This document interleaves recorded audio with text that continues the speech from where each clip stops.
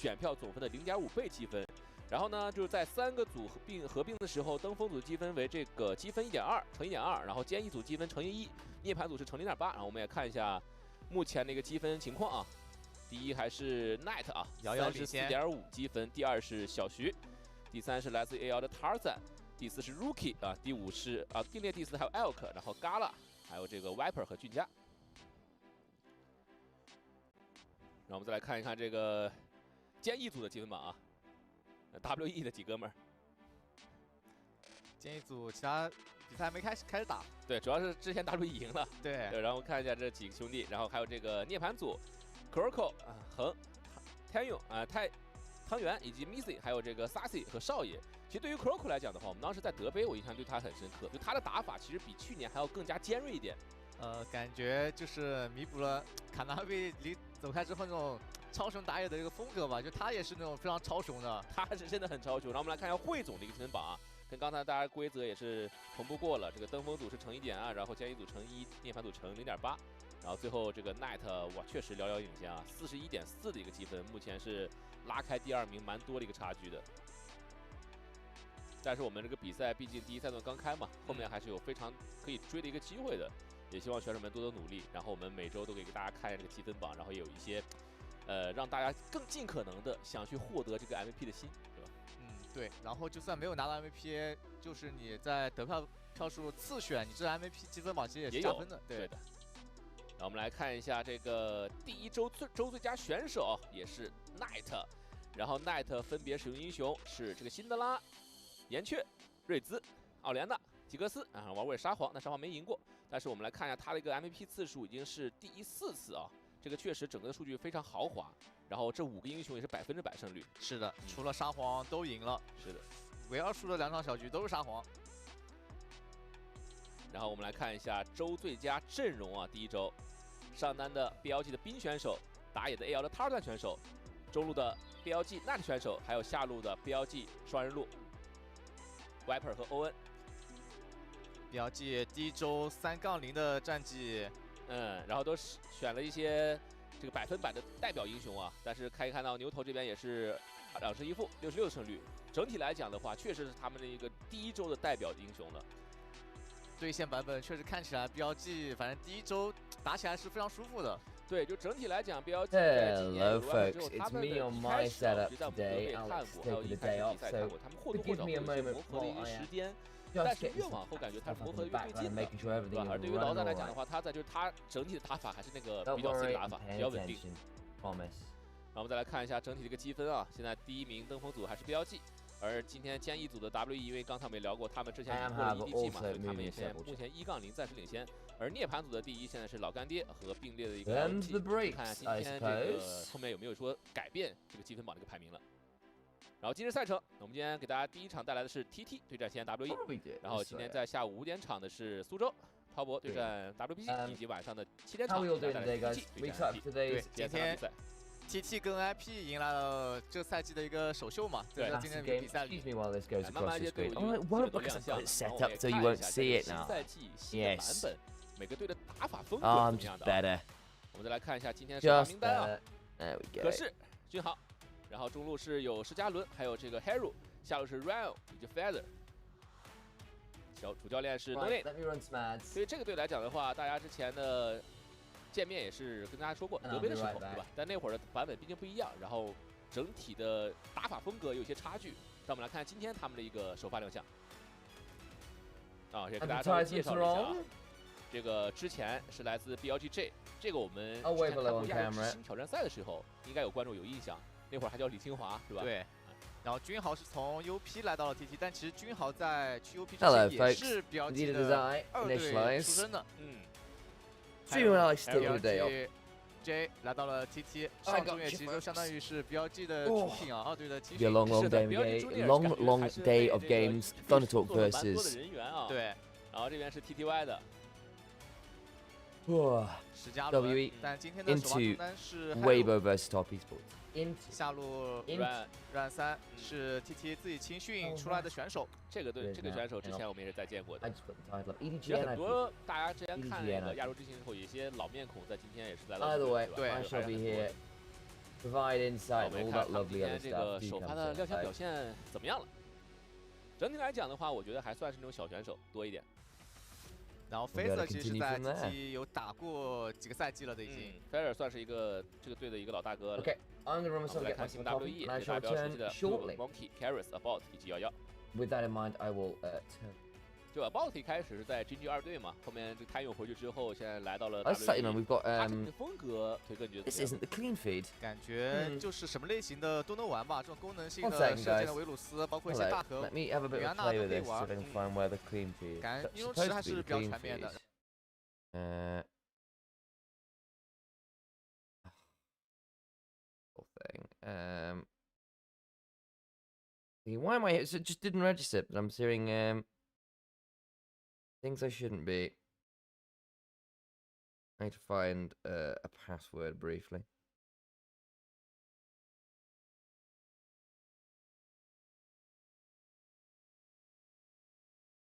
Wait, I know where I've got this saved.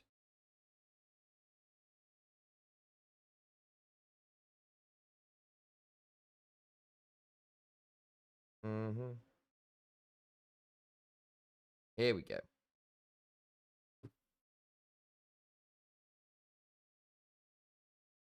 Ah, and it's all sorted. Should be.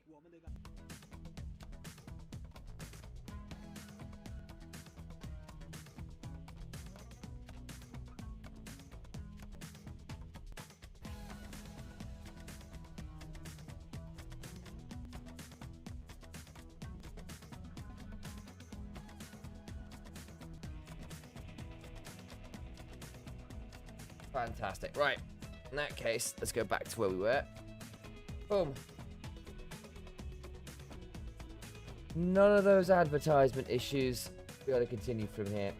Right, let me get that coffee, and I shall return. I'll just leave you with this up on the screen so you can know that I'm here and doing the thing. Probably not a bad idea. Why not? You know what? Yeah. Just because I don't have Alex's advertising banner. Let's do it to make sure we can all see me. My advertising banner will be there. Right, we're back in a second with some coffee.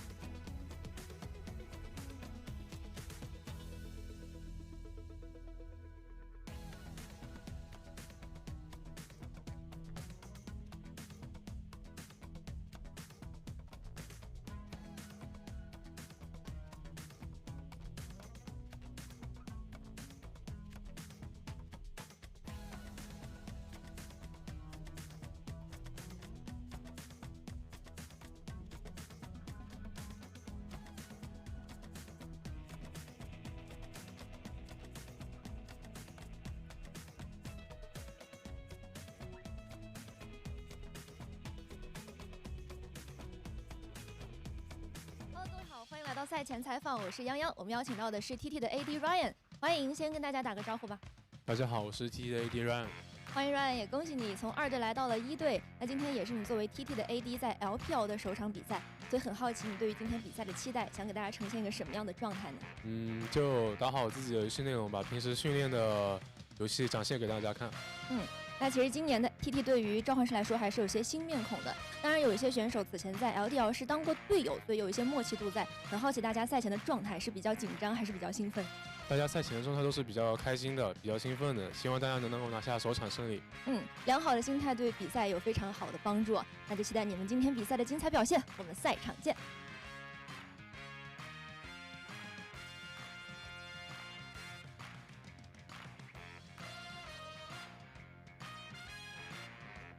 Hello，各位好，欢迎来到赛前采访，我是泱泱。我们邀请到的是 WE 的中单选手 Caris， 欢迎，先跟大家打个招呼吧。大家好，我是西安气象 WE 中单 Caris。欢迎欢迎，首先恭喜你们上场比赛拿下了赛季的开门红。那想问一下 Caris， 会不会因为上场比赛的胜利，导致对于今天的比赛更加的有信心？有没有什么在休赛期特别练习了的部分，想要呈现给各位召唤师呢？ 지난 경기에서 시즌 개막전 승리했는데 이번 경기에는 자신감이 더 있으신지 오픈 시즌에 연습한 특별한 경기장에서 보여주고 싶은 부분이 있나요? 특별히 저희가 LPL에 오고 나서부터 항상 자신감이 있기 때문에 항상 자신감이 있는 편이고 그리고 특별히 보여드리고 싶다기보다는 항상 제가 꾸준하게 기복 없이 잘하는 모습을 팬분들께 보여드리고 싶어요. 来到 LPL 一直有信心，就是没有什么特别的，就是想稳定发挥，保持好状态是我的目标。那我们就期待一下今天 Caris 的状态啊。聊到他的状态呢，就不得不提今天的这场比赛。那今天他们的对手呢是 TT 战队 ，TT 在今年会有一些新的面孔，甚至有一些此前 WE 没有交手过的一些对手和选手。所以想问一下 Caris， 觉得今天的比赛最大的挑战是什么？ 오늘의 상대 TT는 비교적 많은 새로운 선수들이 많은데 이전에 상대하지 않은 선수가 있을 수 있는데 오늘의 경기 가장 큰 도전은 무엇이라고 생각하나요? 제가 대회를 하다 보니까 상대 선수가 바뀌는 걸 너무 인식하면은 조금 긴장하게 되는 것 같아서 항상 상대 선수를 딱히 인지 안 하고 저희 팀이 잘하는 것들만 보여주면은 충분히 경기에서 이길 수 있을 거라고 저는 생각하고 있습니다. 就是不太在意对手是谁，只要是我们队发挥的好，觉得能够赢得比赛。以自己最好的状态去迎接不同的挑战，那就期待 WE 的今天精彩的表现了。我们赛场见。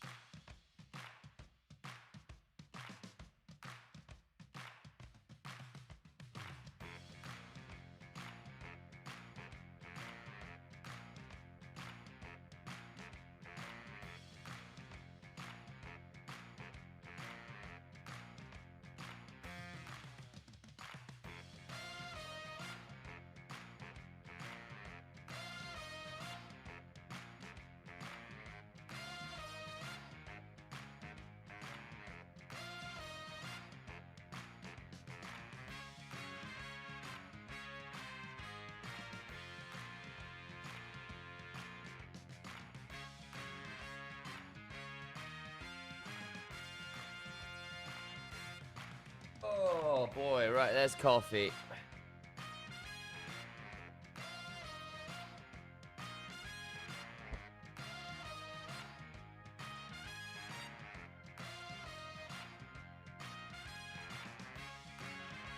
Was officially closed as well.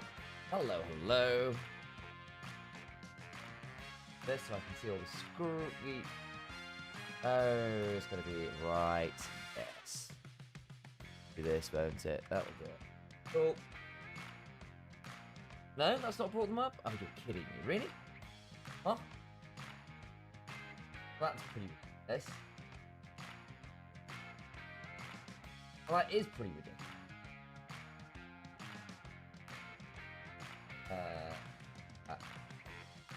That got better. That's what she put. Oh my god. Right, one second. I'm gonna move some things around.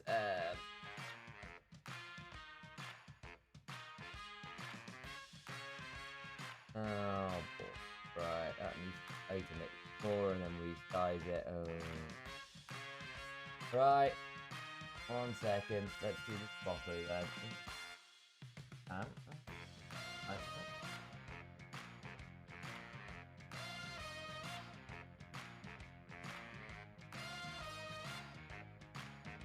That's okay, I'll deal with that.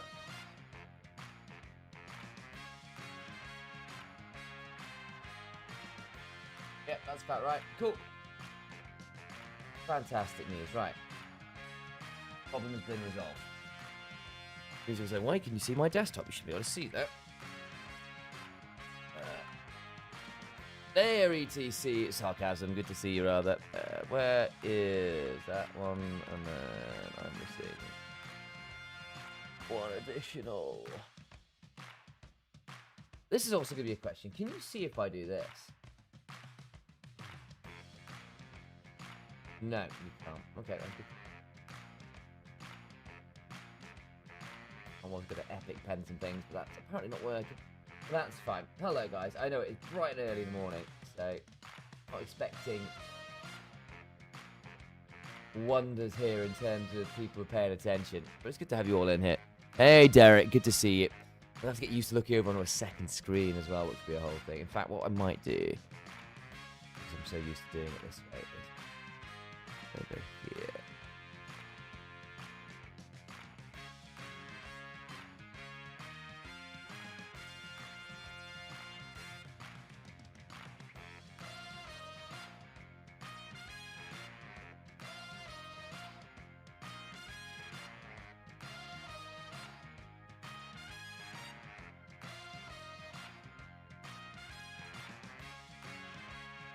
That'll be fine. It's not perfect, but it'll be fine. When I turn my camera on, is the camera.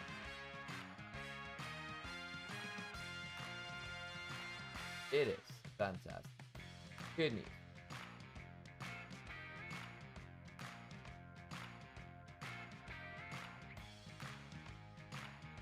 But yes, Thunder Talk versus WE. I probably would do some thinking there. 观看2026英雄联盟职业联赛第一赛段，您可以通过英雄联盟客户端、掌上英雄联盟及英雄联盟赛事官网 LPL.QQ.com。虎牙直播、哔哩哔哩直播、腾讯视频、腾讯体育、新浪微博、微信视频号进行收看。电视机前的召唤师可以通过百视通平台收看全程赛事。上京东搜京东电竞直播，赢千元耳机和游戏手办。穿李宁秘境抖金系列，祝你峡谷稳赢，马岩望到飞起。开一局吗？开就开！ 感谢提供全场保护的杜蕾斯，今晚持久战力开一局。Sky Motor 手机电动，快人一步，稳赢一路。TCL 全屋智慧家电，峡谷英雄敢为不凡。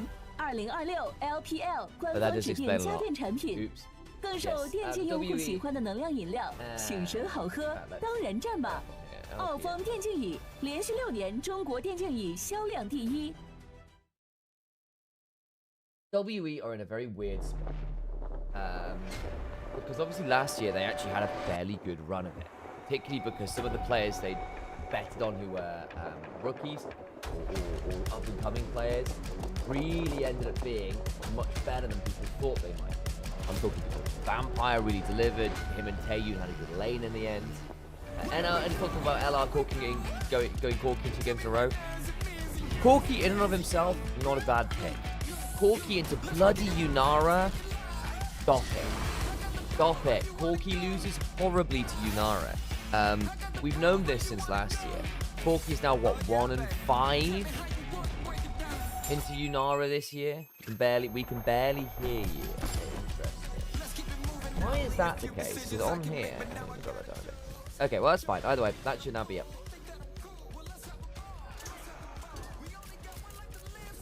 Okay. But that should now be less of an issue. Back to your Belbad pick there. You will never change. But yes, we need to talk some LPL relatively. I'll tell such a time as that. Should be able to justify a bit of a rant here about some of the LR stuff. But yes, you shouldn't do Corki into Yunara. It's just a bad matchup. Yunara mashes Corki for a variety of reasons. Largely the fact that his Valkyrie can't take him away far enough. She can't run him down with Art of Judgment and her E, her run you down, her Clanmei step. And then you just out-trade with Q. As long as the Force Bomb doesn't land, which you can afford to wait out, it's very, very hard. And you're so short range, you can just run it. Any decent lane matchup with the support, and you're just like, good, bad idea. But yes, we are in Group Perseverance here, the middle tier group, our new one. And there's obviously Thunder Talk, full rebuild effectively. They actually had a very good roster last year for the beginning of the year, made it to playoffs. 1XM, Beishuan really kind of bringing a lot of hope and spice and all that good stuff.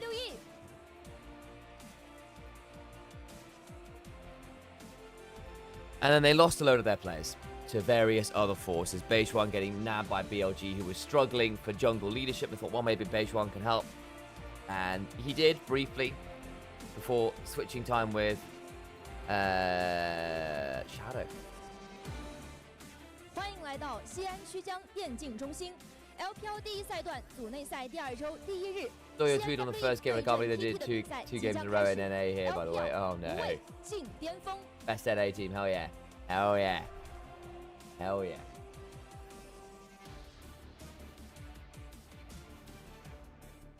But we'll see how they do with a bit of a reset. Ryan 3 and Feather have been playing in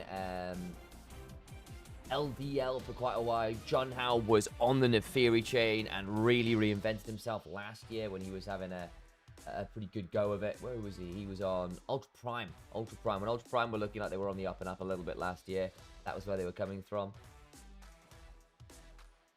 Whereas, obviously, Ryan 3 had the dubious honour of being down in TT Young trying to do some good stuff down there. And I think he was all right, really.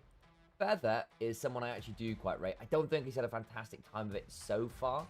But obviously, his attempt on Rare Atom once upon a time brought me some joy.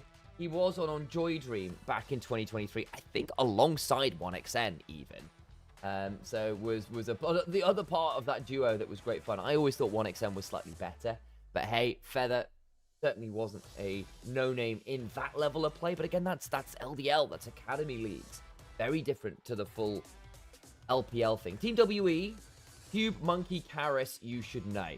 Karis in particular, been having a really good run of it. Akali being in meta is a godsend for Karis. Karis has always had a few champions that are really his, Akali being one of them. He's also phenomenal on things like the Orianna, on things like the Azir. Good meta for him. Monkey was a bit of a superstar last year, was, for my money, the reason WE made such a massive run of it. Him catching out Arn on the Skarner multiple times when Arn was running around on the Kai'Sa in that big old last chance qualifier to get into the upper groups for playoffs was a massive deal last year and really started the run-up. I see you adverts, go away. Oh, if that does, it's going to get fired. But again, it's popped out, so it's a separate... Oh, that's so annoying. Right. Well...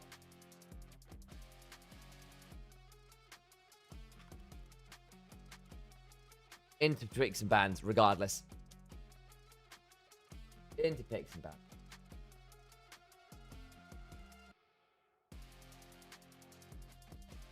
Where am I? That was weird. Why did it log me out?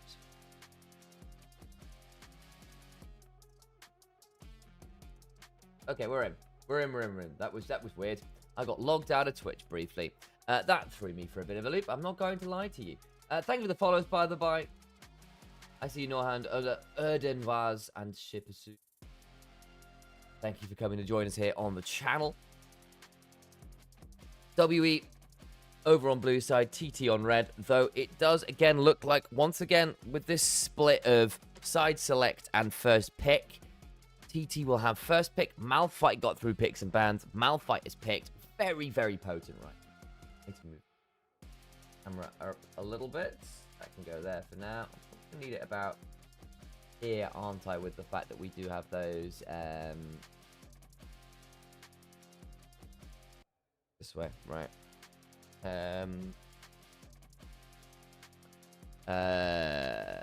Additional bans from Fearless, that's what I'm thinking about.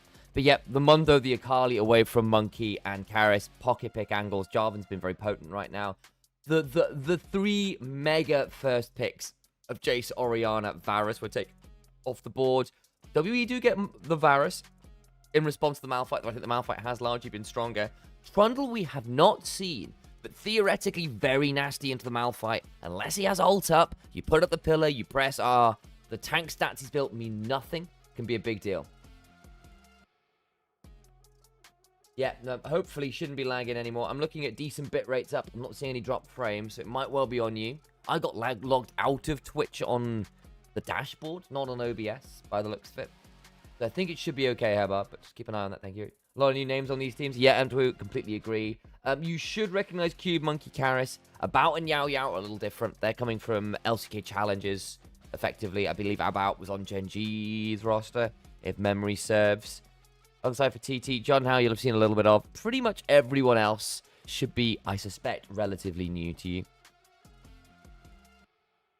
MF, Nautilus, very potent lane. Add in a Malphite ult. You all press R. It's a good time. Karis is a Sylas player. I am seeing 2 S-tier ults in Nautilus, and Malphite ult in particular mashes Malphite. There's a reason why the hardest counter in the game of League of Legends is Sylas into Malphite in lane. It's not in lane, likely, but will still be very, very possible here to steal that Malphite ult on repeat. Bullet Time is a great ult to steal. Nautilus ult is a great ult to steal. You are very happy as Karis on this. If you don't mind, I would appreciate if you can run through the best picks for different lanes right now. I'm not really tuned anymore. Completely fine. So, for top lane, there's a few different options, but right up among them, Rumble still incredibly potent. Jax is very, very strong right now, especially with the flexible builds you can go towards. There's a very, very scary AP Jax build in the form of Dusk and Dawn into other burst items. You can do it that way. You can do traditional builds. Very, very strong. On top of that, Xante, Sion, excellent tanks. They love the extra levels you get from the top lane role quest. Feels fantastic. Those are probably your S tier. There are a few other picks we could go into there, but that's kind of where I'll leave it. Lots of tanks, some good carry options too, especially if you're a decent split pusher right now. Feel pretty good. For jungler, Jace cannot be allowed through. Utterly ridiculous. We're also seeing a fair amount of Malphite, fair amount of Mundo, both of which are very, very strong and often banned, the Malphite in particular. Kiana's still around if you're a good Kiana player. And then your AD skirmishes, your Xin Zhaos, your Jarvans, still up and available. Mid lane's a bit more interesting. Control Mage is still there. Your Orianas, your Rises, your Syndras. But there's now also this additional string of things like LeBlanc and Akali with combat summoners coming on through. They've been really, really fun. Talia's in there as well. But expect things like the Rise, the Talia, the LeBlancs to run non-teleport options if you see it. Bot lane, Varus, Misfortune, Aphelios, Yunara, all up there. Aphelios particularly into Yunara is a thing. So basically, Fiend Hunter bolts abusers or strong lane dominance with some utility is where it's at for bot lane. And then tank engage supports with a side of enchanters. Lulu is back in meta a bit. Keep your eyes on that one in particular. Right. Ambessa. Forgot about that one too. Another one of those good AD fighters in the jungle, often banned out. Get back to this draft. Ambessa for Junhao. Or actually, probably for top lane, actually, thinking about this. That's a flex, isn't it? We just see what happens top, because you can put the Ambessa top or into jungle. Malphite into top into jungle. Both of why. Both are meta. You'll pick up the Azir. So your team fighting is very, very strong now. Azir Misfortune with pick from Ambessa, Nautilus, Malphite. Very, very strong. The Sylas we were expecting. Is Anevia played anywhere else other than Europe? Very occasionally, not hugely. The Yasuo would have been very funny this game, because the stolen ults would have made it very doable. Pillar would have been good as well. But instead they go towards the Yorick, which we have seen semi-regularly as one of those split push options. So, WE, Sylas, Trundle, Braum, very dangerous into the divers of Ambessa, Malphite, and Nautilus. They go in, they get stuck there forever. It's a bad time. You have got decent enough engage and pick between Pillar and Chains of Corruption, Sylas Chains, and Sylas Stolen Ults. You've actually got a pretty good pick yourself here. But between all of those defensive tools, Thunder Talk, for all they've got, an insane wombo combo. If they all press R at the same time, whoever is caught will die, theoretically. If you do it into Braum, into Trundle, into Sylas turning it around, things get quite dicey. So what you're likely going to see is Thunder Talk Gaming having to pick their moments well. And if they do not, then they may end up basically not enjoying the counterpunch of Sylas, Trundle, Braum, stacking up various passives and turnaround abilities, getting very, very strange. Aphelios, Braum's very good. Aphelios, Thresh, very good. But yeah, we've seen a lot of Aphelios, Thresh. A lot of Aphelios, Thresh. Because Thresh with new Bandle Pipes is very strong. And has been abusing that one quite well. But that should be the way of things. Akali top Doran was a cinema. Yes, it was. If About and Yayo from LCK Challenge are on their 3 Koreans on WE right now, yes. I think one of them has LPL residency. 1 second. Where are we? No, wrong tab. Tab the things. This tab, this tab. No, they don't. Monkey is Chinese. Cube is Chinese. Yayo is Chinese residency. Now, if someone... I'm not sure whether someone has gotten residency, but they normally don't change the flag for that. Yeah, no, they don't. So, yeah, they've only got 2 Chinese members. Yao is not. Yao is not from LCK Challenges, for the record. If I said that, I was mistaken. He's been on TTY for a while, which is hilarious because so was Feather on the other team. They're both former Thunder Talk Young Gamings. Which draft do I prefer? Oh, we good, who are you? Yep.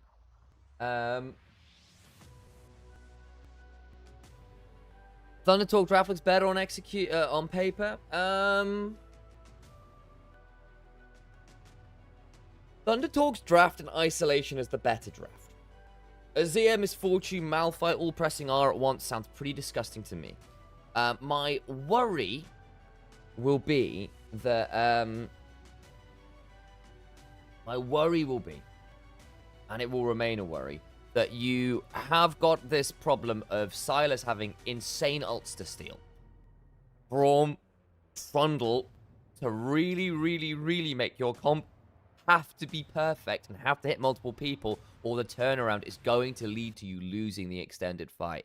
You go in with the Malphite, only get the Varus, then Trundle presses R, Sylas steals your ult, you get mashed because you've been subjugated. And then the turnaround becomes very, very tricky in the extended plays. But onto the Rift we go. Jayo's in there. Competitive drafts. W with more of a counterpunch to what TT has put together as a unit. We'll listen to the Jayos to begin with and go on from there.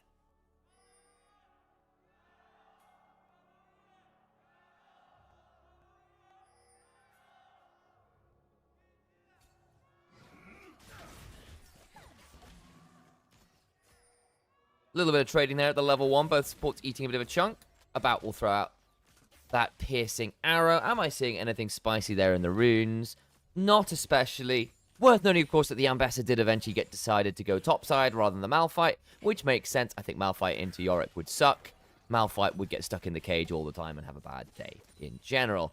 Ryan 3 eating some good initial poke there about with some very nice angles. Nice hook, though, in turn. Will force the heal, even with the Braum passive coming on 3. Yeah, honestly, Galiflor, welcome. You're super welcome to come say that. I agree, TT. I think the team fights against WE's draft could get really dicey. If we had just blanked out WE's side, didn't see what they picked, and we saw the TT draft, went, you know what? Nice combo. Malphite's really strong right now. You got the double flex between the Ambassador and the Malphite to kind of make people guess where those lanes are going. Azir, Misfortune, Nautilus, great backline combo with some good pick. Press R all at the same time, great option. But Trundle, Sylas, Braum is such a nightmare for that comp to dive into and not lose someone on the way through. So I'm kind of there with you. The early gank from Monkey is spot on. Flashes in with the pillar. Yao down flash and cleanse and dies. Kill onto Monkey's Trundle, who made a massive name for himself last year on that pick.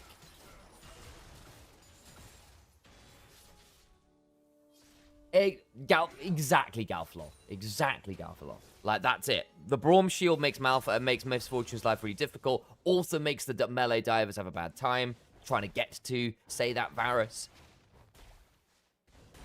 Malph has his ultimate stolen by Sylas, who will use it better than him. Trundle makes the tanks not have a great time when they do dive in, because the pillar is really annoying into the things like Malphite and Misfortune who don't have ways to get over it. I also think there is a win con where basically you just get to press R from multiple angles, and there is so much damage from the Misfortune Azir Malphite combo with Ambassador diving in that you can't survive that initial burst. You've got a lot of tools to do it, but if it goes wrong, it can be quite tough. Yeah, I don't think you're going to get that. Yeah, you're going to have to give up that Scuttle Crab basically because of that gank bot side. It's alright.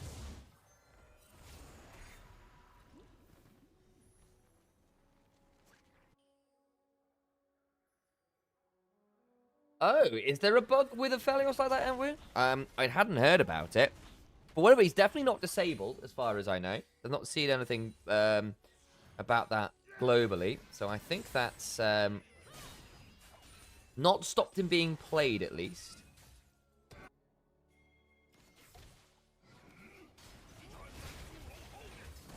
We go again. Oh, dear. Feather, I think, is about to get pillared here. They're going to want to donate this one over to About if they can. There we go. 1 for 1. Or 1 and 1, rather. Not 1 for 1. I don't know how Yorick versus Ambessa works. Much of a muchness. Until Ambessa gets Omnivamps, the ghouls are a bit annoying. Later on, it becomes more playable, but Cube will always be more annoying on a split push. Ambessa will always be more annoying in a team fight. Not dissimilar to Jax, though Jax had better options than the ghouls with the Counter-Strike.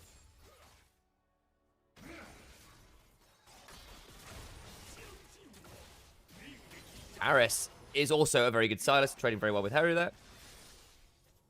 Who does get a nice slide forward of the salt, though. Am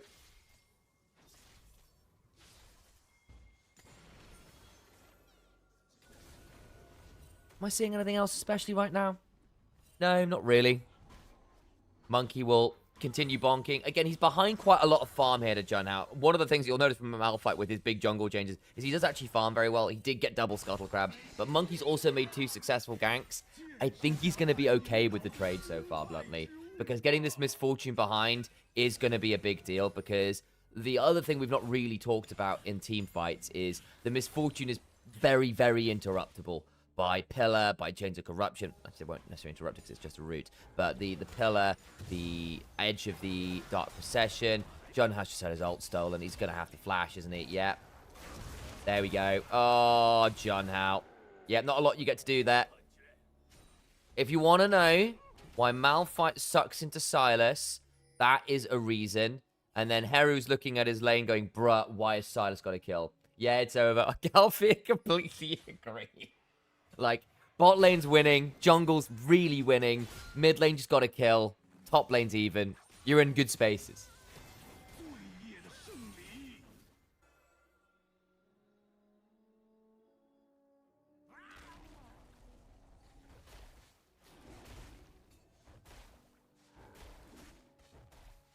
Again, it's not that TT's draft is bad in isolation. It's a good draft in isolation. The thing is, WE saw what they were giving up and had answers very quickly. The Silas into the Malphite. The Trundle into the Malphite as well. You've got immobile carries elsewhere. Braum helped make Misfortune's life really tricky. There's a world where Azir Misfortune punish the fact that it is 4 melees into quite a lot of range and poke. Like, there is a world where Azir Misfortune can just play fights really slowly, not engage, and then people just get chunked out and are forced to engage and turn. And I think if WE are forced to pull the trigger before TTR, things might turn around. I just don't know how easy that's going to be to guarantee, really. It's one of my old adages at this point is, if a Misfortune is obligated to have a good ult to win a team fight in pro play, it's unlikely she's winning. If it's an additional threat that you'll not be able to account for, that's a bit different. But that's not really the case here.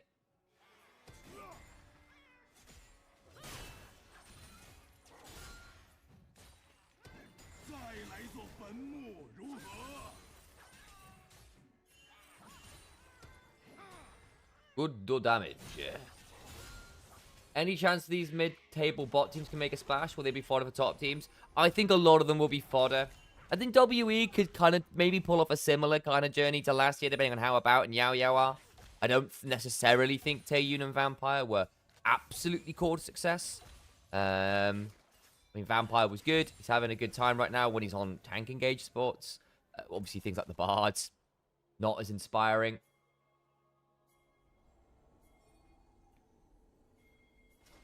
Thank you for the follow there. Appreciate your Taiwanese assassin and Juan. Longest Johnny as well. And hello. I realised I didn't say that one to you earlier as well. To the dragon early on. Yeah, are we fighting this? We might be. Malphite ult off cooldown for Karis. I don't know. Yao Yao's coming.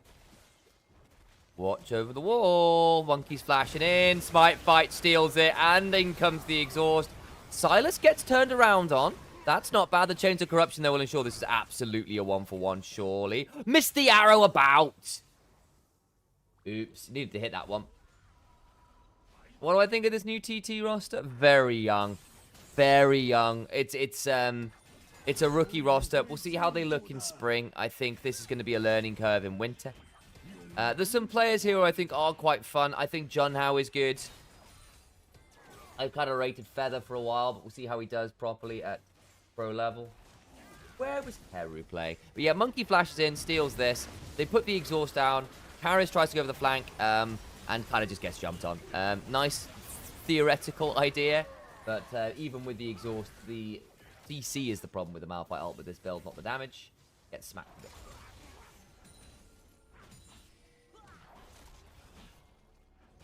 Yeah, Heru's been on like BLG Junior, T1 Rookies, all that kind of stuff.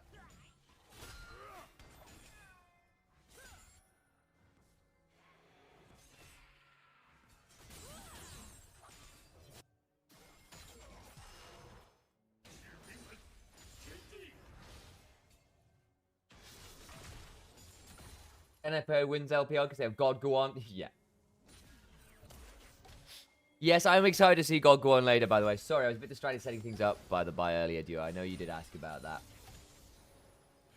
LDL expert. I did spend a lot of time streaming LDL a few years ago. If there's a team you want to keep an eye on, by the way, Hitman Gorilla, I really rate LNG's roster. I think they could be quite a fun one to watch. 1xN and Missing as a bot duo should be really, really cool. Still, that gold lead that WE did have has fallen away a little bit here, it has to be said. Not to a disastrous degree, and they stole that dragon. But getting a kill onto the Azir, who is now up in farm. Azir basically being able to sit there and DPS before a fight might be another win condition. What are the theoretical top 5 teams in LPL right now? That will be BLG. Oh, nice lane gank from Junhao. Very good. Dark Possessions there, but there's a public execution. Very good. We're getting to turn on the afterburners a little here for Thundertalk. Try and catch up a little bit with WE. That will give a lot of time with... I think they got... Did they get grubs? I actually have no idea, because again, there's no grub counter on this overlay. I'm not seeing any Void Mites spawn, so unlikely. Monkey's going to turn up topside, though, with red buff. Junhao's coming. Monkey did not enjoy that. Is he going to have to subjugate? No, he's not. No, he's not. Right. Keshi. He's a turret shot. Subjugate comes down. Let's get the wave. Is Silas roaming? No, it's had to reset. Does have Rocket Belt to his name now, though. But yeah, something like BLG, JDG, AL, plus minus a couple teams from the likes of IG, depending on where they end up, particularly once we see where some of the new players settle in. TES, if Jackie Loves come back. What happens if he doesn't? LNG, maybe on a deep run, but they're very low down the table right now. I need to see them against better opposition. Who am I missing here? LNG is more my copium than anything else. Weibo potentially not bad as a potential 5th option. But yeah, the top 3 are very much AL, BLG, JDG in some order. Probably BLG first.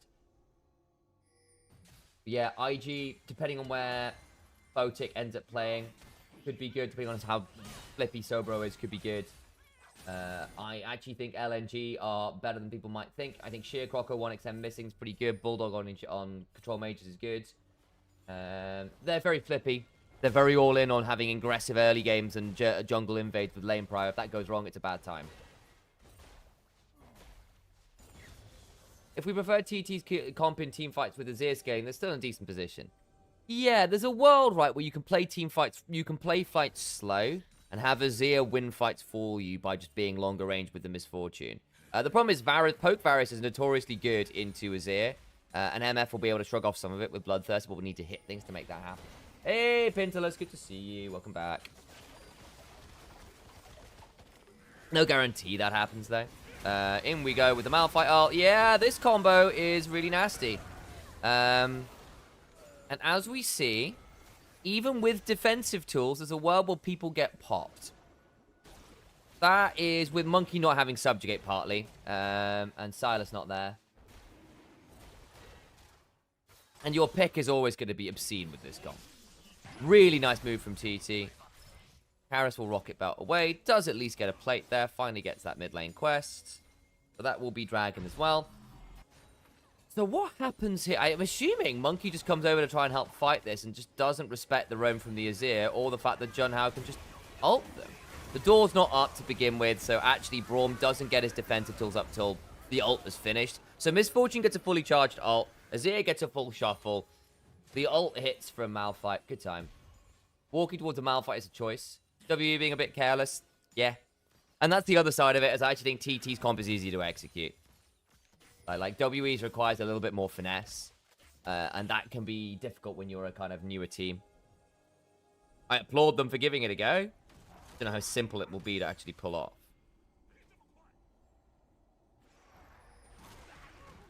I think games can go a decent amount. I was told to put that down, but probably just needs to go up in... probably that whole shebang where... ads and... or out of game and in-game sounds are fairly different in terms of audio. Harris getting jumped on by Kashi. Level down. Herald fight is happening. Won by Monkey.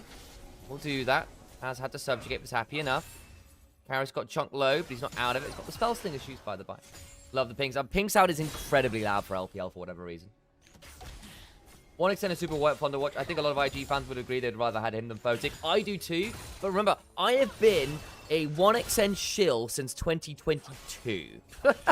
Like, I have been watching this guy since his LDL days on Joy Dream, JDG's Academy roster. So I've just been a massive fan. Good flash from Karis. Has stolen that ult from him now. Hijacked Unstoppable Force is incredibly good on Malphite. No mana though, so can't really use it immediately. He's going to get interrupted here, right? No, Kashi's not going to bother because the TP would have been too dangerous. Over comes Cube. Well, gold's back in TT's favor. And again, the Ambessa is a potential win con. I also think Junhao's, after getting a bit flattened early game by Monkey, has done a very good job of coming back, finding some good lane ganks, finding some good ults, making things simpler for the team. Heru's in a very good spot on this Azir as well. Oh, he's going Dusk and Dawn. It'll double the Nash's Tooth. I have not seen a Dusk and Dawn Azir yet. So Spellblade plus doubling Nash's Tooth procs with that. Not completed yet. Worth keeping your eyes on that one.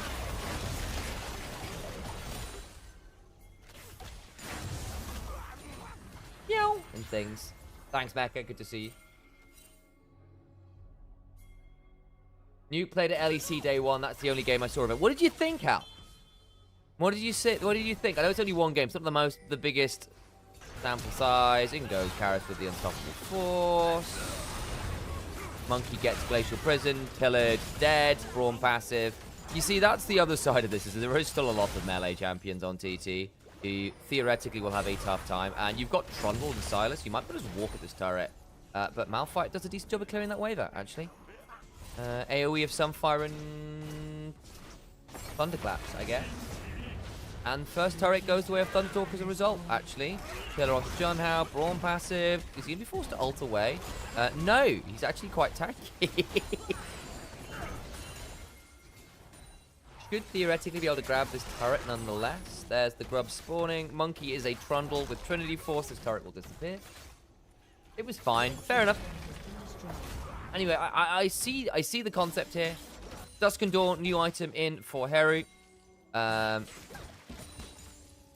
Basically will be a Spellblade item with attack speed and a little bit of AP and some HP. So lots of things that Azir likes.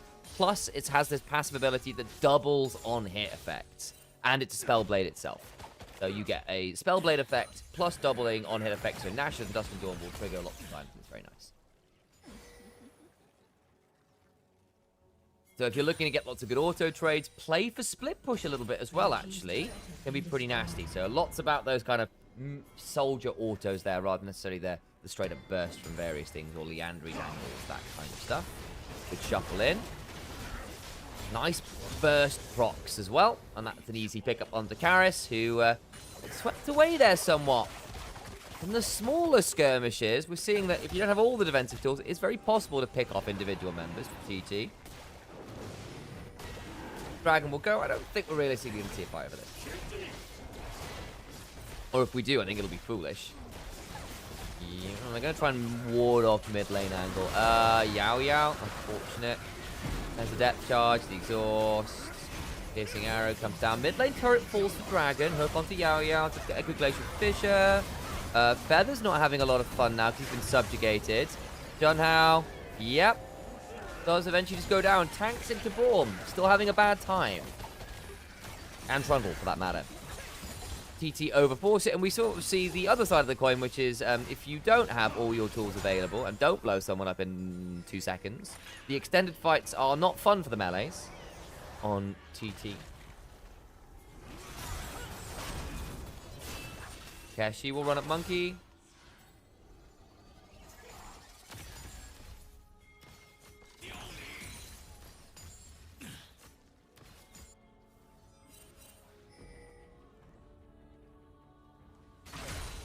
Not seeing too much more now. Apologies, I'm a little low energy today, guys. It's quite early in the morning. I'm a little tired, it must be said. Red team's turret has been destroyed.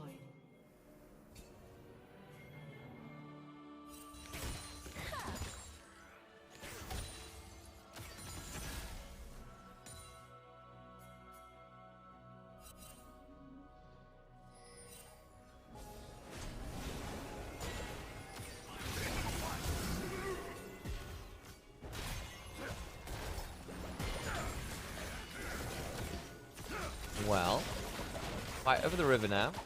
Keshi's in a good spot. That's a really nice flank angle. Cube flashes over, survives. Now we've got the turnaround. The pick wasn't successful. Junhao's going to die. Karis stole the Malphite ult. Bullet time is decent, but there's a door. Fine immediately has to cleanse. Monkey's just going to run at you through the frozen domain. Can Heru do some work here? No, he's going to be forced to flash away by Karis.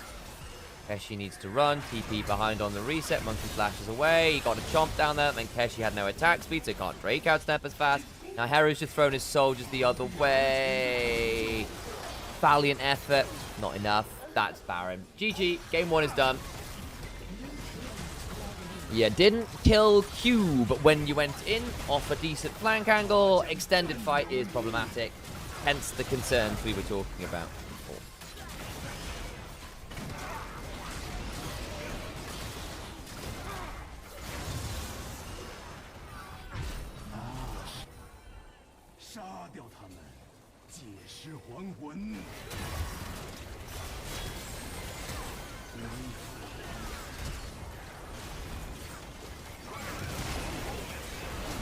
Oh, good ult. I mean, nice flash from Ryan 3, right? And it's a good bullet time angle, but the door's up.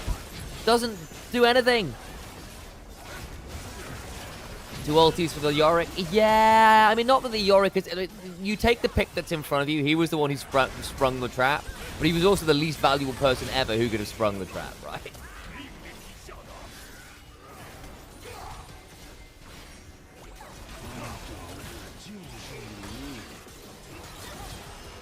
Did someone die to Baron? Oh my god, About did die to Baron. Oops. Missed that one.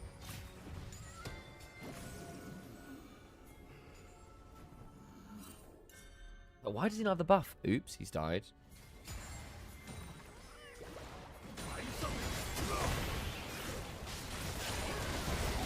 Well, Misfortune does get that kill on the Yorick at least. But it takes a lot of members. Kashi doesn't have a wave until now, but I think they're going to lose an inhibitor turret for this, probably. Scrubs and Trundle. Ah, it's gone, isn't it? It's gone, isn't it?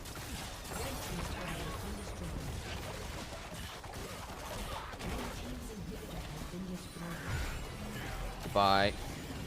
Goodbye, goodbye. At least get the tier 2. But you lose inhibitors for that. There was some trading, at least. It wasn't for nothing. Got a kill, stop the tier 2 on the bot side going down. Still get the inhibitor. Exactly what we call fantastic.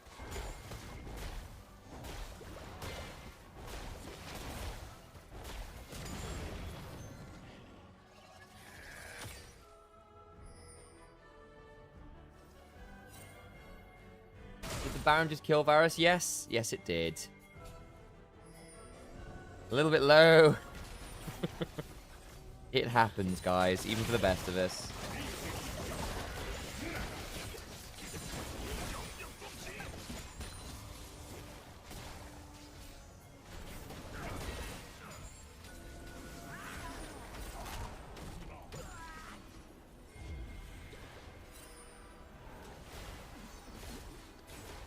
Dragons up.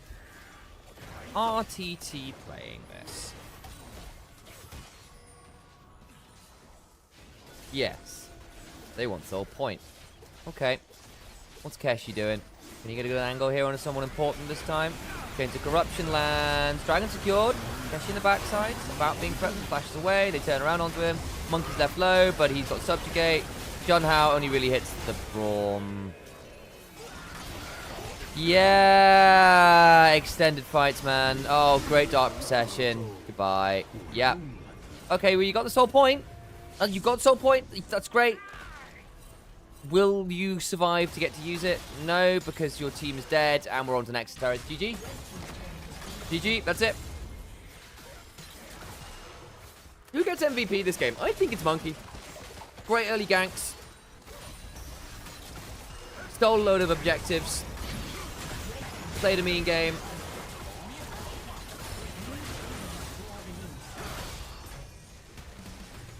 I think Monkey played the cleanest game there, but yeah, we saw the concerns with TT's draft.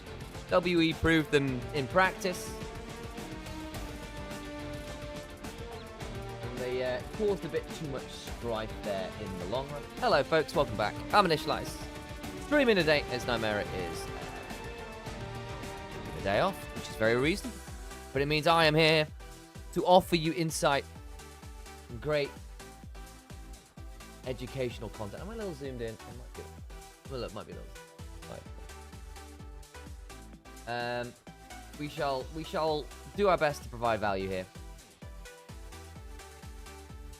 Yeah, exactly. TT can still a healthy Drake count. I mean, exactly. If they hadn't lost everyone, had an inhibitor down, then maybe. But yeah, difficult. Either way, that's the decision. That's the way things went. So be it. So be it. We're W gonna make semis of worlds. You believe it?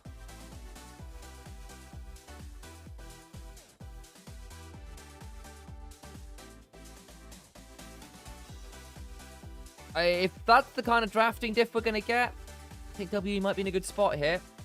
We shall see. Cube getting a lot of votes there, interestingly. I mean, his Yorick was fine. But that's a fan vote thing. I realistically think it's Monkey. I miss the old sneaky C9 days. Yeah, me too. Yeah, me too. One of my favorite League memories ever was watching Cloud9 make that miracle run through the gauntlet with High coming back into the roster. Playing a Mumu and Shyvana jungle. Beating Team Liquid. Beautiful.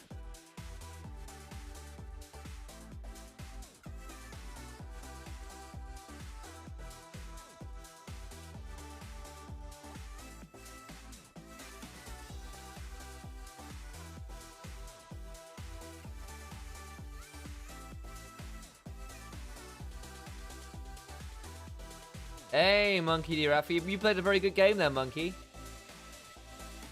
Played a very good game. Nice to see you off the rift.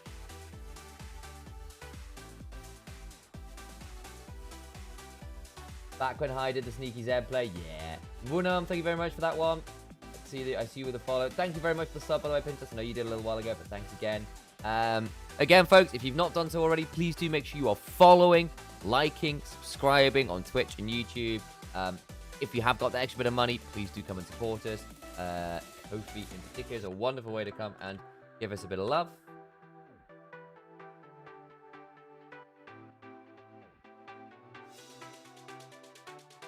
Please do come and love us. It was always appreciated when you do.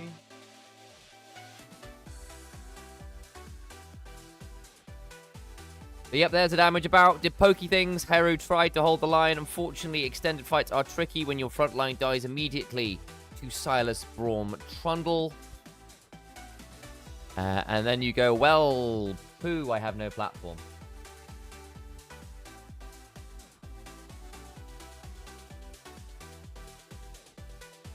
Yep, make sure to follow myself and Nymera on our Twitters and socials. I'm at InitializeCast. Alex is at Nymera.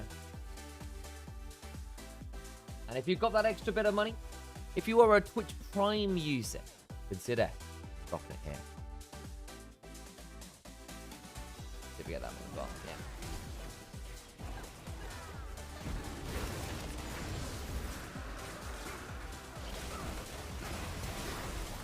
Yeah. Yep. We saw some of what TT's comp was supposed to do, right? Like moments like this.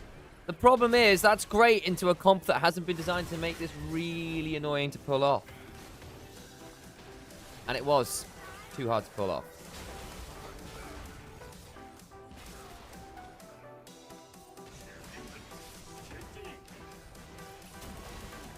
Hey, Galpalol, thank you for that one.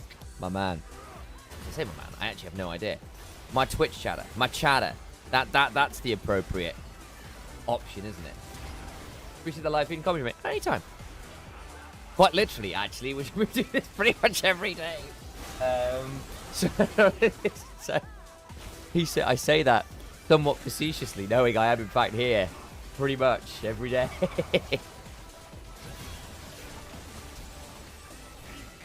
So it's a very long day today, guys, so buckle in for the long run. We have got a long haul. What do I think of C9 this year? What is C9's roster this year? LCS 2026. I tend to like C9 rosters anyway, just off fandom. I've followed C9 for years and years and years, so I've always got a soft spot for the squad. No. Nothing on EDG yet. I guess it's not official.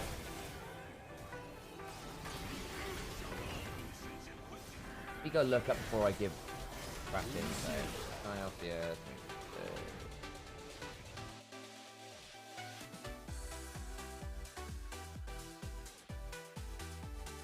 So what is it? It's gonna be Thanatos, Blabber, APAs, Ven, and something.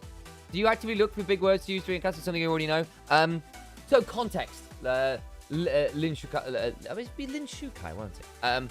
The answer is I don't think about it too much. And the reason is I have spent a very, very long time studying English to a very, very high level. I have, my undergraduate was in English literature.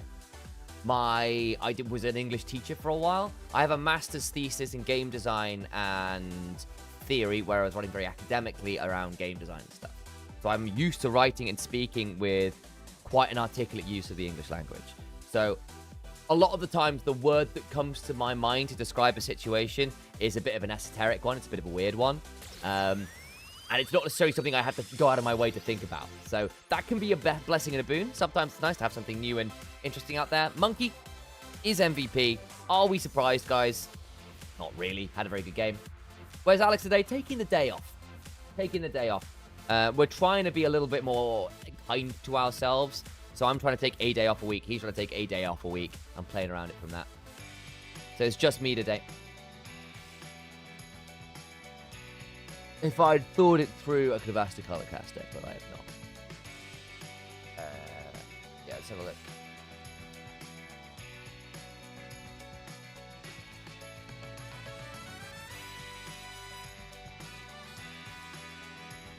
Yeah, what is it? We've got Thanatos, Blabbers, then Vulcan still sticking around. So there's some very experienced members from LCS. Yeah, that's the idea, right? Because again, we are doing this 7 days a week. So there's just that element of like, it's nice to have a day off where we're not doing a lot. Unlike C9 with APA, it always seemed like he had a rivalry with C9 against C. I mean, yeah, there is, but I think that's also APA having being a guy who enjoys the beef, which is fun. I think it will depend on how well APA plays lane, because again, one of the reasons TL dropped him is he struggled to be a consistently high-level laner as the year went on. Had a decent showing at, I want to say, was it MSI he was at? And at, he was alright at first stand. EWC, all those kind of things, but Worlds was not pretty. Didn't even get to Worlds. Was he good enough to get there? I'm actually having a bit of a mind fart here.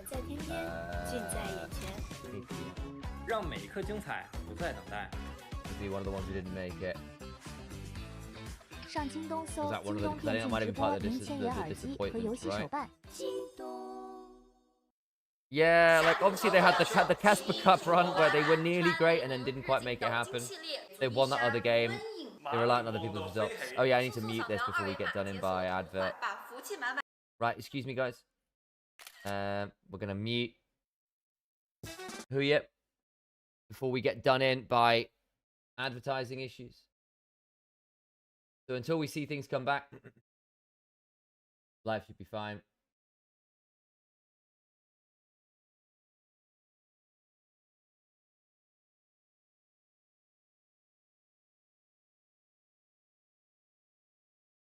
What am I going to put? I can put some music on in the background, I guess. What are we going to play?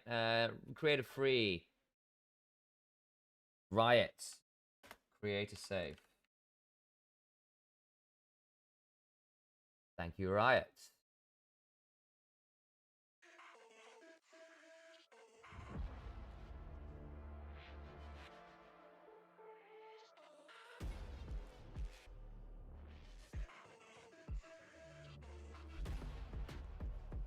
Oh, wrong YouTube, wrong tab, wrong lever, wrong.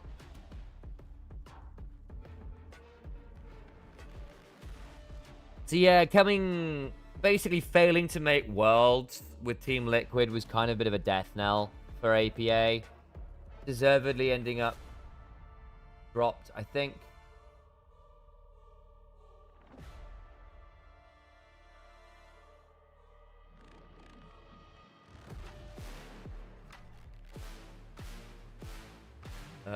You know, it's difficult to justify after that. It's a very disappointing end to the season, so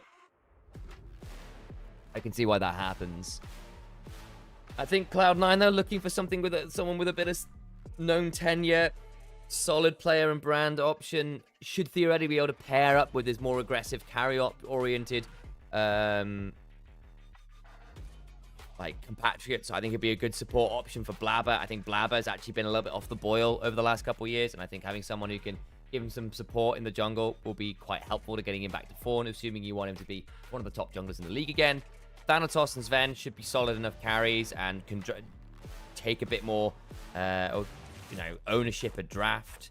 I'm still a little bit worried about APA's champion pool, but I think Ziggs is more than fine in mid right now. We'll see how he does.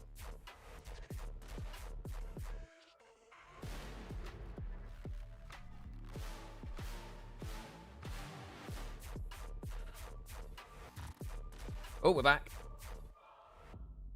Alrighty then.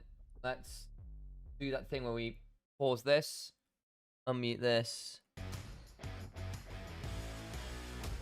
But yeah, I am going to need to remember to do ad break things. Alright guys, I'm going to get myself another coffee before things kick off. I also need to run some ads. We need to do that. So we're going to run some ads. So we don't get them in game. And then we'll be back well in time for draft. Promise. Right. Coffee.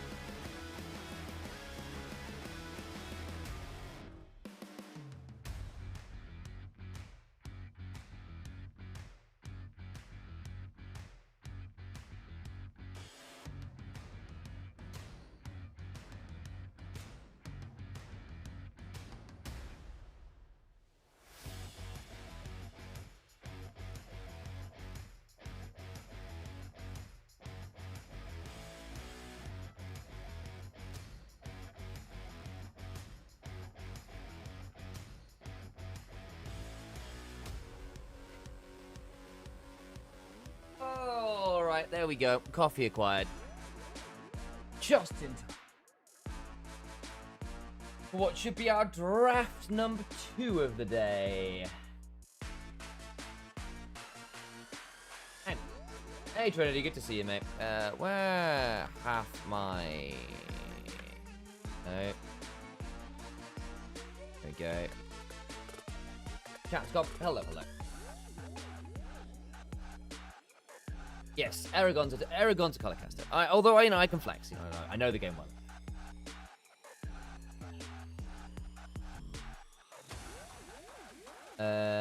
But yes. Wait, someone was asking. Yeah. I mean, I've asked Aragon before. I think he's kind of happy doing his own thing. If he wants to, I'm down to do it. I've worked with that. I've cast with Aragon a load of time before. Adam's lovely, great dude. He wants to do it, sure. But generally speaking, he likes to co-stream. He's not so much interested in doing the casty thing. At least not with me as it stands. Let Dan ask him again in the future. Rumble, Oriana, J still banned. A Carly away from Karis. A Felios, Jarvan. Fair enough. About does play that one quite well. Kiana. Junhao is an enjoyer of those AD assassins. I trust him on it. Monkey did get his Wukong, though. Monkey see Monkey destroy the enemy team.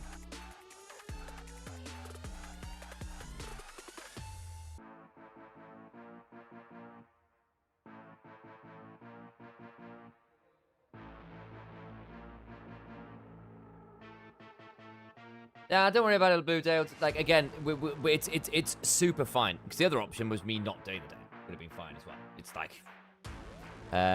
it is just how it is. It's alright. Don't stress about it. Though I appreciate you looking out for it. Promise, Al needs the time off. It's not a big deal. The discussion has already occurred. It ain't so big a problem. Talia Vi, we know how this combo works. You press R of the same person. Dive them. Seismic Shove, plus Cease and Desist, plus Vault Break, it leads to death. W, they were locking the Scion. Big frontline now for WE, and big AoE team fight.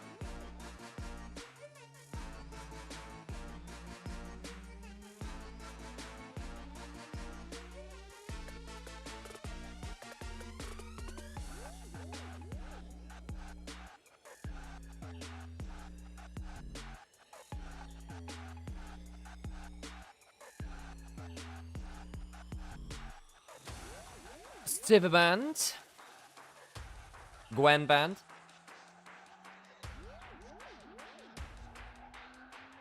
It's not a problem, mate. It's not a problem, mate. If I didn't want to stream it, I wouldn't stream it. Is the answer. And we do need to take days off. It's how it happens. We're trying to be consistent with it. So be it. I'm up for it. I took my day off yesterday. Forgive me if I zone out at some point. But promise, don't stress. Anybody, thank you again. No, thank you for looking out for me, Blue Tails. But promise it's not a dip. Promise it's not a big deal. Gwen, Rek'Sai. Big top lane kind of, I don't know, counter-picky things into Scion. Try and give Cube as much room to be a menace as possible. He is a big enjoyer of the tanks. And Scion can certainly manage that pretty well. We get used to you zoning out. That's very fair. Very fair. Corki into Yunara, please don't. Please don't. I mean, you don't have the Varus. Alright, well, I just don't think it's a very good matchup. This is going to be a tough one. Alright, well, W opt into it. It'll be fine. But for early lane, I suppose. I think what the support ended up being. But that's a very good matchup in general for Yunara, who tends to win that one fairly hard.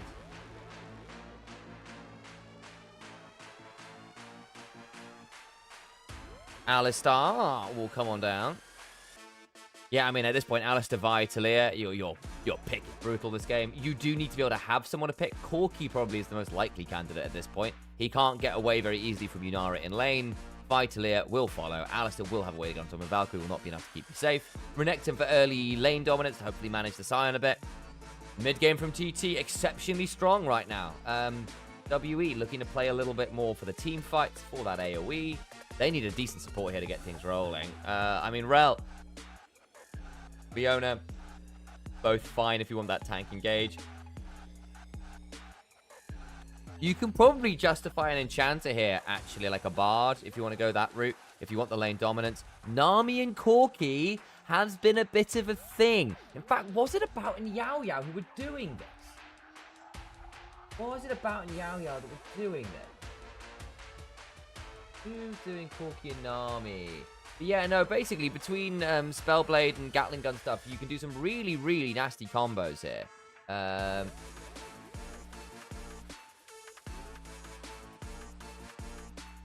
The Gamba's on, guys, if you want to go predict the game.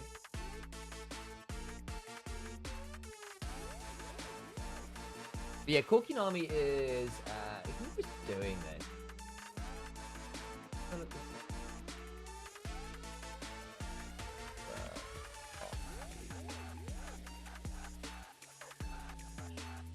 Because that might help against the Yunara now, because you have got yourself...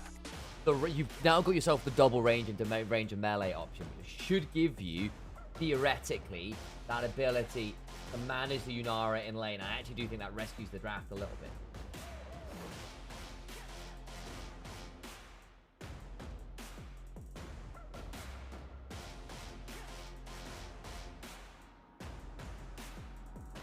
The much better draft from TT, I agree. But yeah, the TT mid game is real nice now. If Kokinami ends up being as...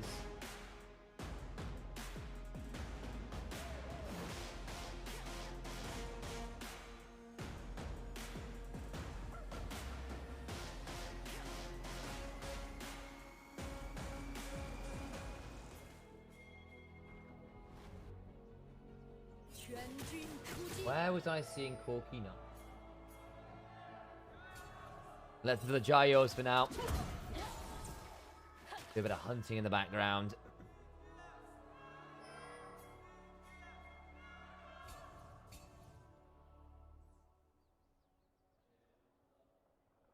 A summoner has disconnected. Oh no. That's unfortunate.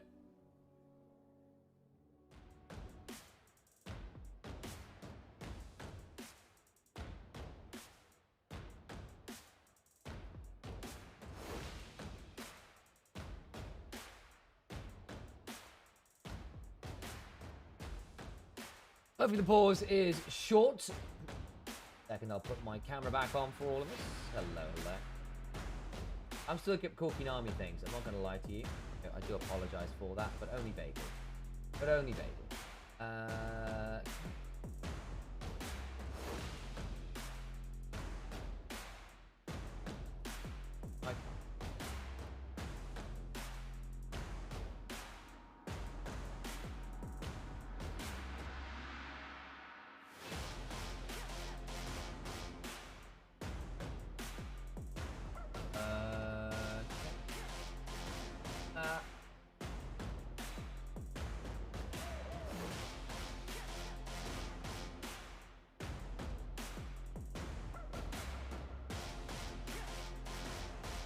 Bulky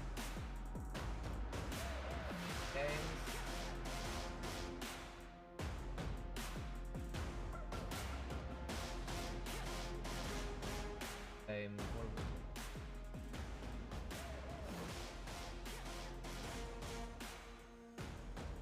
Kokinami, so it was Elk. Right, Elk was playing it. That was the combo we saw. That's when I was sort of Master Cup here. Against that was Wavo playing it against BLG. No win. No win. That's right. Obviously, think where I'd seen it recently. We've got a bit of a pause on, to be fair, Heather. That's making things a bit trickier. Well, I don't think I've ever heard the DC thing on a pro stream. Very unusual. Oh, really? I was looking over here. There's some random ads happening on here. Yeah, that's enough. But why is the screen so small? Because, Sam.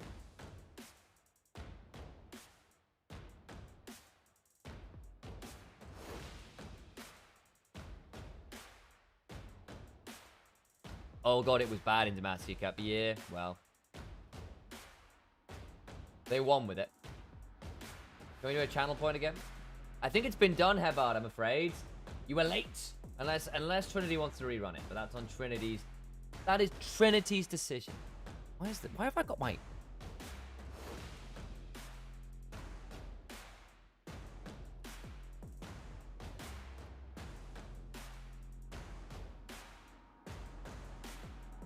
I'll rerun it for 2 minutes. Gotcha. Appreciate you, Trinity.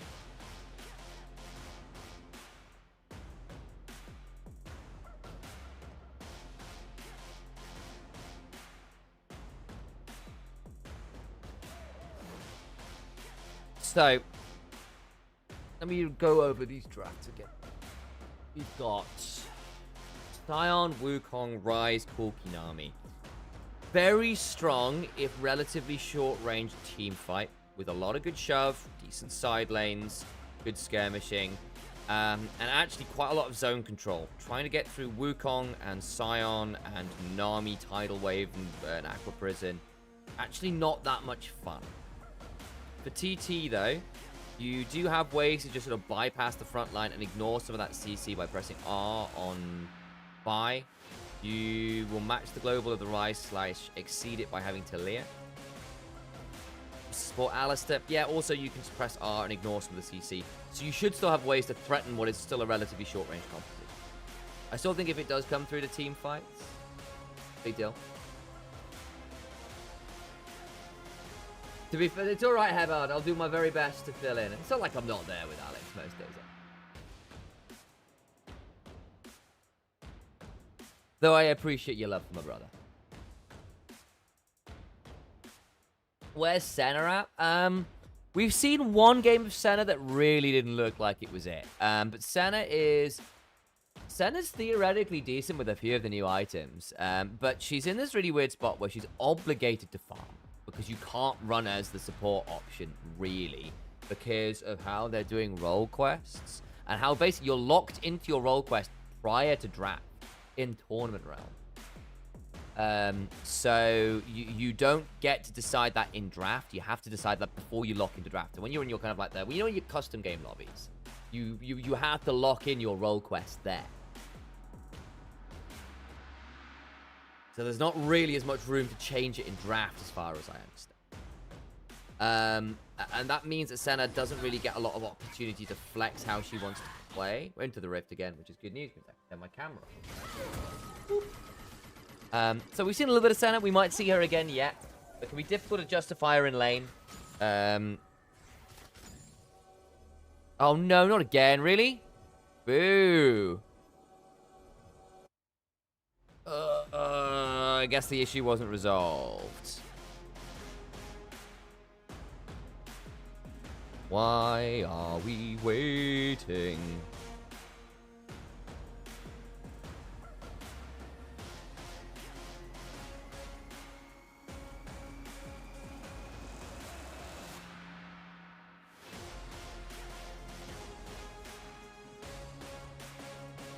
Oh, thanks, Alex. Appreciate you.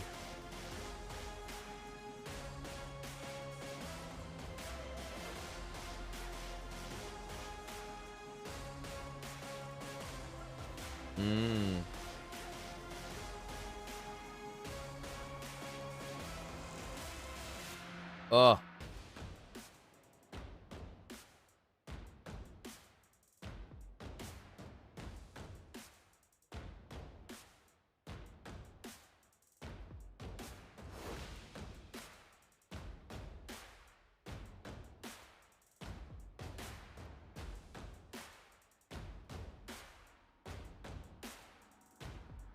Hand's getting cold. That's the one. Hey, Grumpy. Good to see you. Ugh, double pauses. Tragic. Don't know what the issue is. If we know, we'll let you know. But unlikely we do get to find out.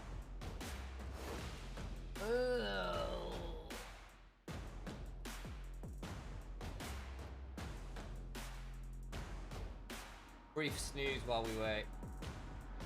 Anyone have anything interesting to talk about? Yeah, I don't get Corki Inara. Alex, to be fair this time, they also drafted Nami. They have got double ranged into Yunara. Not quite, it's not just like handshaking tank engage and then Corki. I really, really hate.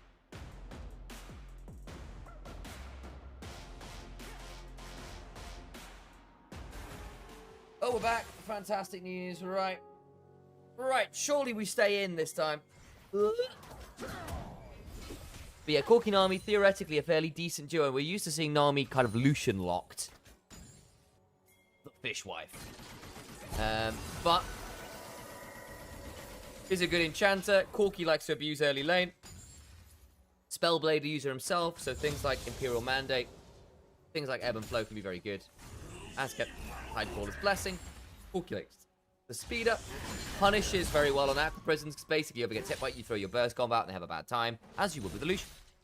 You have less good all-in with Tidal Wave.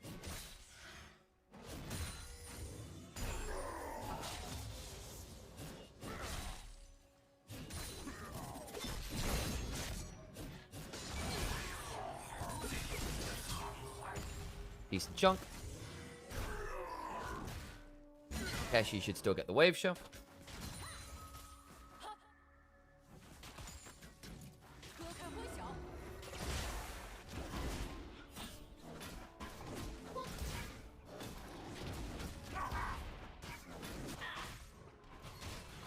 Should punch this Gromp a bit more.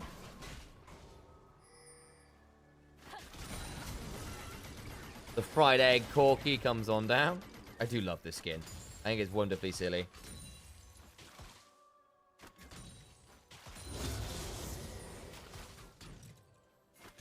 If WE scales, a lot of HP itemization via loses some value. Agreed. I think that's the reason there's a mid-game spike here, because I think Ryze, Wukong, Sion all scale very well, plus they'll have an enchanter behind them.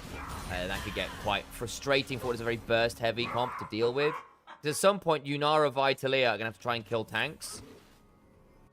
And there's quite a lot of them. Not that you can't necessarily do it, but I just think Ryze, Sion, Wukong is a pretty good Exodia option for late game. Like, 3 items on those champions is tough for this comp to manage.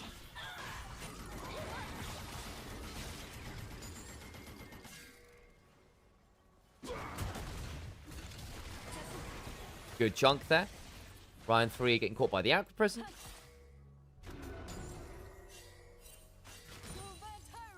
I do wonder how easy Aqua Prisons will be to land on Yunara in lane. So far, so good.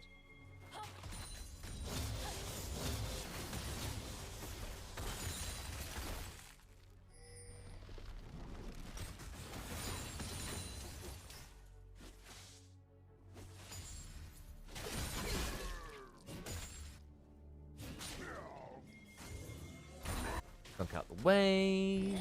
Talia's doing a decent job of getting some shove. Good Aqua Prison onto the Alistair. Ebb and Flow. Yeah, Corki Nami's annoying. What do we know?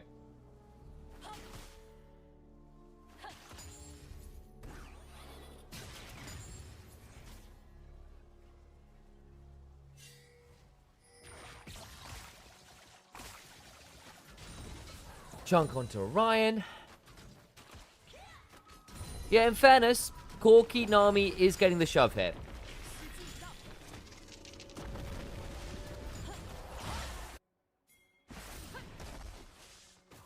But again, we somewhat expected that from draft, right? The additional range support has helped things out there. The more I look at this, the more I think that if we do get to team fights relatively even, I think TT are going to have a harder time. They are going to need to start getting some value out of, like, the 1-item spikes, the level 6 from Vi, and Talia being very potent alongside the Renekton. Later, I'm worried about. Yeah, I agree. But the thing is, do you really need the Corki Nami to be a threat later in the same way? You've got Ryze, Wukong, Sion. Like, there's a good mid-game spike for TT, don't get me wrong. I'm not going to deny that.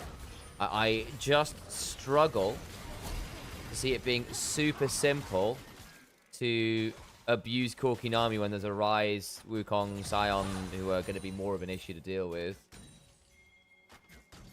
Not that necessarily the matchup is, super fantastic today.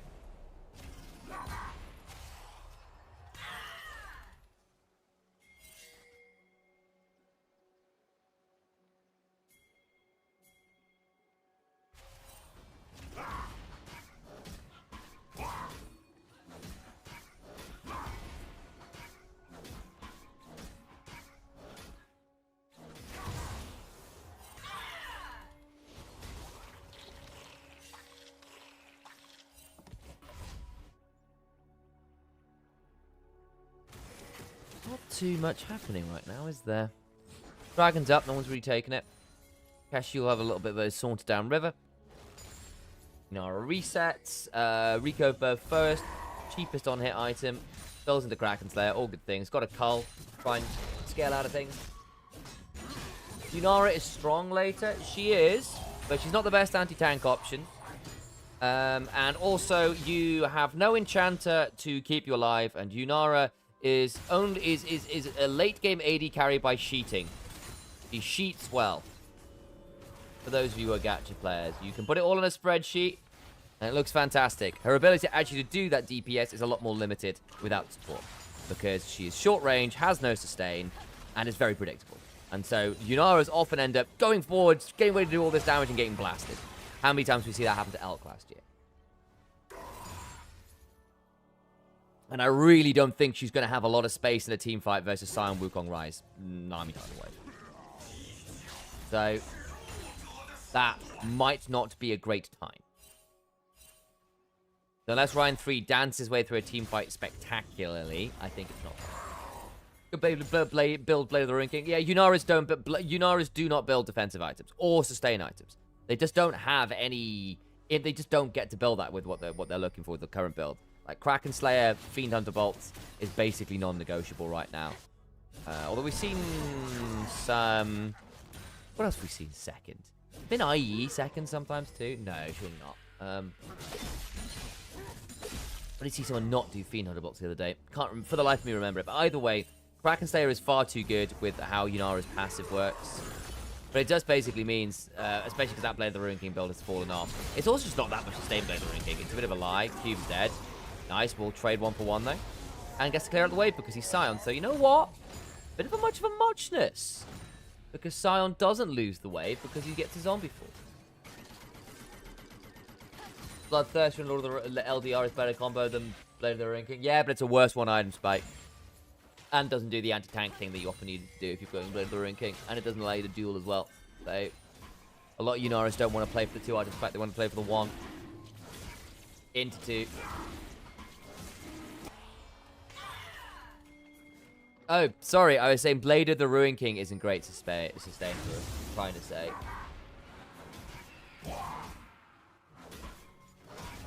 It's been that way for a while, but it's okay. Like, 8% is alright. Bloodthirst isn't a sustain item, really. This isn't bad. This is the skirmish moment. Monkey dies. Nice. Very nice. About to run away. It's been a fair amount to make that happen. Does Karis want to get involved? No, he doesn't. LDO is a lot more anti-tank since we brought back Giant Slayer. Yes, it is. Yes, it is. I'm not here. I think Karis might be in trouble here. Flashes early. I wonder whether Junhan might flash to follow there, actually. Okay. Well, not too much to worry about. That one. Hero gets the early kill. Good for them. Skirmish is good. About the right timer for it. Monkey is still quite squishy at this point.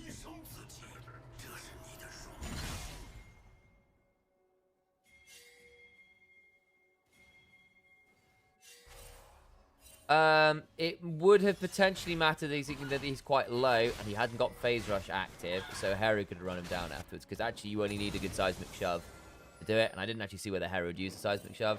But anyway, there's a reason why he reactively flashed, because actually he would have died if he'd been hit by that Q, because the seismic shove combo after means he dies. Even with Merc Treads.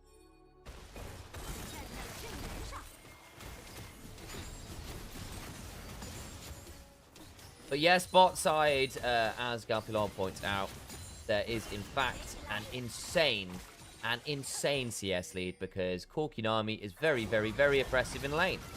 For all they went to try and save that a little bit earlier, they haven't managed to do so by only killing Monkey, and about Yao Yao got to stick around.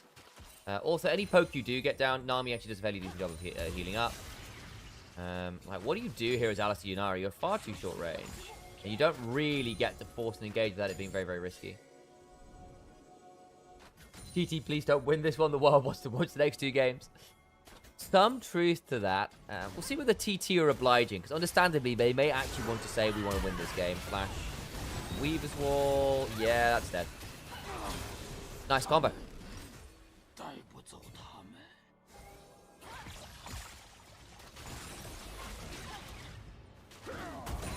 side. Have the pulp. Still got a Valkyrie. Don't care. Ryan 3's forced back off by the Aqua Prison. Still gets hit by a fairly decent chunk of Ember and Flay. So, actually doesn't really do all that much to stop things.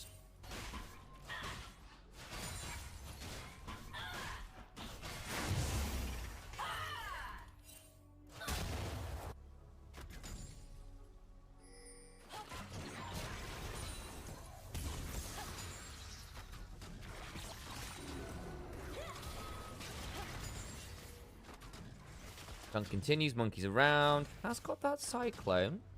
How aggressive do they want to play this? The answer is not. Okay. Might do it now. Feather has the ult. Overcomes Talia, doesn't have the Weaver's Wall. Good combo. There's the ult. Waiting. I think Harry just revealed himself. Seismic shove. Ooh, run whoop. Monkey might die. Monkey does die. Oh, that was silly. You saw him come out of the bush, guys. That was poor from WE. That was very poor.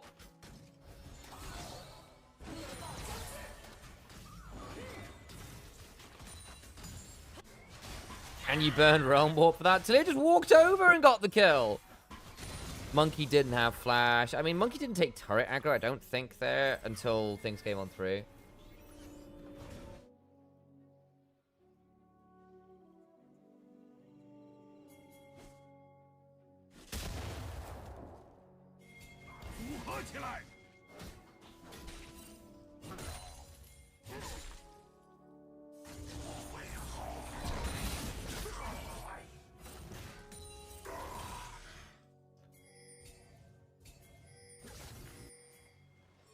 Not sure about that one.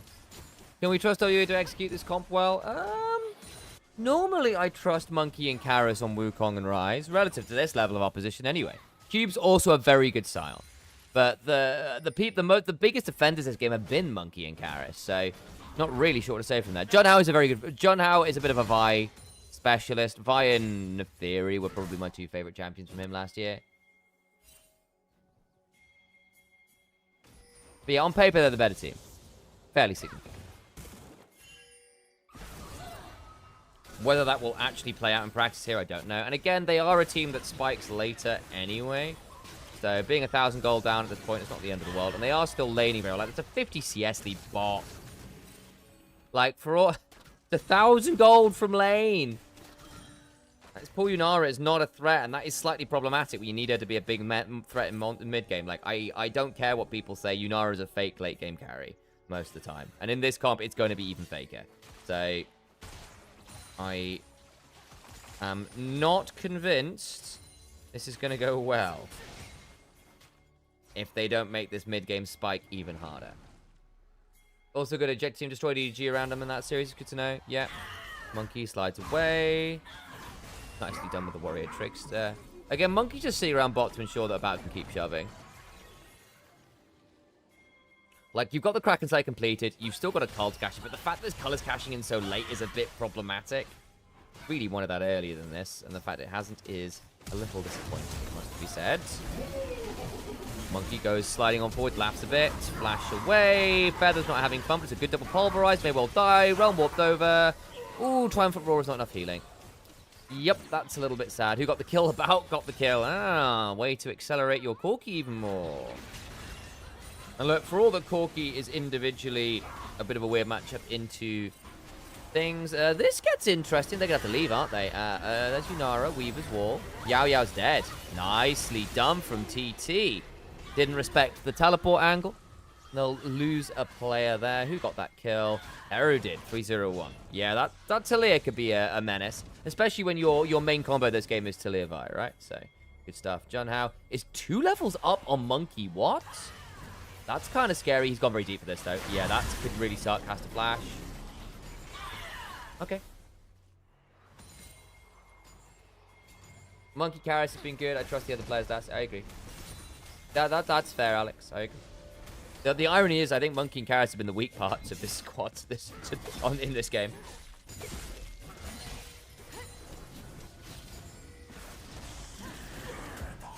Well, Harry, Feather, trading out a little bit. Monkey could theoretically slide forwards, won't. Sion's also been trading out. Keshi will get some gold back by hitting the turret down here.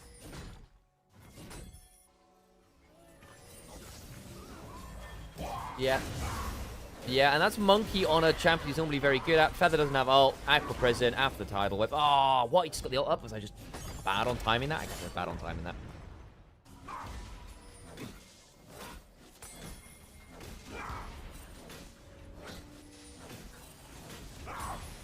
We should still get the turret here. TT got first turret bot side. Have accelerated pretty well here. 2,500 gold is good. I do need to see the next set of Vi and Talia ult be good. Doesn't Monkey have a really bad win rate on... I might, honestly, Alex, I might be remembering his LDL days where he played a lot of it quite successfully. You might well be right. Good check.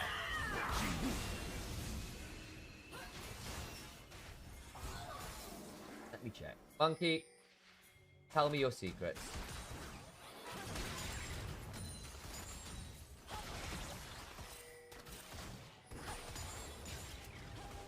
But yes, he used to play a lot of it in LDL.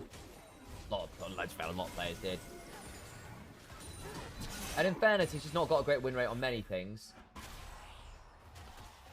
His Wukong win rate is 52%. Yeah, 52% all time. Last year wasn't great. But all time he played a lot of it and did quite so successfully. Maybe I just wasn't respecting how bad he was last year on it, to be fair. And remembering the better times. Good kill there onto Karis, who's not having a great time here. Do they want to play this? They do. Monkey has got Cyclone. Does he have Warrior Trickster? He does. Second Cyclone. He's going to get run down here. Ryan gets finally a kill on the board. Yeah, not a lot to be done there. Good from Thunder Talk. The snowball in mid-game is what we want to happen. Cube does at least get to shove through bot. Does he get the plate? Yes. No. Really? Oh, no, thank God. Herald mid. There is no tidal wave. Cube behind. This gets interesting. Sion ult. Yeah, that could be nasty. Good body block from Feather. Cube's still bloody tanky, though. They got the mid lane turret. Will force the heal and the ult. Okay. Well, what do you get there? Heal. I think it was already Hex Flash. Didn't get that much there. But yeah, realistically, this is going to 3 now. Mid jungle have snowballed far too well and far too hard for Thunder Talk.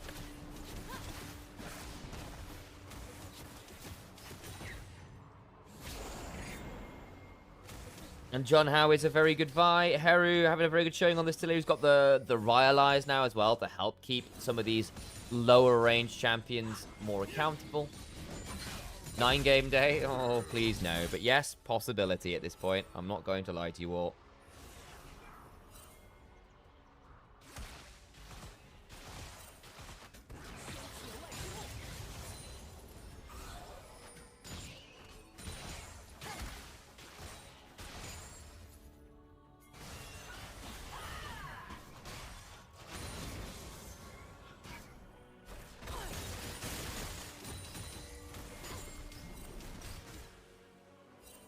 Dragon spawns 50 seconds. That's probably our next point of contest. Do WE care?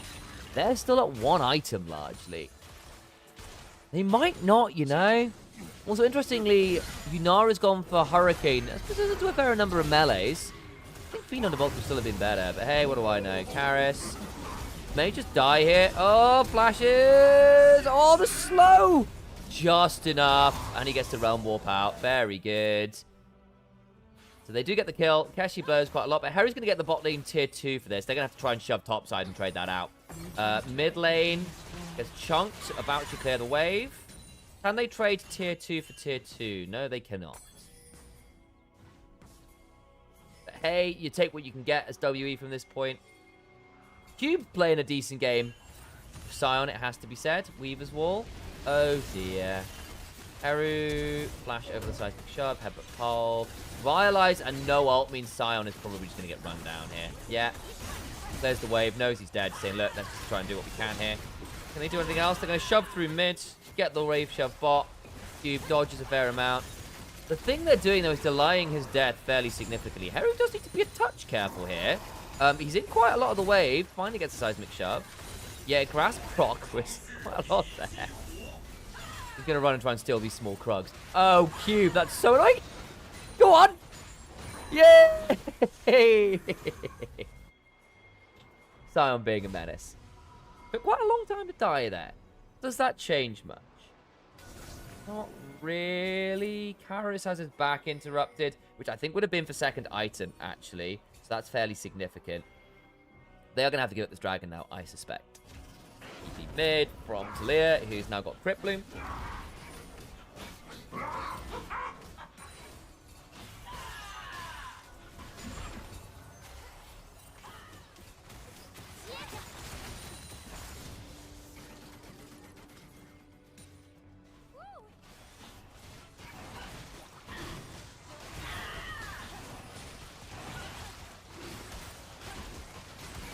Should just pick this one up now, I suspect.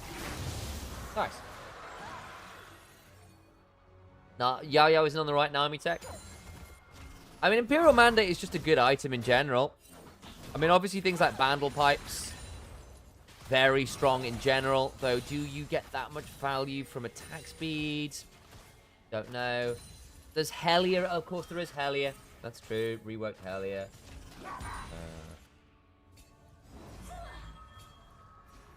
Yeah, for those who don't know, Hellier got reworked. 2,200 gold.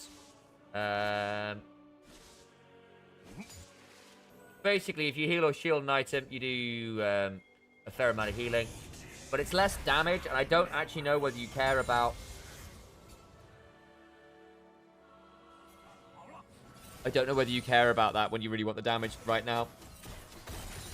It might just be a turn on that one. Cube's gone for the Bandle Pipe, interestingly. Support item Sion, who's gone double armor items. And in fairness, considering your only magic damage is Talia, who's not built anti-tank, that's actually probably quite astute. Thornmail, Sunfire, and now getting some magic resist. Spot on. Hasn't bothered with the boots. Fine, actually. I think the Bandle Pipe's potentially very, very astute. There's lots of ways to proc it. Attack speed for Sion, actually surprisingly good. Sets it up for people like the Corki and the Rise. Someone can abuse it. Give move speed for Sion. Great item. Great item. I think a lot more tanks in general should be buying it. If you're a Nasus player, buy Bandle Pipe second. It's really, really, really silly. Because Wither plus Bandle Pipes is a bizarrely silly combo. Building towards LDR is Ryan. I still think Fiend Hunter would have been better. I know there's a lot of melee options. Maybe just trying to get as many autos down in a short amount of time. About that tidal wave sucked. About does a decent job surviving for a while, but not long enough. That tidal wave really wasn't it. The Valkyrie wasn't fantastic. He had flash. Didn't get to go anywhere. Oh, I mean, oh dear, WE. That's Baron now.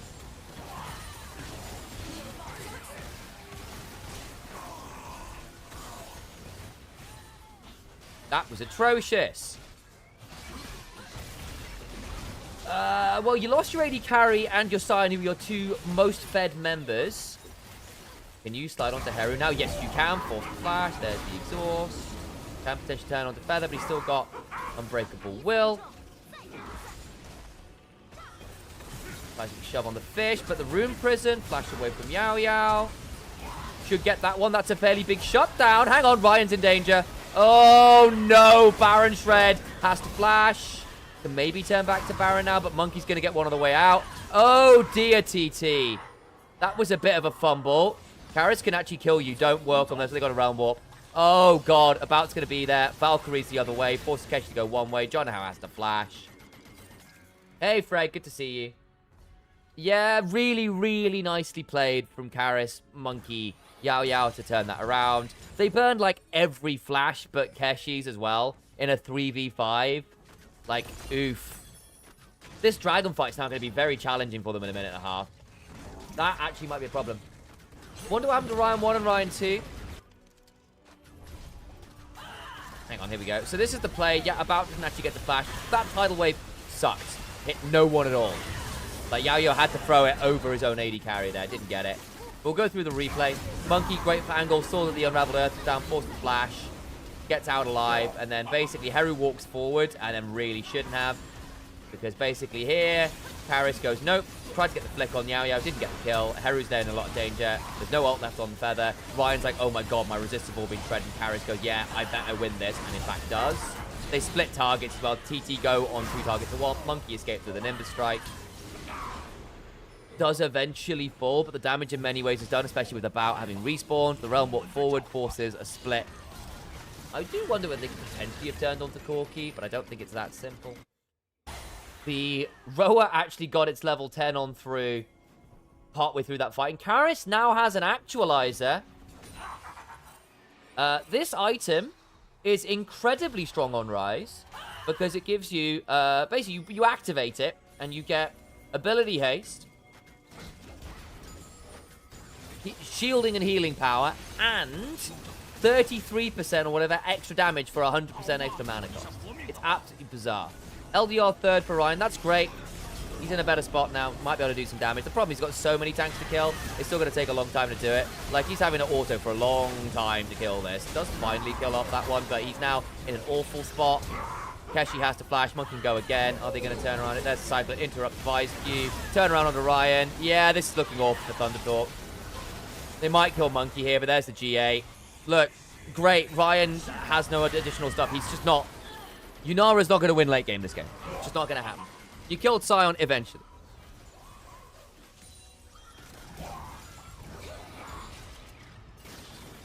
That is actually likely WE winning the game now.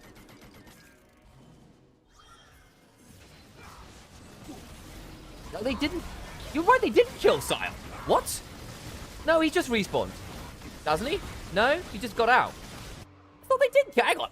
Did he just flash over the wall? I just blanked it. Quite possibly. I missed Harry getting caught on the other side, actually. That's unfortunate. Actualizer, yeah, he got mana made real. No, he didn't die. Okay. So was it the Wukong clone I saw dying? Anyway, Sion went deep. Ryan starts autoing him. Blasco now? That's right. Okay, so I saw with the flash away, I thought Ryan had gotten the kill and actually just flashed away. So that last auto might have done it. Yeah, flash the last moment. That's what it was. So I thought that last auto had killed him. In fact, there was a flash in the shield. Okay, but either way, Yunara does nothing at this point in the game. Yeah, he's got like 3 armor items.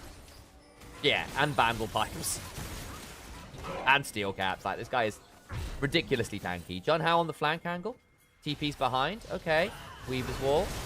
They've gone through. Tidal Wave is actually very good interrupt. Is it enough to keep About alive? Yes, it is. Redemption.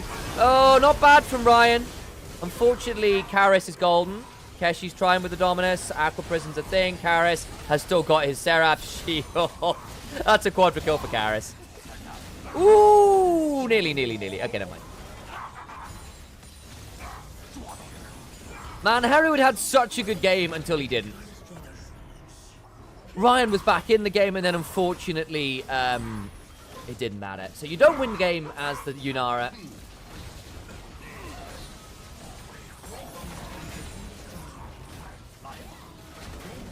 Well, they'll realm warp in and try and end the game. They realm warp the minions there. Very nice. That's game. GG. 15 seconds, but actually because of the minions being sped up, I don't think this saves you. Next is under siege. WE. 2-0. I think. Don't fumble this. Very strong recovery. Very strong recovery. The Baron fumble. Spellbinder is so back. Yeah, Spellbinder, but under another name, named Actualizer, basically.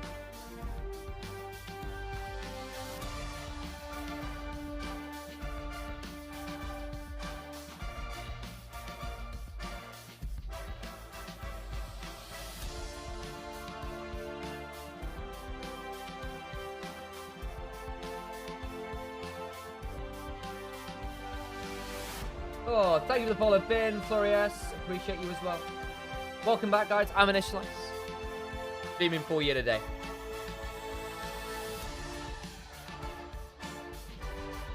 Yeah, guys, come on. Get involved in the gamble. What are you doing? There was channel points on the line. Oh. So why you were believing in TT Drive? We kind of knew this was going to be a bit of a long-term project for them. Getting salty isn't going to change the fact they're still very young T. Give them a little bit of time. Get hydrated, yes. I'll wait until we see an MVP. I'll run some ads, mute things. Get myself sorted before series number 2 kicks off. Oh.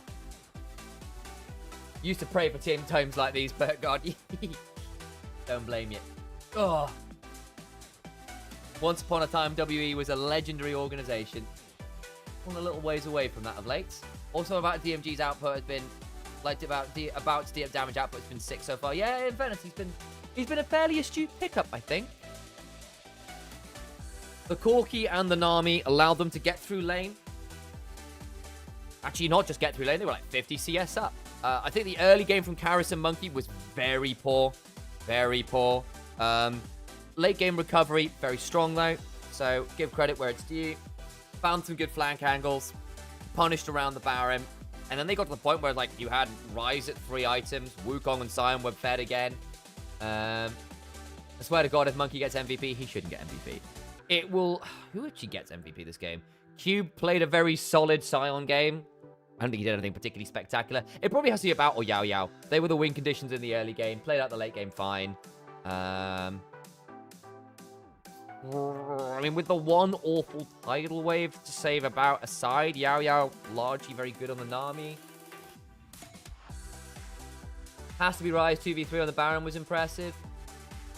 But was the early game too poor to justify it? But Ryze was the one that won you the fights later on in the game. So yes, I could absolutely see it being Karis despite that. So like there's a work because you're right. If Karis had a fine early game, it would be a no-brainer. Because he didn't have a great early game, I can see why there's a world where you go, yeah, well, look, but you were in this hole because of this.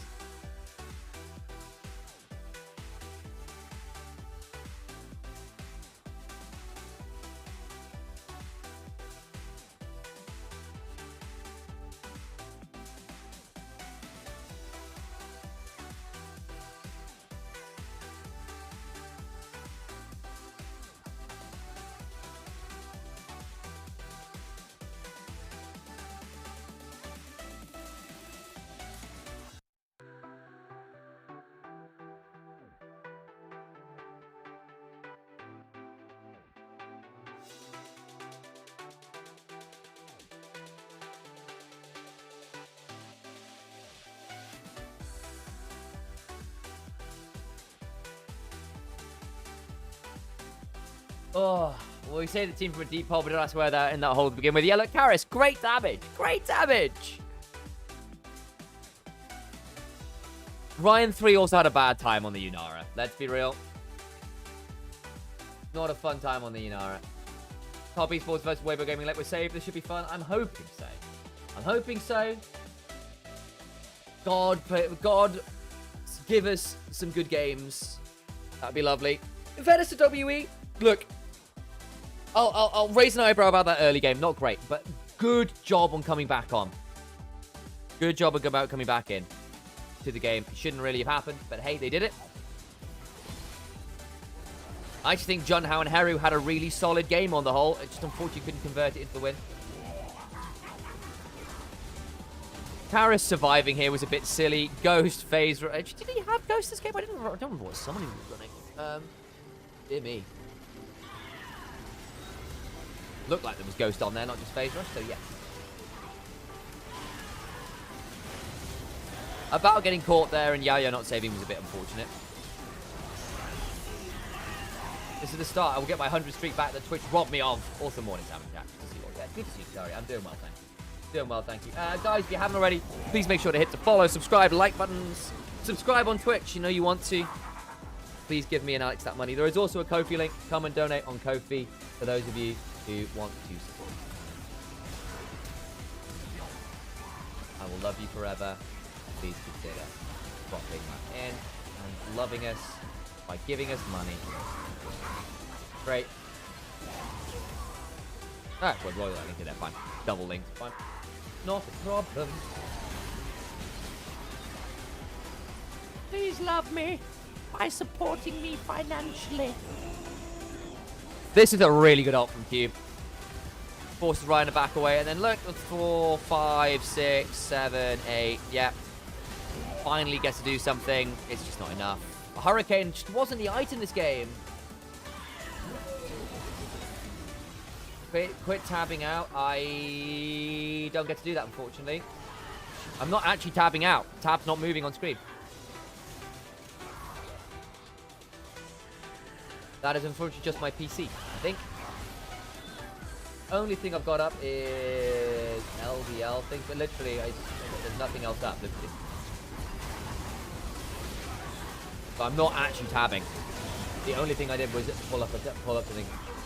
I'm not clicking on the stream. That's just it. I can't click on the stream, Trinity, otherwise I lose some stuff. So I'm not. I've not been. Right, hand grenade. Ah!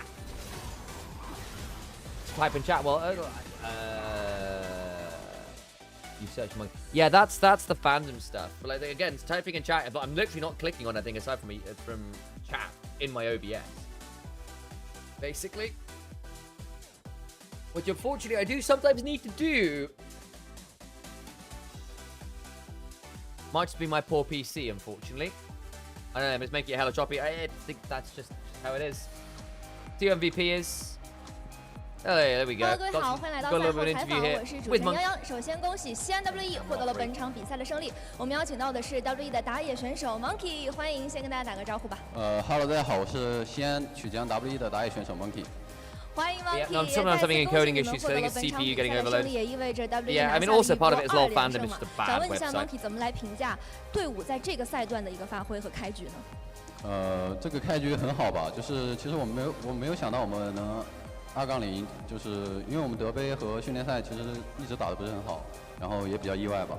其实在此前的一些采访也提到过，感觉在德杯包括在训练的过程当中，有一些配合不是那么的紧密，但是在比赛的过程当中，在联赛的时候发挥的还是不错的。那其实今天呢，虽然说 TT 有非常多的年轻小将，但对手一度是给你们造成了一些小小的麻烦嘛，比如说第一局瑞士图人的大招，或者在第2局你野区方面的一些压力，但你们还是顶住了，最后扭转乾坤。你觉得整体看下来，今天对手给到你们最大的压力是什么？你们又是如何缓解的呢？我觉得就是对面找机会找得比较好吧，然后还有对面抱团抱得很好，就是团前的布控啊什么做的都挺不错的吧。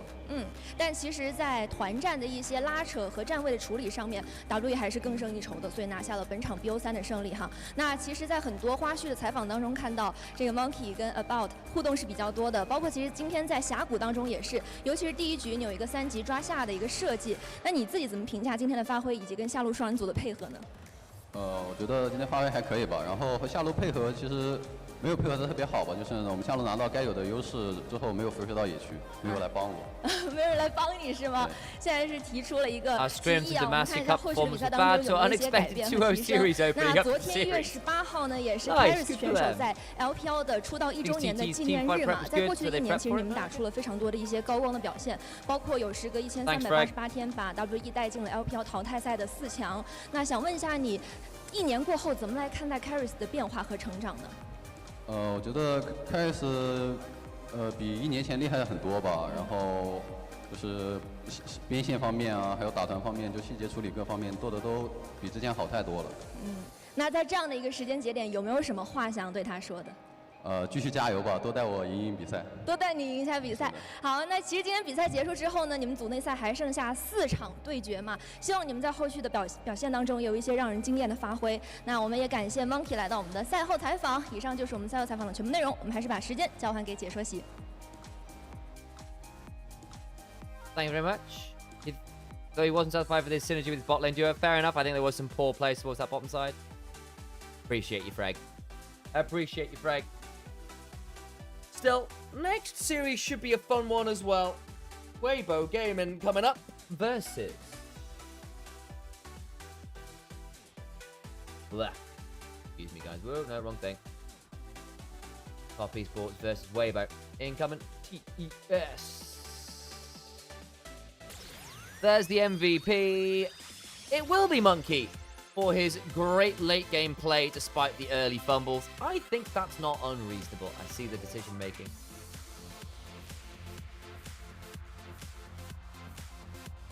Karis. What did I say? Did I say Monkey? I meant Karis, mid laner.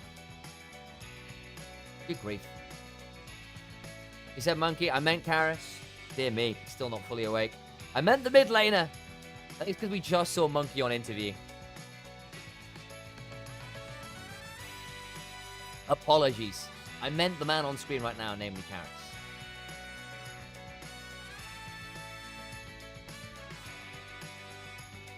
Oops. It happens. Right, let me run some ads. Oh, we'll get ready for our next series.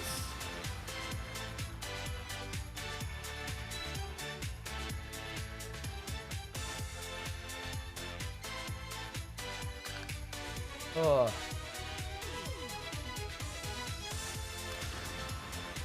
I think 94% KP. Yeah, I think he also gets player of the series as well. Very strong. Yeah, Silas was good. The Rise late game was good. A little problematic in the early game, but hey, so be it. Silas stealing all those Malphite ults became very problematic in game 1.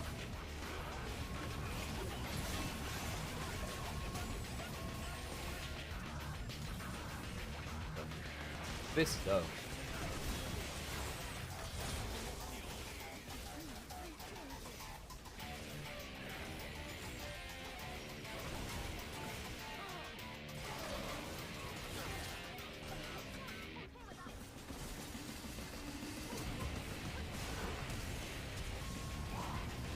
Go find dinner, so chances are I missed the start of game 1. Don't run Gamba. Yes, boss.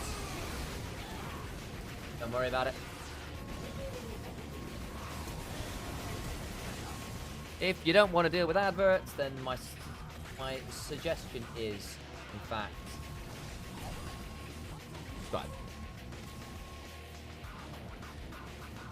What if there was another mod in track? It's true, Harold. You are here.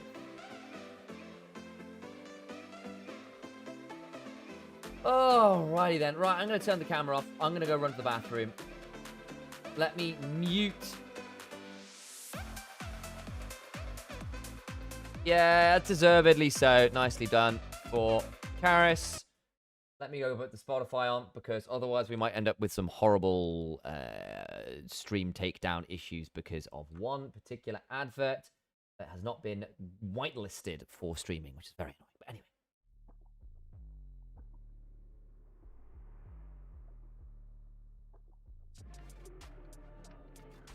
Oh, I will return shortly. Oh.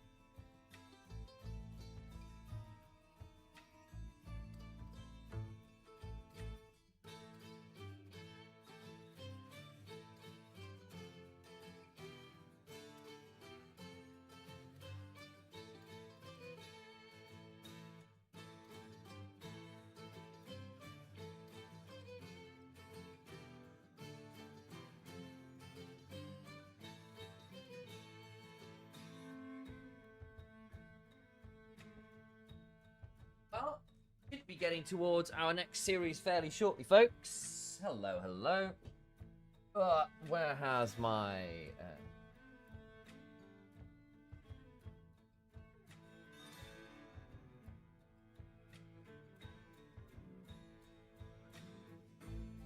man alive. Hey, Corin, good to see you. Right, we can stop Spotify. And we can turn back on the Huya noise. Oh, I just did that.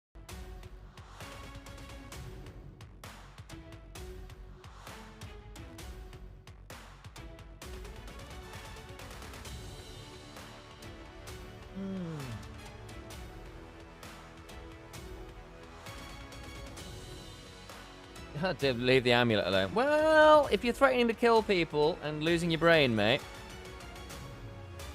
then no.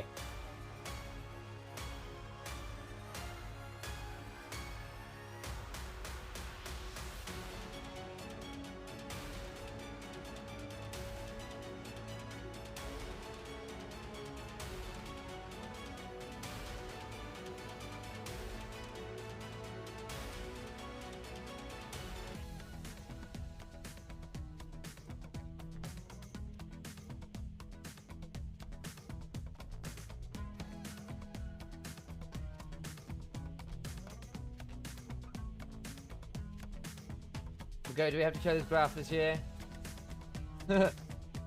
Might have to, very see it. Good to see it. Initialize that background music was playing while you were playing the music from the Ruined King single player game? Let me find out for you. Yes, it was. Good work. Phyrexia, you know what? Nerlus, you're absolutely right, it was.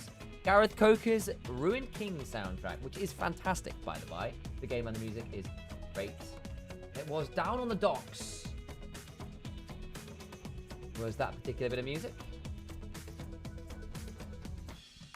But yes, good ear. Hello， 欢迎来到赛前采访，为大家邀请到滔博的上路选手369，欢迎九哥跟大家打声招呼。大家好，我是滔博上单369。那今年队伍也来了很多的新朋友，作为队长，你想和弟弟们在这个赛季展现出怎样的成长呢？我们就一起努力，一起进步。好，期待你们更好的一个发挥。那其实你们也是背靠背的一个比赛，觉得今天可能在游戏内容上哪些部分需要做得更好？我们的配合还需要提升。好的，也期待你们今天在赛场的表现，让我们把能量加满。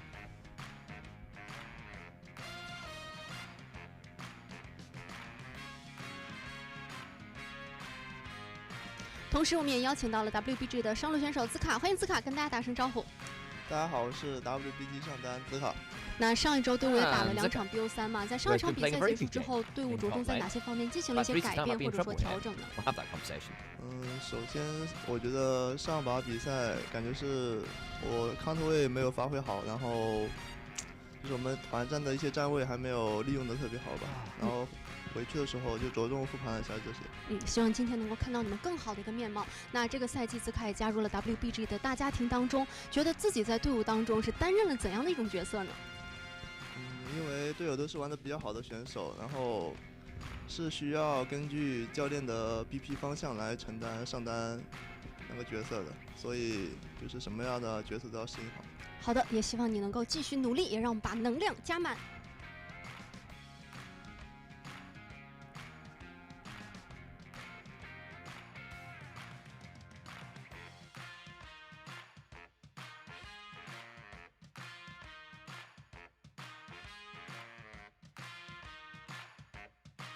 Thumbs up. Ooh, welcome to LNG's home arena in Susho. Oh.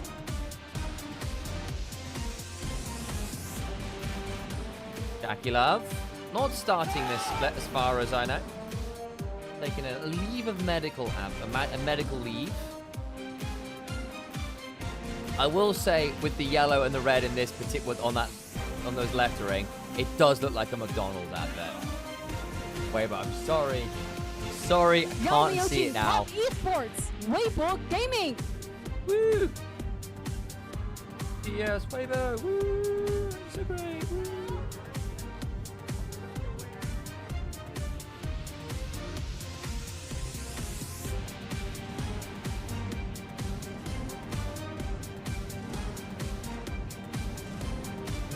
欢迎来到苏州高铁新城羊城国际电竞馆 LPL 第一赛段组内赛第2周第一日比赛，滔博对阵 WBG 已 It's the 经 red 开 and 始。 gold and yellow on the 无畏 on the letters. 顶峰。 That took me a while to get. Still, should be getting into draft very swiftly here. Very swiftly. Well, the game's they've only been played in LNG's arena. Feels like we've been there largely. We've seen some in JDG's home arena too. Those have been the 2 areas so far. Thank you for the sub. Mobile Legends Bang Bang English. Somehow I doubt that's the absolute official account of Mobile Legends Bang Bang. Okay.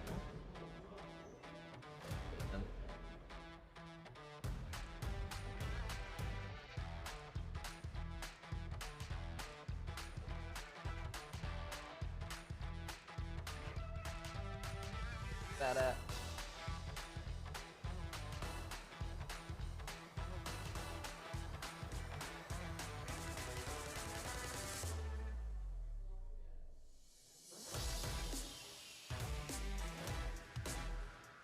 Replace the Shanghai arena for an entire week, it seems. Yeah, basically. We're getting done in by who? Yeah.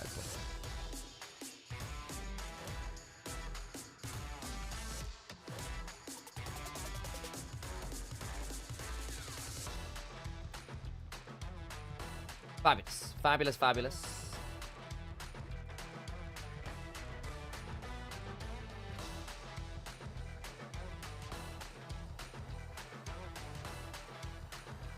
Greg has much knowledge, yeah. Yeah, Shanghai doesn't get games till Saturday. Fair enough. Good to know. Good to know. Thank you for that insight there, Freg. So, to draft we go for our first game of this series between Weibo Gaming and Top Esports. Malphite, Nico, LeBlanc banned by Top Esports. Big, Engage, and Pick options. And Xiaohu in particular have shown very good things on the LeBlanc and the Nico. Getting rid of those options. The 3 blue side bans are basically anti-first pick bans of the Jace, the Rumble, the Orianna. Very, very strong. It was WE won 2-0 last year. Varus then becomes the first pick. Not exactly a surprise. Wukong for Zhe, who was a very big enjoyer of that champion. May not be a surprise in response. We're locking AD carry now. We're going to look to get something in mid lane. Also an option. Can you Nara at this point? Just get that out there. Varus manages it well enough. And team fights where you can poke around. Yep, does feel like that's been the regular option. Elk's Yunara has improved, I feel, from last year, whereas late game was very poor on the champion. But both of these teams in a bit of a rebuild phase. Jhin instead will be the option. It's a little bit safer. It's a little less lane dominant, but can kind of match the Varus well enough in lane. Does a lot of what he does, but slightly less well. Brings a lot of utility to the board. Not the most damage per se, but if you get it elsewhere on the map, won't be too much of an issue. Renekton Azir rapidly responded by Top Esports to ensure a lot of dominance in top lane. Difficult to beat the Renekton unless you go for something a little bit spicy out of the box. And of course, Cream on the Azir kind of has been his control mage. Bit mixed, but I feel like a lot of our Azir players have been a bit mixed, and they don't want to give that one over to Xiaohu, who will instead just go, cool, but I do get Syndra.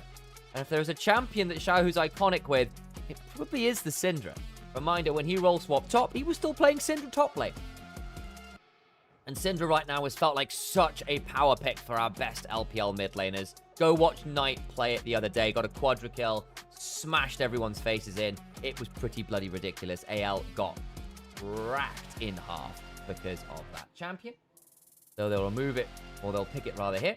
Lots of pick CC now for WBG. Top Esports, a little bit more about that skirmishing, about that team fighting. Not as kind of defined as a composition as yet.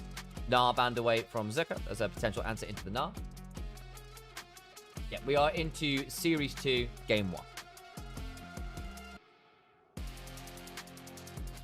Ambessa and Jarvan away from Nayo. Both have been very potent skirmishes. This might just be the Shinzao angle now on 4. Actually, sorry, it'll be...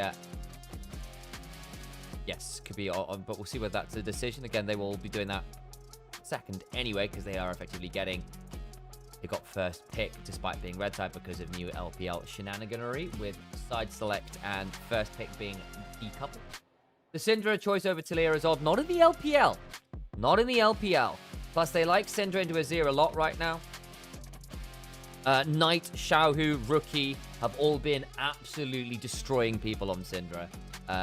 Basically, they're going Blackfire Cosmic Drive builds a lot, and having a lot of ability haste, having a lot of move speed, playing for pick, playing to chunk out HP builders, really denies something like a Mundo as well. Mundo hates the Syndra.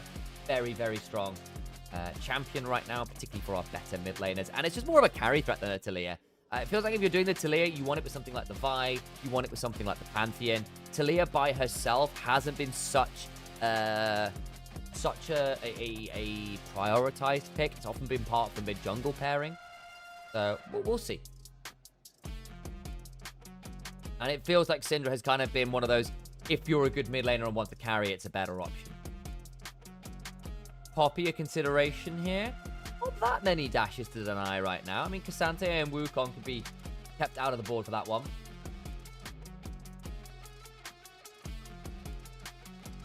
Yeah, so we definitely, don't get me wrong, we definitely do see Taliyah, but it's generally been with Pantheon, Vi, Xin Zhao, Wukong a little less so. And Syndra in general has managed a lot of the control mage matchups very, very well, and has been really, really, really hard carrying. Like, Syndra in mid-game has just been a warhead in the LPL. Been very, very, very strong. Nautilus locked in. That's a bit more pick CC alongside the Poppy, which will be going jungle for Niall. It can be quite annoying for the Wukong. Decent setup in a number of lanes. The mid-game skirmishing from top esports now very, very strong. Nautilus, Poppy, Varus, Renekton. Your one-item spike, very strong. Probably do want something that can help mitigate that a little bit. Leona will help. Good front line. So Weibo, very good non-committal engage now. You can look for a Syndra stun, Jin W, Leona solar flare, and if you do land that first bit of CC, the chain is very, very nasty. And your burst on a single target, pretty high. Syndra presses R, Jin follows up, pretty good. You're not as good in the early skirmishes, realistically, that you've got a fair number of defensive tools. On the other side, as we said, Poppy, Renekton, Nautilus, all very good early skirmishes. I think scaling is a bit of an interesting one. I think I favor Weibo because Syndra Wukong will be better than Poppy. K'Sante right now is ridiculous, guys. The extra levels for K'Sante are very, very silly. And for all you say you worry about extended team fights, I think K'Sante Wukong in extended fights with like the CC chains is pretty ridiculous. And do not underestimate Syndra in an extended fight right now. She's not the one and done ult bot she used to be because of the build she tends to go towards, which is much more ability haste heavy. So she gets to cycle through a lot more EQs, QEs, gets to cycle through a lot more forces of will. So particularly if you get a lot of W's off, you see a lot of chunking from that. So it's not as bad as you think, especially because K'Sante and Wukong are very good in extended fights, and I think will be quite threatening here in this game, Sto. But you're not wrong. I think if it is just I think mid-game extended fights, Azir can still be really, really good in extended fights. Don't get me wrong. We all know what Renekton can do if he does get to dance through a fight later on as well. It can be pretty scary. But we are on to the Rift. And that means I turn my mic off and listen to the Giants.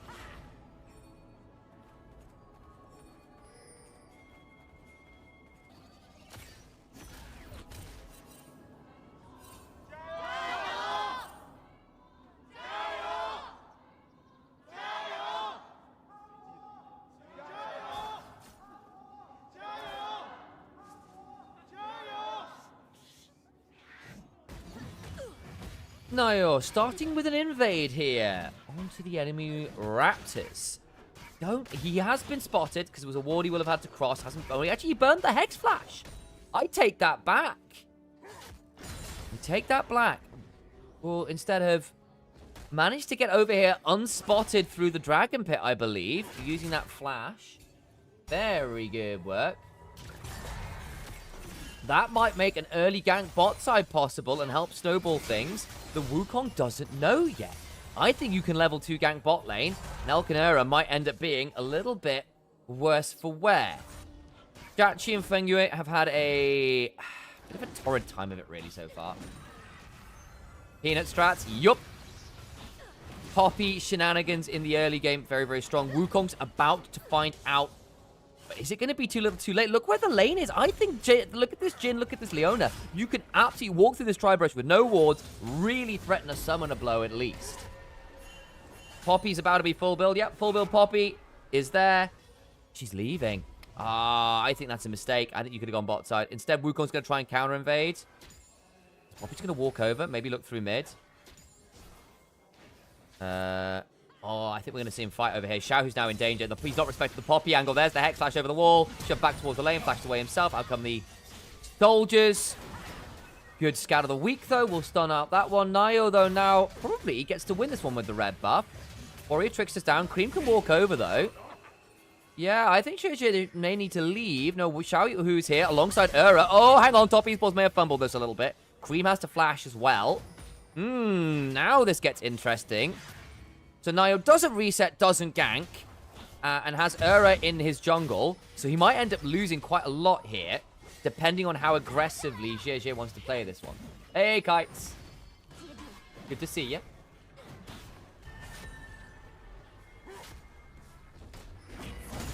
Yeah, there's that ward. Knew it was there. Flash over. The start of a great play. Then tried to get greedy and win the red side of their own red side. Lost that one as well. So it ends up just being a lot more even than it could have been in another world. Does need to be aware of Fengyue being around. We'll jump onto the Nautilus. But as it is coming down, Varus up the river. How aggressive does Gigi want to play this? Will Warrior Trickster out. Force of Will goes wide. End of that. Control ward there has not been spotted, I don't think. So Nautilus at least gets that down.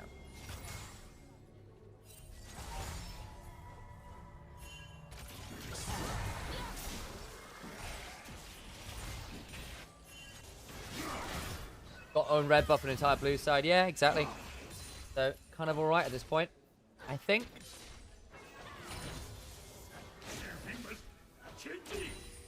Yeah, that's probably, like, Nio just kind of got the minimum there. He could have gotten a lot more, I think. And I think Wukong is kind of happy to have mitigated what was a very nasty early plan there from Nio on that Poppy, who has always been an enjoyer of things like the Lee Sin and those early aggressive champions that can make early invades happen.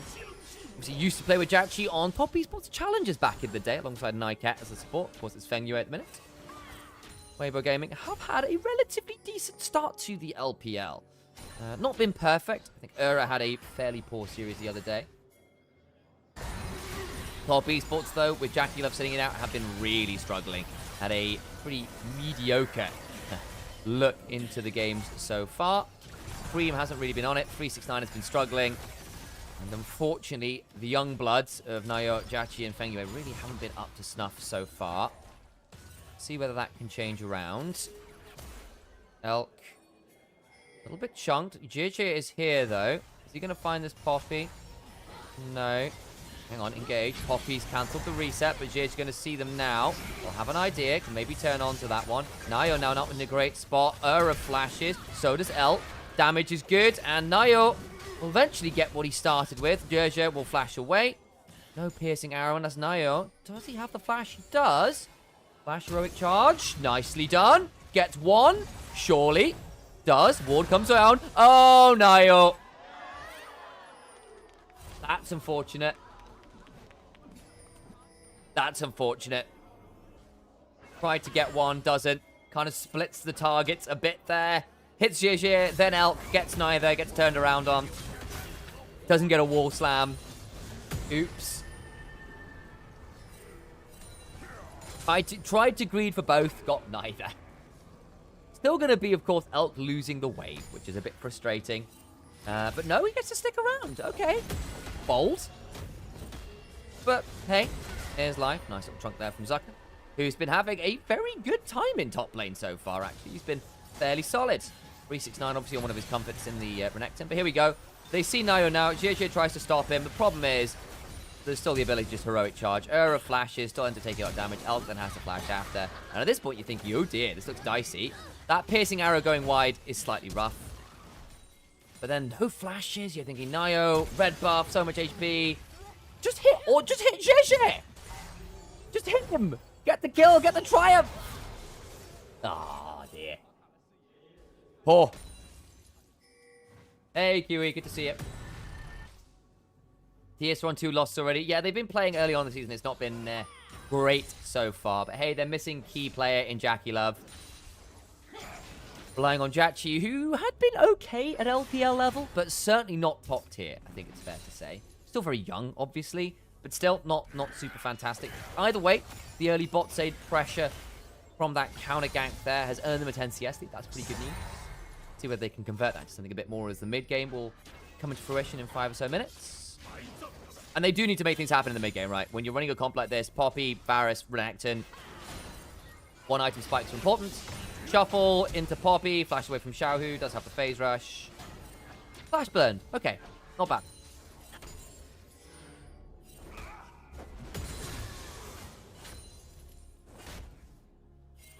Am I seeing anything else particularly spicy in runes? No, not really. TP in from Nautilus.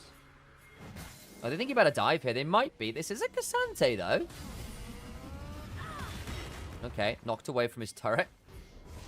We'll delay the reset and probably earn Renekton another plate here, actually, which is nice.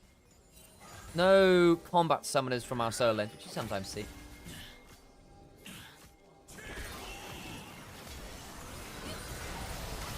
Okay, dive bot side. Nice kill onto Jachi. Ura will die for it, but hey, you're losing the wave. Fine, there is no TP or anything on this Varus. Xiaohu should get out to safety here. We'll chunk out Fengyue for a Splinter of Wrath.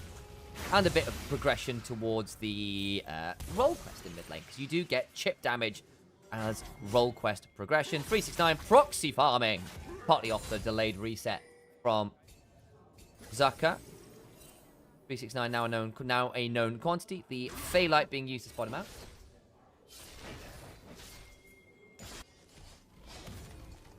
I wonder about this one. Hang on. Going in. Xiaohu's coming over. Scout of the week. Into the Dark Sphere. With the Eclipse Shield, pretty tanky. 369 can potentially look at Xiaohu here. Dark Sphere goes wide. Xiaohu in danger. JJ can come over. 369 scary here. There comes the Unleashed Power. He'd missed a lot of Qs now. Flash, Footwork, Pathmaker secures the kill. Xiaohu's going to have to reset there, so we'll lose a bit of a wave. But JJ did at least pick up that wave. Not the cleanest from Xiaohu there, who didn't kind of read 369's fancy feet. Either way, does get the kill. 369 goes down. Well, helps get the kill. Zaka's the one who actually secures it. Renekton with Dominus is always scarier, especially if you don't land your abilities. And actually, what was that? 2 Dark Sphere misses. A bit unfortunate. But yes, could have been cleaner. Wasn't. But hey, job done. You take what you can get. Didn't cost too much in there, because again, JJ was there in mid to clean up the wave. Still, it's TES who are the ones with the early prio, are the ones with the early CS leads. They're going to take that dragon. It hasn't led to a gold lead. In fact, Weibo Gaming are slightly ahead, which is a little alarming for this comp. But hey, not exactly a disaster. You've still got 5-10 minutes to make things happen. Those 1 to 2 item spikes are going to be very, very strong for top esports. Zaka did blow the flash, worth noting. Still has the all-out to work with. And again, your Cassante flash isn't the biggest deal with all of your mobility. Hey, Razuri, good to see you. Hey, Verestorung. Sorry, Verestorung. Said that wrong a few times, by the way, over the last couple of days. Get to read it a bit better angle when I'm at my own setup. Cream will glide over the wall there with the shifting sands.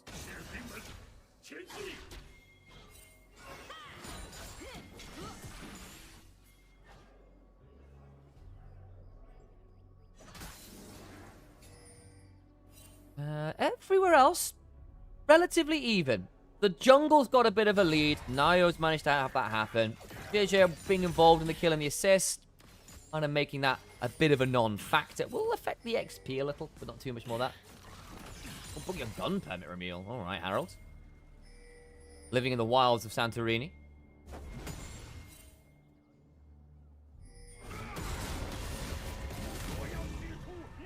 Zaka might be in danger here to burn the Pathmaker, then uses the all-out, but now has no resist. I think he's probably just dead here with the Dominus on top of him. Is indeed. Nice play. That's going to earn a couple plates over here for 369. They have Grubs. I don't actually saw who picked up Grubs. I'm not seeing any Might spawn, so no.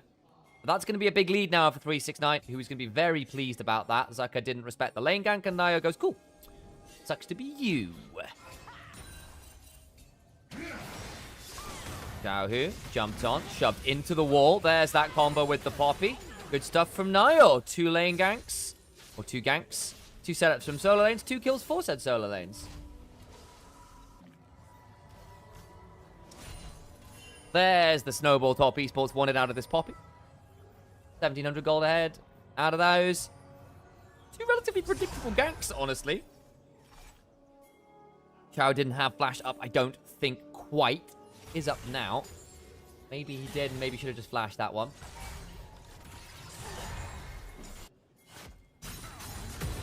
Nio's just doing the same thing again. He's just not left the top side of this map. Zucker does not have flash up yet. Okay, not going to find the lane gank yet, but Nio's managed to get into that far bush. We thinking about it? We might be, you know.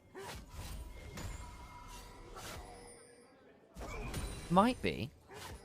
Zucker. Fine. Eats a buckler.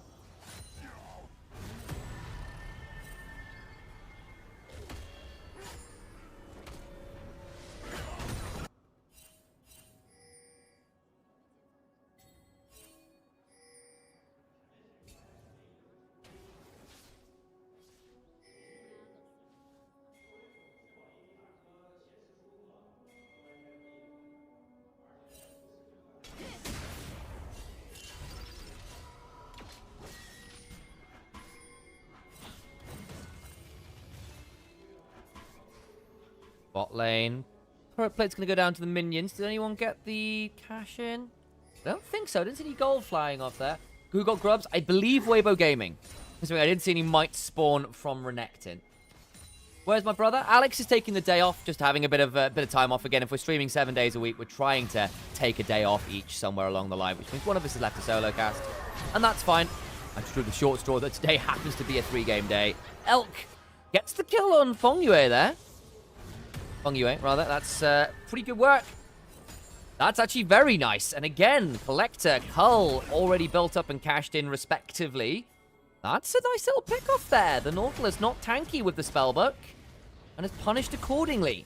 It's a fairly good game for a Collector. Not the biggest HP stack or like resist stackers in this game. Even the Poppy tends to go towards things like Sundered Sky, not really tank or armor items. I mean, the Jhin in the mid-game should spike pretty hard. Zucker's not going to have a lot of fun here. TP behind, and JJ and Ura here. Oh, 369. Has got flash. Is he going to be asked to blow it? Might be yet. There comes the Q from Syndra. Forces the flash with the potential scatter of the week coming on forwards. Nio not coming out, as is Cream. Good double knock up at the Keeper's Verdict. Weibo Gaming may need to flash. Does so. Cream still looking for potential shove. Nio, good damage on the Weibos. Xiaohu. Solar Flare from Ura. Timed out well. Pathmaker. Teleport in from Zucker, who's got the roll quest. He's bloody tanky. No one damn well dies. Lots of TPs blown, lots of flashes blown. In the end, everyone retains their aliveness for now. Zucker all out, will clear out the way. TP now bot. Elk in mid lane though, who wasn't there, the one member not to be part of that fight at some point or another, will get 2 plates mid. There's the Herald. A Grub still not on the LPL overlay. Nope. Very annoyingly not. At the end, it doesn't even matter. That's very true. I do say that quite regularly, it's fair. I'm a Linkin Park nerd, so that makes some sense. 369. Potentially looking for a bit more. Force of Will. Does trade well on those plates. Ura's around. 369, I'll remind you, does not have flash, does not have ult. Actually, does now. Wow, that came up quicker than I thought it would. Scout of the week are into that Dudley Flourish after. Oh, that CC chain is disgusting! Yep, that's the thing you can do, though, is Syndra Jhin. Great pairing for CC chains. The Herald is immediately dropped mid, though. So we'll be able to get that there. And that is first turret. In fact, they got 2 turrets because they got 1 top side as well. Poppy? Are we driving towards this bot lane? We are. Okay. Good chunk there. Cream's there already. Zucker now just threatening Nio, who's going to be caught under this turret and forced to flash out. River fight also happening. JJ will be forced to Cyclone in place. Fengyue is now actually in a lot of danger. He's going to die. Yeah, Elk gets a 4th. My days. Can he shoot for more? No, he can't, but he will call the curtains. Misses 1. Saw Jachi. Misses 2. 3. goes for the wave instead. Fair enough. Jackie still forced to back away. And we get a Hex Flash into mid lane. Nayo has been relentless looking for plays. Mixed success.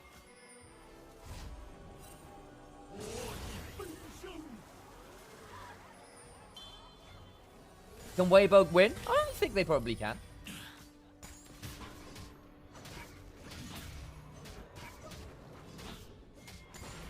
I think Weibo are the better team right now. I think Top Esports are struggling to integrate the new players and missing Jackie. And Cream and 369 have not been on fantastic form. Cream, yeah, he's all right. Don't worry about it. Hang on, what did Cream have? What happened to Cream? What did he do?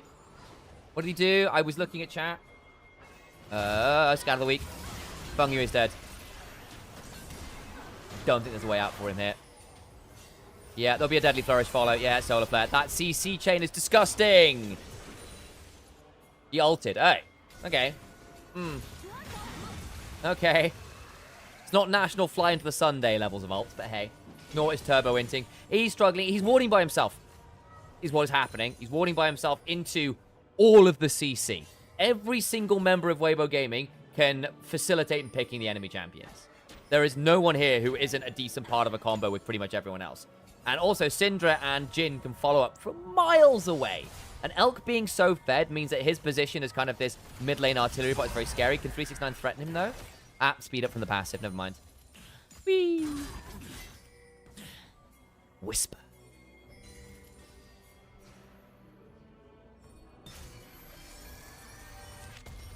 TES is just suffering from too much lactose. Yeah. The cream is curdling a little bit this year, unfortunately.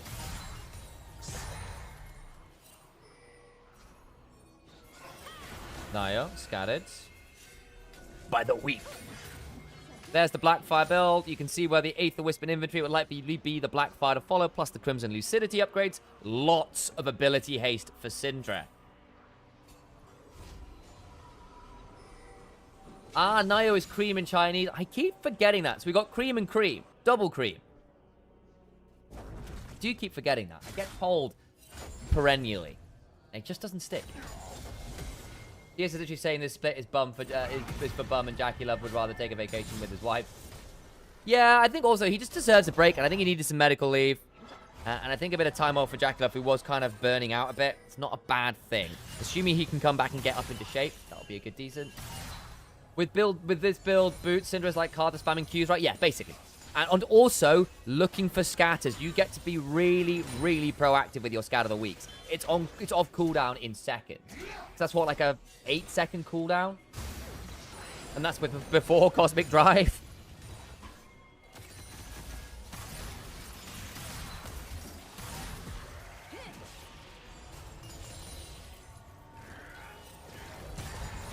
When is Dragon? About a minute. Elk is really... The thing is, we've been talking about elsewhere on the map, but the place to actually be scared of right now is the fact that Elk is well ahead of Kev.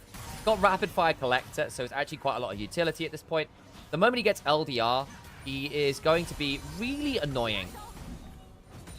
Because basically, his damage is somewhat immaterial.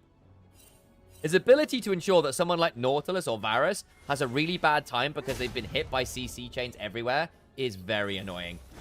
Very annoying. Lamb sausages are wonderful. I'm happy for you, Trinity. Are we seeing any contest over this dragon? Possibly. Feng Yue, not again. Please don't be there by yourself. Not going to lead to that much this time. The mid lane tower standing for Top Esports has actually been a real win for them. It's making Elk's life a lot harder. Zucker's going to get jumped on by 369. Or footwork. Flash. Does still have the Pathmaker. Use it. Can go all out. Does so. Needed to. Mid lane. Chains of Corruption. Nayo runs across a lot of captive audiences, though. Man, Jin traps are so annoying. Flash. Cyclone Part 2. There's no way out, I think. Scattered the weak. Kill on the jungler. They'll lose the tier 2, but that will be Dragon. Nayo is looking for the flank angle, but this is the problem with ganking Jin. His ability to give himself a speed up, throw down loads of traps and slow you down, and potentially threaten the turnaround is ridiculous. Of course, the E player thinks Jin traps are annoying. You're not wrong. But they are, in fact, annoying. They are low-key ridiculous to help Jin stay safe. And another kill. Man, Xiaohu gets that when he's 3-1 and 3. Cream's now in an awful spot. Is he TP'd in for this? No, he's just walked over. Yep. Look, I know Xiaohu's behind. He's still got 3 kills. You boy. A lot of the gold for Cream is from plates.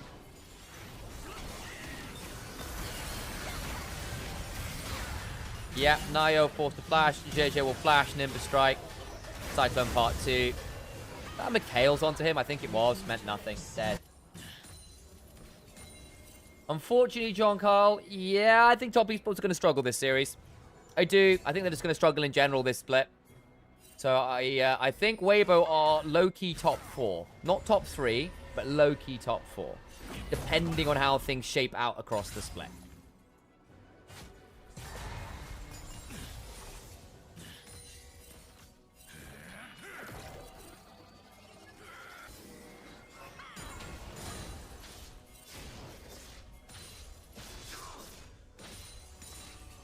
No pick to be found there. Is Baron a rush a thing?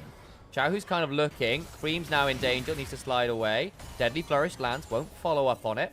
LDR's done for Elk, by the way. Who's now building towards another crit item. Yeah, I think Elk is going to be low-key a very dangerous carry now. It's a good Jhin game to begin with. And Jhin at 4 items kind of breaks past that burst damage threshold into being an actual damage threat. Because of the way his passive works and scaling. He scales off crit rate, attack speed, and... Oh, what's the other one? Crit chance, rather. Bonus attack damage, like attack damage. And basically, all of that gets converted into additional bonus attack damage. So it means that 4 items, you kind of have all of these things come together, because he starts getting towards 100% crit, lots of extra attack speed, which he doesn't otherwise use, lots of extra AD, and it all kind of calculates as around like 8. You get some like bloody ridiculous AD markers on it, and it scales with level, so it's later on into the game, which means suddenly Jin's autos start really, really hurting. But you do need to get to that 4th item, really, for it to be a truly big breakpoint. Zaka's being jumped on again. Has done a decent job of escaping some of the attempt on his life. He's got a TP flying for him. Goes all out. He's going to try and buy a fair amount of time. Deadly Flourish goes wide. GJ nearly here. Zerka with the footwork. Good Cyclone buys time. Nayo will get that kill. Out comes Elk's damage. That's 20% of 369 damage gone. Nayo's gone. Feng Yui immediately hit with the scout of the week. Force of Will comes on forwards. This shuffle hits no one. Solar Flare on 2. They've lost the Nautilus. And I think, unfortunately for top esports, they're being left in the bottom of the ocean. 2 kill, 2 back. Varus, good damage from Jachi. Cream has suddenly done a lot of work. Well, the Varus gets his item, Elk gets slid onto, and Cream survives. It's all turned around. Great work from Cream and from Jachi. That flash Q was magnificent.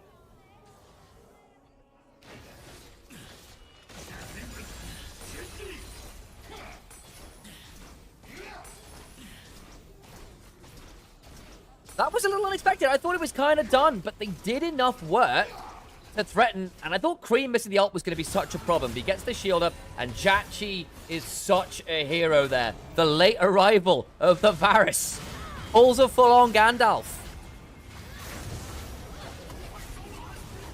Thought TES was doing same here. It was looking really rough. Elk was walking up. You'd burned all your ults to finally bring down the Cassandra, but say, oh boy, Nayo gets blasted. 369 and Feng Yue have a horrible entrance to the fight.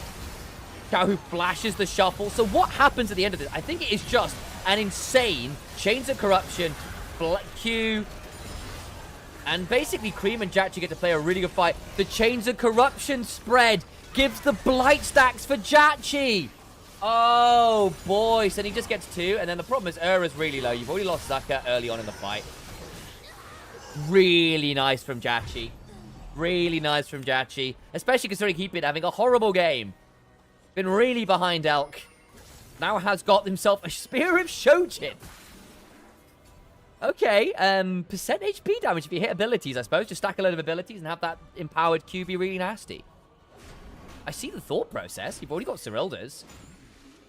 Hadn't considered it on Poke Varus before. My assumption is that percent damage will be good. But yeah, not respecting the Chains of Corruption spread will really have cost Weibo Gaming there. I don't think it changes the game to an out-and-out win for top esports, but they needed it for the game not to completely fall away from them. The Varus is now very, very scary. Elk is actually now lost his lead. That's a big deal. Cream is pretty scary on the Azir as well, though, of course. Xiaohu, 4-2, long since fully stacked his passive. 2.5 items is not exactly unthreatening on this Syndra.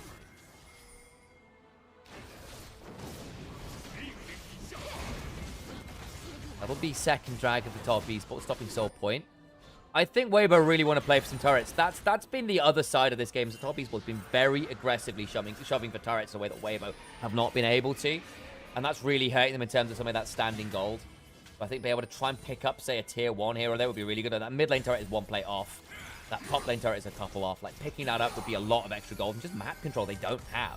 If they lose as well, this will be all 3 of their inner turrets gone. Elk needs to be very careful here. And try and bounty grenade to the way they're TPing behind this. That's Xiaohu TPing. That TP sucked Xiaohu! We'll throw out the Scout of the Week and the Unleashed Power, but what?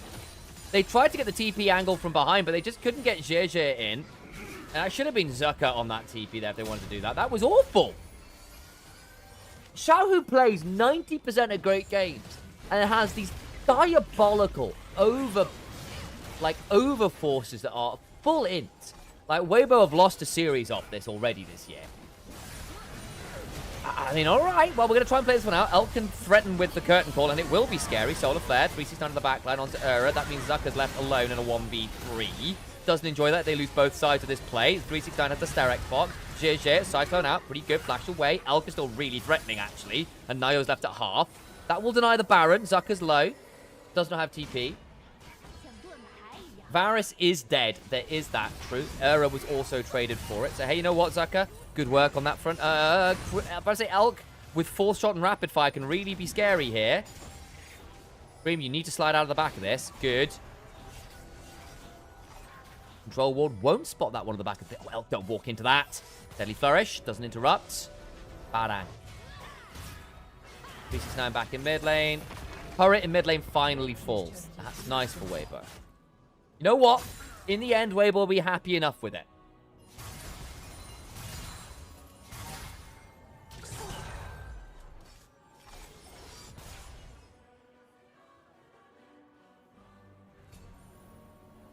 Zucker did a lot of great work in that fight. The fact he survived the back end of that play is ridiculous. Look, this TP is just bad. Like, if you're going to do this, Zucker needs to be TPing significantly earlier. Does it? Xiaohu dies immediately. It's bad. Back to live immediately. Couple minutes till Dragon. Baron's still up. No one's taken it. Weibo Gaming tried to convert that pick into more. Couldn't. Elk's got Infinity Edge now. He's actually terrifying at this point. This game is way more competitive than what I expected reading the names of the player. Jachi is actually a good player if he gets some resources. His issue is I don't think his laning's been superb. And I think he gets a little bit lost in the game in terms of where it's safe to farm if he's behind the curve. Scout of the Week. Solar Flare. Flash away from 2. Fong Yue down.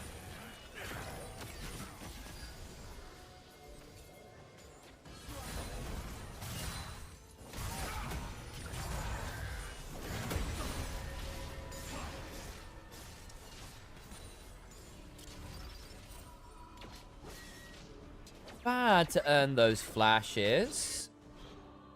I think Nayo's scoreline isn't really indicative of how much work he actually did. There was been some misplays. He got caught out a lot. Don't think he managed to get the most off that early invade. But some of those ganks were really important for getting TES even in this game in the first place. Bandle Pipe's done for Nautilus. Bandle Pipe's done for Leona. That's very good. Probably better for TES as Azir and Varus will enjoy that more than a Jhin and a Syndra will. Wukong's not going to complain. Sante's not going to complain. It's just generally good. Here we go. Keeper's Verdict. Knocks one away. Elk got hit, but was a long way behind that wall. So we'll end up having to McHale's himself. Lollipop. Lollipop. Oh, lolly, lolly, lollipop. Solar Flare. Lands on the Jachi. Deadly Flourish. Forces the cleanse. Curtain's called. That's the threat of having the Jhin. Oh my god! 4th shot curtain call. Brings down a poor old Nautilus with no resists or HP. 7-1 and 5 for the Jhin, by the way. Elk? Jesus! nearly walked face first into a Renekton. Does actually win that, though, because why wouldn't you? They haven't actually Baron. They're trying to catch top esports being silly about it. Dragons, 13 seconds. They'd rather play for Soul Point. Okay. A little bit safer. In fact, it's getting caught in the pit versus Azir Varus. Throwing out soldiers and poke and chains of corruption. Would be a bad time. The dragon will fall.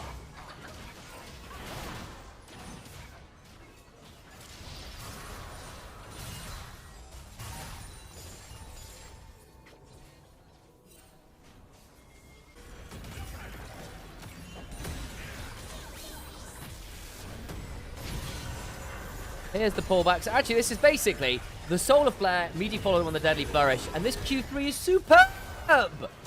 Oh! The other thing is, like, Jhin is legitimately basically playing Kingmaker. Any bit of CC landing will be followed up on, and the Jhin is a genuine damage threat into this comp and with these items at this point in the game. The passive from Jhin is well online.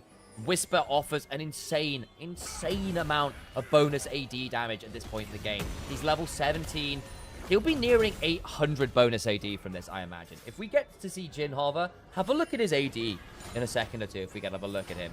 If we ever get that hover. Nio might look at Xiaohu here. Don't walk there. There will be a flash onto you.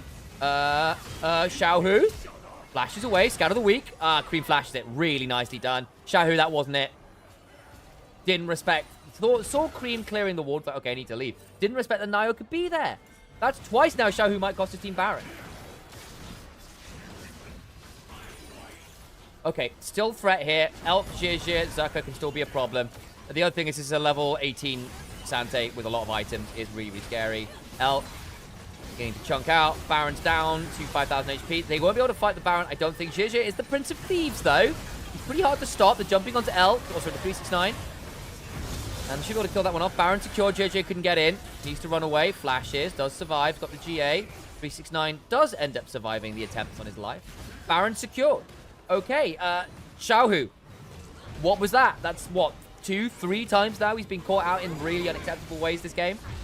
Unfortunate stuff. Didn't respect that Nio could be there. Nio was. Gets the pick. That might well earn them the game. So yeah, Nio is just off vision. Did he Hex Flash over the wall to avoid that control ward? I think he must have done. He sees Cream clearing the ward and goes, cool, I need to leave, rejoin with my team. I've got Zhizhi off this way. Just gets jumped on. And then, I think, yeah, I mean, it's a full CC chain from there. So part of that is just very good vision avoidance from Nio. And on the other side of that is Xiaohu, come on, got to be a little bit more aware of what's going on from this. To be fair, that Azir shuffle was from 3 kilometers away, but you know how far Azir can shuffle from, and you see him on vision. You know he can threaten you from there, which is why Xiaohu was moving. It was just a risky path to move through.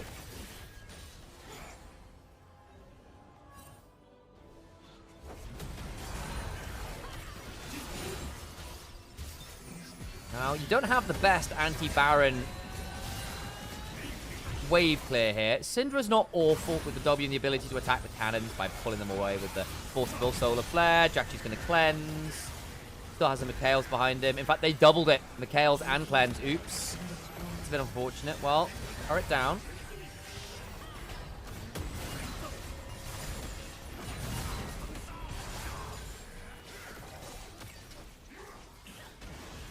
Waves crashing in multiple locations. Top esports. Can you convert this into something more? 369 is now level 20, by the way. That Renekton. Delicious with all his base HP and stats. Loves it. Makes him a lot more threatening in late game than he might be otherwise. Still doesn't win versus that Wukong right now. Keeper's Buddy comes on down. Forcible forced out. Syndra looking for some Scout of the Week. Just land it onto Nio. Syndra with the Crypt Bloom has got even more ability haste. You just keep throwing these summoner spells out. Spells, just general abilities out. as they so choose. Summoner spells a little bit more precious. EDG steps onto 369, winning that trade right now. Having K'Sante play frontline with the rest of the squads. But that's going to be all 3 inhibitors down. Top Esports really beginning to turn the screws. I think if that third inhibitor goes down, it's going to be a very tough space to be in. Keep his verdict back up. Hits Xiaohu. Onto the Nexus turrets we go. Does land that Solar Flare. Has to flash away. Turnaround damage is decent. The Azir will force off Zucker briefly. Now you're threatened, though. The Death Charge and Dredgeline used. Not too much avail. Fungiway will need to back away. Flashes. 369. Flashes scattered back towards the turret. Tries to jump on the Xiaohu. Dies immediately. And now Top Esports need to run. Is there a teleport angle behind? No, there is not. So the game doesn't quite end, but they've got 20% of a Nexus turret, and that's it. That's the only structure outside of the base standing. Dragon is up. Top Esports will still be able to secure this. There's no realistic way for Weibo to come and contest. Critical base damage done. I will say self-diagnosed happiness. That what 369 did do there was deny Elk a very, very dangerous curtain call angle. Because that would have been really dangerous. JJ is struggling in this late game as well now, it feels like. He just doesn't tanky. He needs a Starax, he needs something else. The GA isn't enough. Protoplasm Harness done for Zucker. Ugh. We're heading towards full build for both AD carries. And again, you do get that extra slot with the boots. Both have gone Swifties. 369 should finish turret first. Yeah, I think he just wanted to make... I think if he finishes turret, he still dies. That way he stops Elk being able to curtain call. Probably fine. I think stopping the curtain call was the right call. He dies for it, but that's fine. He gets the rest of his team out safely. I don't think it was that big a fumble, personally, but hey. And it also means that Zucker has to back away from his otherwise relatively dangerous dive onto the other members of Top Esports, who kind of failed to stop Zucker getting into the backline. I like the Syndra of this game. I see what you meant. Xiaohu's just bad in general. Xiaohu's, like, genuinely good for, like, 80 to 90% of the game. But the 10% where he genuinely fumbles, where he brain fades, are some of the worst ints you're going to see in the LPL. It's ridiculous. Like, it's so annoying because otherwise he can be very good. But the moments where he fumbles are critical failures. Solar Flare a little wide. JJ flashes in. That's on the Jachi. Ah, the Deadly Flourish follow. Jachi's gone. Oh, boy. You lost your AD carry. G8 for... JJ, Fengyue is going to be left really low. Fengyue has a bad time. 369 gets in. The healing from the Sundered Skies. Ridiculous. JJ will go the wrong way. Will die. But all the while, Zucker having a bad time. Aaron needs to leave the Dominus proc, by the way. Zucker should get back over here. Slide away. Ooh, my days. The scatter prevents Nayo getting involved. So 369 will survive. What was that? 2 for 1. The Nexus turrets have all died, by the way, though. So it's... it's still Weibo in a horrible spot. Deadly Flourish. Cream, I think 369 is going to TP. No, he doesn't have the TP. He can't come back. I fear 369 was not denying a curtain call because it was already used to start the fight. Oh, I guess it was just bad. Well, even then, actually threatening the doubles, the Syndra and the Jhin. It's full contact team fighting. It's how 369 plays the game. You get into the backline, you threaten, and you're right. It had to be. And not, wasn't that. Anyway.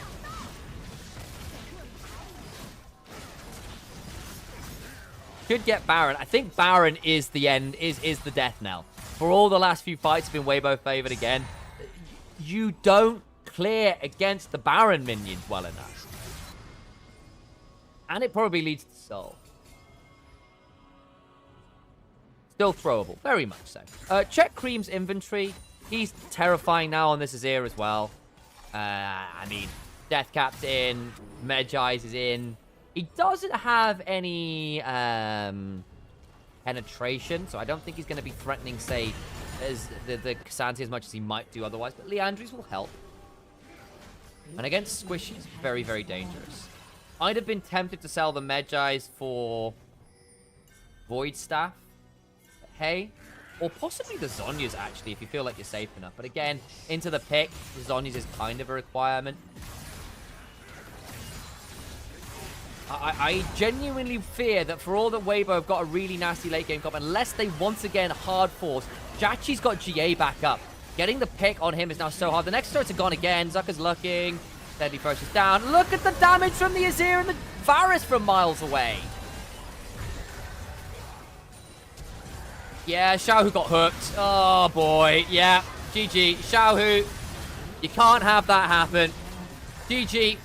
We're Top Esports catch Xiaohu enough times to break Weibo's hold on the game. And with it, they earn themselves a Game 1 victory. That one Baron fumble doesn't cost them the game. The second earned critical damage in the base that Weibo Gaming, even after some picks, are unable to manage to stabilize from.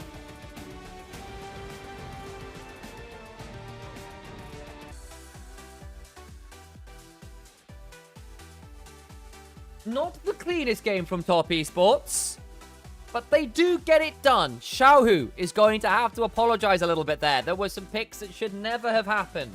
I also think Weibo Gaming did a poor job of managing to get to those turrets and controlling the map. Cream and 369, all of the sometimes fumbles in the team fights in the mid game, were still able to get a lot more control over the map and cause a lot of threat for that one. This game felt so long, it kind of was, that's why. 1 Baron fumble, 2 Baron takes, 6-7 dragons. It was a bit of a slog.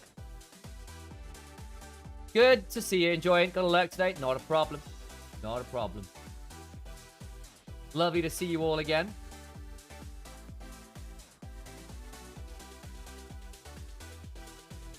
Man.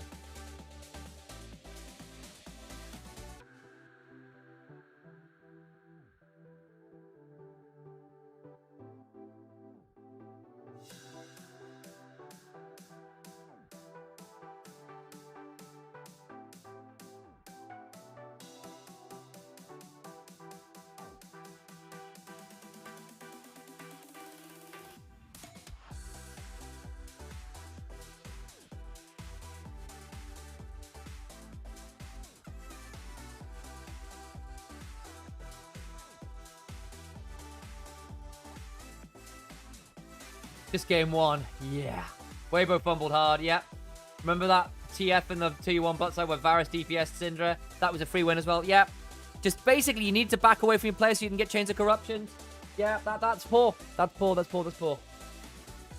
Yeah, because again, that game was over, and then they have that bot side play. Syndra TP's mid. That's a bad play. Xiao gets caught over by tier 2. Yeah, like, there's lots of moments there where, unfortunately for me, Xiao ends up getting caught in some pretty unacceptable ways. I have a little bit more sympathy for the bot side skirmish where Jachi just played a blinder of a team fight. But, like, I'm sorry, from that position on the Syndra, you shouldn't be that far behind the Azir. Like, Elk did his damn job this game. Elk did his damn job this game. But Xiaohu, come on, man.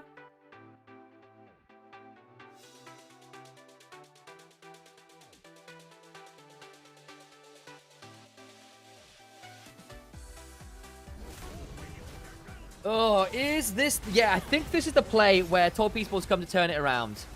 Reminder, this is a spectator bug. That turret is dead. Zucker does a decent job of buying a load of time. It's like fantastic. Now your flashes on in, gets interrupted, has a bad time. And you think, oh no, Top Esports, this is a bad TP. It's a bad angle. Fongyue's TP'd in. Has a horrible time. Fongyue just has, yeah, bad time. Elk cleanses, backs away. And you think, this is great. This is great, but then the Chains of Corruption. I think Era did spread them there to Xiaohu. So that's more on Era than Xiaohu, actually. Era just had to go back towards the other bush and not spread that to his carries. And then they have the Sun Discussed, and Cream gets to shuffle forwards and finish off Elk, who was then suddenly the sole DPS. Maybe if they had the coach comms, as in LCK, to be able to finish it. Yup. Yup.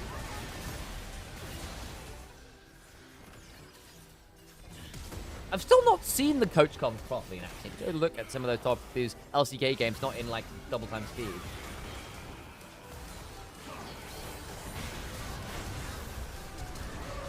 Oh, MVP for this game.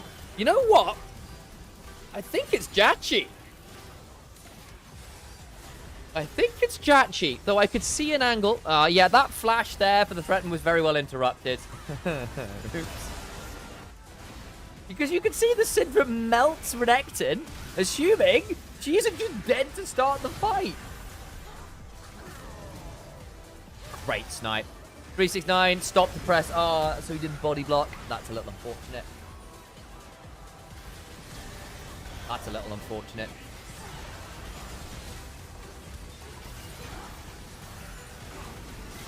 Could see Cream getting it. Yeah. I think he had an okay game as well, to be fair. I just think Jachi oh, what? He full shot.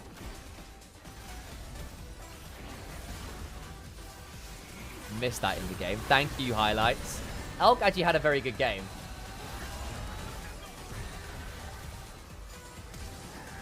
Yeah. I get it. I still think probably threatening the backline is the correct call. You forced the skill check. Show who wins that one. Tried to get over the WBE there. Do they? Even with Coleman or roster, this guy would be like Chico? Maybe. I don't think Coleman's necessarily the gameplay guy per se. Well.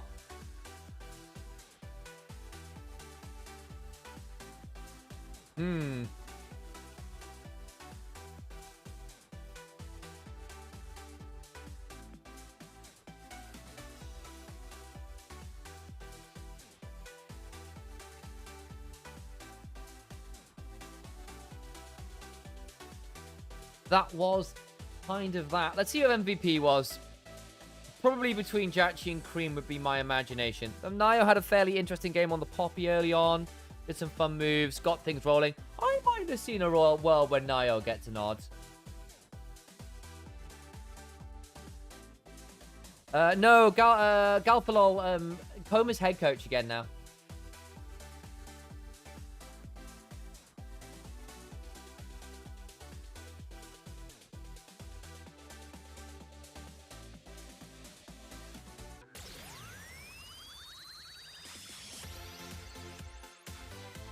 And it will be Cream that gets it. 606.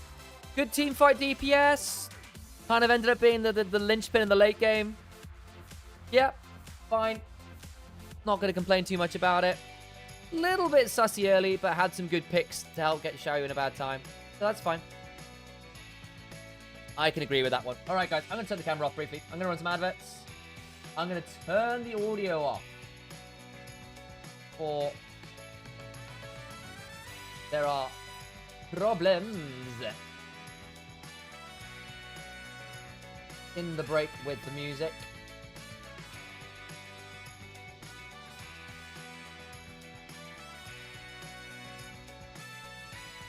LD. Spotify, come save me.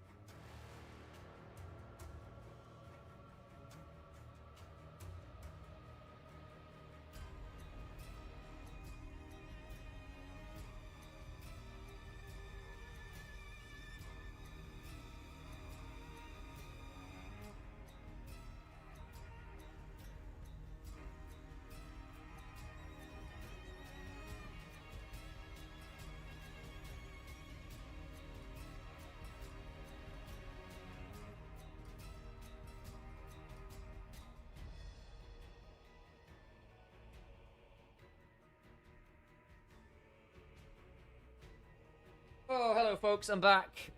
Time to turn Spotify music off. Turn this music back on.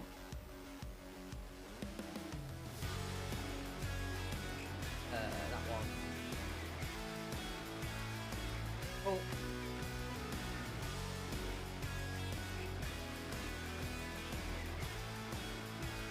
Oh, hey, panelists, by the way. Thanks for coming and saying hello. I missed you coming and following for 4 minutes. While I was over here doing that, let me get my...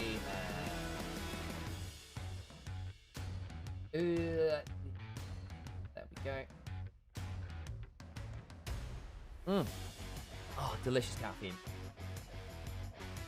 Any cuties in chat? Right here.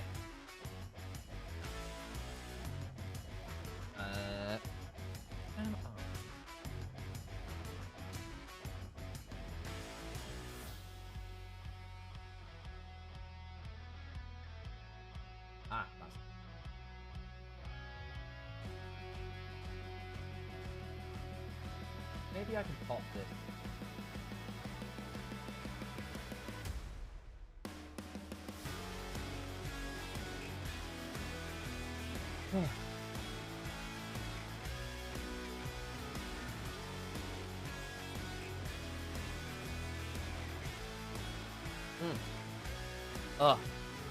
Yeah, guys, if you have not already subscribed / followed myself at InitializeCast,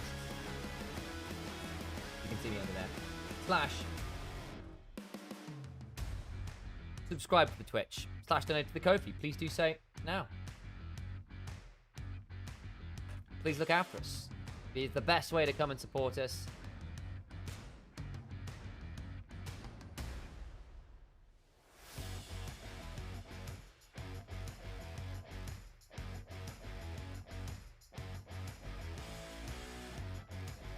In our option. Alex isn't here. I was typing that. Alex is Uma Musumeing right now, I believe, doing in a bit of a tournament somewhere.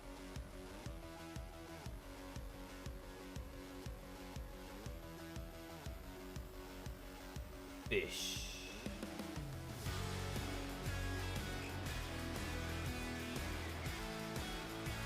Yep. Amazing. Also,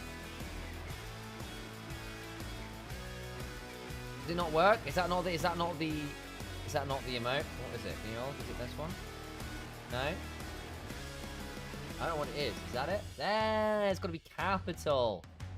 Got to be capitalized. That's what it is. Opposed to this. Yes. Which I also find very entertaining. Thank you for the follow. Full hentai. Yes. Yes. There we go. Well, what I needed in my life right now.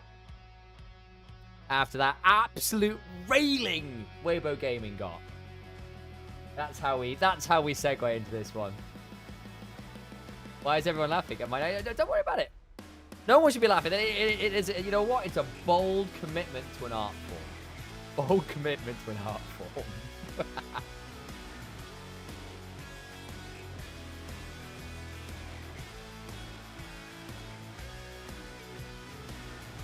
So, game 2 should be shortly on the way. Pinterless redeemed a fun fact, huh? Did she? Fun fact for Pinterless.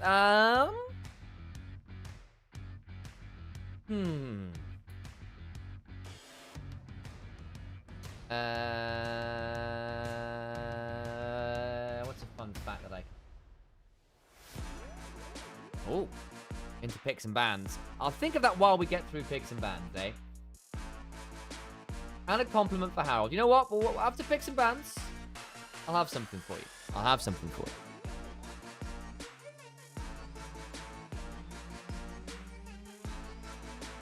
Jace and Malphite band away.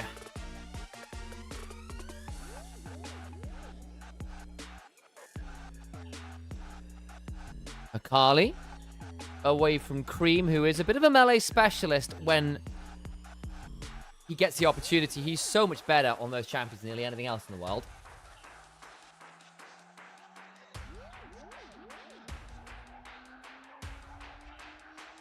Jace, Orianna, Rumble will still be the mans.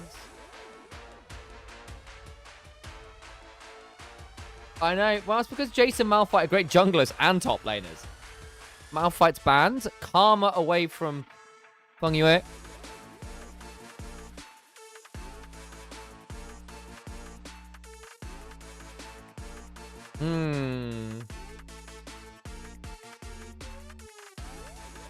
Oh, happy birthday, Fairy Tale Me. If that's what I'm correcting. Oh, it's a new age thing. I'm a new age thing. Oh, my days, happy birthday. That's slightly different. You know what? Have a happy birthday on me, but that's clearly not actually your actual birthday. So there you go. Rumble got through. Rumble being a first pick would have been option for Weibo Gaming isn't taken. They went for the Ambessa flex option between JJ and Zucker. That is now just going to be Rumble locked in on the other side. Dangerous to give up. 369 is many things, but a bad Rumble player he is not.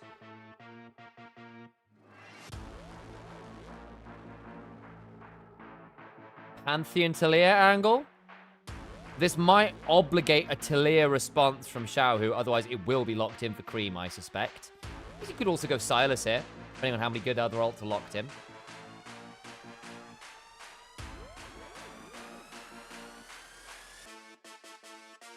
Nio actually had a fairly solid early game last time around. Jarvan instead. JJ's Jarvan has always been a comfort for him. Lock in the Rise as well. There's your point and click. Your CC chain's already pretty good for Weibo Gaming. Individual to pick pretty strong. Here we not bad either. But of course that would allow for a Cassiopeia, which has been rising in priority in general, but is a bit of a rise counter. We've seen a fair amount last year to mixed success. But laning-wise, certainly very strong nonetheless.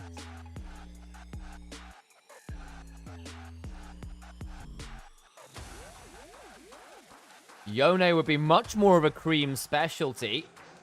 So that will be the option. Used to be a very regular pick in mid lane. Has been less so of late. Even so, of course, Cream very much a specialist on the champion. When he was making his name for himself on OMG, was often with the likes of that Yone. Aphelios away from Elk. Again, that's been rising in priority. Maybe the Zeri as well then, if we're thinking about getting rid of some of those slightly more dangerous late-game carries that have been lurking around and about. What are we banning on the other side?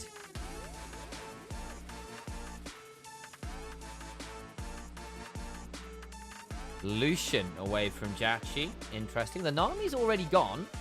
No, that was last series, wasn't it? I apologize. So, take that back. Of course, Lucian, is, as of late, is no longer as tied to the Fishwife as he once was. Elcon Weibo Gaming still rattles my jimmies. It's so weird. Yeah, I know. So used to being on BLG. Or Sooning, I suppose. It's a new age. New age. Kai'Sa away from Elk as well. Those are your really heavy mid-game spiking carries that would have been specialties for Elk. Would have paired up well with the combos here as well. Moonlight Vigil into a Cataclysm. Kai'Sa ult to follow up on a pick. Both those pretty solid.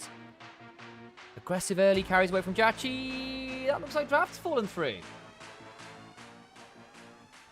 Oh no. I don't want that. That's boring. Well, fun fact for Pintalus. I need to do that one, don't I?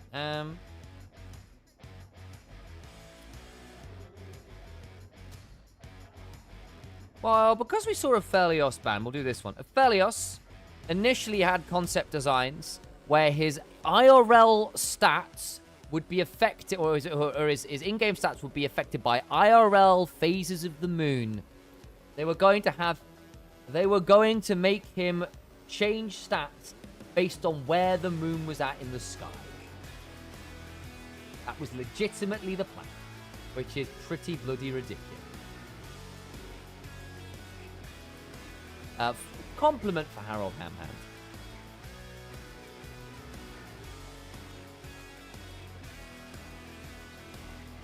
Heroldimus Maximus, first of his name. Great general and leader of the friendship group. Honorable soldier in the war of Dungeons and Dragons. Great role player. Strong, cursed human with weird amulets. May you always be as funny, wise, and kind as you are to us who know you. Thus spaketh the Emperor to his favored general. How's that? Wow, wouldn't that be a logistical nightmare at all? Yep, that's the one.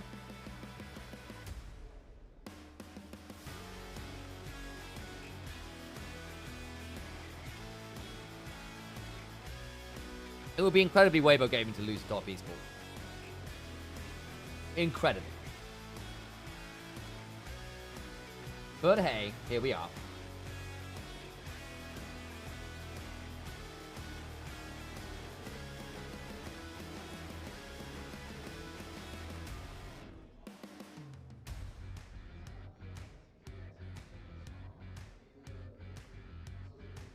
Yeah, I'm leaving now. Enjoy the rest of the game chat. I may or may not be back. All right, Kite. See you soon, hopefully. Hopefully we get into picks and bans again soon. Appears there has been some draft issues. We've had a couple pauses today. I'm hoping this won't become a regular thing. Especially in a long day like today.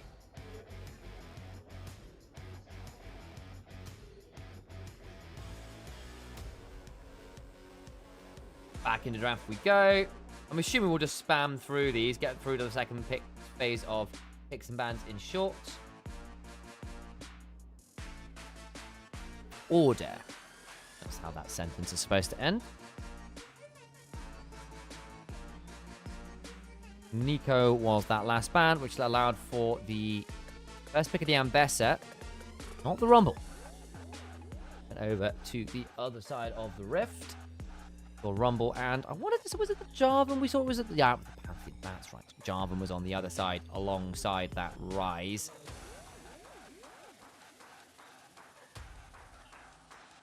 Yone for Cream. For those who don't know, Cream made his name on melee, assassins, and carries. Yone was one of his premier picks.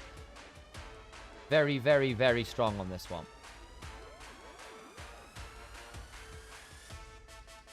There goes the Misfortune. Should have been the last ban, not the Kaiser. I see.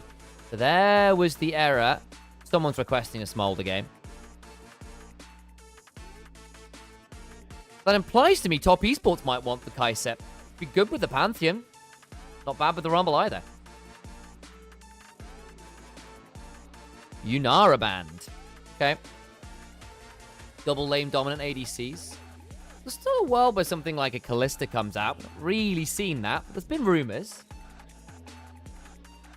Corki.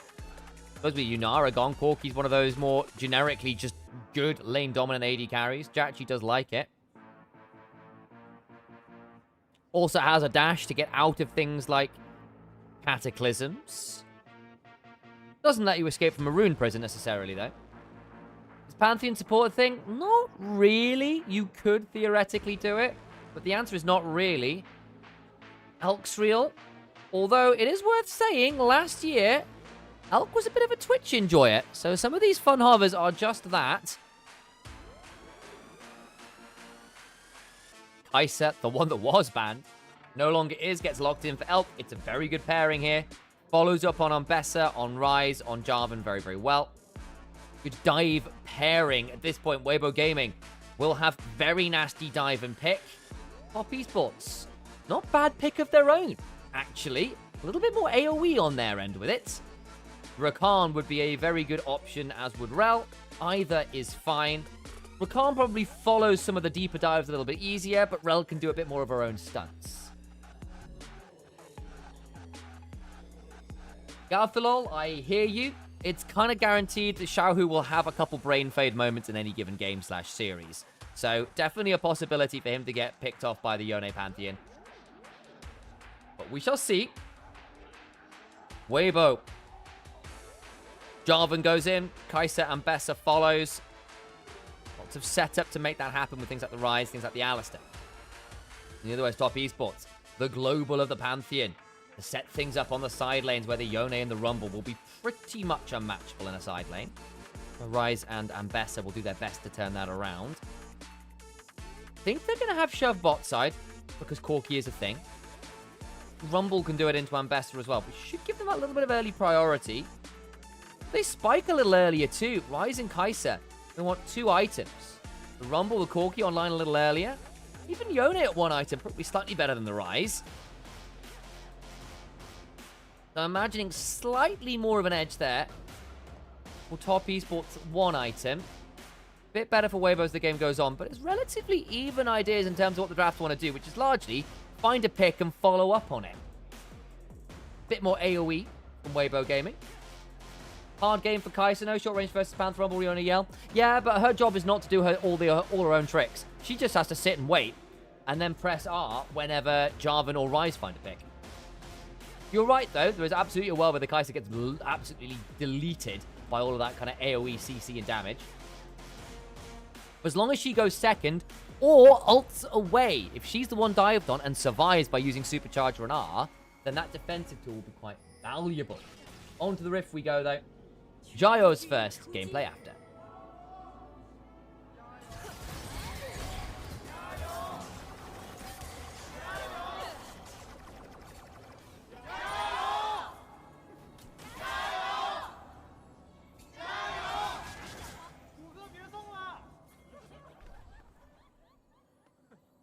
Jayo's complete. He just follows Ambassador out, should be fine. That's the idea. It's a good combo there, though I agree. If it's Kai'Sa by herself, not as much fun. Elk Barrier at the level 1. Has to flash the crash down. Ignite comes down. Feng Yue now in danger. Will flash as well. But again, Kai'Sa without flash, significantly less fun than the other one. Hang on. Flashback on the pole, but he's still got his own barrier. Mount up, not quite in range. The Cathian Rain is multi-target. Won't be able to turn that one around. And the reason Corki Rel is so absolutely disgusting at the early levels is Gatling Gun and Rel passive break the mold, shreds your resists, steals your resists. You have no defenses at the level 1. You're a Spellbook Alistair. It's a tough space to be in, Weibo Gaming. Start the early lane poorly. Nayo now at level 2, looking to punish Xiaohu, who's pushed up very aggressively. There's the flash, the shield vault. Q is stacked. Does Cream want to follow? No, he does not. The invade happened. Jarvan also invaded, but that's kind of fine. You got the additional summoner there. You got your own red buff still up. Happy enough. There's the Q3 with the Mortal Steel. Unbinds the soul. Xiaohu needs to be a little bit careful there. Is he okay? JJ will be maybe half a camp ahead, something like that. He's got Krugs to get to. Did get his own red buff. 369. Might actually just put that ward down to try and ward out a potential Jarvan gank angle from Krugs. Where's Jackie and Hung? Jackie's taking a split off. Medical reasons. Personal break. He's been grinding really, really, really hard for years. The LPL schedule is brutal. So Jackie basically, look, my arms are screwed. I'd like to go on holiday with my wife, please. Can I take a split off? And Top Esports went fine. So they got Jachi in, who's basically playing for his spot. And Hung isn't starting. I'm not even sure if he's on the roster anymore. I think he was let go. They've gone with Feng Yue, who is a relatively solid LDL support. But that's kind of the idea. Nayo and Jachi were 2 of their superstar Top Esports challengers. Dominant players. They used to play very, very aggressively around lane dominance and allowing Nayo to make aggressive moves. Kind of seen that over the last couple games, right, with the Poppy and the Pantheon making some of those fun ganks happen. Not so great when he doesn't get to play with a lot of tempo, a lot of fast plays. And if he's having to play a slow, methodical, efficient game, he's not really a player. Not fantastic from behind. Had a lot to learn coming up to the LPL level, where he wasn't always guaranteed to have the winning lanes. And people tracked him a lot better. That's a bad pulverize. Still had the headbutt, though. So gets to knock Feng Yue out of the... out of the crash down. Elk ignited nonetheless. Back off cooldown. Elk forced away from the wave. Reset for the tier versus just that refill pot is kind of sad. Countering strike, crash down. JJ's here. I think Feng Yue probably dies for this. There's the trample. Flag and drag comes across. Gonna try and donate this one over to Elk if they can. just about gets that last auto. Nicely done there from JJ to walk on in. And Top Esports just didn't have any wards in the river, did they? Saw nothing. Went for that very aggressive trade. Couldn't afford to. Didn't track where JJ could be. Especially because they kind of had an idea he must be resetting with all the camps being down topside. That's just bad jungle tracking. Unnecessary goal back over to Elk, who had kind of lost that lane.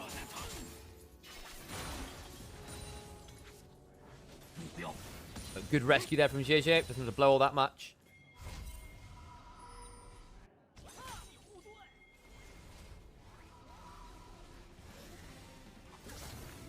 Are we interrupting this? We thought about it. Lacerate and spot. Just to threaten a potential turnaround. Stays out range of the flame spitter that way. 369 will not be able to reset. And of course, Zucker with the pickaxe is a lot scarier right now than 369 with just a Doran's ring. In fact, how close to 6 are we? Yeah, I think we can all in this, Zucker. Ah, he's too much flame spitter. Each too much flame spitter. Does have the Omni Vamp now. Oh, 369 really wants to clear this wave. Does. Be so careful. Electro Harpoons here would probably mean he gets run down.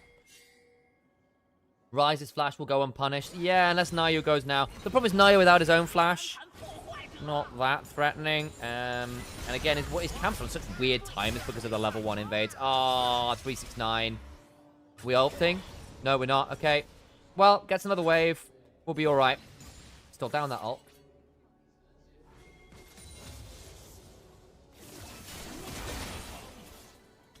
Cream doing fine into the Rise can sometimes be a bit tough because, again, you're melee versus range, and one of the big changes to Cream was the fact that Doran's shield and fleet footwork and a load of stuff meant that his early laning phase was just nowhere near as viable as it once was. GG's mid. Cream does have ult, does have flash, not the easiest to lock down here. Now you're also around as Unbound his soul, buys some time, stacks the Q. They won't go any further. Double headbutt pulverize. Shattering strike, crash down, and the Valkyrie's going to force the flash. Yeah, it is. Fungyue and Jachi trading. That's a good kill. Barrier to work with. Elk ignited. Jachi in danger. Does have the flash. Gets away.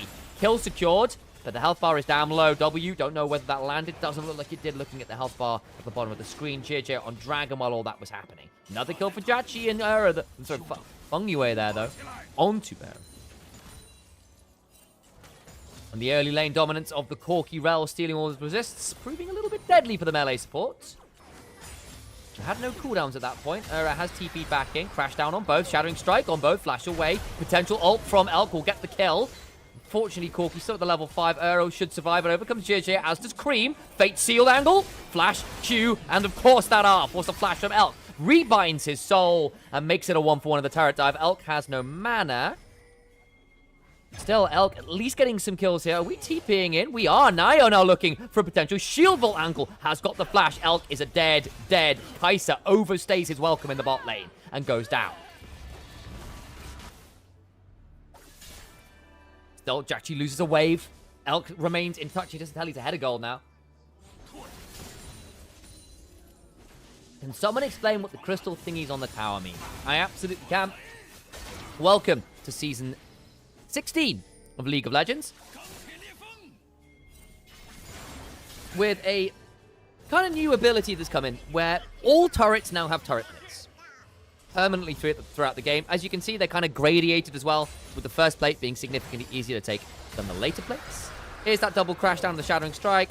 Not bad from Jachi, still got headbutted midway through his Valkyrie, but it was threatening enough here to cause a lot of damage, and Cream gets to roam down and basically murder Ura.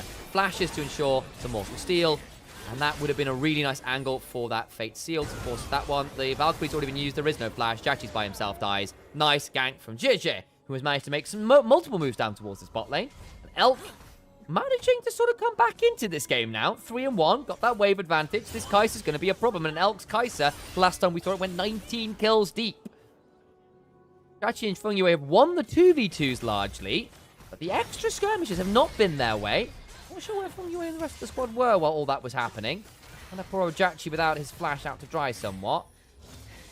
Just need to be a bit careful. There's a mount up coming. Magnet Storm. Elk might be in trouble here. Is he going to get run down? Shattering Strike. Barrier forced. That's a delayed reset crash down. Supportal combat. Well, that's going to be a problem, because now Elk is going to be dead for at least a little while. Probably another plate at least to Jachi. Maybe 2. It's a full wave here. Do they have grubs? They've just picked them up. Just picked them up. I think you should stick around for that one plate. Won't actually get a chance to. There's too many wolves around as well. That's the other thing is, Weibo Gaming have had much better wall control on the entrances to bot side. That's what, 3 control wards in the river. Loads of wards around the entrance to bot side, which has been a bit problematic. But yes, Crystallize. I got off track with things happening on screen there. But turret plates are now on tier 2s or on tier 1s. They stay up the entire game. And an additional part of that is if a turret isn't hit for an amount of time, it will start to build up those crystals. And what that means is that the more crystals that are on the turret, the bigger the first auto that hits the turret will be. They will do significantly more damage. Think of it like a stacking demolish prop, which is supposed to empower sieging and split pushing, basically. So when you do get those brief windows to get someone under tower or split push away and get a couple autos, you get more value from having done so. Transtarful top side, though. Zucker, public execution, will not land as a flash will ensure that it only goes to 369 and not towards the other end of his turret, and will die there. So yeah, it's basically supposed to empower sieging and split pushing. If you see an auto on something with a load of crystals, say this mid lane turret, you'll see it hits for a lot harder than it would otherwise. We're going to try and run what bot side. It's another bot side play. Grand Starfall available. Nope, top side, but Nayo is roaming. Here we go. This could be interesting. Fongyue under the turret. Magnet Storm on 3. Are we going to try and turn on someone? No one's taking turret aggro yet. Nice buffer on the flag and drag. Ura has to ult. Rise already ulted. That's going to be another play, I think, for Cream here, who's got those grubs to work with. There, you saw that big hit. That's the Crystallize. So for people like Yone, really nice. You're a melee champion. You take that one moment to hit something. Feels really good. The other thing, of course, are the role quests, which you can see at the top of your screen. You see all the sort of role icons. When those light up, it means you completed the role quest. They all give you crazy things. Jungle and support are largely the same as last year. Support gets an extra ward slot, basically. Jungle, you get empowered smites, and you get slightly more gold from monsters, and you move faster from the jungle, which is, all right, but it's not anything like the solo lane buffs. Mid lane buff, top lane buff, bot lane buff from clearing those role quests is massive. Bot lane, you complete your role quest, you get an extra slot of items, so you basically, your boots become their own slot, and therefore you can build a 6th item, and you get more gold from killing minions, which is huge if you complete it early, because it allows you to accelerate ahead of your opposite number. Mid lane, you get the empowered shoes, the upgraded shoes from last split. If you remember things like the Chain Lace Crushers, the Sorcerers, Spellslingers. That's the one. Spellslinger shoes. You get those in this meta, in this year, where you can't on any other role. And top lane, you get an empowered teleport, or just unlock teleport if you didn't take it once you complete your role quest. And you can upgrade to... Oh, hang on. We'll play there in mid lane. Cataclysm, turn around. Out comes Elk with the killer instinct. Turn around with the man. It's decent. Cream coming on over. Fate Sealed isn't fantastic because JJ interrupted with the flag and the drag. Cream, though, good heal. The Equalizer is dangerous. Xiaohu in danger. Valkyrie after double red carpet. Forced to flash. They're jumping onto Elk, who's going to get a little bit of safety courtesy of Ura. Looking to headbutt Pulverize. Ends up being the 1-for-1. Xiaohu for Nayo. But again, Elk is the one that picks up the kill, and Zucker gets free time topside.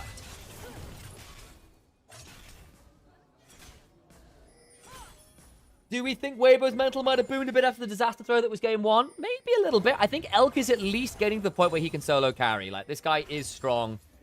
Got Bandle pipes. Okay, basically they see people coming, and they're going, all right, well, JJ, not sure about you walking up here.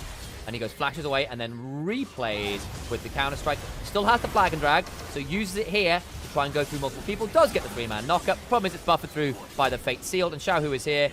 And poor old Nayo disappears. And then out comes the Equalizer. And Xiaohu also dies.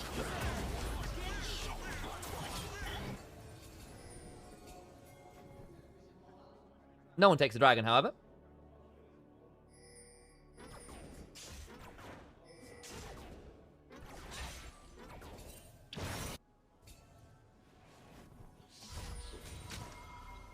But yeah, despite the early good 2v2 play from Jackie and Fongyue, they weren't really able to wrestle that into vision control. And that's actually allowed Elk to get a lot of ganks, get a lot of tower dives, get himself ahead of the game. Now he's 1,200 gold ahead on Kai'Sa before the Cull cash in. The last time we saw Elk on Kai'Sa, again, he went 19 kills and 1. He was unbelievably strong. What's the little area effect thing when someone wards? Those are called Phaelites. So a new addition, where basically you put a ward in the little mushroom fairy circle in bushes, or wherever you see them, you get 45 seconds of an increased area of vision control. So it's not for the full length of the ward, but for 45 seconds, you basically get AoE vision in that area. Which can be very, very potent. And as turrets go down, it gets later into the game, more and more of them spawn into the enemy jungles and stuff. Nice, Magnet Storm, crash down! Beautiful from Feng Yue. Jackie gets to go forward. Out comes the exhaust. Actually gives JJ alive, and the ignite's just not quite enough. Xiaohu's left incredibly low. What happened there? Gonna try and realm warp out. Does so. What left him so low? Was it an equalizer? Feng Yue's here. Can we catch Rise? X-Flash? Yeah. Flashes away. So they get the flash as well from Xiaohu, who doesn't have a ghost. We didn't see what happened bot. I'm assuming from 369 having burned equalizer, he burned that towards that bot lane, TPing back in. Dragon started. Top esports in a pretty good position right now. JJ could come over. Elk. No flash, no barrier. Does have ult. This gets spicy. Hang on. Smite Bite engaged, but that is still Nayo that gets that one. Trying to heal his way back up, but I think Jachi will be left to get out of there. Out comes the public execution. They get a kill back, but the dragon still goes the way of top esports. What determines those zones? Depends where the Phaelite is. When you hover over one, you'll see what the area is. It's a little harder to know, but generally speaking, it's into the river or into the jungle, where you want to get control of from those wards, largely. Nice play on a Jachi there with JJ, who has been pairing up very well to donate Elk kills. Again, without the flash, Jachi is very vulnerable. You can't Valkyrie away from everything. He's struggling. Who's better mid laner, Camilla from LEC or Xiaohu? Xiaohu's the better mid laner still. Camilla's still very young. Xiaohu is a good mid laner on the whole. But the problem is, on the whole, is 80 to 90% of the time. And then the other 10%, he makes absolutely brain-dead plays that cost him games. It's very frustrating. But you'll see where they are, basically, because you'll see wards placed inside these little mushroom circles.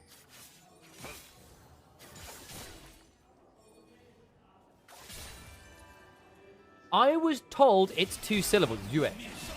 Not just Ye. I've been told otherwise, Hitman, but I'm happy to be proven wrong. Any Mandarin speakers in chat want to give me the proper pronunciation of Feng Yue and give me a heads up, but I was told Yue.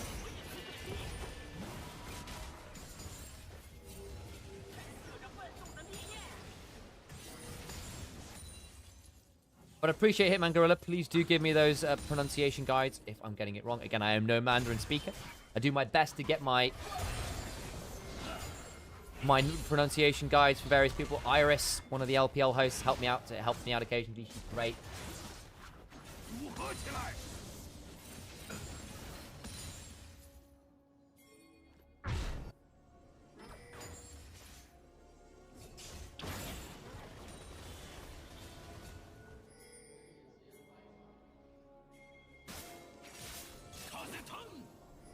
Cream is also in a very scary spot now. 20 CS up. 1 kill deep.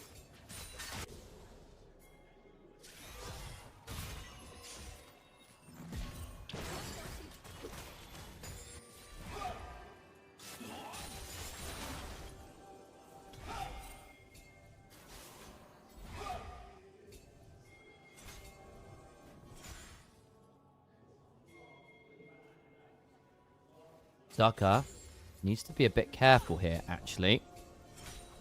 Be very quiet. It's a mixer hunting season. Wait for it. Anyway, still off fishing. Good dodge of that. JJ's here. Is it enough there? Ooh. Pull the trigger a little bit too eagerly. I think they see JJ and call off the trigger, but that means Jachi is now left under this turret. I think Era might consider this. Now the wave's kind of gone. He was off clearing a ward anyway. Actually, Era might get jumped on here. Is he going to be forced to blow something? Yes, he is. There's the ult. That'll be enough. Might slow. His ult's about to time out. Yeah, he flashes. I don't think that's enough anymore. Flash mount up. The pulverize is decent. Cataclysm after. They missed the rocket. JJ gets out with the flag and drag, and Top Esports fail the pick. Cost them a summoner or two on both sides, but no one dies. Jachi. Oh, no. JJ's been playing a mean Jarvan game. And his target's been Jachi pretty much every time. Public execution wide. There's that little mushroom circle. Ah, nice work with the use of the far side alteration to see what's going on. TP in from 369 to clear out this wave, but that's a big swing for WBG Gaming there. Hang on, he's on a ward. Bloody hell. Grand Starfall forces Elk to reset. They can't quite get onto him, but he's now going to be late on this pullback. JJ's in the enemy jungle. He needs to leave. Out comes a Fate Seal as the turret falls down on the other side. Zucker not having fun versus Cream, who's bloody strong at this point. Even with that Omnivamp, it's certainly not enough. Blade of the Ring King and the Noon Quiver, giving Cream a lot of ability. Out comes the Cunning Swipe.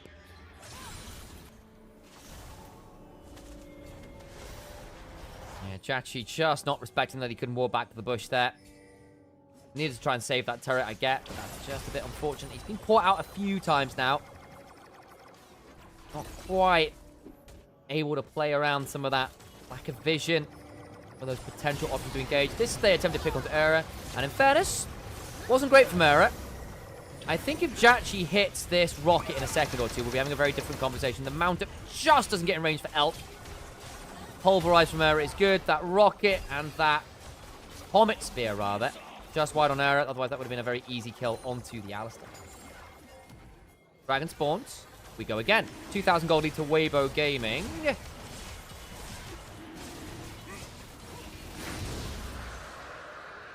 WBG get the dragon. That should improve their win percentages somewhat. It's a very even statistical game at this point, which seems about correct. Elk at 7 kills, though, is a problem.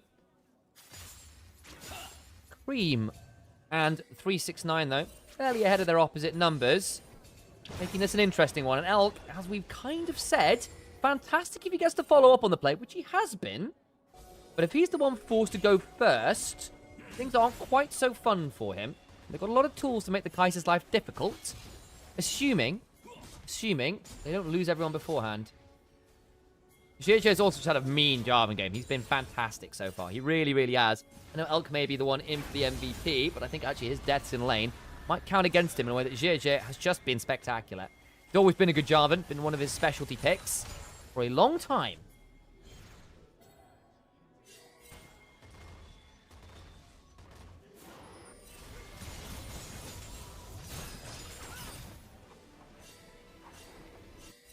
Appreciate you, Hitman Gorilla. Don't worry about it. Please feel free to give me those pronunciation. It's really not a problem. I will do my best to get names right, especially as I said, I don't necessarily always.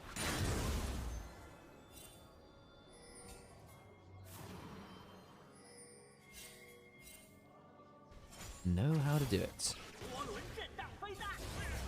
Going up the wave.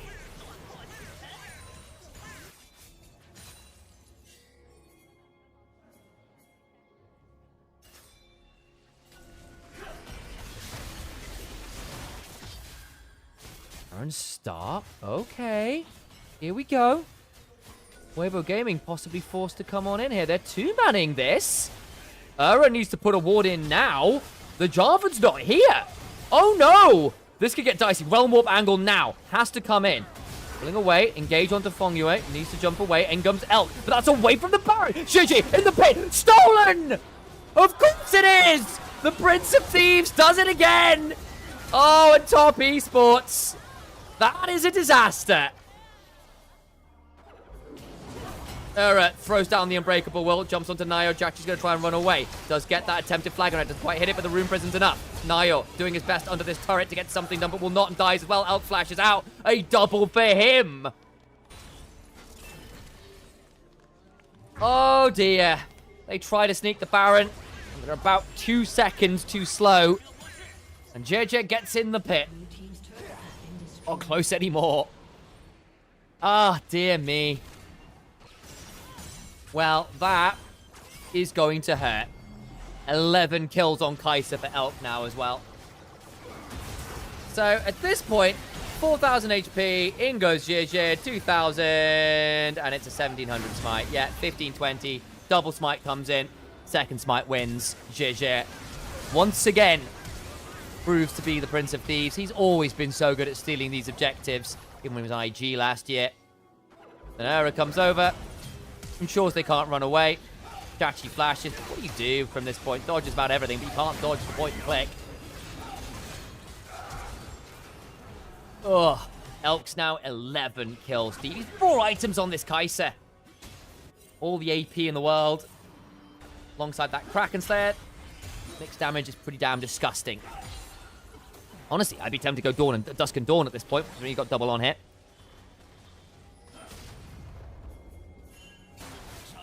Is quite an item on Kai'Sa if you set it up right. Cream probably needs to leave at this point. He's still been trying, bless him. But Top Esports' inability to stifle Weibo Gaming's aggressive collapses on Jachi have been such a problem.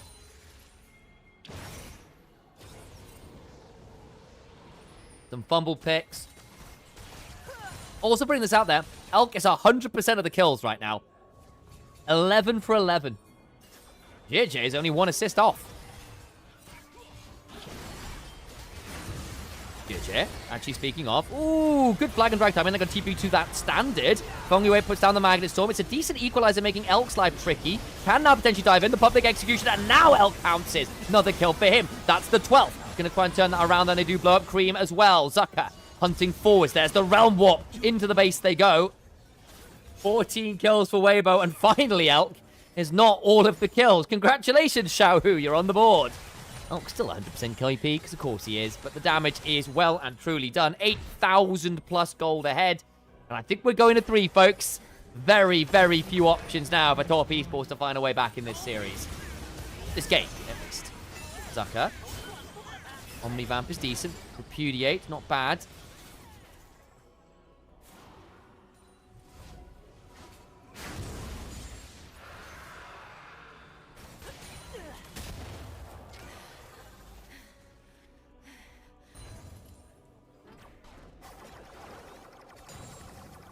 Well, Soul available to Weibo Gaming in about 4.5 minutes.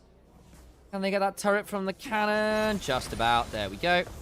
Rumble gets... Red team's turret has been destroyed. Did Rumble get the kill credit? What did Rumble get a little credit for there? Something popped up about Rumble on screen. Don't know what for what. Wondered whether it was that turret, but like, no.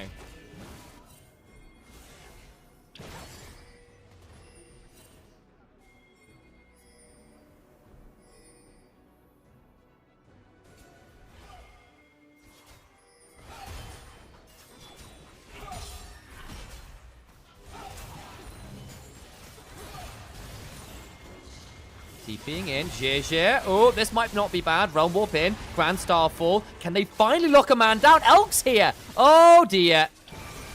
They just don't have the damage. You've got Randuin who's making things tricky. That's a wonderful Fate Sealed. Cream in danger. Does try to get some work done. Elk going golden with the Zonyas. Keeps him alive. They just don't have the damage. Zucker flashes. Lacerate. Breakout step. I don't want to begrudge them looking for the picks. Zhe was alone. But not for long. They don't finish the kill. The Randuin's into the double crit. Double crit, really, is it? A little bit of crit from Cream. It is anti-armor. Or rather, anti-AD. And that is all but done. 15-3 for Elk. Every time this man plays Kai'Sa.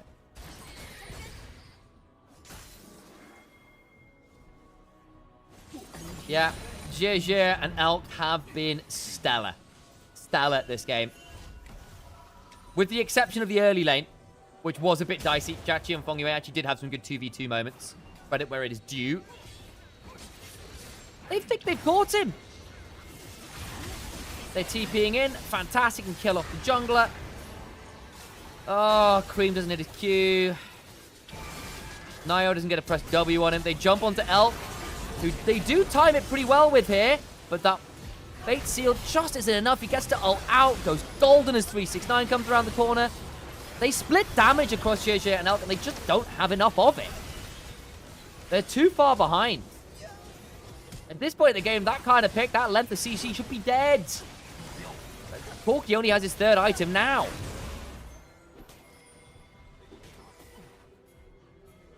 And that, as they say, is tough, buddy.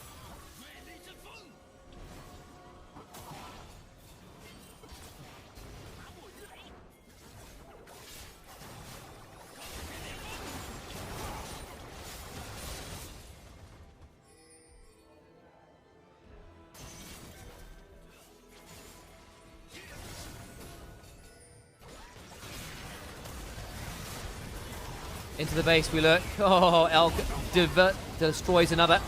Let's get caught with that equalizer a little bit. Does go Golden, gets the kill on the way out. Oh, no. It's a triple for him. Hang on, how much further does he want to go? Finally, does Elk drop a KP as Jarvan gets on the board, deservedly so. Only at the very end does Elk drop some of that involvement. But Weibo Gaming, right the wrongs of game one. No more errors. Once the ball started rolling, it just got bigger and bigger and bigger. A few fumble picks from Top Esports. Some calculated funneling of gold into the Kai'Sa for Weibo Gaming. Life was good. Where is my cameras? Hello, folks. Nice to see you all. Oh. We're going to 3 on this one. A relatively convincing stuff there, wasn't it? Elk, GG, just took that game in their hands, mashed them. You have to wonder whether that Kai'Sa should have been banned and not allowed 3. Decision was made, problems were experienced. Managed to ensure that Elk got fed a load of kills despite the early struggles in the lane, actually. For me, I think it's JJ as MVP. Helped right the ship in bot lane. Was involved in nearly everything. I think Elk may get it off vibes alone. But I think JJ was really, really good in that job. And I want to ensure that he does get shouted out properly.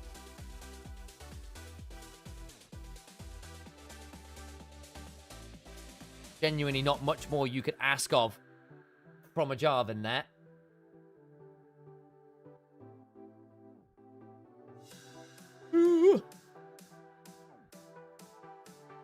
Elk and GH just won the whole game by themselves. Yep. Because that felt playable for large portions of that. But welcome back as well, folks. Welcome to the Nightmare channel for some LPL action. Thanks for coming on in here and saying hello. If you've not hit that follow button already, please do so. If you've not hit that subscribe button already, please do so. It'd be amazing if you can support us. Those social numbers make a massive difference to our ability to get things like sponsors. Please do help on that one. If you've got the ability to donate via Ko-fi or use that Twitch Prime sub, it's a great place to do it. Can't thank you enough to those of you that do. We obviously Mobile Legends earlier in the game, or earlier in the stream rather, offering us some support. And it is much, much, much appreciated. Loving the UI, Sam. Thank you. This is my stream. Have you not been on this? Have you not been on my channel? Have you not been on my channel before? This is my setup where Alex is in his room. I'm in my setup with my stuff all there. Cream tried pretty hard on that one. Jachi, again, the damage wasn't bad, but the Corki wasn't protected and got caught too freely in a way that Elk just didn't. And how many of those actually led to kills? Nayo just didn't really make very many proactive moves on the Pantheon post a certain point in the game. Better objective fighting from Weibo this time around. Shao didn't get caught very much this time around. Just much, much better. JJ, immaculate stuff on that. But thank you for the compliments, guys. Shout out to Chris Edgeworth, who's done my graphics package. Need to hit him up some more, actually.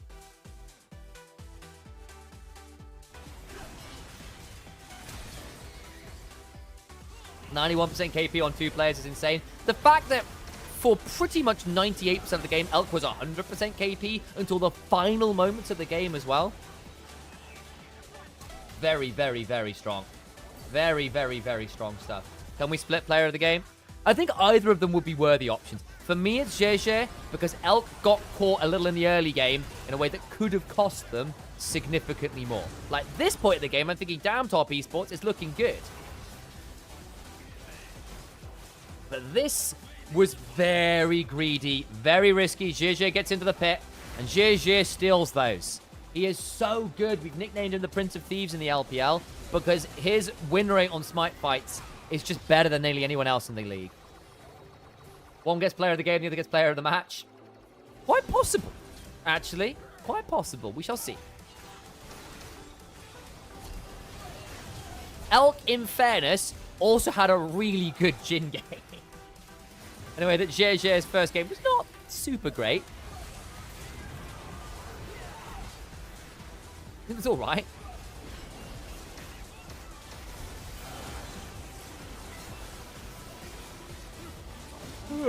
Elk got caught on good equalizer a lot too, to be honest. Yeah, I mean, he was just so far ahead that it wasn't a threat. Like, JJ's down a half, not dead.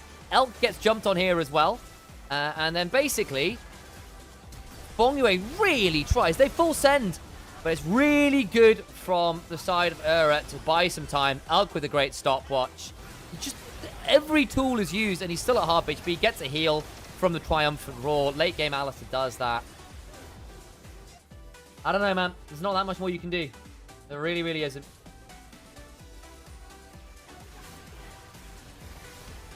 Such is life. Such is life.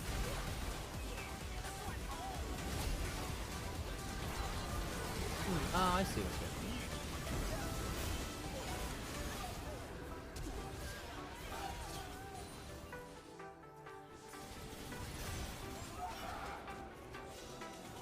going on. Okay. No, it is on that. And the... Oh, it's still cutting off on the same line. Okay. I know it'll be on. It'll be on my other... Be on my other scene.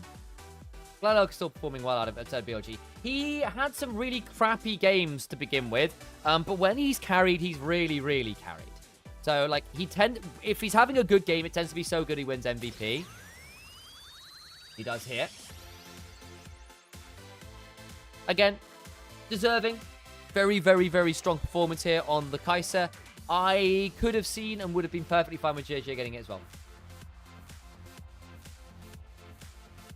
But that is fine.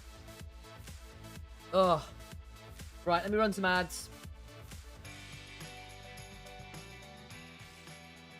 And get ready to mute things because we get done in by nearly a 10k goal gift. Yep. Yep. 10,000 goal ahead individually was pretty bloody silly, wasn't it?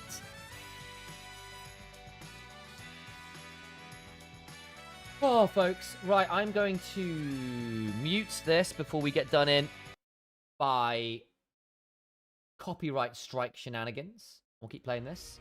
I will return having got myself a bit of a brief break. Some more caffeine in some capacity, probably. Oh, refresh myself for our third game of this series. Back in a minute or two. Or our next game.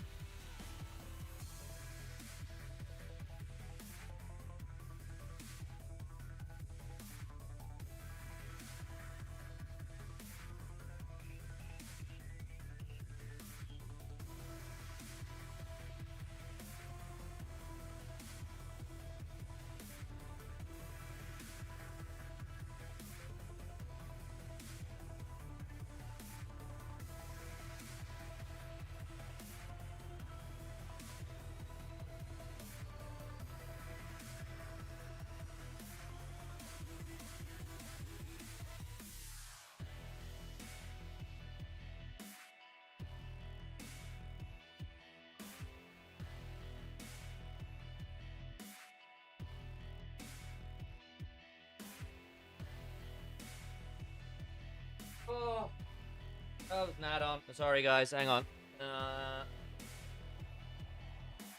Where ad? Right, we can pause that and bring back the actual music. What else do I need to do? Oh.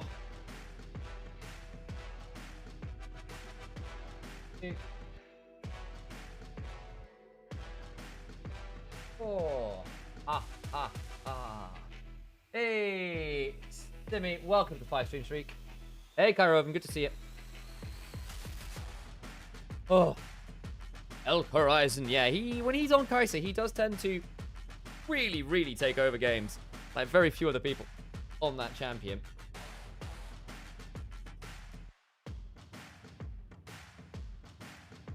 Still, means we are heading towards a game number 3.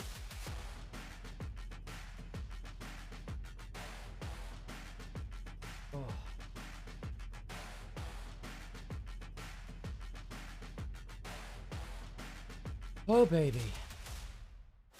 DJ music, so the music was a goated choice. It's, not gonna lie, I cheated a little bit. It's just a shuffle on the right, create a safe playlist. Hey, Sylv, good to see ya. Hey, Amber, morning, morning. We've been going now, and we're into our 5th hour of streaming. 4 hours, 25 on him.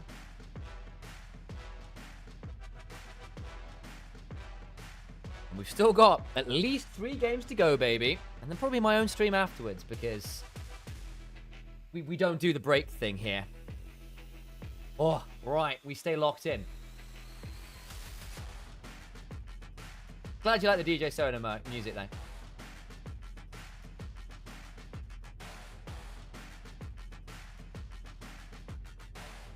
Sorry, guys, it'll stuff it up. Fine, that's fine. X is... Where did that go? That was weird. Okay, fine. Cool. Oh, my back's stuck now. Get a little bit. Go to a break. Wait, no, Sam, do not actually break. Yeah, no. Yeah, that's not the plan. But I've got to do some Disco Elysium after this. I do need to keep this streak up. I took yesterday off, deliberately so. But I'm gonna try and open up a second instance of OBS in order to raid over to myself. We'll see. We'll figure it out. We'll figure it out. Now through into our 3rd and final game. Fearless Banter up on screen alongside the Jace, the Orianna, Permabans, do not give those over. Malphite, Nico, and the Galio, interestingly, a new addition to the pool, but would be a nice global. Xiao Hu does play it very well. Akali away from Cream, alongside the Yone, was always his big specialty, and in this meta right now, Akali's feeling very good with the return of the Gunblade.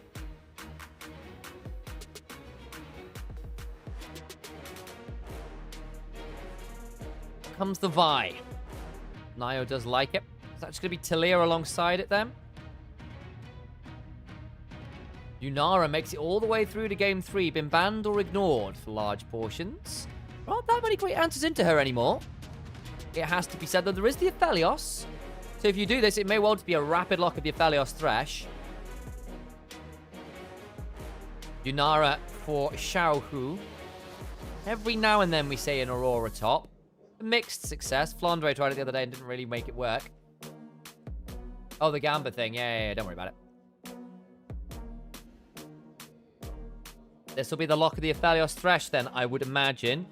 Jachi always was an Aphelios player. Very successful on it down in LDL.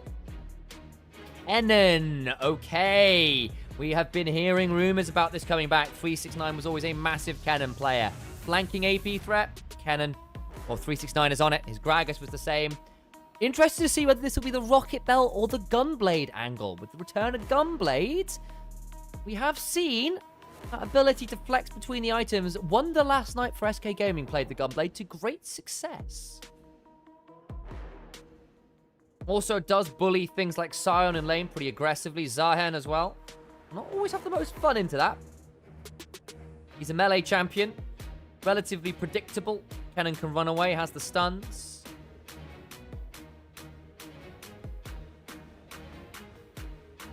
Pikachu, I choose you for death. Is what 369 will say this game. Still, AoE from Weibo Gaming still very strong. Rora, Zahen, Yunara, great skirmishing, extended team fight damage is good. But the upfront pick and burst from Top Esports is disgusting. Moonlight Vigil on top of a cease and desist, on top of a slicing Maelstrom. I think Yunara's going to struggle to survive a fight here. You reckon he's one of the better anti-ranged melee tops? My assumption was that Kennen would make his life pretty rough. That yeah, sure you can stack Q2, but Kennen just holds his stun and you don't get it. Like, my assumption is it would be quite hard into Kennen. Like, sure, I see the answers, but I'm still not convinced it's that fun. I would have preferred Zahen into other Bruiser matchups. Could be right. I mean, not that I don't see him having tools there. But I can sort of see the dash, knock-up, pullback combo being pretty nice. Fresh Talia banned was what I was expecting, because if they weren't going to get picked on 3, they were going to get banned. Aphelios Thresh too potent a duo. Vi Talia too much of a duo. Kiana gets through as a big pick in the support role. In the jungle, rather. Has fallen away from being first pick, first ban priority in the LPL, but still very potent. Janchi does so love his Neela. Doesn't get to play it really much these days. LeBlanc for Cream would be the assassin. Good ability to follow the likes of the Vi as well. The chains help set up for her. The good pairing, Ahri similarly. We know Cream's a great Ahri. Ahri Vi, a very strong mid-jungle duo. Nio and Cream from ahead. Feels very different to from behind. GG, after an excellent game on the Jarvan, looking to be a bit more of a carry-oriented player here. Rakan or Lulu? I think the Lulu with the Vi is probably wiser, though the Rakan will be the takeaway, because Rakan is pretty solid. Plus, Rakan can follow the Vi and the Ahri very well, and the cannon. Renata helps mitigate the dives. I actually really like this. Plus, Bailout allows Yunara to keep going. Yunara brings no inherent sustain, doesn't build it, doesn't have it from her kit. So Renata, I think, would be actually quite astute this game. Bard, better in lane, better roamer. The Tempered Fate allows for a bit more danger. It's a bit more proactive, right? You can look for more picks, is basically what I'm getting at here. Whereas the Renata will be a bit more of a defensive option. They do go towards the Bard. You're going to have a very dominant lane. Rakan is fine in lane, basically because he actually has got enough mobility to kind of threaten. Gleaming Quill gives you much more sustain these days, so that's always nice, but you don't have the Thresh, which has been the real bread and butter. That said, level 2 on, Aphelios out DPS's the Yunara in a 1v1. The Bard helps change that by being more lane dominant, but again, a good Rakan knock-up and Yunara could still suffer here. Team fighting from Weibo Gaming, very strong. Lots of damage. Squishy, but lots of damn damage. On the other side, Top Esports, not exactly shy on damage themselves, and their pick is absolutely lethal. There is no one who will tank a Vi, Ahri, Kennen combo and survive it. Be very rough. Hey, JC is Marat. Good to see you. And indeed, Happy New Year. Very belated to you as well. Of course, welcome 2026. Great to have you back. Nice to see you over here. I think TES one draft, but both teams are good comps. I'm kind of there with you. I think Top Esports have got some really nasty ways to make Yunara struggle this game. But there are ways to play this well. And especially if that Kiana or that Zahin gets ahead. Ooh, baby. You can still get popped very easily. You go too deep. It'll be a tough time. Vi does not enjoy Kiana particularly much. Yes, you can cease and desist her. But if you don't get that full combo, she just blasts you in a 1v1. I've seen it too often at this point in the LPL. But my camera needs to go off. So we head on to the Rift.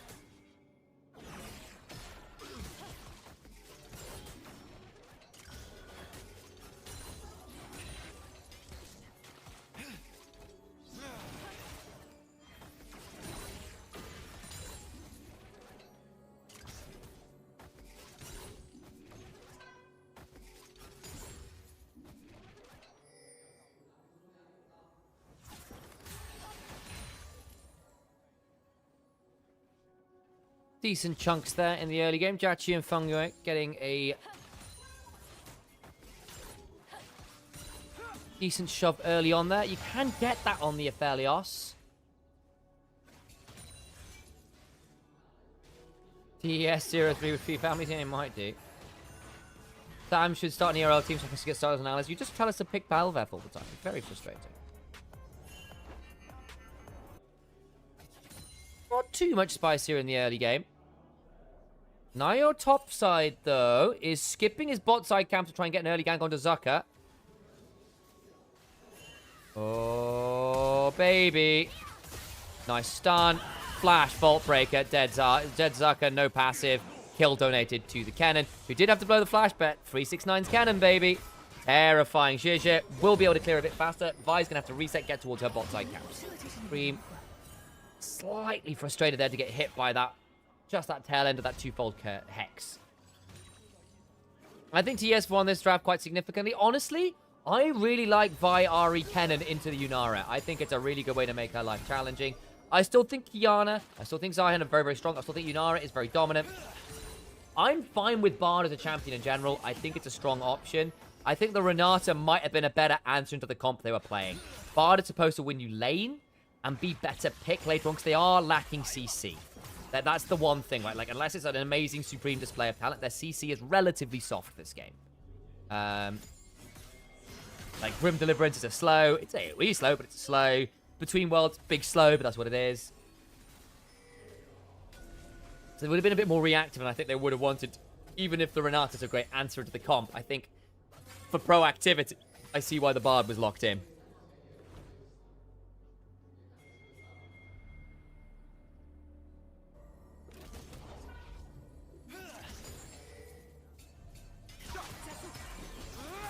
Knock up. Help. Fine. Not jumped on, but it's not going to be a problem.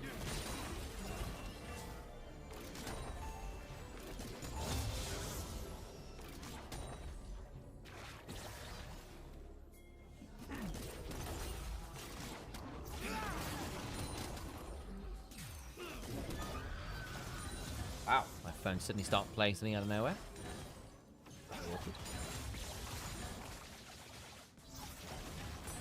Maybe Zhe can clutch this again. I mean, he's on a Kiana. I think it can be doable. First strike. Basically, the moment you hit Profane Hydra, you are a kill threat.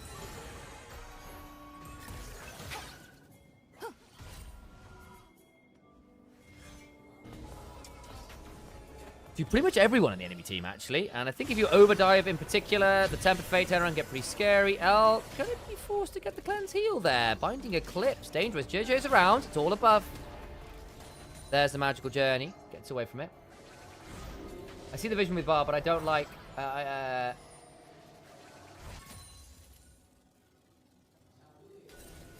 don't like what I see. Yeah, fair enough.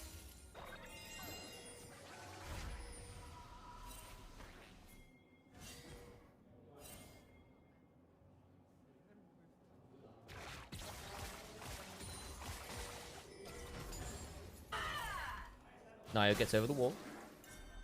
Not too much happening here. He might be able to look for this dive. Nayo already got that very successful gank up top, so it cost him a little bit of time, but I think that's more than fine to get 369 ahead of Kevin. The thing is, 369 from ahead with the alternator. Very, very happy. What does Zucker's champ do? We can discuss Sarhen a little bit. We do have to just keep our eyes towards this bot side for a second or two. Alcanera actually really heavily losing this lane. I think I hadn't quite reckoned on Fungue's Rakan being so good into the Bard early on. Managed to threaten well enough with the Gleaming Quilt and just straight up autos to be pretty dangerous. Is Vi by far the best game one jungler? No, disagree entirely. I think she's very simple to hang a composition around, but no. I think pretty much everywhere else Vi has been significantly lower priority. Not that Vi is bad per se, but there are so many good picks in jungle right now, and Vi is like A to B tier. Jarvan's feeling utterly ridiculous right now. Xin Zhao's still good. Mundo's fantastic. Malphite is amazing if it's open. What else is good? Jace is incredible. There goes 369 with the level 7. Zucker has no passive. So yes, Zahen's on screen there. Zahen, for those who don't know, is basically something of a combination of Aatrox and Xin Zhao. And particularly old Aatrox, if you remember his Bloodwell passive. Cream going to be forced to ult as Xiaohu throws his own out, goes across the Veil. Cream can't threaten. TP back with the courtesy of that spellbook. Nice shove on in. But yeah, Vi is just like, Vi's not even like top among the AD skirmishes. Like Xin Zhao, Jarvan, all higher. If you're in the right region, Qiyana, higher. And then there's a couple of those like slight tanky bruiser ones. Mundo, Qiyana, all over the place. Elk managed to slide away there with the untouchable shadow to get the level 6. Jackie for the flash. Arc of Ruin gets the wonderful Severum healing. But JJ is coming on down. And remember, there is no flash anymore. Jachi is about to get displayed supremely by JJ. I hope Jace Jungle stays the thing. He's so fun to play. I need to put some time into him. He looks like a blast. I've been seeing great things. Wukong, also higher prior than Vi, by far. There you go. But not that Vi isn't playable, particularly with things like Talia or Ari. Like, she's a good pick, but she's much more comp-dependent than she used to be. Not quite as one-sided.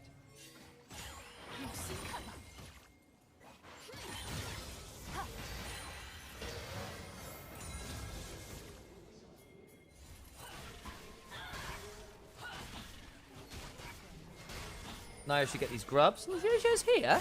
Might only be the one. Backs away. Does have ult diff, but I don't think with the way the lanes are at, it would be great fun. 369's coming down. We'll have the slicing maelstrom up. Me, a Vi player. Vi's still good. She's just not best jungle in the world right now, but she was for a little bit. Not last year, but you know.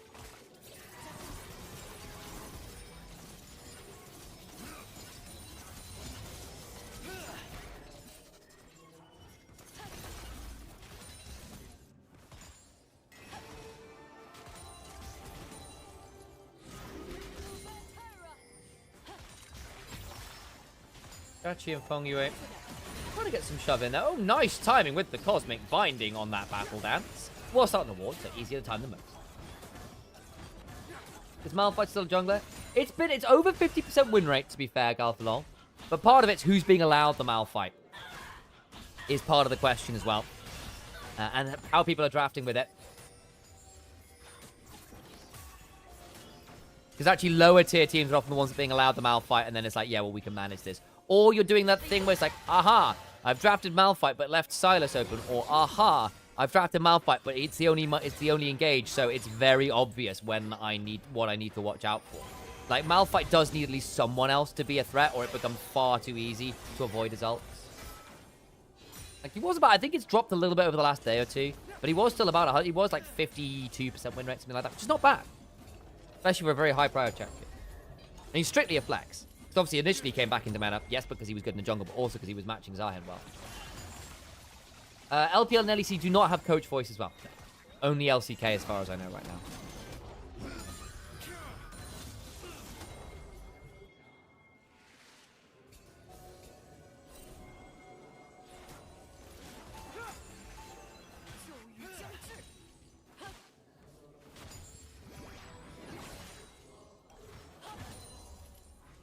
Are we diving this? Don't think so. TP back to mid. JJ clearing out some camps. Relatively quiet early game. I don't think who that favours. Probably neither side as yet. I think both sides wanted to get a lot more of their ults online before they really started pushing the button. They have now looked to threaten Elk and Ura here. Ura misses that Cosmic Binding. Creams around. This is a 4v2. Vijay and Xiaohu now here. Charm onto the bunny. Flash Bolt Breaker. The supreme display of talent is solid enough. Xiaohu flashes away, but Cream goes over the wall and finishes up the kill. Gets a reset on that ultimate. Now Ura and Elk in danger. The Tempered Fate's already been burned, I think, onto the bot laners.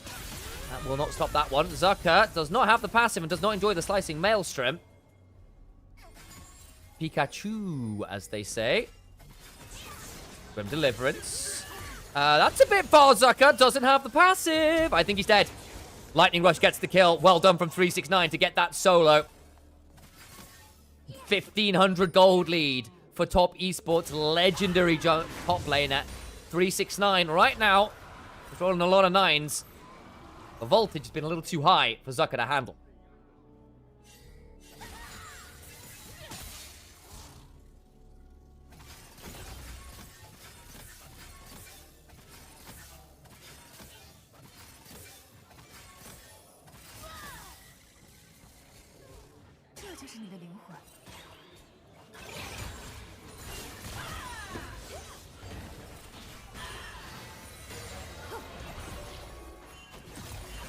Mid lane, Xiaohu's in danger. I think he's just dead. That's unnecessary. Man, Xiaohu, been a little too easy to pick off over this year.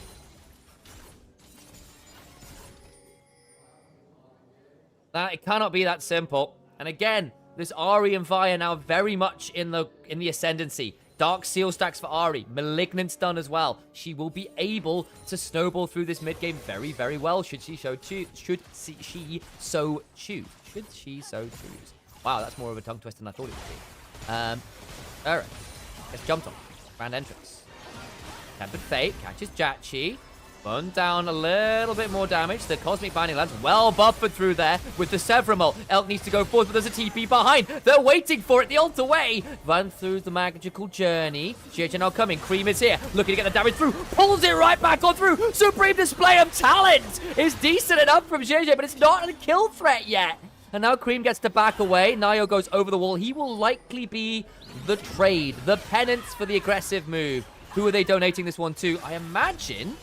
yeah, but no, Xiaohu is donated it with the weirding.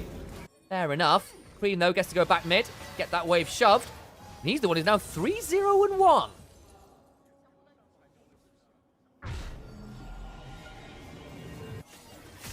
Did we finish that conversation about Zahen? I don't think we did. But yes, as I sort of said, a mix between Xin Zhao and old Aatrox. Basically, good fighter skirmisher with Think 3 Talon Strike from Xin Zhao on his Q. It's called the Dark Englaive. If he gets to his second Q, it knocks someone up. He's got E, which is a dash like Xin Zhao or it rush, though it's free target. Tempered Fate play on the bot side. And they go all in, they just don't respect that ward in lane, don't know it's there. And the TP angle from Cream is good. Overcomes the Vi, they escape momentarily with that magical journey. Alas, Nayo goes one way, Cream goes the other. Cease and desist buffers through the supreme display of talent, and Cream gets the reset to get over the wall safely. Nayo is left to the wolves, or the bunny rabbits, I suppose, and goes down. The big thing, though, is basically Zahen's passive gives him a pretty silly ability where if he hits enough champions, he stacks up this passive, a bit like old Aatrox Bloodwell, and if it's fully stacked, he gets the equivalent of a GA. It means an extended fight comes back to life and does it all over again. Ult's very potent as well. It's kind of like an old sort of like AoE dive circle that does damage and healing and slowing and lots of cool things. Called Grim Deliverance. And he was the hot new thing. Still very good, just not first pick worthy, first game worthy necessarily in the way he was initially on release.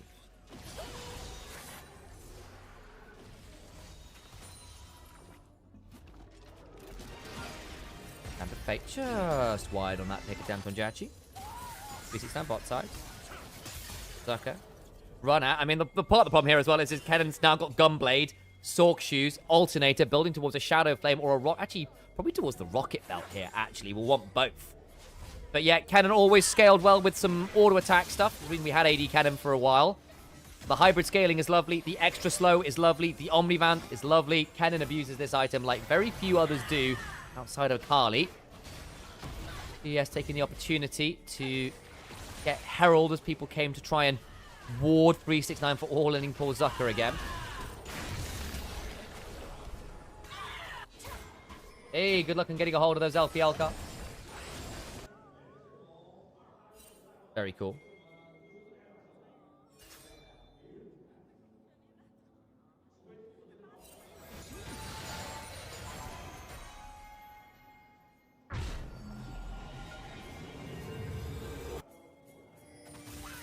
Goes forward again. Man, just the shurikens alone are causing trouble. Oh boy, hang on. Here comes Nayo. We dive in this? Thinking about it. Cho's around. Really, just want to allow 369 to attack this turret if you can.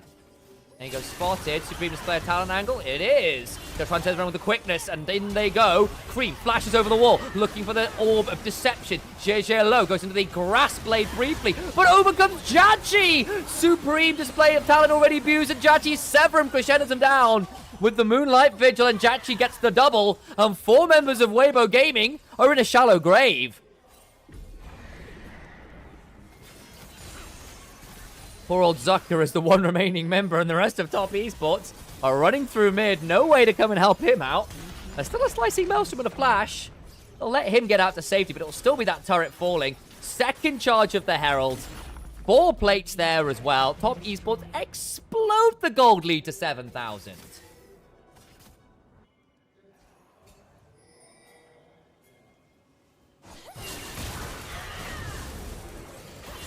Try to catch Nio out, but they're very quick to come and play. Cream ult flash to ensure he's there on a timer. Still has the damage to work with. Where does JJ go? Absolutely nowhere. Jachi hits the Moonlight Vigil. Xiaohu tries to save him with the Between Worlds, and yeah, just not enough.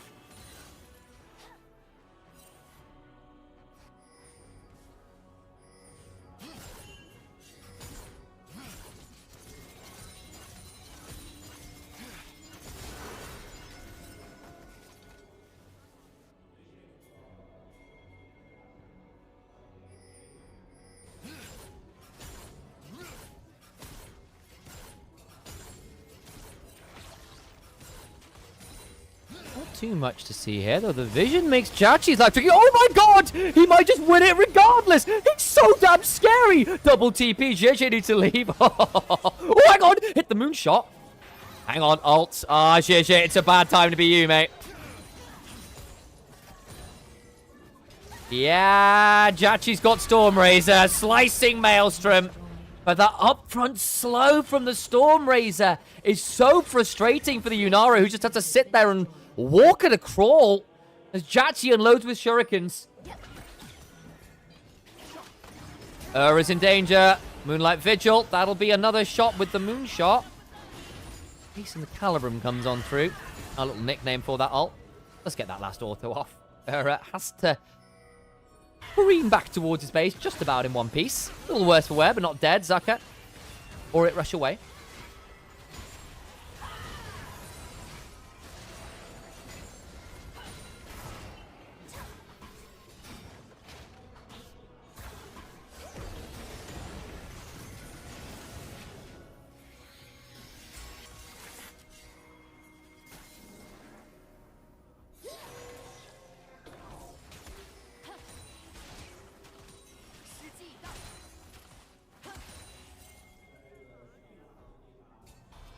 Well, 10 stacks on the Dark Seal for Ari. He's gone Cosmic Drive for just all the ability haste ever. And I suppose when you got damage everywhere else, the important thing is making sure that you actually do get to hit all the ults, all the E's, all the time. Cream goes over the wall. Has no worries here. Grim Deliverance comes on down. But again, Zay's just not going to play the game. Really tough game for him. Cream 406. 369 also in a good spot. Gonna try and dive him. I don't know how simple this will be. Lightning Rush, Tempered Fate shuts down the turret, overcomes Fengyue. There's the Supreme Display top, but the Slicing Maelstrom! He's not dead! Flash! Battle Dance! Quickness! The Weirdings! Why is the turret shots back online? He finally falls to the Between Worlds. But there's a Vault Breaker. And 369 buys his life dearly. Zucker's only just respawned. They've got Severum Crescendum on Jachi's Aphelios, and that Baron is dead. It's just spawned, and I tell you now, it is dead.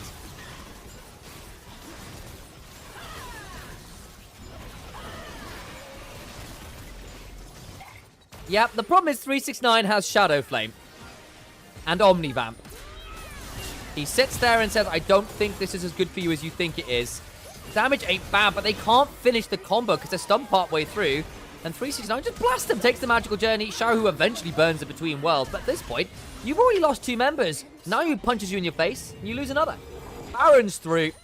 Medjay is in for Cream. Between Cosmic Drive and Medjai's, this Ahri is so quick on her feet. It's so much extra move speed. She's going to be so hard to actually manage for people like the Qiyana, the Zahen, the Yunara. All of that ability haste, all of that just move speed. Very easy for her to just threaten charm by walking at you. Never mind the ults.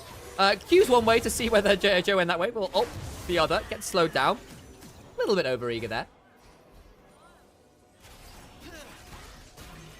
Moonshot. Yep. Jackie stings. Storm Ray's a nasty crit item. Does work well with the collector for that kind of upfront first auto burst. Does that, see? Ugh. Elk, what do you do? He's got the Fiend Underbolt, but again, Yunara with no Enchanter is so squishy and vulnerable to poke. Yes, the Bard healing shrines will help a little, but you're so behind the curve at this point. Elk just not really been able to play this game. Anyway, caught a little bit there. Binding Eclipse again. There are your team fight weapons for Jackie. Gravitum Infernum.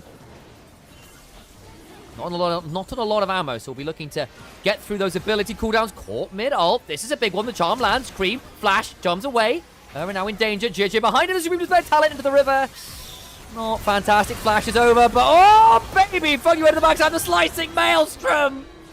Oh, make it stop.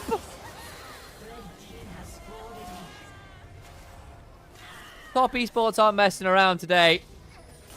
Game 2, the anomaly. Elk got fed this time. They will not allow Weibo Gaming anything resembling a comeback. 0-2, they started the split. Questions, derisive commentary about Nayo and Jackie and Fengyue. Where is Jackie Love? Cream and 3 Snakes 9, the veterans, fumbling while their superstar AD carry not around. Well, not today. It takes them 3 games, but the wins they got were decisive. On the board, finally. Series, top esports.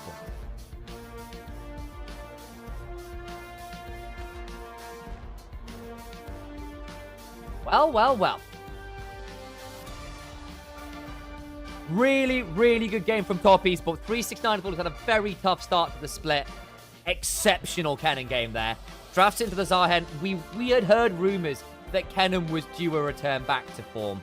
You aren't able to escape him from the 1v1 now with the way lane swaps are kind of deleted with role quests. Gunblade for Kennen is such a lovely item. Zahen, what do you do in that matchup if you get behind? The early gank from Nayo, very astute. He's always been good at those early aggressive moves. Risky though they sometimes are. Skip's doing his bot side camp to turn up at level 3 on 3 camps, makes the gank happen, gets 369 to a point where Zaka just doesn't get to play the game. And he's been largely really solid as a top laner. He has. But I just don't know what you do from that position in this game.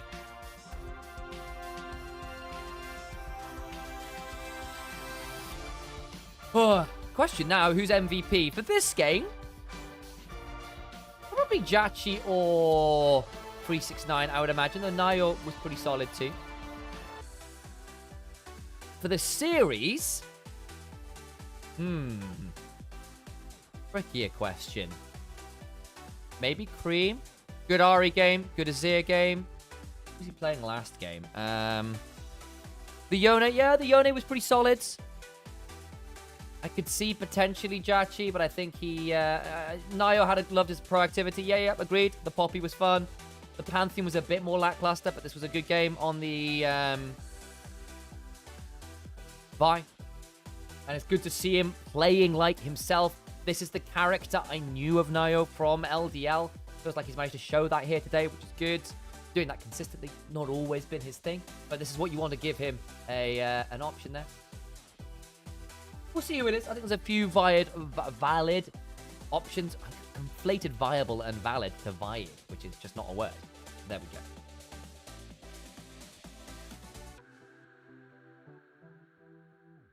I think, Teacupper, you are mistaking 2 flippy teams for other things. What up, baby? No Euros. Hey, Pappy. Good to see you. I know.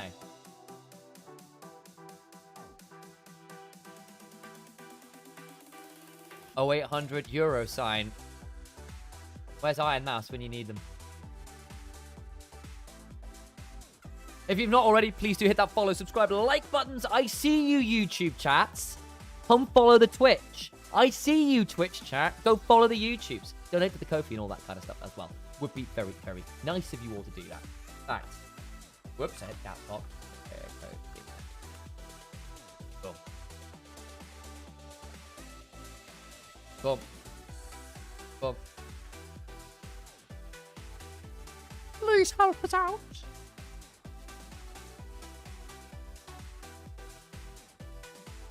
Oh, I'm definitely feeling it, Mr. Krabs. 欢迎来到赛后采访，我是翔，让我们恭喜泡泡获得了本场比赛的胜利，为大家邀请到了中路选手小奶油来接受采访，跟大家打声招呼吧。大家好，我是泡泡中单龟。小奶油刚才也说啊，真的还是蛮开心的，迎来了自己的赛季首胜，目前心情如何？包括说觉得这场比赛队伍好像哪些方面做得更好了呢？现在心情挺好的吧？我觉得做得更好的就是我们线野协同的比上场比赛好些。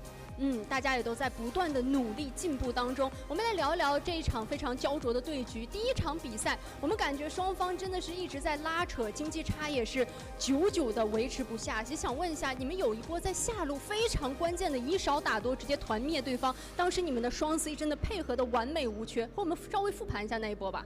那波就是我们上野沟通要抓回上体嘛，然后对面人都去了，我们就 TP 过来，就看情况操作。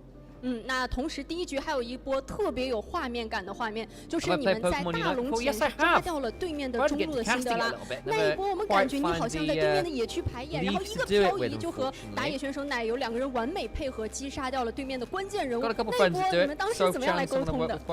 那波就是和我们打野沟通，他说那个位置辛德拉会过来嘛，然后我就说我假装排演骗一下他，然后他就过来了。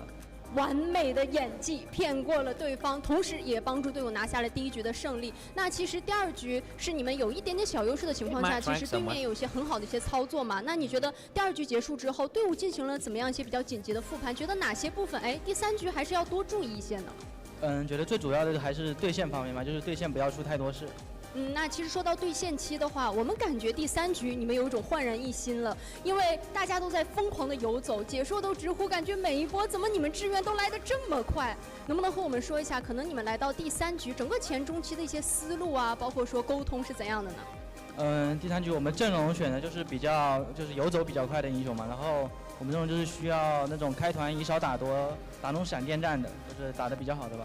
确实也是完美的贯彻了你们的战术，而且其实看这一场 BO3 的比赛，我们感觉小奶油无论是后期大河像沙皇，还是说像第三局这种需要游走的英雄，真的都玩得太好了。我们也知道这个版本对于中单，对于整个地图有非常非常多的改动，所以说给所有 rank 的中路的一些玩家朋友们，如果你想给他们一些推荐，无论是英雄的推荐，还是说一些平时在打游戏当中需要注意的地方，你会想给大家说些什么呢？就中路的话，感觉这版本就发条比较厉害嘛，因为这版本对线很重要，就可以一直摸塔 B。就发条玩得好，就可以一直去耗对面血嘛，然后队友也会玩得很舒服。发条这个英雄可以多多玩起来了。Yes, I have played Unite. I played. I was quite good at it at one point. Hit max rank. 的一些人员变动，也有非常多年轻的选手加入进来。Tried to do some casting for it. Never really found the broadcasts though. 或者说担当的角色有 Maybe at some point. Be good fun. I do enjoy it. 可能相比之前就是要做的东西多了些吧。也是不断的去成长、去进步的，而且其实今天的比赛也比较特殊，因为你们场外还有 buff 一直在助力，阿水他也在直播看你们的比赛，而且真的特别有代入感，让人身临其境一样的。刚才小奶油说好像不知道这个消息啊，那现在知道以后有没有什么样的一些想法？就下回语音顺畅点嘛，就不让他心率那么高。好的，我们也会共同的期待的。那最后一个问题，其实对于整个登峰组的比赛来讲，每一场比赛都是硬仗。今天是一个好的开始，也希望你们在未来可以展现出更好的一个表现。对于后续的赛程有什么样的一些期待呢？希望能比现在的我们做得更好了，就是。好的，一步一个脚印，踏踏实实，也期待你们能够展现出更好的一个表现。以上就是赛后采访的全部内容，再次的恭喜你，感谢小奶油来到我们的赛后采访期。接下来让我们把时间交还给解说们。Anything cool from the interview, Mandarin speakers? Ooh, my brain stings.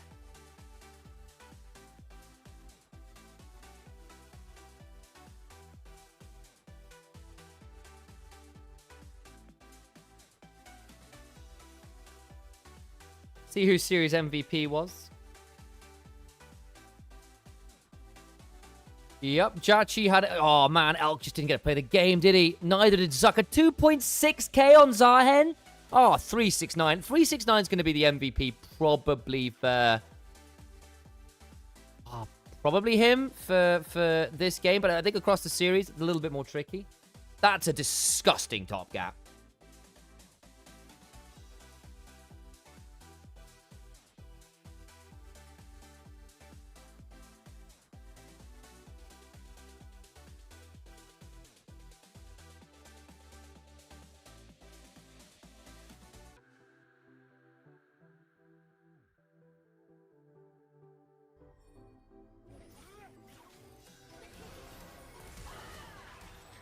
Here's the replays. Oh, let me run some ads while I'm thinking about it as well.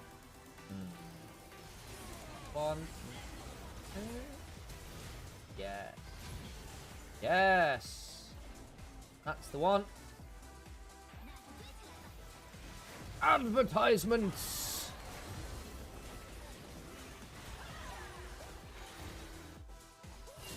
Thank you for the follow, by the way, Shikaden. Damn it. Appreciate you. 9,950 followers. Need 50 more to hit 10k. Any more for any more? Anyone not following in chat? Hit that follow button. This was a really good fight from Jachi and crew. In fairness, Jachi might have it for the mechanics. He was very, very clean on this. In fairness, Jachi's kind of outplays were really good, as was 369. They're probably your best bets for this one, I imagine, as your MVP.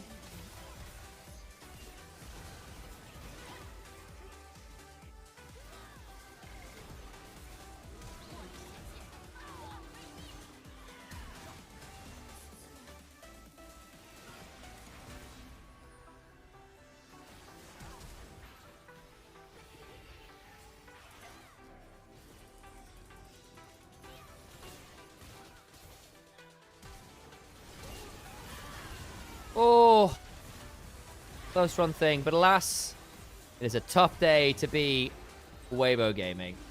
They are consistently inconsistent, this team. We know about them for years now. Nothing has changed in that regards.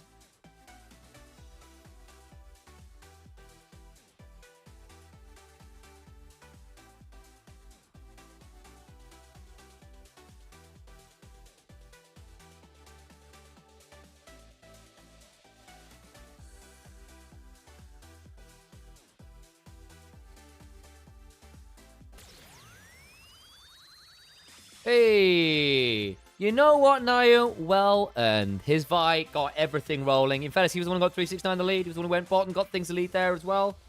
You know what? I'm there for it. I'm there for it. I really am. Oh. My brain hurts, guys. It does. Some for top, some for jungle, some for bot. You know what? That's about the right split, isn't it? Split on the cast, split on the observers, split on the referees. Yeah. Always a good sign when your team is forcing some challenging choices.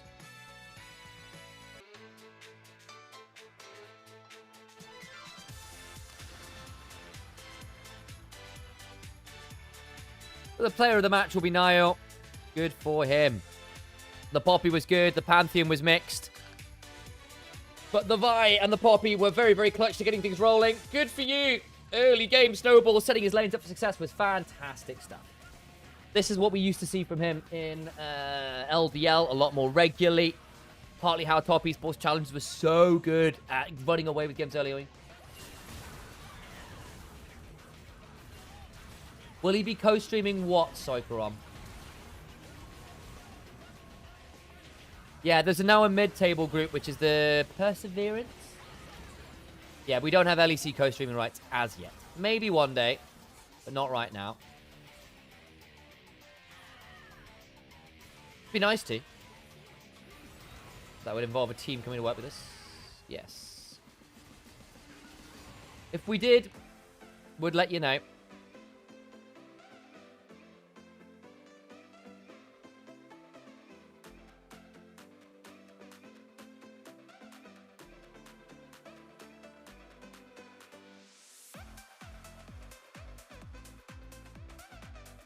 Ooh, double for jungle, double for mid, double for top. Man, I think it's probably about right, you know? Just about tipped over by the club decision. Interesting the players thought. Top lane.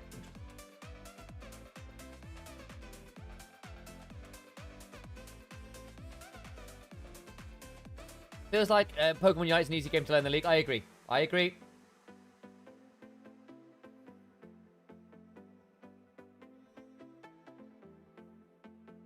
Yes, it is. Still shocked that they don't pick up either of us. I mean, it's disappointing. It is. I think we did really good work last year. But they were looking to shrink the talent team. We're the newer guys. We're not expert players. Always a hard sell. And the talent team is fantastic. So it's always hotly contested. But when, like, my direct competition, so to speak, is Hysterics, Medic, and Dracos, some of the very best in the world. That is a very full hat to be drawn out of. When we did LPL and LEC last year, to be fair, Amber, that was part of the problem.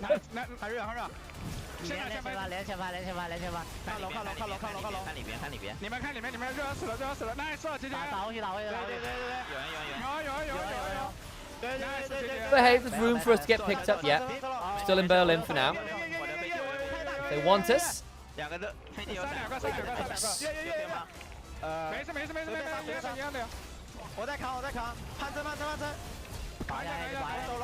I'm glad to see that Top Esports actually had some life in them this series. They were looking very anemic. Not perfect, but Cream and 369 both looked so much better this series when they were very disappointing in their first couple, which is a big deal. And I think if things like the cannon really drop into meta, that's fantastic news for 369. It was always, for my money, him and probably the Shy were probably the two best cannons in the league by a fairly significant margin.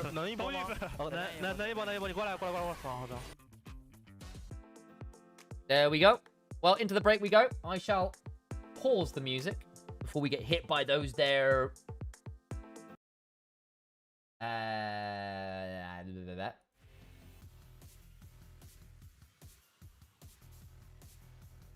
There's a word. Copyright strikes. Yeah, there's some unfortunate adverts that hit you with the copyright strikes. Anyway, I'm gonna turn the camera off and take a couple minutes to myself before I have to get back into the swing of things.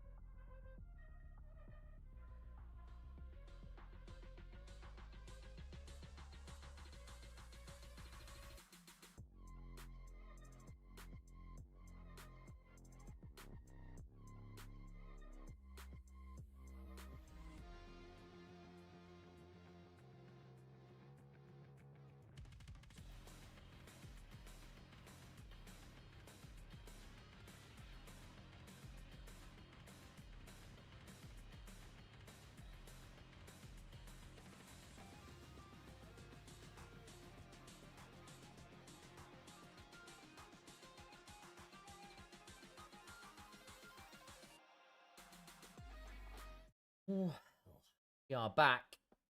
Nice, swift advertisement break. There's EDG. ZDZ, shout out Angel leave Parkia. Leave back the organization that he started on NIP with a whole new roster and coaching staff. Should recognize a fair number of the names regardless. Everyone but Guwon, I think, has had a fairly significant LPL tenure, though largely middle of the pack stuff. Especially of late. I'm still here, but I am somewhat back to chilling out. Obviously moved over from Thunder Talk to Hoya. Weird old player. Was very rarely a win condition, but was often a loss condition. In winter, he ended up being pretty good and then kind of fell apart again. Guwon was on DFM. Oh, yes. Yeah, of course, on FPX. Fell apart a little bit as a roster. But the whole team has left. The organization is gone. Picked up Assume there as well. Been around about as Assume for a long time. Karen Assume, obviously, that mid and ADC duo from last year. JDG duo was kind of came in to replace Missing, who'd obviously been an LPL starter for JDG for a very, very, very long time. Wasn't that consistent. Good on things like the Nautilus, but was one of those LPL supports who once again was just very, very inconsistent to say the least. Yeah, passable on FPX, but FPX in general struggled. I don't want to say too much more than that. Realistically, this squad could be getting blasted by their opposite numbers, but we shall see. New year, new squad, new team. Whether they can adjust their trajectory from expectation. Not the easiest thing to do, but I'll give them if they can make it happen anyway. Nada. Again, nada. There we go. Thank you for the follower, Hagarachi. Oh. EDG should be fairly heavily favored in this matchup, I think, as far as I'm concerned.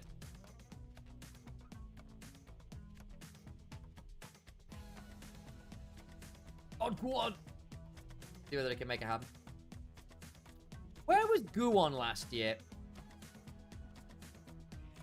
Do I know off the top of my head? Go find out. No, wrong one. This one. Guwon lol.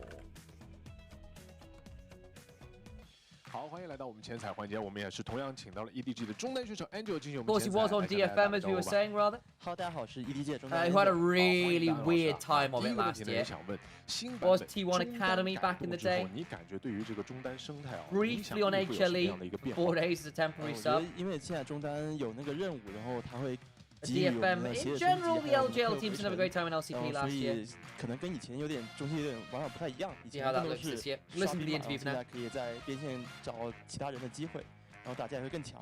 也就是要更多的去带起这个节奏了。那第二个问题也是想问，上一场比赛呢，其实是遗憾失利了，所以回去复盘之后呢，觉得整体的问题可能会在哪个方向上？主要我觉得是我们在一些决策的时候没有统一，然后希望我们这一场能做好这一点。那也希望你们今天的比赛能够更加的果决一些。那也谢谢 Angel。 Important to get the side angle there. 好，欢迎来到我们前彩环节，我们请到了 NIP 的 AD 选手阿萨姆进行我们前彩，来向大家打个招呼吧。大家好，我是 NIP 的下路阿萨姆。好，欢迎阿萨姆啊。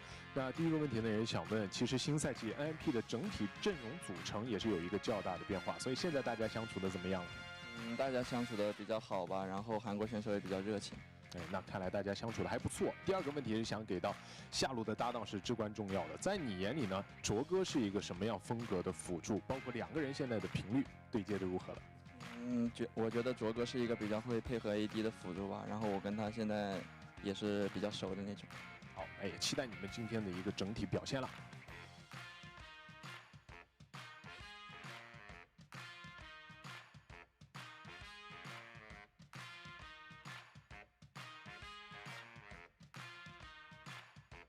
Oh. Oh, I've lost the... Wait, where's it gone? Come back. Oh, I see every time I click on it. Right, that makes...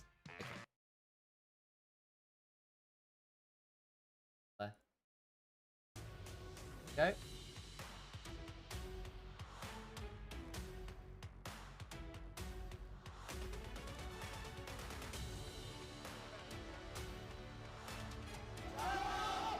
Go. Oh, indeed.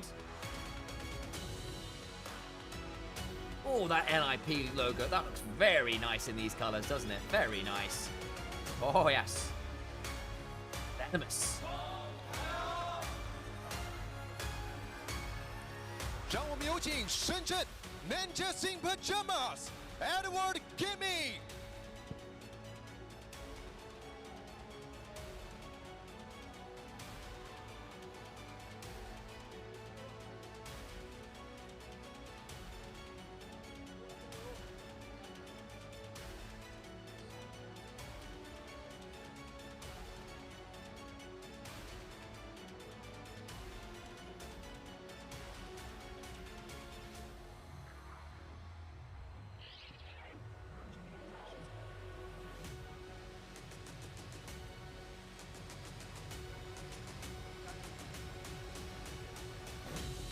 本场比赛是在横争不息、未来可期的深圳 NIP 主场进行。LPL 第一赛段组内赛第二周第一日的第3场比赛 ，EDG 对阵深圳 NIP 即将开始。无畏进巅峰。 The God Go On propaganda machine is full. I see you've decided to really believe in this player.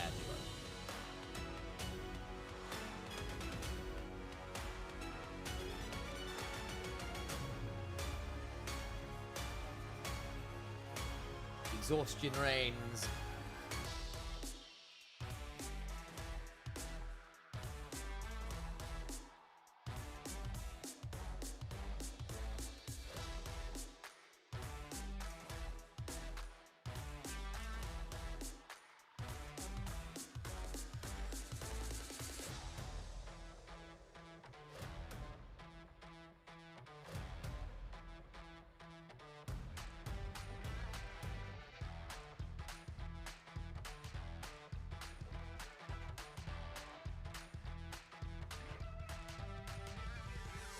Nearly into draft. Well, up there, sitting down, having a bit of a sip of the liquids. Go get hydrated yourself, folks.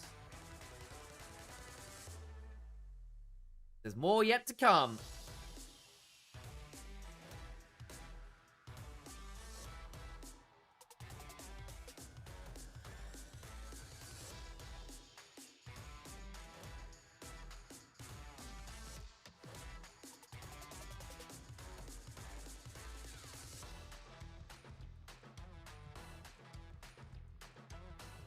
Ooh, very pink mouse. Love it.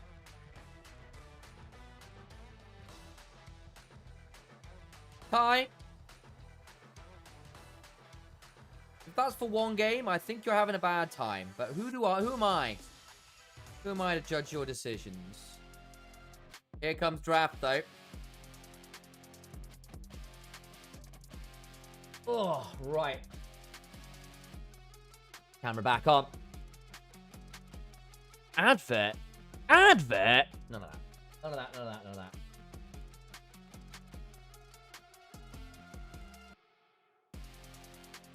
Oh, right. Now I can see what's going on again. Okay, so. Player Guwon Care assumes you're... I don't know, seeing anything particularly weird from these picks and bans. No, it's not, especially the usual suspects. Orianna, Varus, Jace off the board. Malphite, Nico, Rumble on the other side. So those are all some of those high-prior picks. Ziggs is a flex. Leave plays it. Angel plays it. Aphelios was left open. Aphelios will be bold. Azir instead the option. Do they want to Ziggs into this? This has always been Knight's answer. Down that arena is empty. Yeah, they are struggling for players. There were some very specific camera angles they were choosing, it has to be said.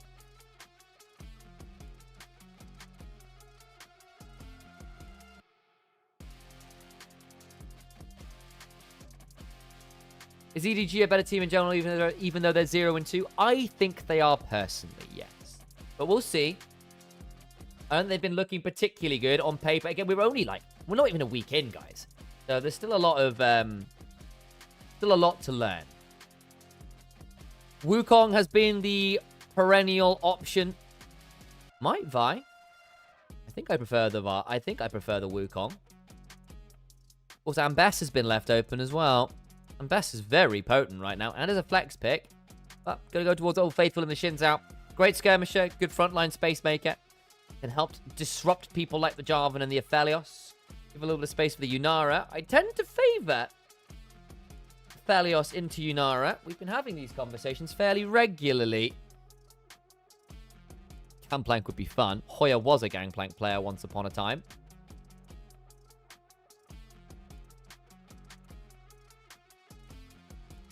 Oh!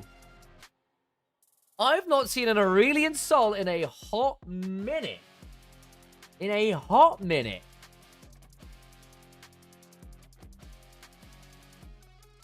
Well, used to be picked into the Azir semi-regularly. Not so much of late. When was the last time I saw an Aurelian Sol? Probably like last spring. Chovy play it once or twice. Scales incredibly well. Obviously, between that and the Aurelian Sol, Skies Descend and Moonlight Vigil, you can definitely blast someone caught inside the Jarvan ult. It's going to take a while to come online. And Shinzao and Yunara aren't going to need that. Need to see the rest of the draft first. I haven't considered Aurelian Sol in the current meta. Don't know whether he likes any of the new items especially. I guess Actualize is probably not awful for him. Just amping your damage for that increased mana cost, probably not awful.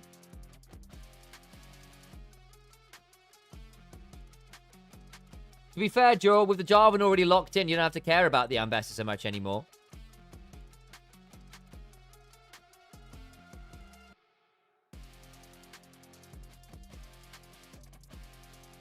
Fresh away from Aphelios, as expected. Nara and Zahen, two very good top lane picks. Can perhaps manage some of the tank options for Hoya that he does so favor. Last ban, Braum, Bard, Nautilus. Always been a decent pairing with the Aphelios.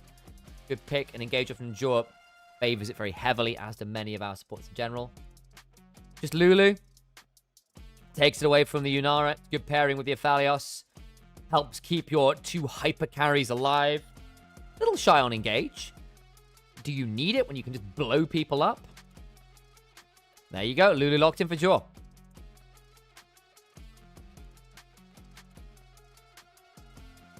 Nautilus is gone. At this point, Blitzcrank's very good. Pretty much everyone you're hooking has a horrible time with it. ZDC, big Renekton player. We're taking away from Hoya as well. You don't need to Blitzcrank here. The Renekton might be the option. Decently lane dominant. Loves the lane quests. Inoffensive pick. Inoffensive pick. NIP playing for 3 items pretty heavily here. Last pick. Are we thinking Blitz? Are we thinking Bard? Bard's a bit more lane dominant. Bit more pick. Have the most CC here, so the Bard will help ensure that you do have some to work with. Especially when you do need to be able to threaten someone like Cerulean Soul on a regular basis. Ornn for Hoya a consideration. You're scaling with those ornaments on top of everything else. My days, NIP. Hyperscaler in the Lulu to back up hyper carries in the Aphelios and Aurelian Sol. There you go. Took me a second to remember the name of the damn champion. It's been that long. And then on top of that as well, the Ornn for the ornaments. Dear Lord, level 14, 3 items. You don't get much more scaling in the game than this comp. Maybe a Kale somewhere in there. And even then, I actually think the ornaments are more valuable. Late game team fighting. Unbelievably potent. Team fighting in general, very strong. Not the EDGs are necessarily poor, but they spike 1 to 2 items. Beyond that, I think it's going to be a harder sell. Polymorph onto the Renekton or the Shinzao going forward will make their ability to hold space a lot harder. I'm here for the NIP comp, assuming they have decent lanes, which in fairness, Aphelios Lulu should win lane bot. So you should have early lane prio. and better scaling. The mid game, there is that window, but I don't know. Would have preferred the Janna support. I think Lulu's better. Better lane dominance. And the wild growth will help keep people alive a little bit better. The Monsoon would have been good, don't get me wrong.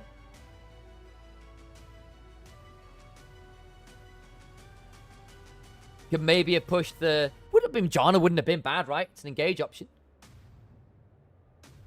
If J4 manages to match out Xin Zhao early on, this should be fine for NIP. That's the plan, right? To make sure that J4 can keep the Xin Zhao in check. Your job is not to win the early game. Your job is to stop EDG from winning the early game. As long as you keep them even or even just slightly behind, your job is done. Just turn up wherever the Xin Zhao does and says, no, you don't. All you have to do.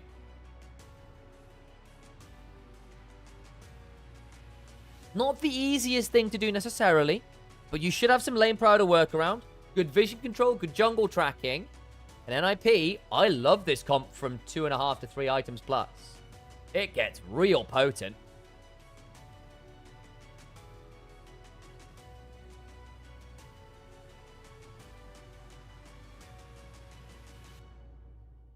We'll see. But that's the end game. Can you ensure EDG do not snowball? If so, life is good. I like largely the lane prio. Renekton and Azir should get it into the Ornn and the Aurelion Sol early on. Good. Can fight for it as the Ornn, depending on how you trade, how many brittle procs you get, all that kind of thing. And obviously Aurelion Sol, not exactly shy on taking waves. Generally speaking. Yeah, it's good to see. 5 hits. Lulu can protect him a lot better too. I think it's a mixed one, because Lulu's protection doesn't necessarily disengage, right? Wild growth is great in the mid game. Later on, you don't get enough from support Lulu and the amount of AP she just doesn't have, basically. She doesn't have enough AP for it to be like an absolute you're safe now. Whereas Monsoon's ability to just throw people away, very, very strong. That's not necessarily always true. Not that it isn't good protection. It is. Obviously, you're empowering people like Jarvan as well. Things like Whimsy, things like help picks. You're there to empower as much as to defend.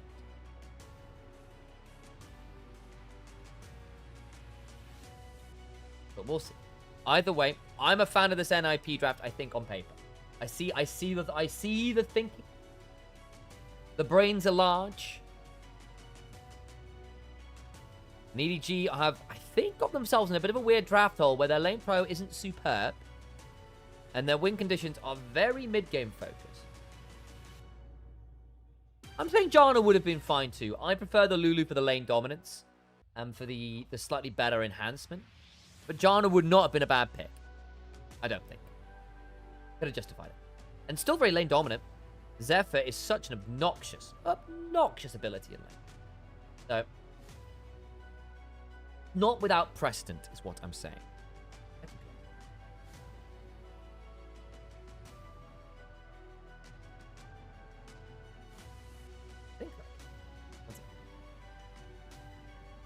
Still up? No.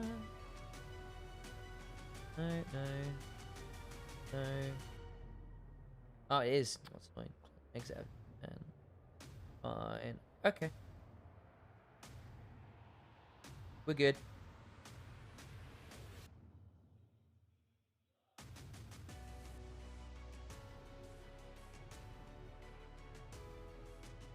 Okay.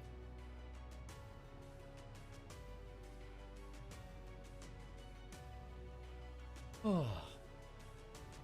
Well, folks, it's been a long day. There's at least 2 more games to go. A little bit of a pause getting into game here. Hopefully that isn't a portent of things to come. Press the button. I'm trying, guys. It's not responding.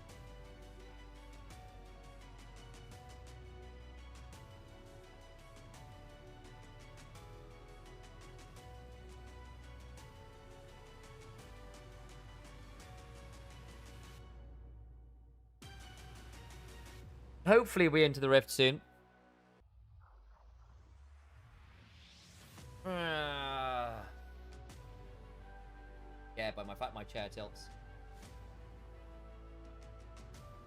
you still hear me, chat? I hope you can. I'm kind of yelling a bit more now, but that's alright. Closer.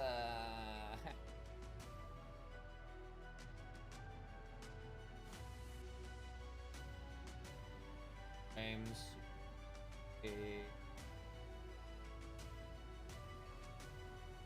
Does he got go on play? Did you watch a lot of him last year then, Duo? Sounds like you did.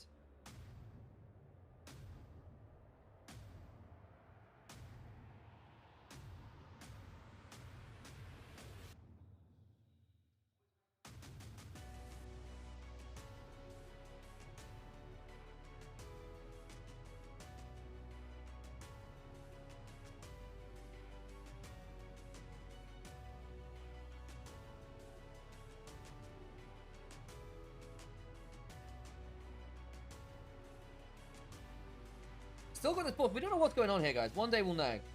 But it is not right now. The LEC on again today? Yes, it will be. Yes, it will be. Saturday, Sunday, Monday. Oh, your LEC show days? Oh, it's a bit of an LCP enjoy, yeah. I didn't get to watch as much of it as I would like last year.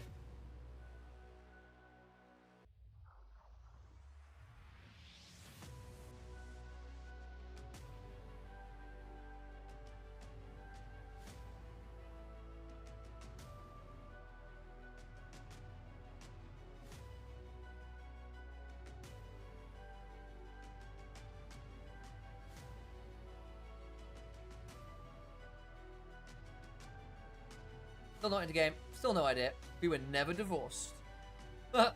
Hey, Casey, good to see you. We were never divorced. It's okay. I feel like we should have signed something for that. Casey, what can I say?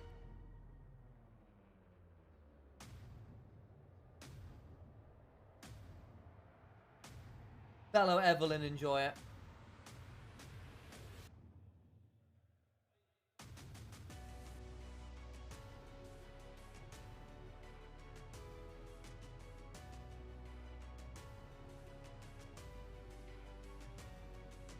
Oh.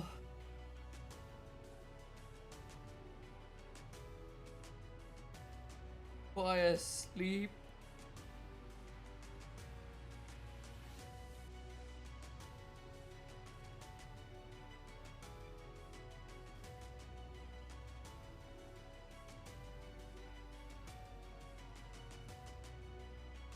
We're not quite. I'm not allowed to have that yet.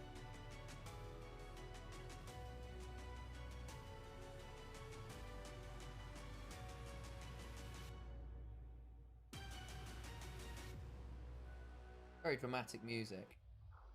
We in? That's it. That's a shake of the wrists. Is that good? Go on, he's in LPL now. Yes, he is. Yes, he is.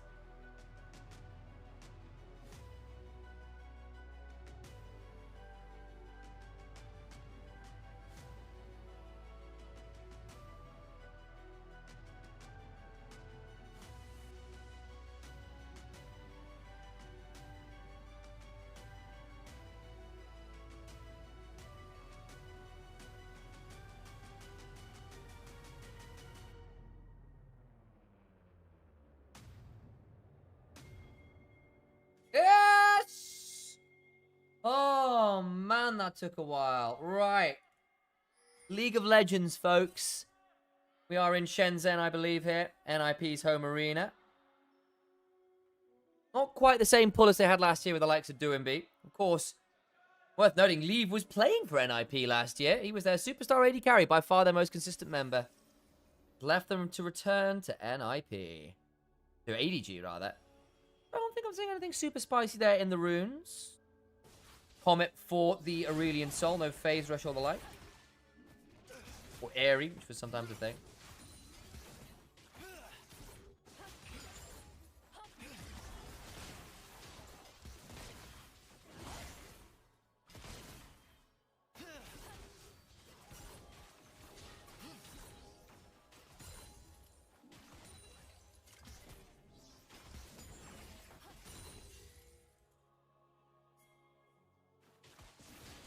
Bit of a chunk early on here in the lane. Again, Aphelios does start taking over this lane post certain point. Level 2, once you get that actual ability, rather than just switch weapons, things get a little bit dicier. So they say.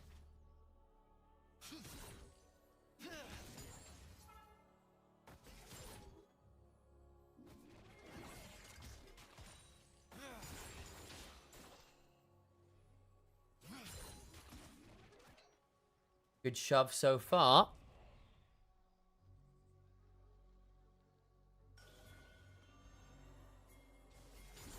Does help manage that a bit. Overgang on. Lane gang. Palki behind. In comes Xiaohao. Not bad onto Assume, who does get knocked up by that 3 talent strike. And EDG, good early gank. They needed to be proactive, and proactive they are.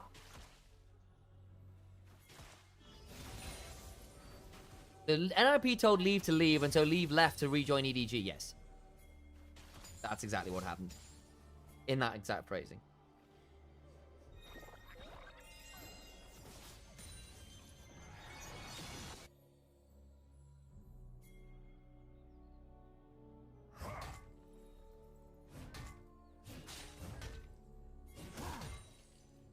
I was thinking anything else too spicy here in the early game.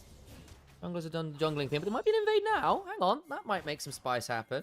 I'll count that. The good one's like, yep, no, I need to leave, and so does. See whether it's enough. Angel trading well onto Care here. Just get slowed down a little bit there. All right.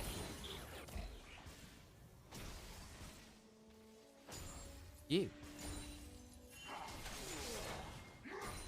Angel and Guwon nod at each other. Say, I see you jungler in my lane. Please leave. Joe really looks like skinny as Zeus. I hadn't considered that. I'm not going to lie. I'll have to look at him again in a second and see whether I agree with you.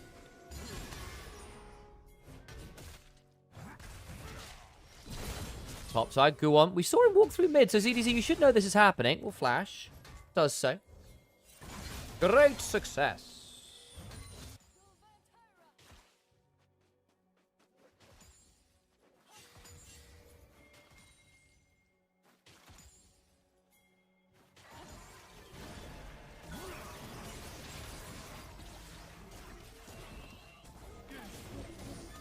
Good chunk onto Leave. Ow, and the turret shot too. Nasty stuff.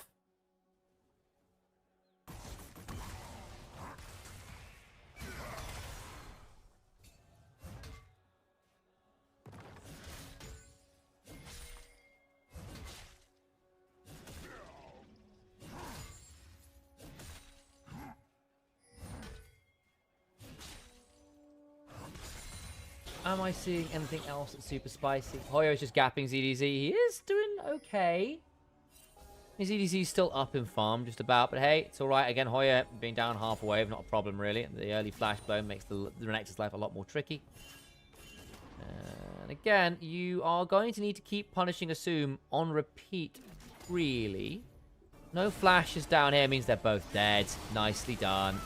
Very easy stuff. Donate the kill to Leave. Beautiful. No vision control. Sure, I tried to sit behind to ensure there was some safety, but what do you do there with no flashes? That's the price of the double range bot lane with no flashes. Xiaohao and Leave. Both getting a kill each now. Q1 could potentially look to get behind here. Remember, Leave does not have his ult, and no flash means he is in a potentially precarious spot. Won't get jumped on.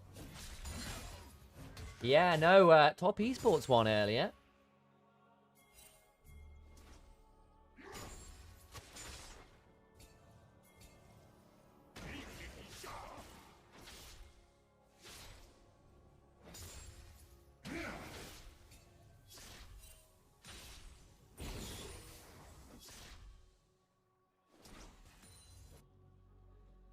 Oh yeah.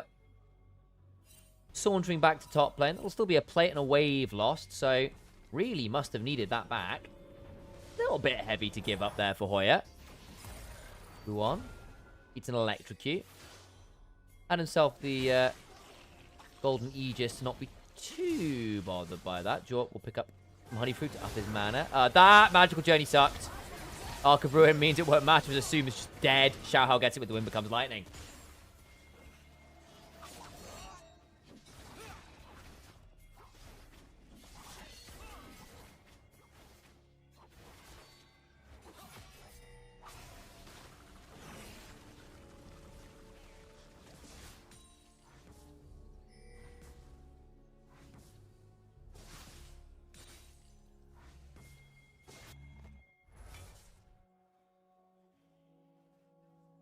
Wrap it up next game. Yeah, it's feeling pretty tough. Whoop. Ignore that. That's me.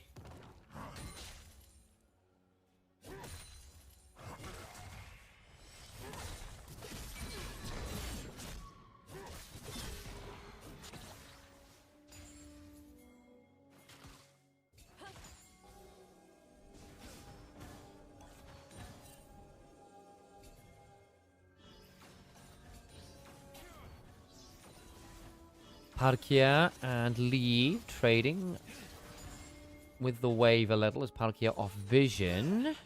Not level 6 as yet down towards that bot lane. Lee just hits it. Now transcend himself.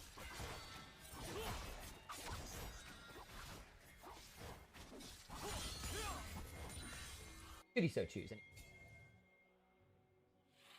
Only if he chooses.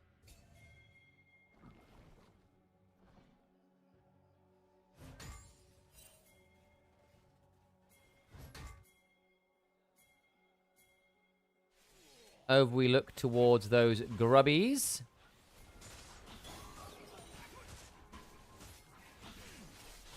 Nicely done.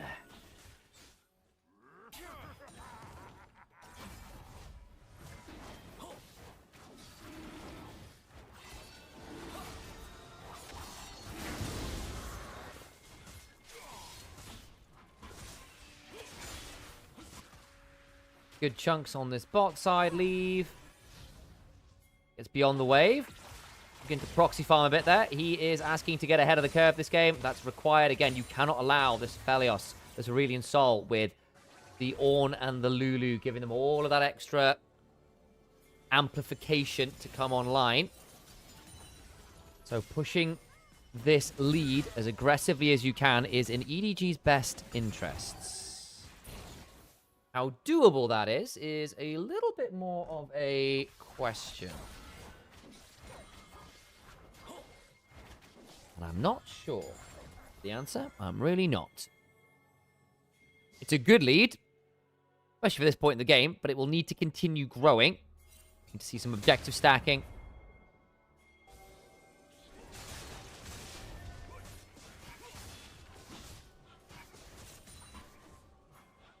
Some turrets taken as well. Bit of an invade coming on in. This should be an interesting one. Lulu Jarvan versus Xiaohao and crew.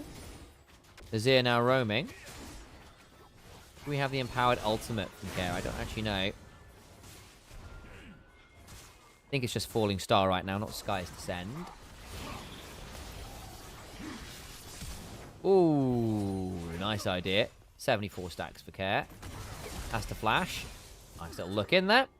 ZDZ trading with Hoya. Hoya walks up. There's the control ward. Goes up. Time to leave. Does so. Bella's breath back. Gets the brittle proc. Hey, that's kind of ult for free. Hoya's happy. Being 10-15 CS down is hardly a big problem there. A singularity engine! Says Cream as he throws down a black hole because you can. Breath of Light on top of that as well. I think it's Breath of Light and not Voice of Light. Pretty sure it's that way around. Let there be light, hey? Astral Flight be the fly thing. Making sure I remember Aurelian Sol's abilities. Stardust is the passive. Oh, there you go. It's all stuck around. Leave. We'll get a lot of time towards this bot side. They didn't get grubs. By the looks of the fact there are no Void Mites spawning. Top side NIP, though, will get a crescendum. Felios is sitting and attack turret plates, TPing in. Huh. How aggressively we playing this? Mid lane, Palkia looking at Care. Remember, he doesn't have the flash. will bring in that little bit of a falling star, tries to run away, and is unfortunately caught up by a tempered fate mid-astral flight. You might control space, but alas, it has a pairing with time. It's a bit tricky. Flag and drag away, assume left in a dangerous spot. Will flash over the wall. Xiaohao can't quite finish the job. Bard's coming, though. That makes things interesting. There's the Whimsy. Cosmic Binding just wide. Good sidestep, but alas, Empowered Meat Autos secure the kill. That is 3 dead for just the one of ZDZ, and Leave is still shoving onto this tier 2. EDG taking a massive amount of gold off the map there. It's a bad TP. The Polymorph comes on through. Flash, Cataclysm, dead ZDZ. Hoya does eventually fall to the wind, becomes lightning. So it ends up being turret for top lane for top laner. Crescent Guard forced to zoom to the wrong side of the turret. And all of this was while that mid lane gank was happening. Wind becomes lightning and Cosmic Binding miss, but the sidestep puts him in range of the auto attack, and splat goes the Aphelios, who's 1-4 now, and 40 CS behind Leave. And this was the problem. Could EDG survive the early game? So far, the answer has been no. And that's despite some matchup I think that were relatively playable. I think Hoya played the matchup into ZDZ just fine. I think bot side, the disrespect of the Magical Journey ganks really cost them. Mid lane care, blew the flash, gets ganked a second time, dies that one. Whatever. But I think bot lane in particular giving up so much gold is a problem. Xiaohao being so far ahead is a problem. Guwon hasn't been able to track and manage Xiaohao, and that is a little bit troubling. Again, with a comp like this, you play until the fat lady sings. Because you will always have that scaling option. If for whatever reason EDG are not clean at closing out, you will always have late game Aurelion Sol, Aphelios with ornaments, with a Lulu behind them. There is always that way back in. But a 5,000 gold lead, sub 14 minutes, is big.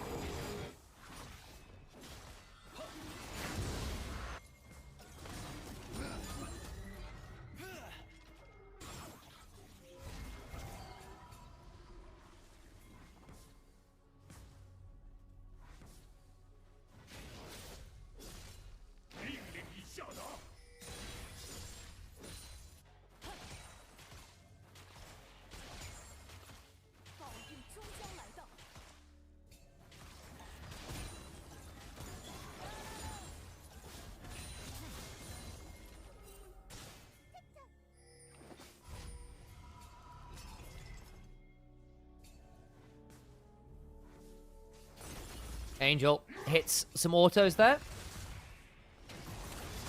Never thought I'd see Leave in LPL again. He was playing last year and did so relatively well, actually.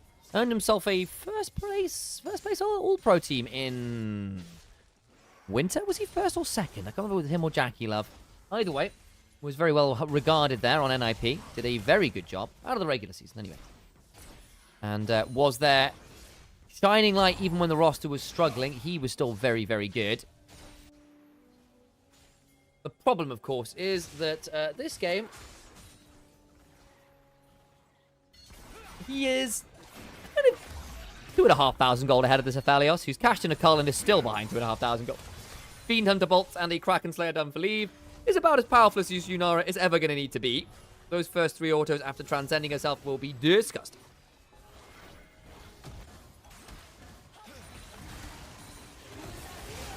Oh, Arc of Ruin, shield. Nicely done, required, but it's forced off the wave, and that means this mid lane is not going to have a great time. The Transcendence was used. Angel also given a lot of time top with his Nash's Tooth. Herald taken, and then summoned mid lane. Turret top. Turret mid lane. Not quite falling, but a lot more plates. Oh boy. At least the solo lanes were within vague touching distance. Problem is, bot and jungle are anything but very much their points of power right now. If the Black Cleaver is done on a fast temper, tempo here. The timers may just not tick to the point where Hoya and Aurelian Sol and everyone just gets to play the game.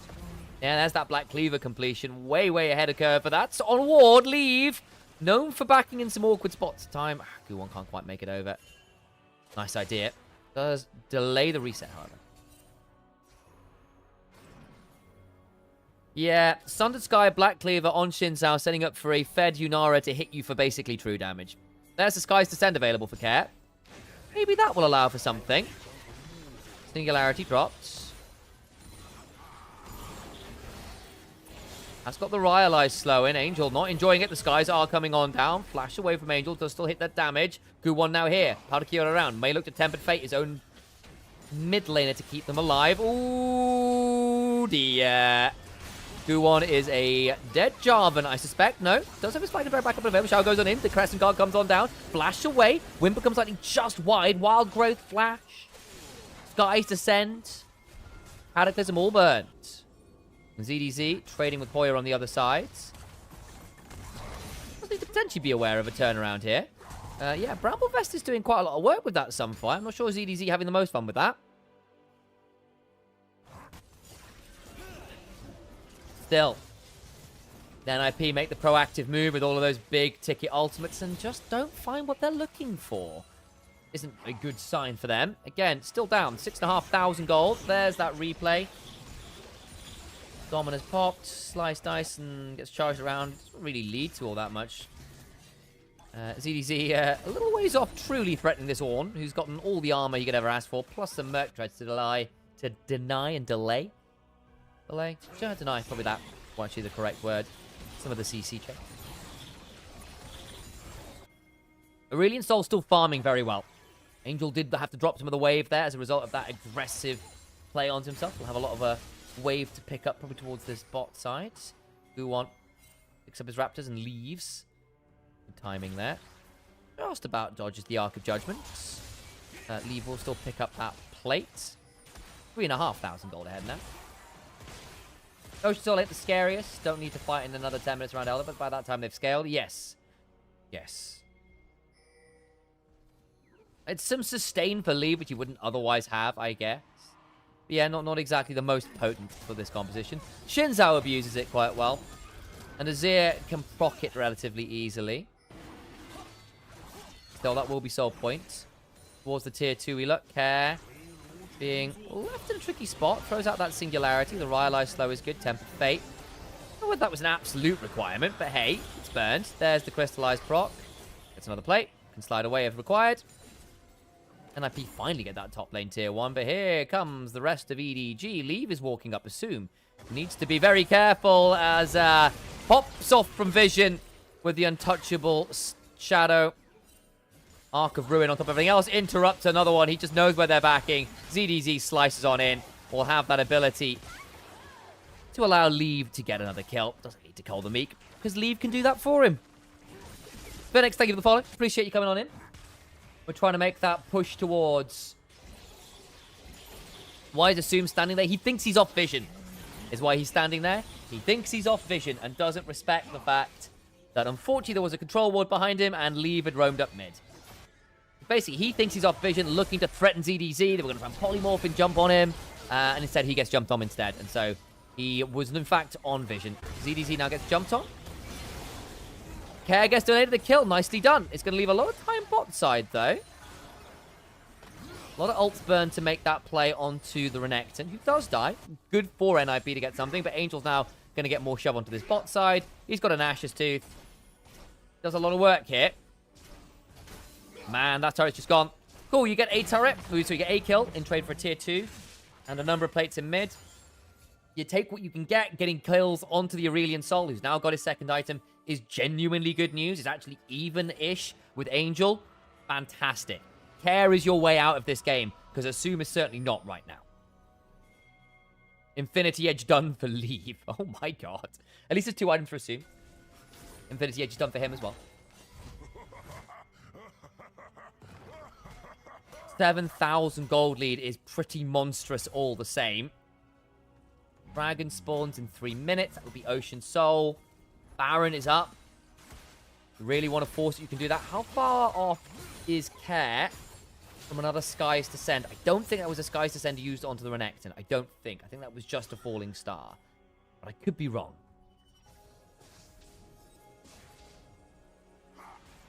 This is a massive gold lead. Any other team comp, and I'd say it's over. It just mostly is. It just depends whether you can hold on long enough for Ornn and Lulu to allow this Cerulean Soul to really, really come online. EDG, as you can see, it's a solid goal. It's a solid percentage win chance. It's just the champions you're against. Yeah, look, there it is. The Molten Edge in for Assume, or what used to be the Molten Edge. No longer got the special ornament names. It will be a Molten Edge in my heart. There's a Skies Descend. You could theoretically look to hard force around this next dragon, next Baron, with those big ults, big items, and try and accelerate something there. No death cap or anything to upgrade for the Aurelian Soul quite yet. Maybe that's why the Infinity Edge goes to Assume. Also, it helps mitigate the fact that Leave is just monstrously ahead of him. Yeah, the fact that the quest has only just come on through for Assume, it's a big deal because it means all of the gold he's been getting has been minimal. Ah, it's not bad. Skies Descend, Palkia's down. What about the fight afterwards? Call the Force God does land, and actually Leave is left in a horrible spot. Needs to run away. Caliber comes on through. Leave goes down. Oh my god! The Mega Ult is huge, but the problem is Angel's now untouched. Does it matter? 4 dead for 2. For 1. Care being gone, though, is most of the gold, and the health bars aren't fantastic for NIP. They might be able to look for some more. Angel goes on in, slides the soldiers, gets another flashes away. Ah, man, it was a good moment for NIP. But EDG, not without their teeth. 1,000 of the gold lead cut off. Care gets more kills. You take what you can damn well get. That's not bad from NIP. The bush bait was in. Palkia gets knocked up. Skies come descending. Boom. And Palkia does get a ways away, but not from the massive AoE explosion. No saving himself from that one. Leave got knocked up by something. I think it was the Call of the Forge God. And Assume finally gets some vengeance. Double summoners on the Yunara blown means she's vulnerable in the next fight as well. Like, this is a lot of summoners blown. Aurelian sold down his own summoner, though. Same with the Aphelios. Makes this next fight an intriguing one. You don't have the Skies Descend, though, for this one. Ryalize is upgraded from the Ornn, helping cut some of that gold lead again. ZDZ on the flank angle. Care, remember no flash. Does have to be more afraid of the Renekton than he would be otherwise. Guwon not spotted him out. Oh, that sweeper kind of sucks. That sweeper really sucks from Guwon. In comes the Falling Star. Xiaohao will get the Crescent Guard down. Shua left on lane, no HP, and they lose their jungler before Soul. Oh, all of the eggs were thrown into the fight in the blue buff. And unfortunately, I had none left to crack for the omelette. Named the fight around Soul. And yup. That, unfortunately, is Soul, and a feel-good moment from NIP. Falls apart. Imagine if they weren't 6,000 gold behind. Alas. They are. Jungler still dead for 15 seconds. To Baron we go, I suspect. Or at least a bait around it. Remember, no flash on Care, no flash on Assume, no flash on Guwon.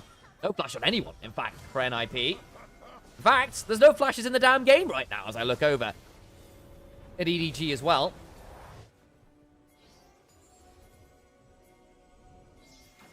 Oh, it's dark and full of EDG members around this Baron pit. Palkia will try and play Battle Ward. Guwon a known quantity now. Baron down to 6,000. It's gone. It's gone. It's gone. It's gone. Yunara's helped delete it with the assistance of an Azir.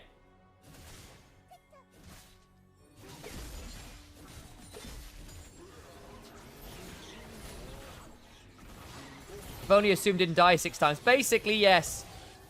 Basically, yes. In fairness, it wasn't entirely his fault. Part of it was Xiaohao just repeatedly ganking with no vision control to know that he was coming down there. Part of it's Guwon not being there to defend. Part of it's just bad summoner economy. Bad defensive play. I actually don't know what happens to Ornn at level 19, 20, whether he gets more ornaments or not. He does. That's a big deal. There's a ward behind there. Could theoretically teleport flank. Assumed to get hit by the Temper Fate. Is it going to turn into anything? No, it's not. Tier 2 still under siege. Guwon forced off. No flank angle from him. Oya goes in and immediately has to leave. He's just not tanky at this point.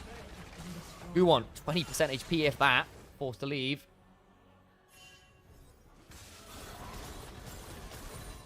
He gets max upgrades at level 17. Okay. So yeah, there you go. No additional items to grant.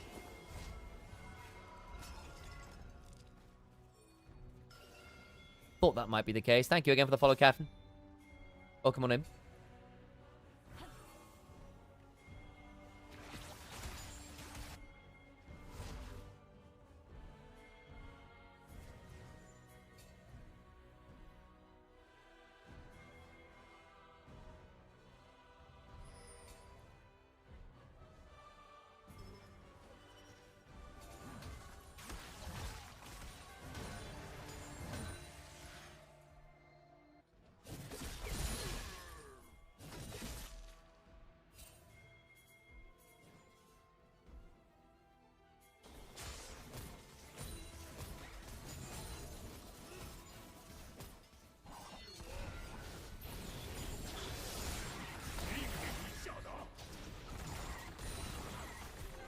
Shoving on forwards. Magical journey used. Xiao looking for him confronted. This is the attempted turnaround. Angel goes golden. Buys a lot of time and he flashes out. So the flag and drag means nothing. In goes Xiao and assumes popped again. Again he dies.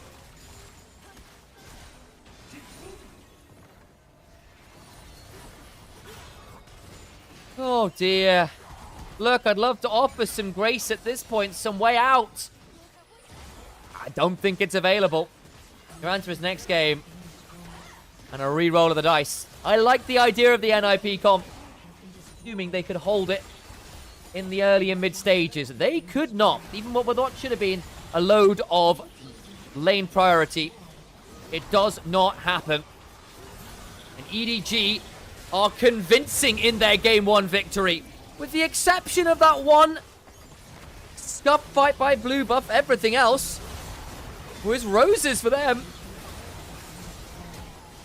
But Lee flashes in, doesn't die to the fountain. Oh, my days, he's playing with some fire. Finally goes down.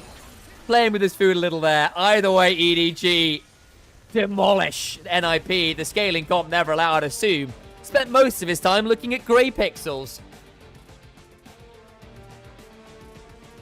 Here's my brother on LEC this year. Alas, not. Alas, not. Neither am I. Maybe as guests, but I've not been contacted about that as yet. You never know. You never know. We live in hope. But for now, it is LPL or bust, and that means we are requiring all of you at home to support us how you can. If you've got that ability to throw a subscription, donate to the Ko-fi link, makes a massive difference. We really do need all of you to stick around and help us out. We will be struggling for all that monetary things to do League of Legends with when Durek sponsorship soon. Also good to see you, Nightstar. Long-time League of Legends caster themselves over there.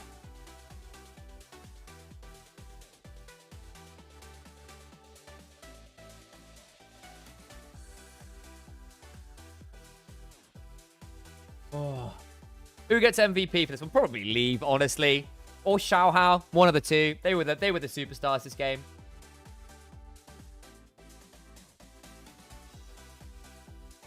They were the superstars this game.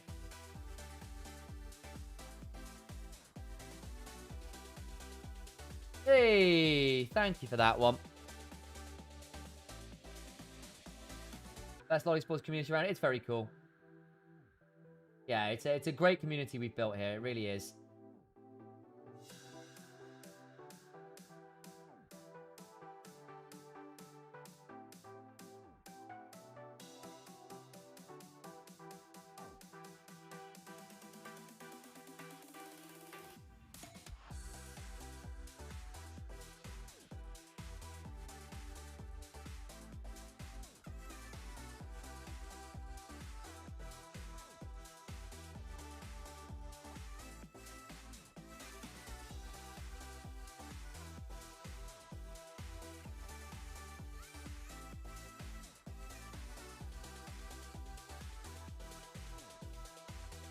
Oh.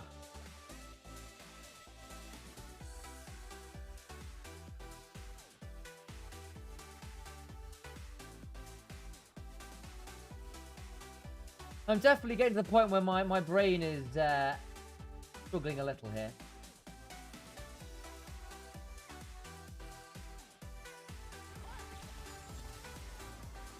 Whoever listens to me ramble about score. It's true. Score was wonderful. There's the replay.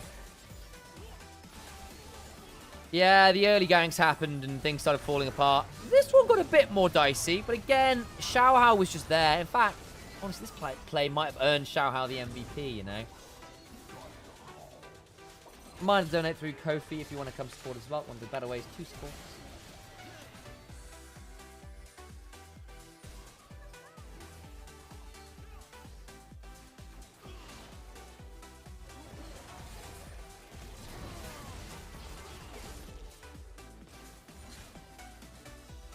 Oh.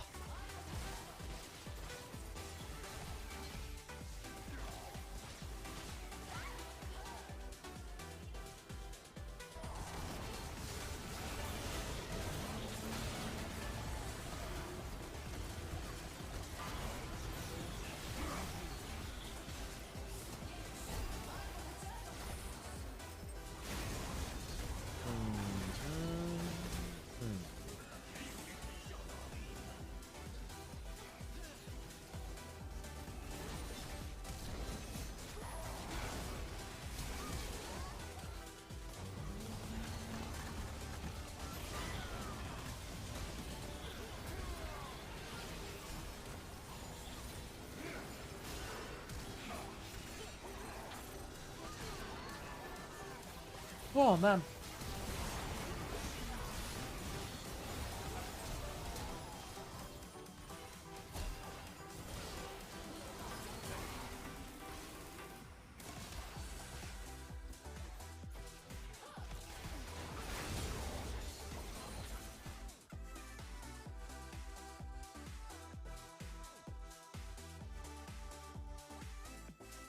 My brain stings a bit.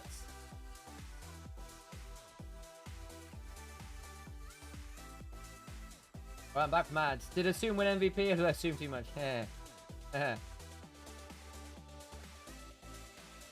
We've not actually seen yet. We're waiting on MVP.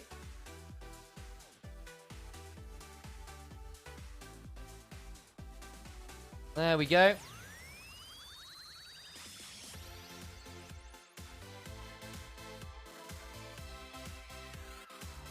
And it will be Xiaohao who wins it. I think that's a well-earned one. He would have been my call too. He would have been my call too.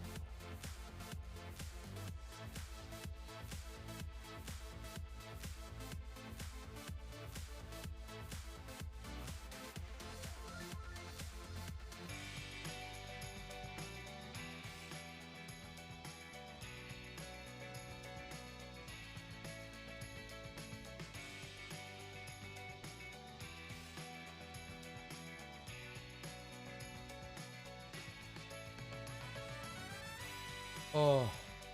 8 out of 8. Yep. I think that's probably fair. Right, guys. I'm going to turn the camera off. I'm going to put the Spotify music on. Because otherwise we get done in by... what's it? Name for this. Copyright strike shenanigans. There's one advert out there that is not whitelisted and gets copyright struck. It's very annoying. So, put your noise off. Spotify noise on. I will return shortly. I've got myself a bit more water and stuff to roll with. Back in a minute or two. What?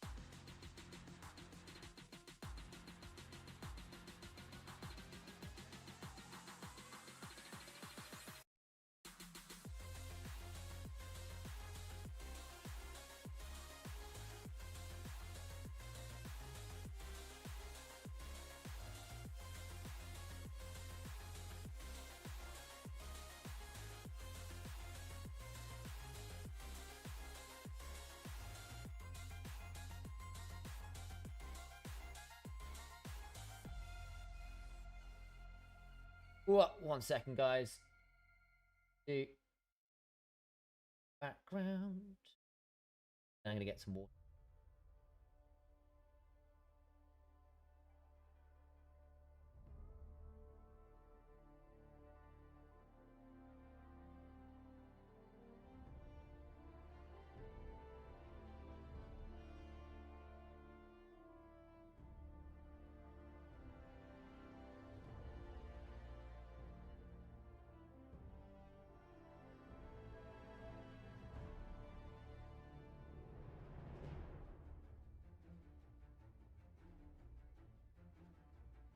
Oh.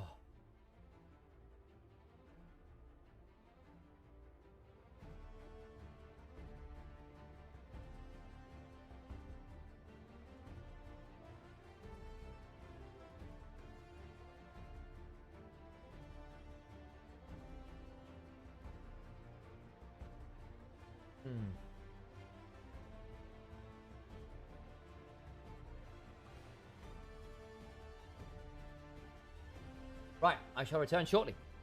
Back in a second or two.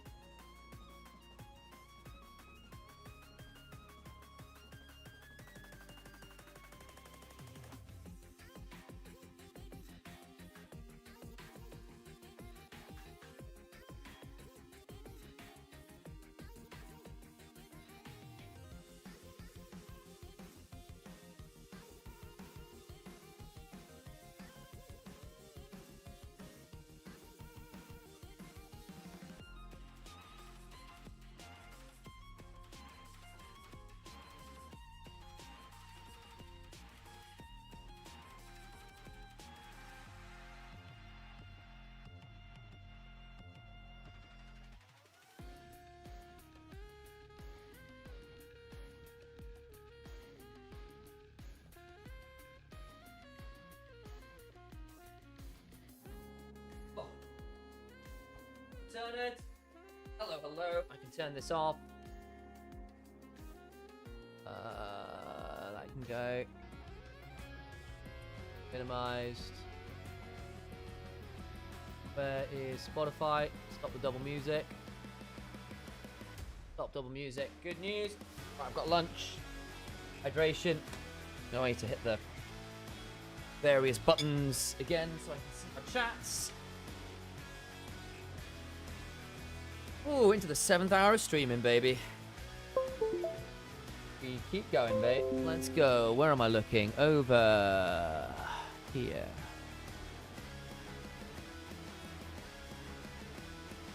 Yeah. Oh, there we go. Not bad. Right, excuse me. I'm going to move this mic away a little bit while I eat some food. Oh, no, that's so annoying.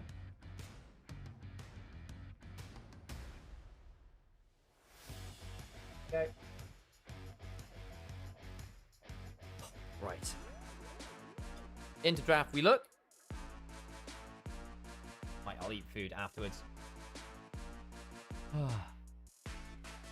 Okay. So, game 2. EDG smashed early game last time. NIP now take first pick and red side. EDG get the blue side constantly. Jace, Nico, Oriana, Varus, all banned. I think Malphite probably now a required ban, or that will be first picked. Fairly straightforward answer there.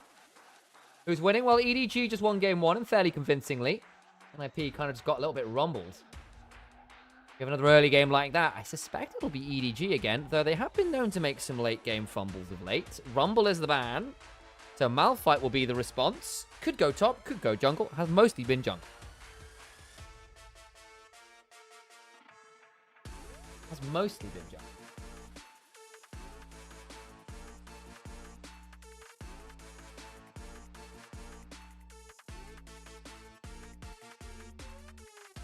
We shall see.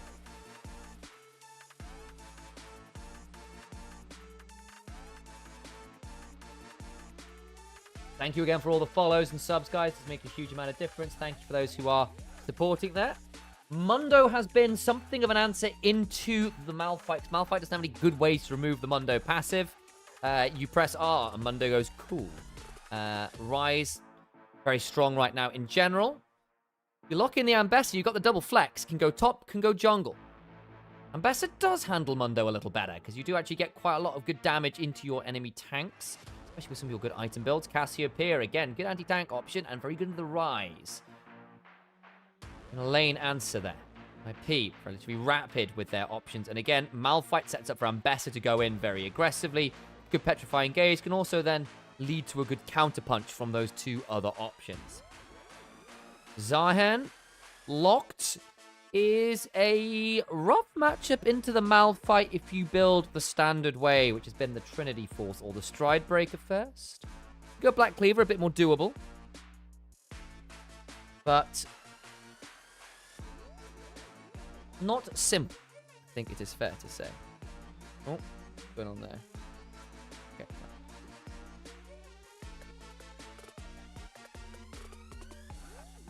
Second phase of picks and bans. Nautilus. Yeah, that would have been an annoying additional single target. You are going to have a bad time. Engage.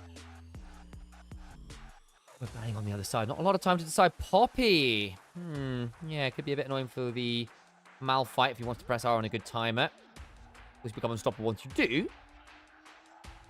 And Bester as well gets somewhat humbled by that. If you want an engaged support like a Rel or whatever, it could be a little problematic. Are we banning here? Both bot lanes yet to be picked. We are banning a lot of engaged supports right now. Neither team... Oh, well, EDG don't have the best engage, right? You've got Rune Prison, then Cleaver Slows, and maybe a Dreaded Return or a Grim Deliverance, but not the best. I think NB can be a lot more proactive in this one. I agree. Less reliant on getting to late game. Can play through the mid game, the early game a lot better already. Basically, level 6 is unlocked and you've got some good skirmishing power. Ezreal away from Leave, who would be annoying for the Ambessa and the Malphite to manage. I think that's reasonable. Corki's up if you want the defensive tool. Alistair, again, not the easiest to bring down with some of this stuff. It could be a good frontline and an engage tool, which you are lacking. What are we going as a Sum and Jaw here? It might just be Corki Rel, guys. Double resist red, lane dominance. Gives Rel as a good option to get in to make some fights happen. Heist is a bit of a better anti-tank option. Follows up on the Kais from the Malphite well with the R. Heist is a decision. Nico's gone. Bard is gone. Your range support options are not necessarily there unless you want to take a Karma. Rakan sort of doubles up as that. Not really. The Gleaming Quill, the early poke's not actually that bad. He's much better laning support than he once was. Can get a fair amount of heals off the Alistair.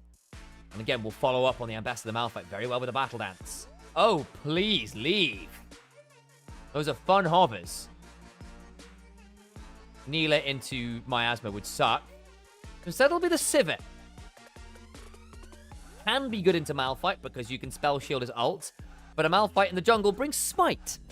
So if you smite mid Unstoppable Force, you can still get that important ultimate on top of the Mountain who moves. Like the one who fights. He doesn't do that. He plays jungle at the minute. Let's run that last bit of ad speed and get them in game. Between games. Civet feels awful here, in my opinion. It's good AoE damage, but I agree there's a lot of ways for Civet to get punished here. And I don't think one spell shield will be enough to defend from all of the ways to punish it. I think it's a bit risky myself. But we shall see. We shall see. All right, time to turn my cameras off. Get ready to go into game.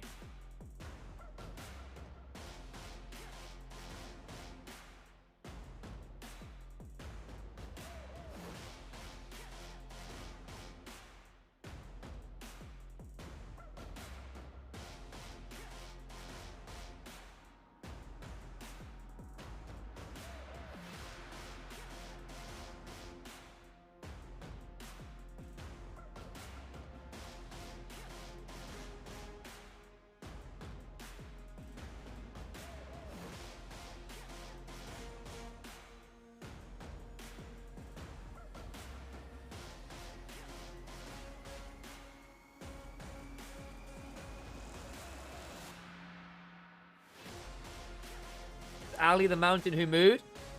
We'll find out, I suppose. On to the rift we go. Giles first.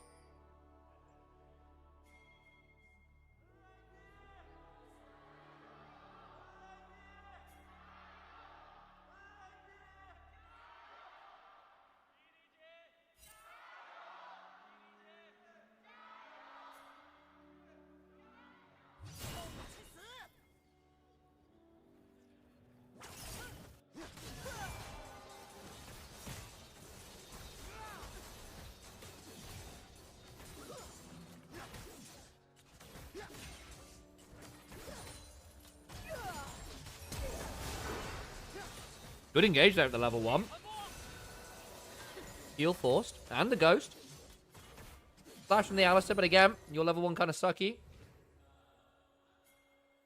Why even those summoners on the Kai'Sa matters?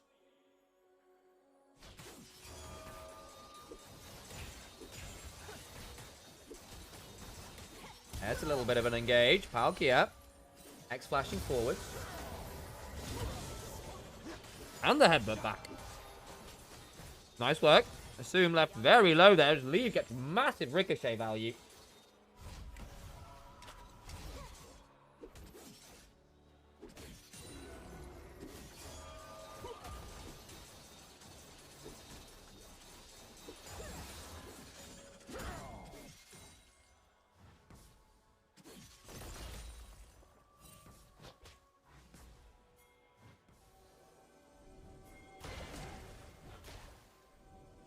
Guwon doesn't know that Palkia has found his way to the enemy jungle towards Care. Oh no.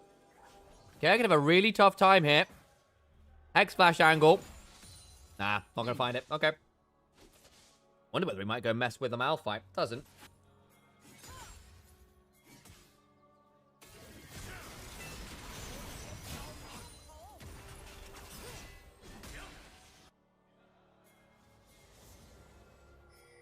That was the first map. Very EDG favored. So it was a gamble that NIP took to play for scaling and just couldn't. The river we go. Bit of a fight happening. Assume gets jumped on. Xiaohao gets the smite win. Boomerang Blade comes across. Palkia left low. Again, he's level 2. Just missing the grand entrance. Will it matter? Oh, the last auto gets it. Nicely done from NIP. Good punish. Stuck at the level 2 there, and does eventually end up burning that. Of course, a lot of summoners blown there. Flash, Ghost, heal. Double flash. Down. Not necessarily the best news for Assume, but he does get that kill, and that will do. Better than the last game, at least.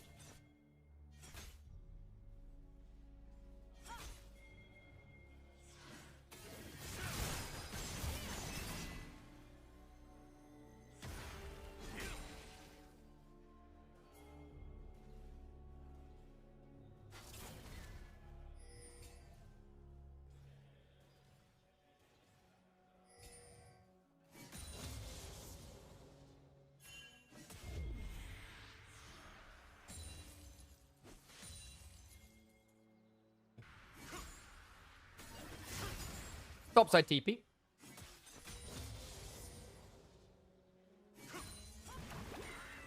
ZDZ's played a very good game here into Huya, the app I'm on. That's kind of expected, I have to say. Has been a mean old game of late, has Huya. Oh yeah? What am I saying? ZDZ. Mid lane. I'm saying random words, guys. We try that sentence again in a moment. Once I've collected my thoughts. Oh yeah, not known for being the best laning specialist. Certainly not known for being best carry. And when it goes wrong, it often goes very wrong. ZDZ. Been a solid laner. Angel very low here. Could end up being run up by Gare. Who has burned his flash and his ghost. There's still a flash on Angel. Will he need it? No, just out of range of the seismic shard. Go and overload at Guwon. Decent jump through the wave. Ooh, playing with fire here is Angel.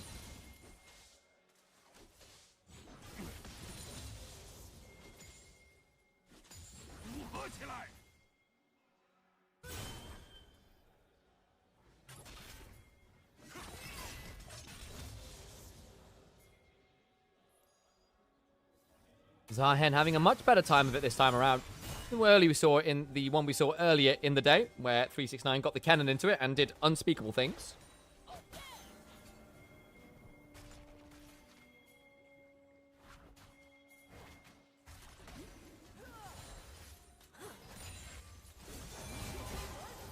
Bit of a look. Engage from Jaw. Does it lead to anything? No. Malphite's still only at level 5. Heal burn to dissuade some potential drama.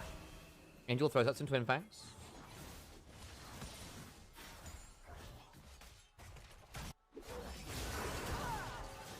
Assume is okay. Jaw doing his best to get over, but Palkia will body block a fair amount.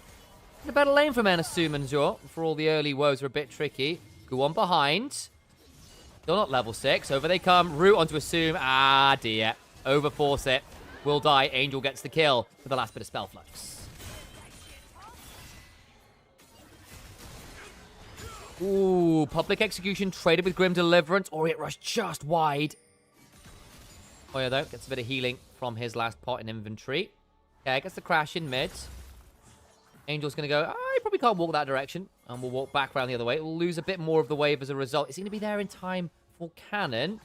Yes. But not the end of the world.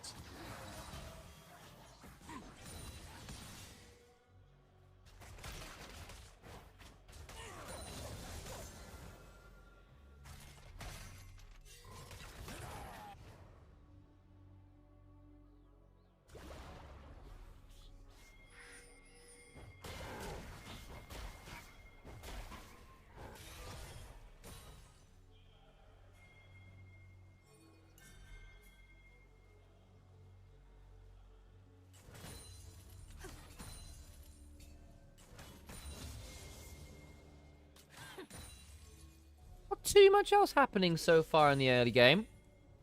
I don't think who that favours.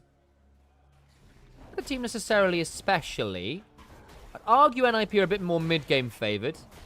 Ryze and Sivir probably being slightly more dangerous later on than the Cassiopeia and Kai'Sa. They're both very good scalers themselves. More about execution rather than period in the game. I will say, once you do get, say, that Mundo rolling and that Zion rolling, they tend to be pretty scary a little later on. Perhaps an edge to EDG.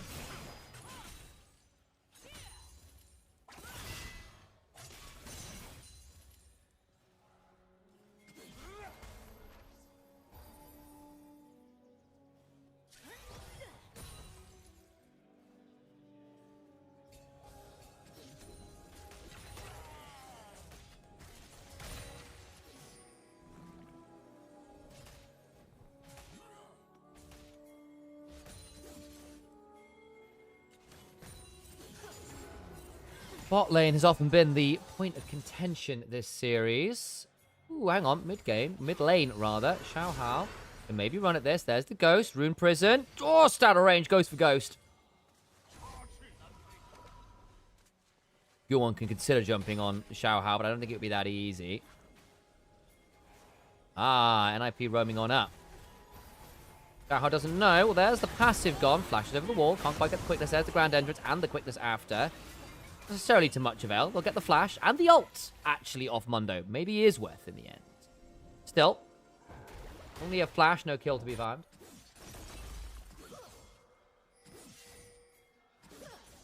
Yeah, Maniac, don't worry, like, info is fine in terms of, like, asking for info and, like, you know, hey, what do you think about these matchups and stuff is fine. But we try to keep it gameplay focused here, just because we've had issues before with betting chat in Twitch, so we don't do that one. But, you know, no worries saying, hey, I like this matchup, or hey, I think this champion does really well into this, but keep it gameplay focused if you can. The only thing. No stress about the other. They're like odds, straight up odds. Try to avoid that. If that's okay. Oya gets knocked up there by the Dark Englaive Part 2.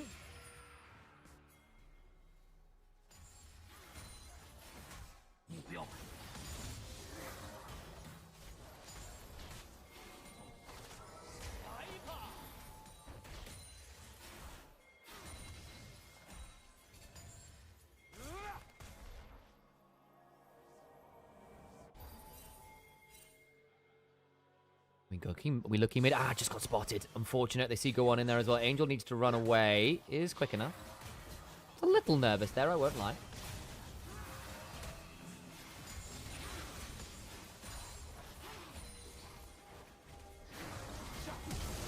Ooh, flash. So little avail. Palki with a double pulverize. Nicely done. In comes the Unstoppable Force. Angel gets frozen in place. That's good from Care. Finally staying alive for a second or two longer. The double knockup. Assume flies on in. Oh, LIP, that was much better stuff.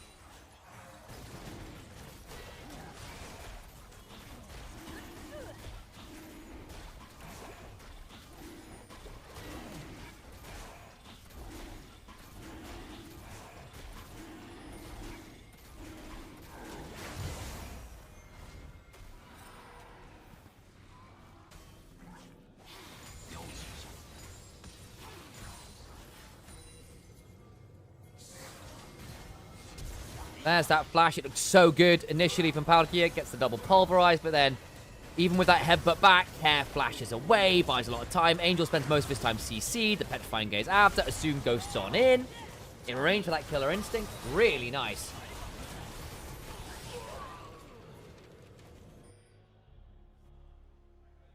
Not exactly a gold lead. In fact, it's back to even again now. Leave got to shove a whole wave into that turret bot side. Cost quite a lot to come and turn that around. Draw smurfed it too. Yeah, he did. He had a really good fight. And in fairness to NIP, they needed it.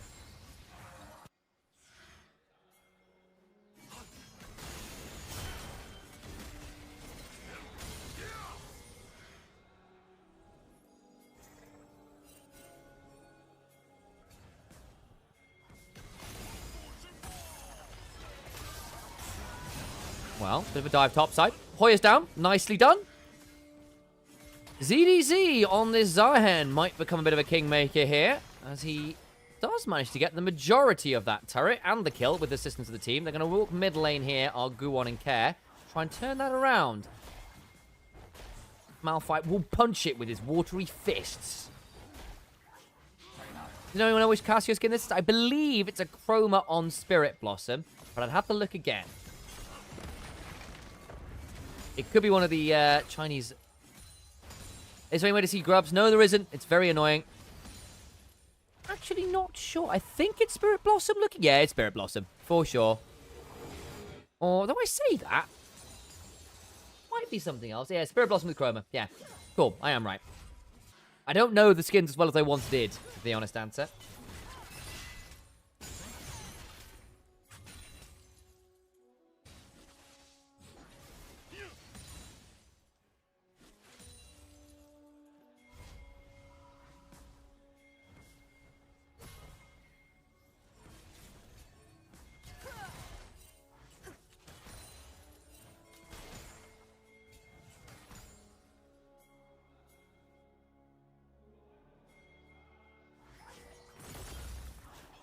Bit of a chunk there from Kara on that turret. Can Cassio counter Mundo? Yes, post a certain point. She's good into HP stackers. She's got to be a little aware of burning the Petrifying Gaze freely, because again, the other issue is that Leave gets jumped on into the Unstoppable Force, dead. Sivir does not have fun there. And that turret is gone, I think, as a result of all that. Cost a flash from Job, a good play. Headbutt away from the turret. And they do save it.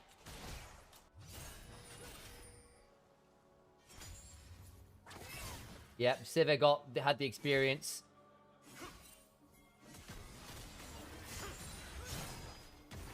From what you've observed so far, does red or blue side really matter? Very little. It can sort... Depends which champions. Like, Misfortune red side is scarier than Misfortune blue side, because you can threaten Baron with Misfortune ult from across the wall.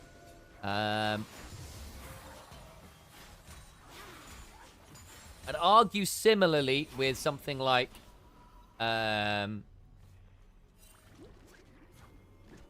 as well, because you can ult from over the wall from a place of safety.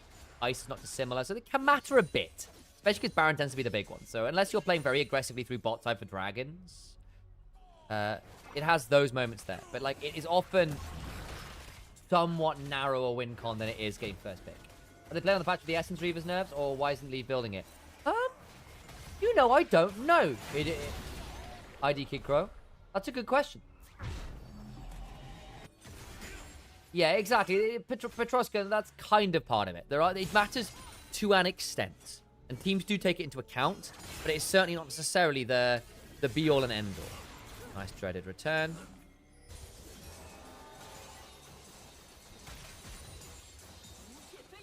Assume now at 4-1. 2 items on the Kaiser in a great spot this game. Protoplasm Harness and the Zeke's Convergence in for Guwon. So he's feeling a lot happier as well. Difficult to burst him out when he goes in.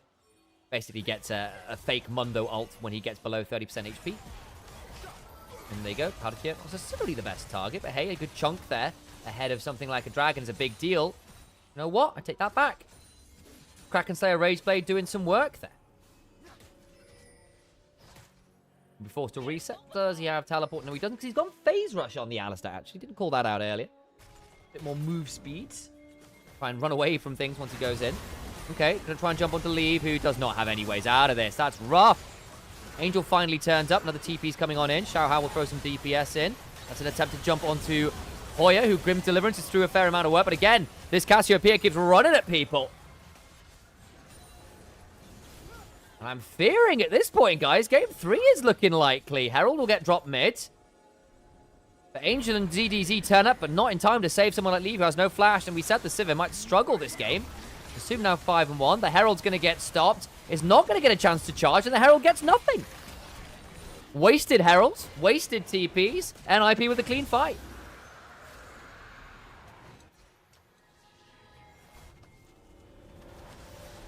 Hope we get the replay there, because actually the reset from Palkia allowed the man advantage, 2-man advantage, I think it would have been, in mid lane. So they just jump on Leave, who has Spell Shield and no flash. And at this point, it's like, okay, Duo has a really good angle. Its Spell Shield is good from Leave, but it means there is nothing then to stop Assume and Duo full sending to ensure the Sivir dies. The TPs fly rapidly, but you've already lost your AD carry. It's a 3v5 in mid lane. Public Execution into the Petrifying Gaze. You sure you get the Grim Deliverance, but you've not had a chance to stack your passive. It's done.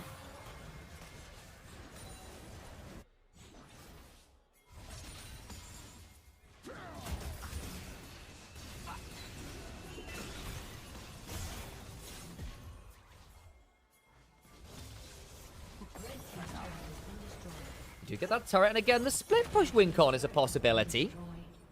Ryze and Zahen will be pretty scary as the game goes on. The issue, basically, is that this Kai'Sa is such a menace. Cassio's doing just fine. And Leave is struggling, for once, to find a position to DPS. Sivir's just not really been having a great time. We worried about it. Especially considering we'd already seen a lot of the draft, and it had been a bit of a problem. Angel, decent chunk there. Unstoppable Force, assume presses the Killer Instinct. Angel, yeah, you don't win that. 1v3. Yeah, may end up being similarly punished, though. Grim Deliverance will buffer through the Petrifying Gaze, and both mid laners will have a bad time in their respective side lanes. Arkia will meet into Jor. Gleaming Quill into Grand Entrance combo.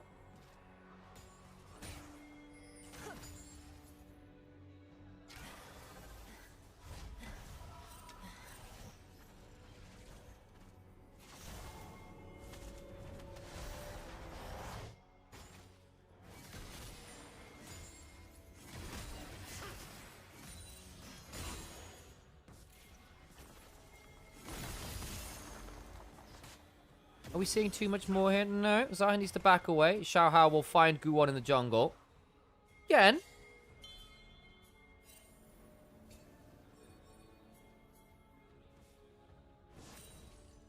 There is still this split push win con. The only thing is the Kai'Sa's ability to lane to the gank with the R, basically, if there's ever a fight happening, can be quite scary to manage.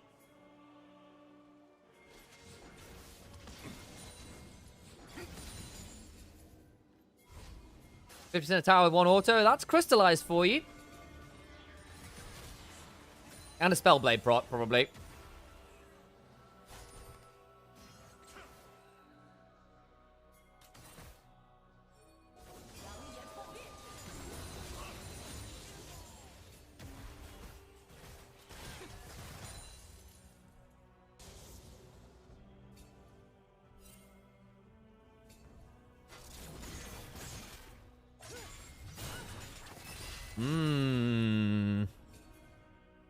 The game is still close gold-wise.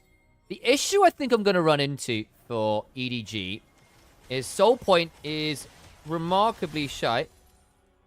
What did I say there? Remarkably tight. Not shite. Unfortunate. You can tell I've been on air for nearly 7 hours.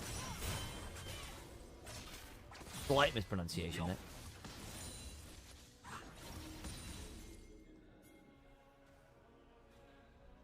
For people like Sivir to make this one work. Still a tight win con angle, interestingly. Ryze is now getting to the point alongside this Mundo where they're actually relatively tanky and might be able to survive the first hit. They've got 2 items. If you get a chance to auto, do some work. Kai'Sa dies. Things get harder. I do think the side lanes are better for EDG right now. That's certainly more of a win con than it used to be. Dragon in 40 seconds.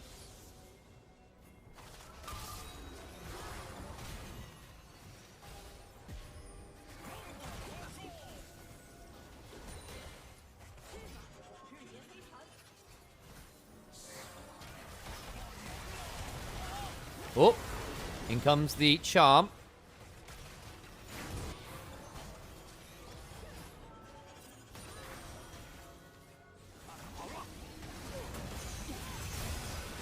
Bit of a chunk. No one dies. Really? But what about Ult's burn? Still basically there. Alistair doesn't have his. Rakan doesn't have his. That's the quickness onto a Petrifying Gaze. Killer Instinct. Down goes Zahen. Guwon flashes out. Leave finds an awful angle for a flash. That was awful. Leave, what was that flash?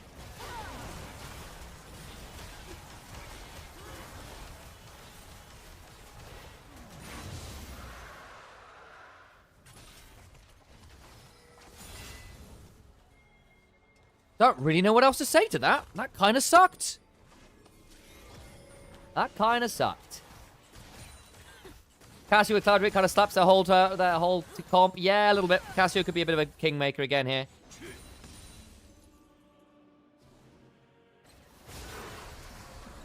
ZDZ just got jumped on. Not really the best angle there. They try to punish Guwon. Kai'Sa comes across. They blow one up. And then Angel flashes in to try and get the kill. But the Rune Prison is too late. Guwon gets to press R before it fully actualizes. And unfortunately, once you're unstoppable, you are in fact unstoppable. And that was just a bad flash. I don't know where Sivir thought she was going with that one.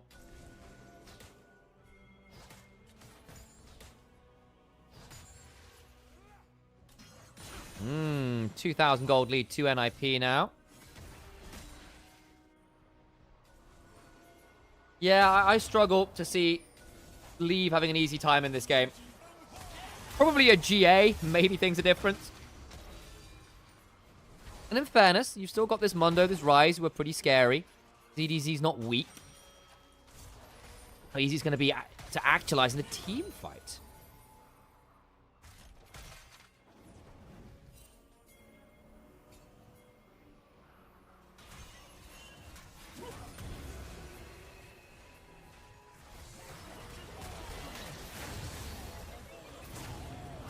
In they go. Flash away from Xiaohao. He's going to be relatively tanky here. Still got that passive to roll with. Mundo throws the ult. Survives. That's a lot burned. Assume. Loads of damage. Leave. Burning out. Finally, ZDZ is here. Watch for the Grim Deliverance. The Orient Rush comes on forward as well. Damage on the Guwon. He's going to have to run away. The Grim Deliverance is in. And I think NIP might have gone a little deep, but that's a public execution. The turnaround is Hoya's there.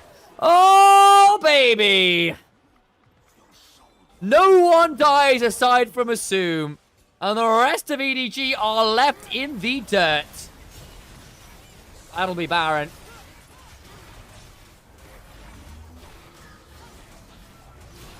That was disgusting. That was disgusting. Wonderful combination.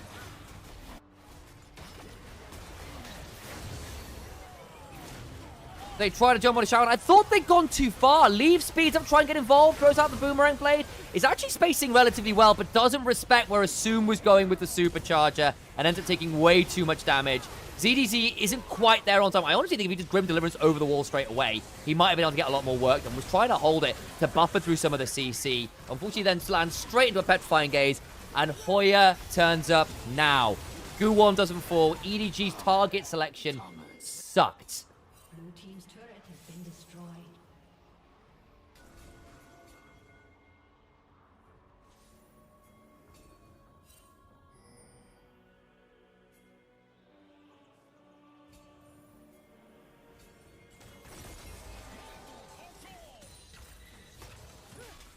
Hoya will take that turret down.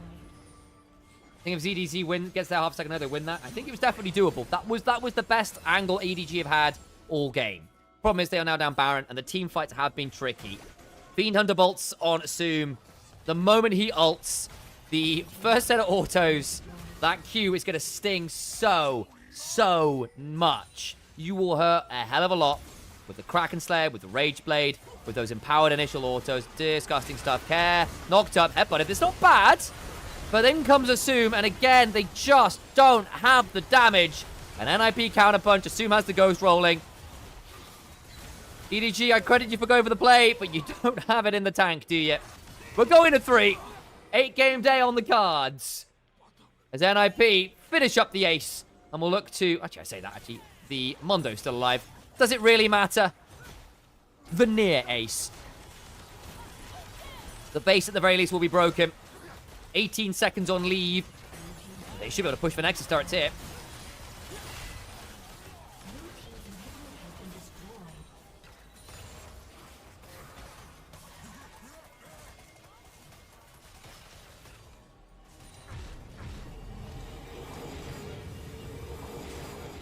Not game over.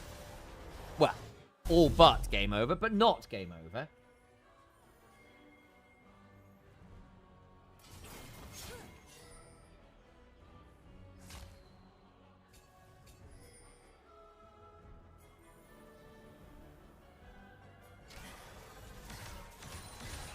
Lee feeling like Assume felt game one. Yeah, basically both AD carries have had tough games. In fairness, this one I'm like, what on earth does Sivir do to survive this comp? I just don't think Sivir was the answer here. There's no way to keep it safe. ZDZ's got 3 items, finally. Does it change anything? Not really.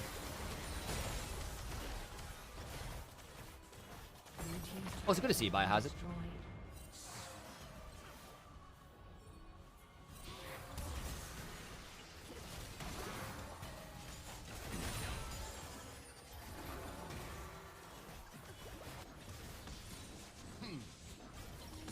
Mid lane wave is being contested by Angel and Hoya.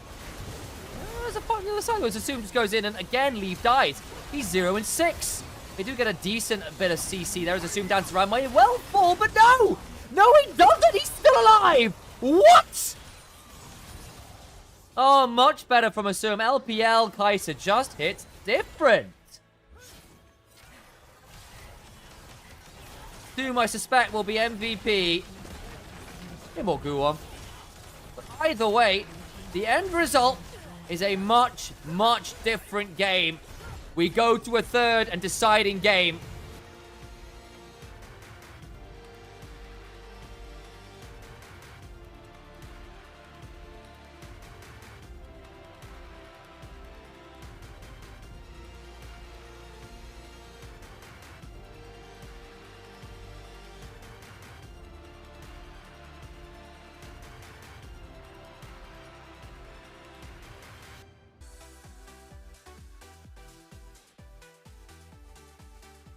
That, folks, was a little disgusting.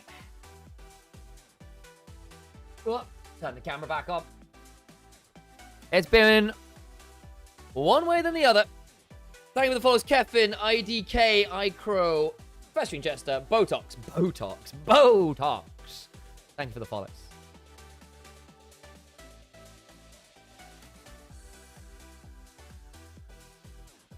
How do I pronounce your name, IDK, by the way? Was it ID Kid Crow? What's the pronunciation on that one?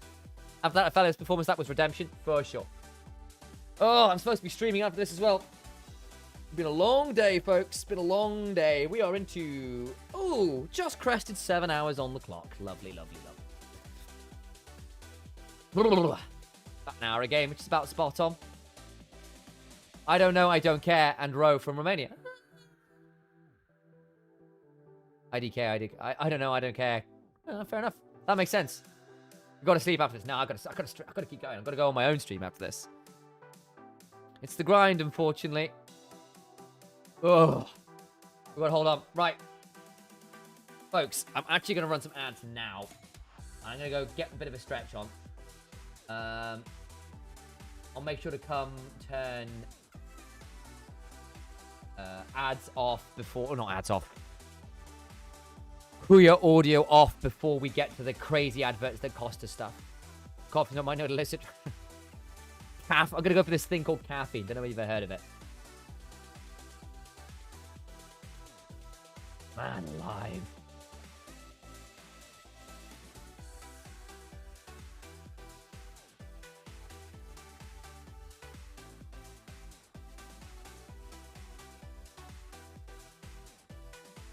Oh. Assume. Look at that damage! Hot damn, son. And thank you, Darkwall, for the sub. I appreciate you, mate. Thanks for coming and looking after us.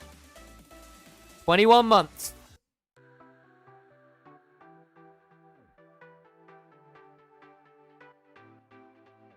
$20 months in a row as well. Nice work. Oh. That's just my phone disconnecting because it was dying. So I'm going to recharge that when it comes back. Right. Do I need more tea? Probably do. Probably do. I will return with some tea. Oh.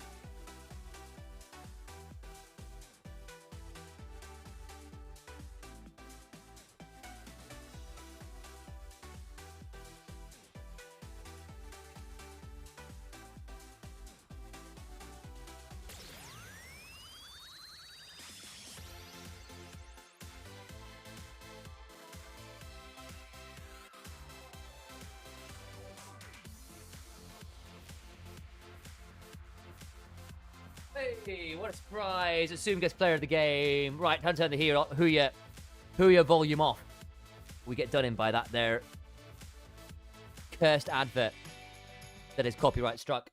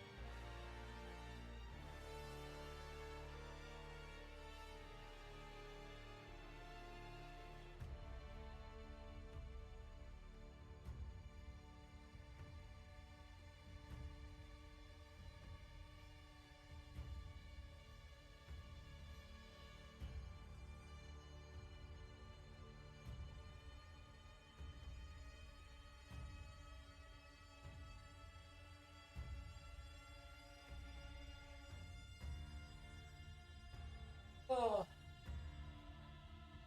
I'm back. I'm going to turn the camera off, though, and chill out briefly, because my brain is a little bit gone. I'm not going to lie to you all. Sam is barely in the building.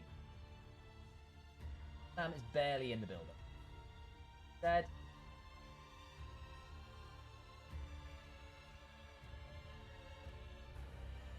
Oh. I'm Miss Game 3's got to head to school now. Of course, Clara, lovely seeing you.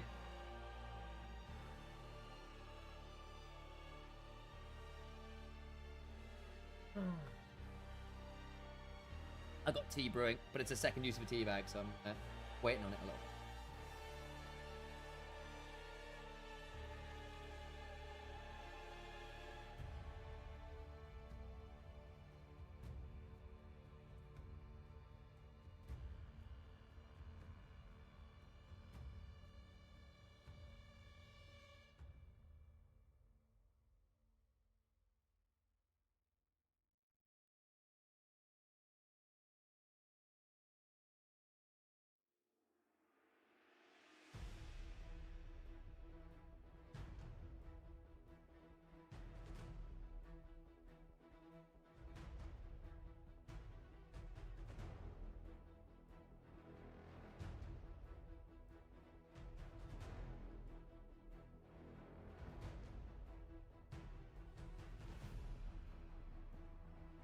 See, where's the pilk? Fairy tale, don't you start that again.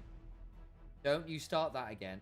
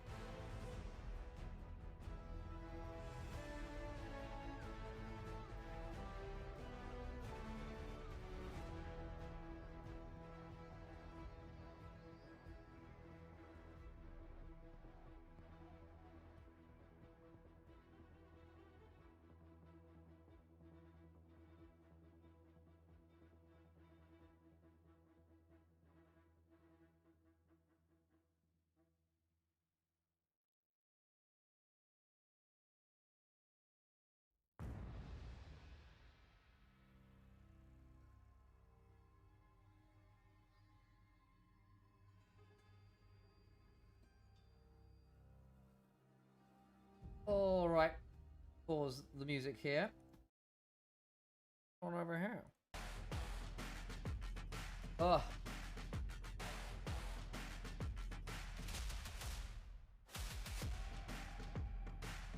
Double check I'm not.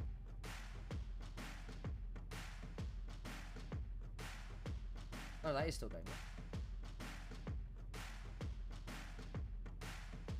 Oh.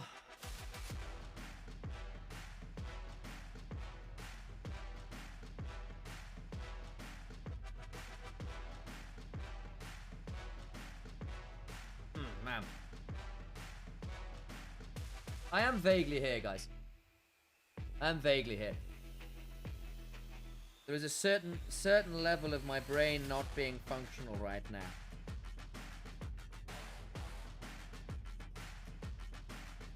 Whoa.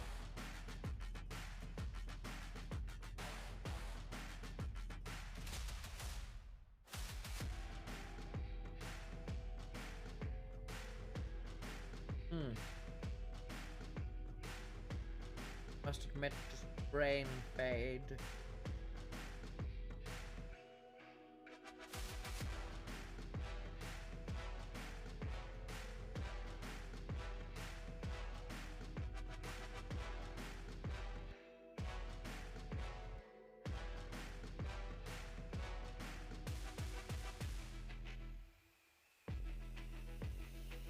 This next game will be quite telling, because it feels like whatever team's gotten ahead in the early game has stayed ahead, particularly where bot lane is concerned.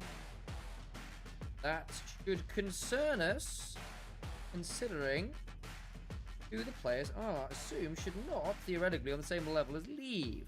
And yet here we are. And yet here we are.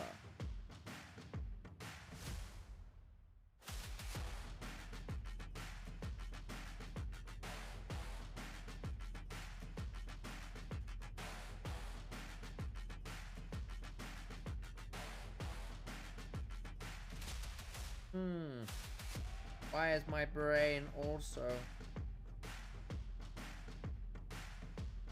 non-functional?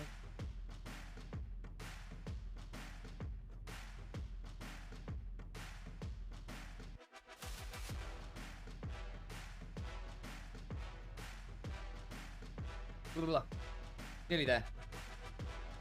One more game to go.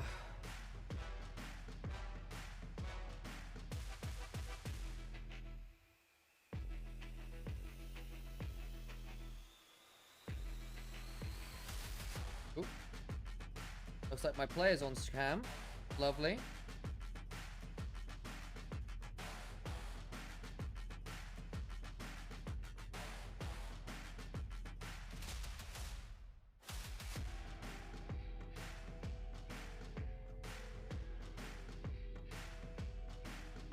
Nearly ready to go.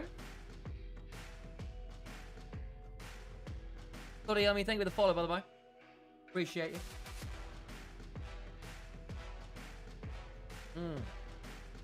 Well, been going since 7 or so this morning. Now 3.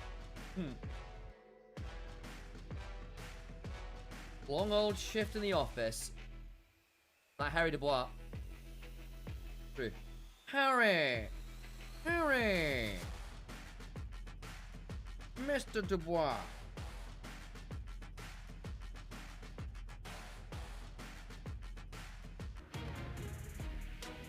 Alright, this looks like draft to me.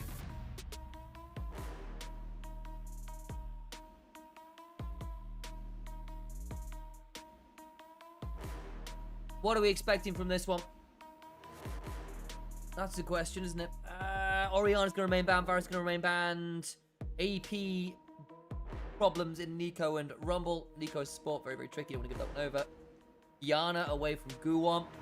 We are getting to the point where Kiana becomes increasingly high priority. The Jace will remain banned.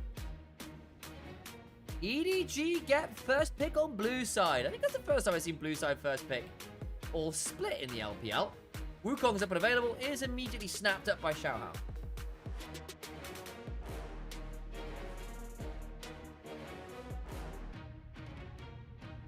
Next.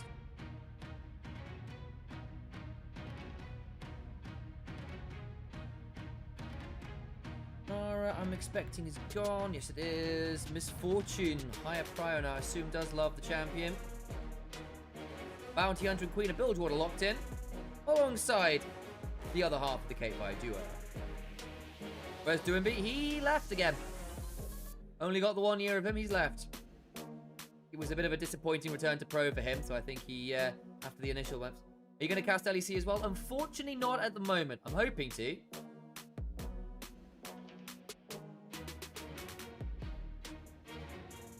NIP chose red side? I'm assuming so. I'm assuming so. Choosing red side. But yeah, would love to get back to casting LEC, but wasn't asked to so far. Not to say I won't, but myself and Alex, myself and Nymera, not on the docket so far, weren't announced. Obviously, a disappointment, but hey, welcome to entertainment industry. Ryman, thank you for the follow. Too nervous, thank you for the follow. Alongside the first question. Yeah, Kyled, exactly. That's my deal, right? Like, Malphite becomes a lot more threatening when everyone has to blow loads of stuff to dodge his stuff, and then someone else can follow up, or vice versa. Vi Ahri, easy pick combo, very dangerous. We've seen this already work out really well with Cream and Niall doing some really good work there. Different focus now. Bot lane from NIP, top from EDG. ZDZ has largely had the better of Hoya so far.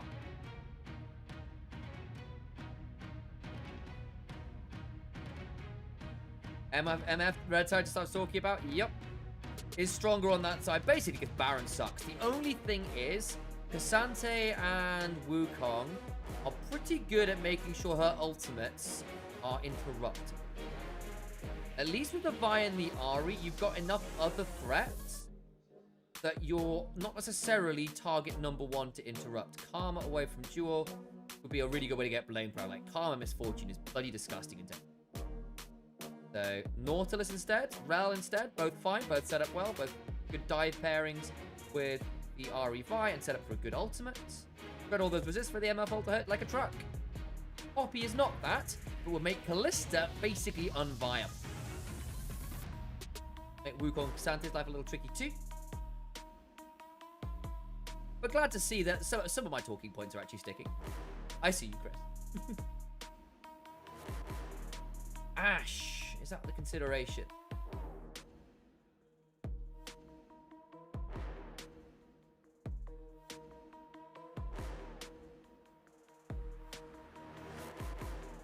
Ash locks it in.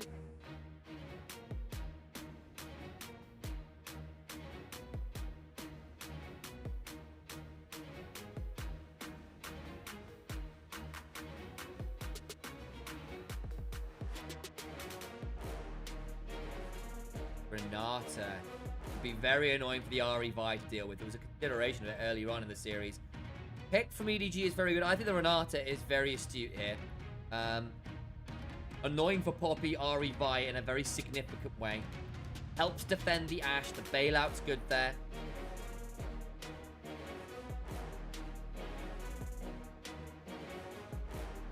Looks like the guys in the head with the back were massaging my head. Oh, I could use that. Oh. Head massage right now would be killer. Killer. Leona locked in. Okay, that puts Poppy top. Hoya is a Poppy top player. It's been a while since we've seen it. It's been mostly support and jungle. But there you go. All right. Not the most damage from NIP. It's very mid-game focused because the burst is high. The one item mark is disgusting. To early mid-game, one item burst mark, fantastic from NIP. If it gets to 2+ items and NIP on it in a good spot, I think EDG have it. Bailout, scaling, consistent DPS, good picks, good anti-dive in the team fights. I think it gets dicier for them then. They need this early game to work well. They need this Vi Ahri to get snowballing. Or I think it's going to get tricky for them. Initial reads. Right. Let me go get myself my cup of tea. We'll run that last minute block of ads. And we'll go on from there. He's going to get choppy for just a second, blokes. There we go. Do that. I'm going to turn my camera off. And we'll return shortly with game number 3, our final game of the day.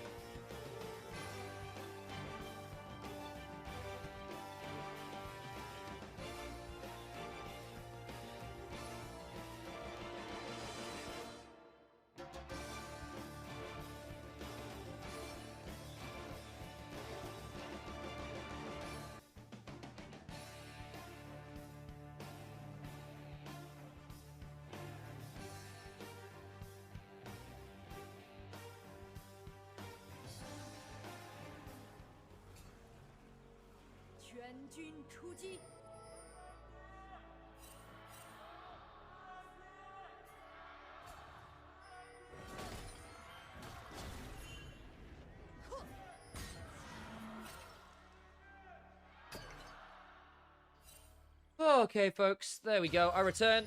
Gyos have occurred.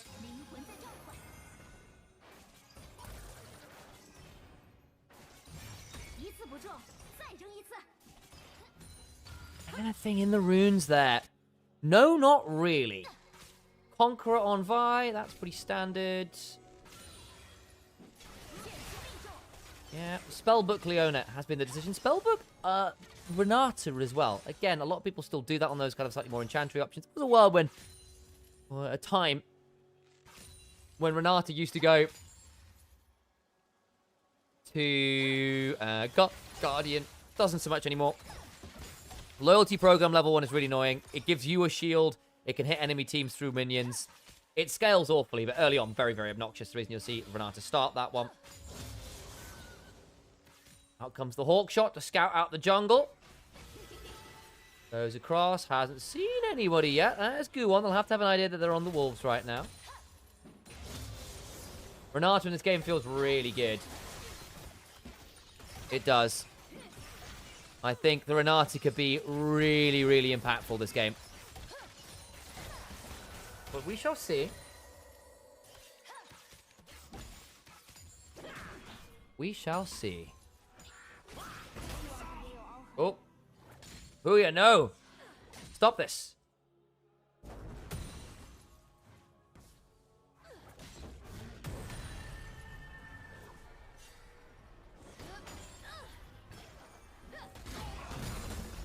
Booyah getting the shove in early. Used to be a bit of a thing into Cassante Poppy Top.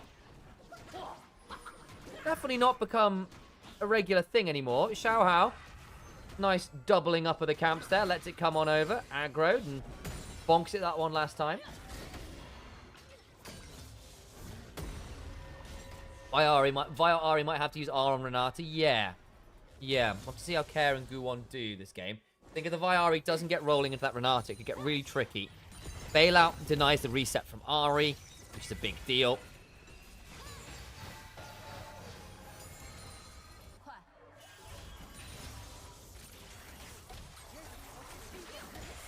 Bit of an engage down to Jewel.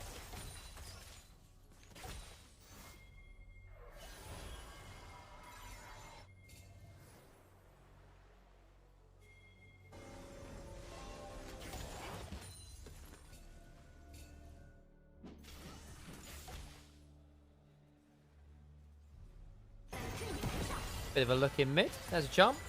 Not too much to see there.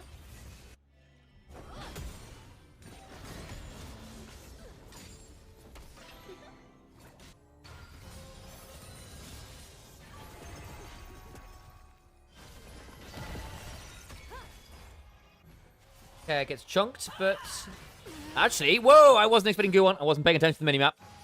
And clearly, neither was Angel. Good first kill there.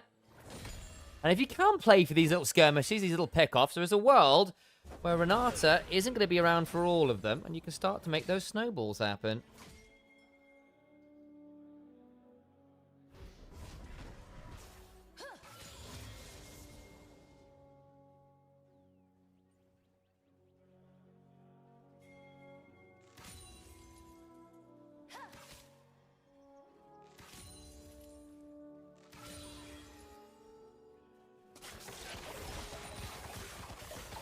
Bit of a chunk bot side. Misfortune summons some coconuts. There's a little handshake. And Leona realizes it's a little firm for her taste. She goes, you know what? I'm not interested in this business deal, and leaves. And Renata goes, you sure? It's a great business deal. She goes, yeah, I am. Please stop calling. She's all right, fair play. That's how that conversation went. True story. True story.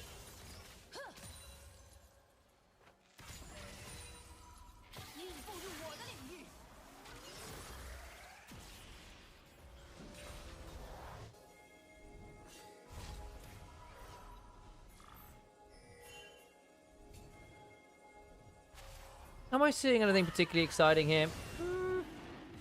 No, not really. Lanes have been very even, with the exception of that good gank mid. Guwon will take the opportunity to start up this dragon, so good for him.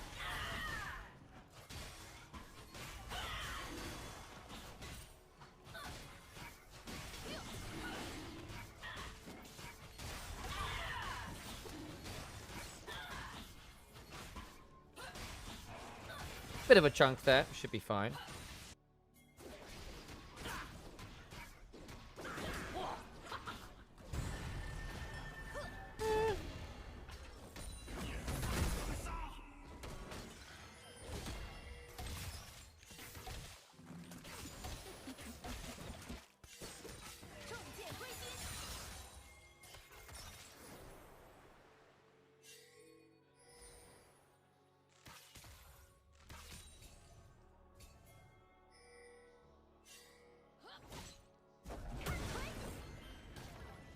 Not too much happening top.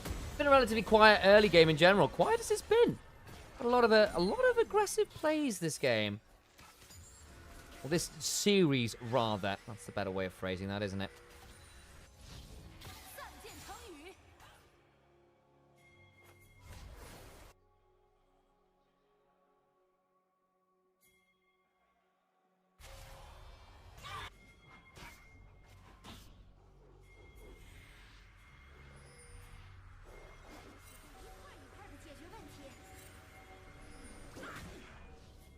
Chao picking up these Raptors.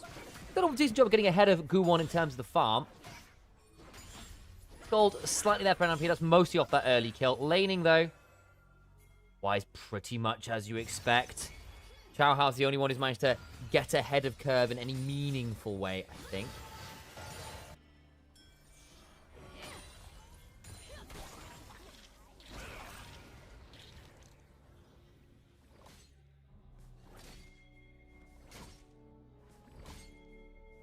Hoya, just under his turret here. Or rather, ZDZ's under his turret, Hoya's under there. Bullet time, bot side, leave. It's the heal. Turns around with the volley. There's the arrow. Immediate cleanse from Assume. Loyalty program. Solar flare. Leave. Nice cleanse there. Hostile takeover. Does land onto Assume and onto Jor. Flash for flash. That's very aggressive trading bot side. Chao Hao now coming. He's on vision. Knows he's on vision. Does it matter? The flash on Assume, but not on Jewel. No mana on Assume. The make it rain slow is enough to dissuade anything further.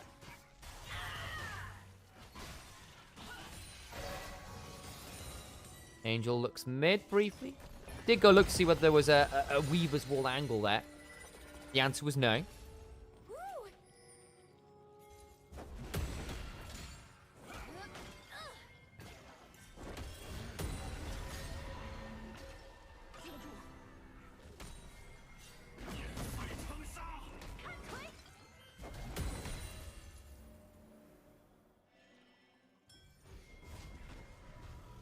Grubs, are they been taken yet? Oh, they're being... No, they have been taken. I think they must be taken by Vibe, though I must admit, I didn't pay attention, didn't see who they were taken by. Maybe they go to us anytime. Guys, quite literally, we're on every day in some capacity. Thanks for being here. Please do make sure you hit that follow button, subscribe button if you have it. I'll love you forever if you do. Thanks, kindly.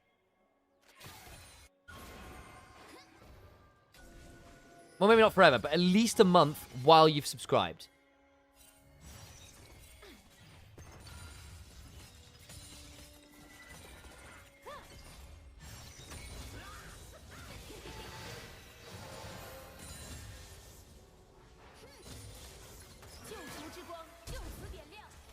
Arrow goes wide. Nice little attempted look in there. Quite find it.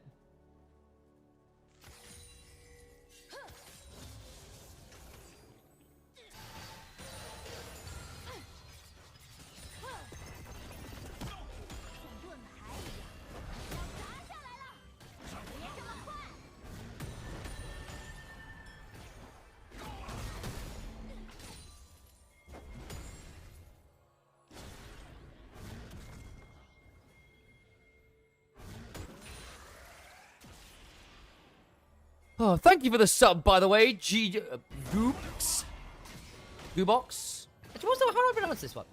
I click the sub, then deal, then change to a month. Hell yes. That's fine. Look, it's like terms and conditions apply. Terms and conditions apply. I feel like EDG might win this the way things are going. Yeah, I need this REV to do more very soon. Alright. Woo! Thank you very much, Kip. Thank you for the sub. Any more for any more?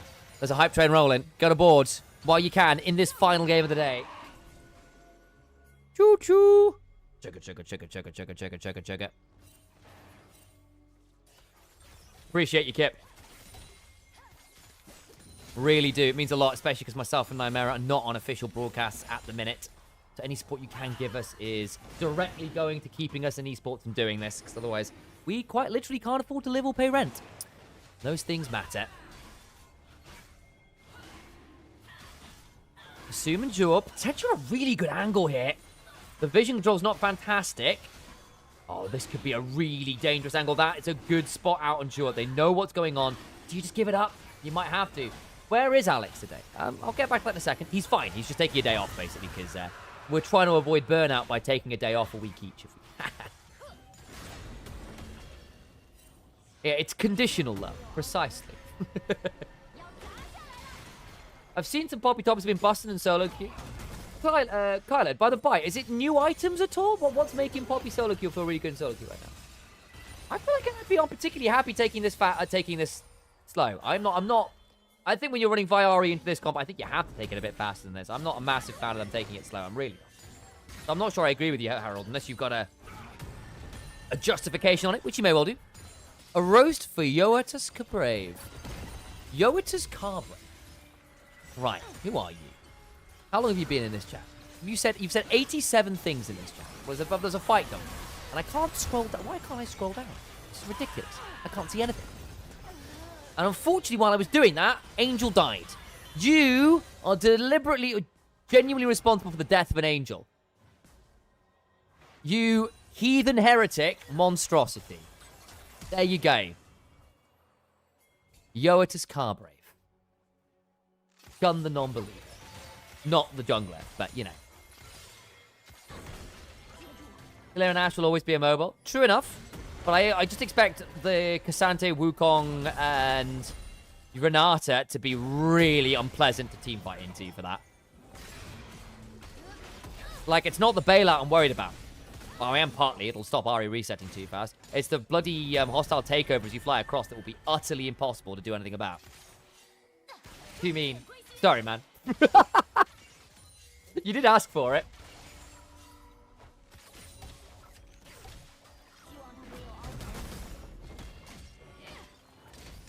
Poppy will block Santa and Wukong easily. Yes, if they're going forwards. Less so if it's the Ari and Vi going into them. Then they are just going to stand there and press W/R, and it will be a bad time for them. And that the Poppy doesn't get the help with quite so. Unfollowed. Rip. Rip. It was worth it. I got to let out some of my rage for an 8-game day. I went to see Doumbie when I saw NIP, and there is no Doumbie. Yeah, sorry, Alexandru. I think he's sadly left again from Pro Play. Any more for any more? Minute and a half left on the sub train. Lee? He's just about okay. Go on, you know you want to. One more sub. One more sub. Leave, are you sure you want to walk in there? Okay, gets the red buff, it's alright. This game has always been focused on tempo, macro scale, and mobility on micro scale. Poppy has great general moves, didn't fight the dash and CC and engage to stop dashes. Very true. I mean, Poppy is potentially really fun this game. Though, again, you don't have that many dashes to stop, though the Wukong and the Cassante can be big ones to do so. I do think as the game gets later, NIP are going to have a much harder time confirming kills. Hey! Thanks, Goob. There you go. Oh, no, 93%! Oh, my God, we're like 40 seconds. We need one more. I thought it was only one. We got 66%. You're kidding me. You need 4 to get to level 2 these days? Disaster. Quick, someone else. Sub while you can. Especially before this team fight breaks out. Now is the time, guys. You have now earned 2 months of unconditional love. It's true. Congratulations on your love. On your love subscription. Mwah. Just in time for Valentine's Day. What can I say?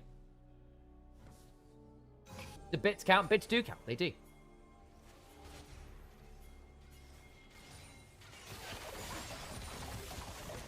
Guys, the best. They really are. Thanks, guys. Hey. Not bad. Not bad. Not bad. The Brits are one step closer to redemption. We're very irredeemable.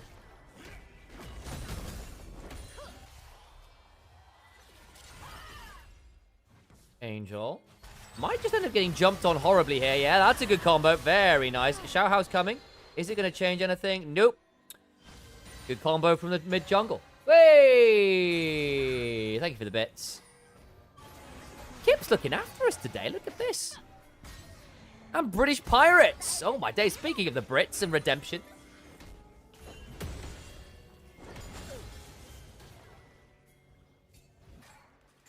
I tried my best, Kip. Unfortunately, it wasn't enough for the choo-choo. Oh, I appreciate you, bro. I appreciate you guys. The hype train is still rolling in my heart.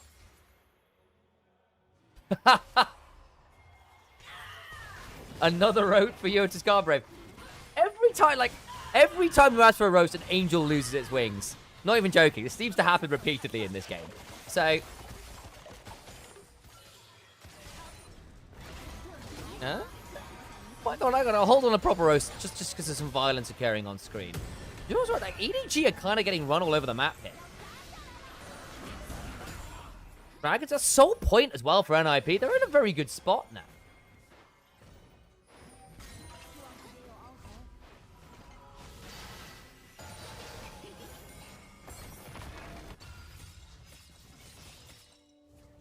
Other than VL top lane is good? Well, I didn't want to say anything.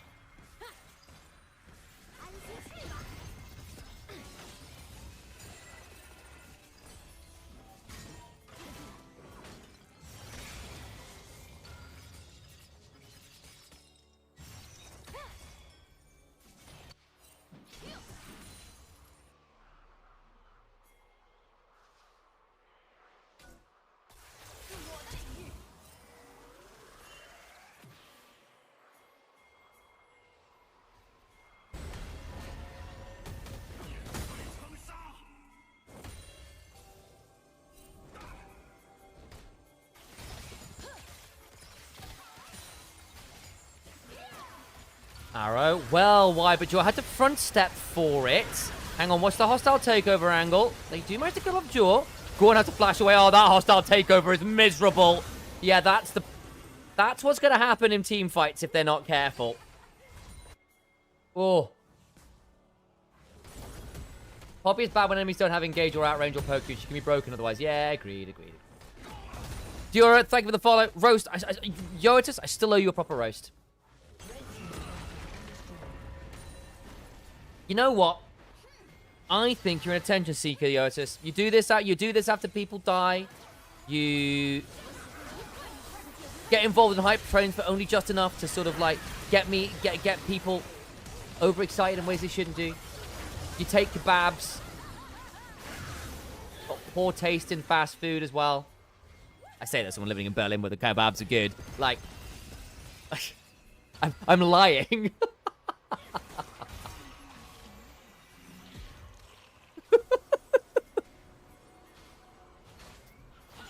Oh dear. Lay off the kebabs. It's just... My waistline is fine. Don't know about yours. Lay off the kebabs, they say.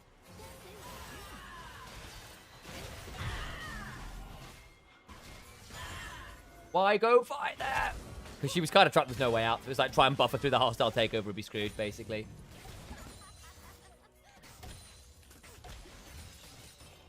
The Poppy is basically Hoya's answer into Cassante, or one of them. Sam becoming more circular in 2026. Hoping not. But we'll see. It's not on the cards as yet. Justice for kebabs. Mid lane turret. They insist upon themselves, the kebabs.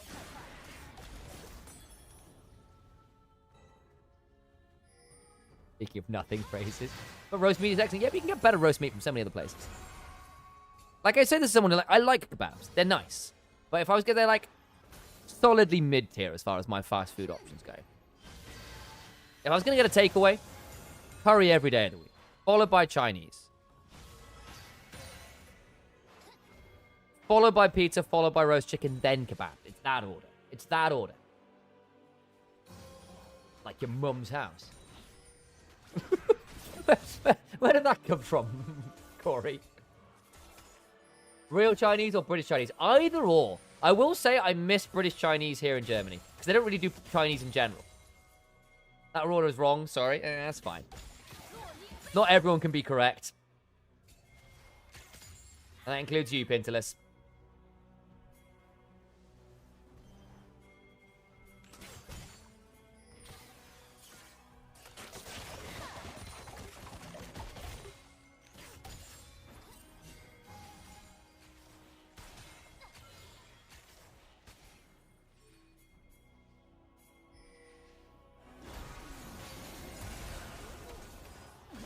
Well, we'll fight potentially around this dragon setup. 20 seconds to go on that one. Make it rain happen. Spellinger over the wall. Ooh. Arrow. It's a good angle. Will force Care to ult. Mikhail's on Jort. Double ults burn. Care needs to go now. I think this Ahri's going to really struggle to get value. Oh, that's tough. There we go. Solar Flare into the charm, but it's onto ZDZ. Hoya gets exhausted. Pulled back. Meets off the seismic shove, though. Shao looking. The bullet time was mediocre, to say the least. It is on cooldown. Ignore the bottom of your screen. We just saw it before our very eyes.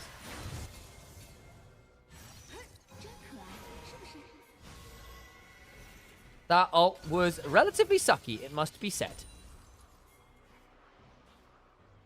Yeah, the overlay is slightly wrong, guys. I'm not going to lie to you. Alright. Well, volley of.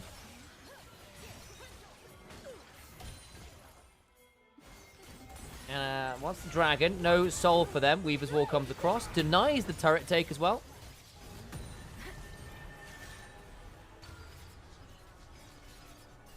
You should make your own content team and fill the lost returns void and have Doomby as your mid laners. Oh my days. I'm not sure we can afford Doomby. Unless you want to come and do it for content for free. Ooh, Xiao Hao. Nice angle onto Care. It's the heal. How does Jewel for that? It's a spellbook. Charm goes wide. Care. Just about escapes when looking, but very good sidestepping there from EDG. Really got to nip this in the bud. Boo.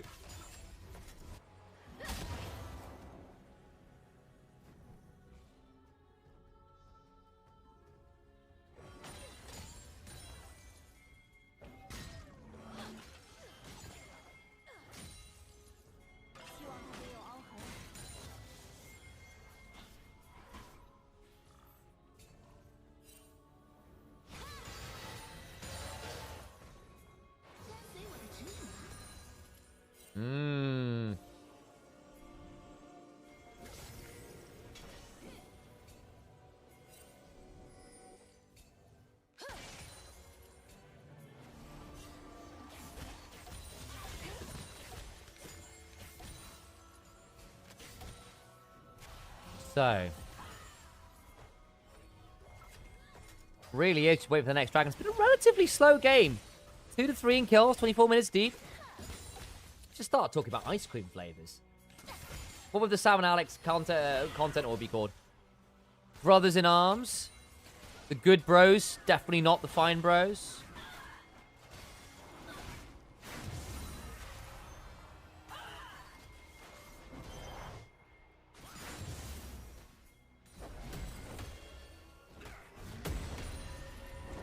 Mid lane being seized. A fair amount of crystallization on there. Won't be the full turret. There's the bullet time, but it's wave clear bullet time. You got a few minutes until the next objective, but you might now consider Baron with that big ult down. Is there a reason why Red Side's preferred this season? Basically because in LPL, side select and first pick in draft have been decoupled. So you can either choose your side or your... or whether you can either choose side or first pick. Everyone chooses first pick, and so the other team always pick blue. But it means you're getting first pick on red side. That is why.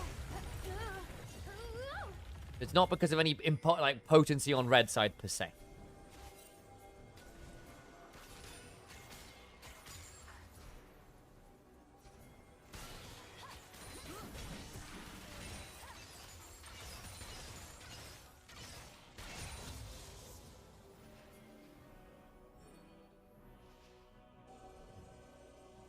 Still a minute and a half plus until the next dragon. Assume still not at 3. Ah! New item alert, by the way. Check out Leaves inventory. That is the optics, isn't it? The Hextech optics. Hex optics, that's the name of it. Gives you attack speed, critical strike chance. And when you hit, basically, deal up to 10% increased damage with attacks based on how far away the enemy is. And obviously, an Ashe deals damage from quite a long ways away. It's a big one. And also, when a champion that you damage within 3 seconds dies, gain 100 additional attack range. So if you get involved in a kill, you get extra attack range. The further away it is, you do more damage.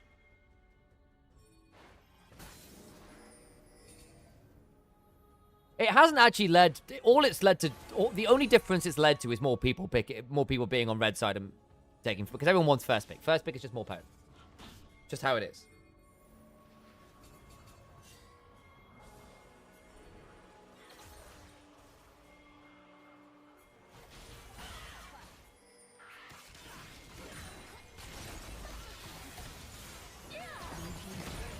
Well, there goes that turret.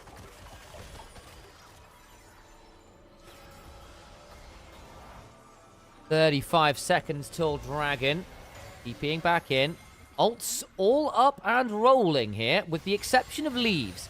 A relatively short cooldown at this point of the game, though. They may not be there for the beginning of the fight, but we certainly be there within the window of Sol.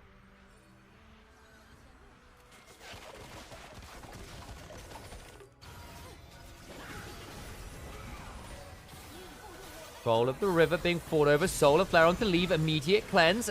Hoya on a flank angle that doesn't really work out. Weaver's Wall doesn't quite pin people off. And that hostile takeover was bad. That's a lot of ults there from EDG. Oh no, that one's rough. Now Angel can go over the wall. Care misses his target. So this is a rough set of plays from both teams. No one really landing what they want to land. Over to Dragon we go. Team peeing back here. Volley of arrows. Joy left very low. Has to cleanse the slow from Leave. Bloody hell, the Ashe is terrifying. Dragon taken in the blink of an eye. And no one dies.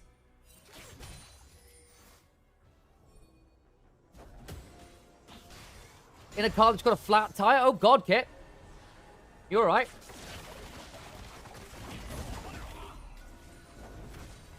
Maybe I'll make it back up to help you change it. Not a problem, Kit. Give it a hand.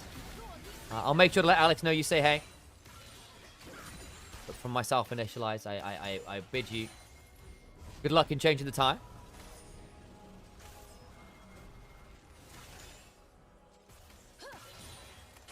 Baron's got to be a consideration at some point. So it's been a very nervy game.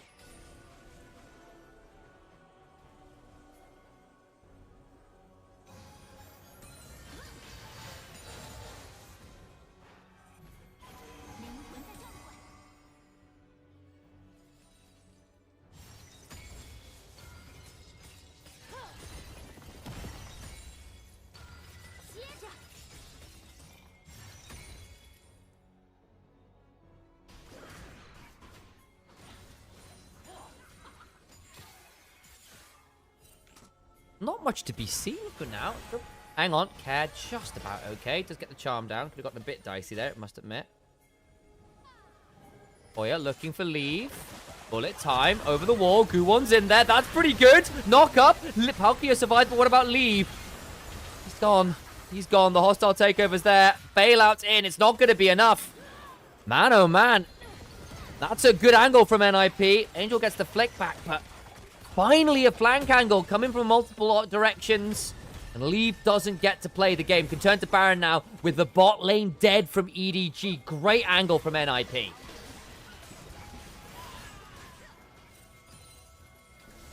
Clearly I need to say nothing's happening more often, because every time I do, something happens.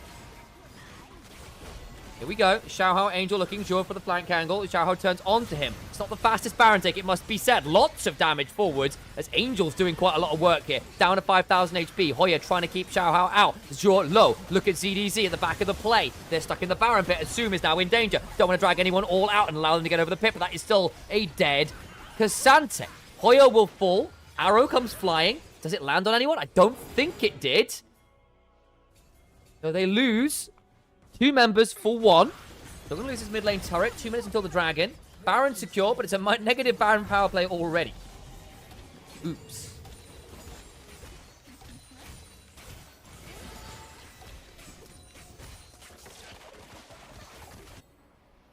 Love watching it, Kezari. He's real good. Found some great angles.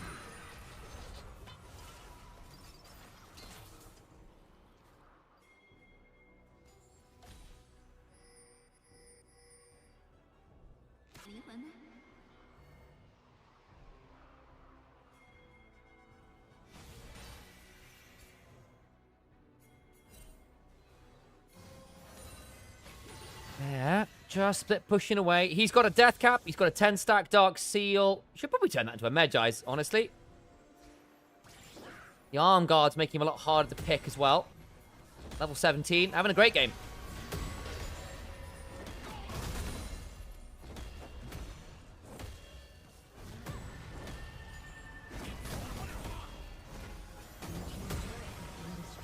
Turret falls finally.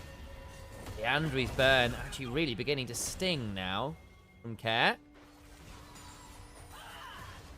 No flash for Ash for Drake. Yeah, that could be a big one.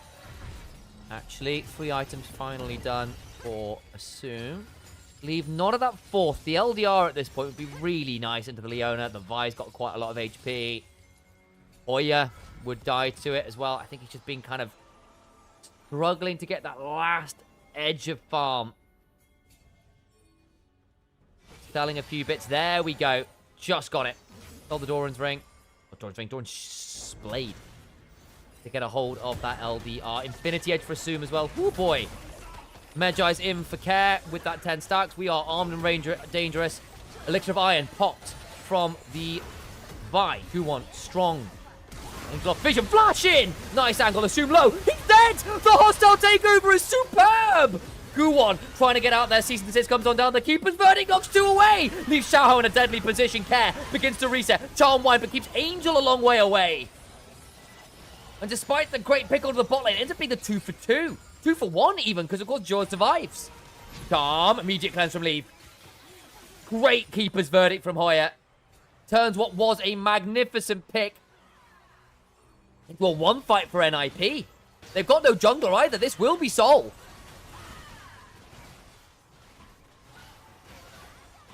There's Ari, man. And Hoya Poppy, the pocket pick comes on through. Why is former Thunder Talk roster cooking after they left the org? Well, you know. They had a pretty good winter last time around as well. Like, that was solid. But then this Poppy ult now is so good. Down to the GA. Keeper's verdict. Knocks 2 away. Out from the GA we go. Xiao tries to run away, but there's just nowhere to go.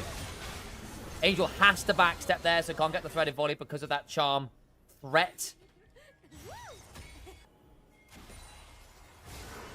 Oh boy, here we go. Leave's getting run at. Here comes the rest of the team. It's pretty deep. Still the GA to work with. Solar Flare onto Leave, who's getting run on. The bullet time after. He's gone. The bailout means nothing.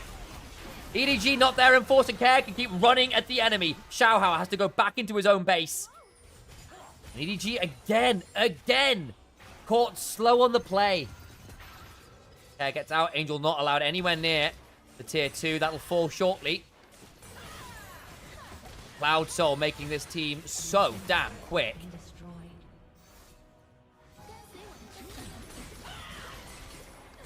Into the Nexus we look.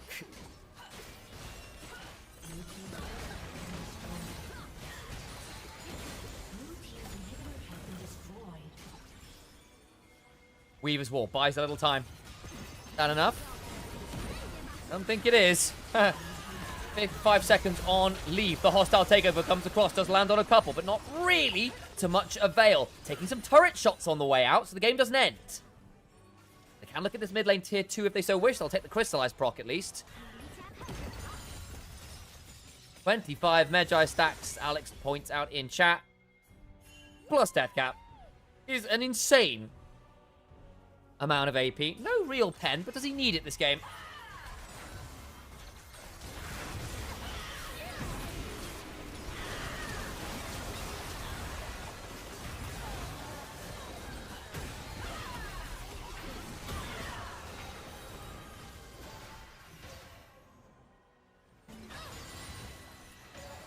Feeling pretty Jova. Yup. That's what I meant earlier. No, I know, Harold. I just don't think EDG have played it particularly well. I think the hostile takeover should have been significantly more dangerous. I think Palkia landed one good hostile takeover, really, this game. But I think between Unraveled Earth, Cassante W, Wukong R, Renata pressing R, it shouldn't be that easy for Viari to go forward. I think it should be really, really, really hard. Because you died getting to your target. But EDG have not been at the same fight at the same time with good vision control. And credit to NIP, they've picked their angles well. I think this should have been harder for them than it was.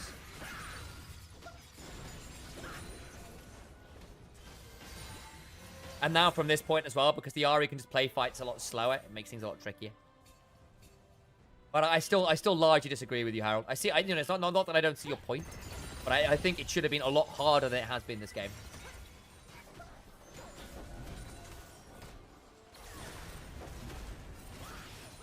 Partly, I think Angel's not had a great time again.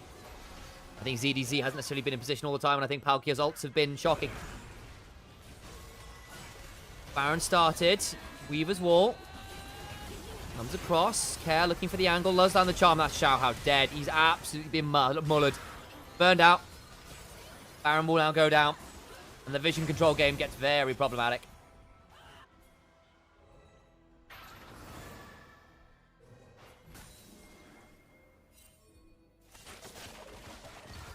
Into the base we go.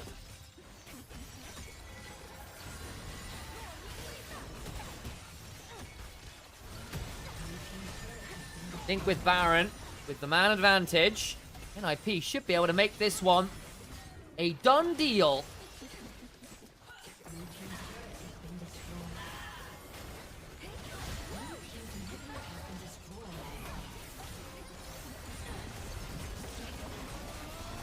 Nexus turret 1 falls. NIP continue to hunt forwards.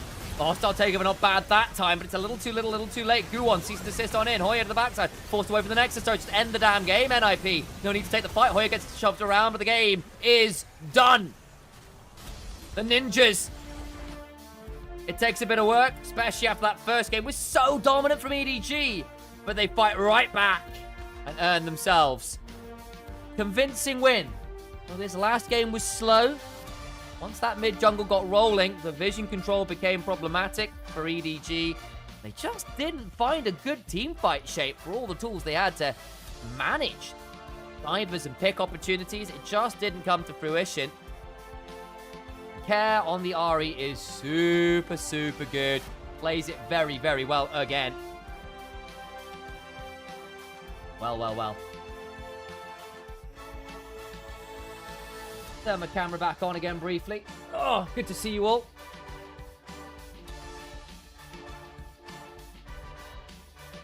Oh. We'll wait around and see who exactly sticking around. Thanks for the follows again, guys. If you've not followed, please do. If you're not subscribed, please do. Help support us doing the things we're doing. There's a Ko-fi link as well. Please donate to that if you feel so inclined. To help support myself and Nymera in our quest to become self-sufficient in esports, which is bloody hard work, guys.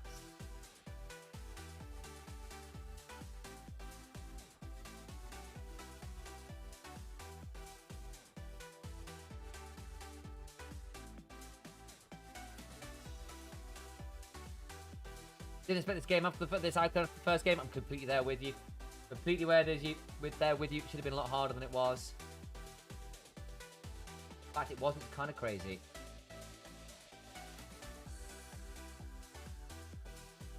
Right, let me see if I can open a second instance of OBS.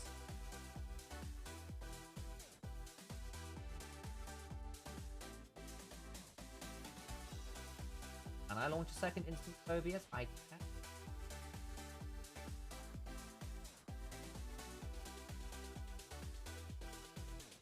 I shall get hydrated.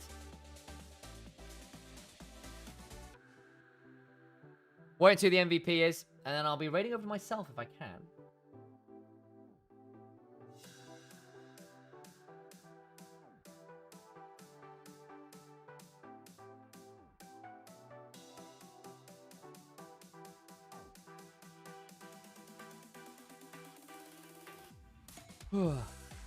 Drink now.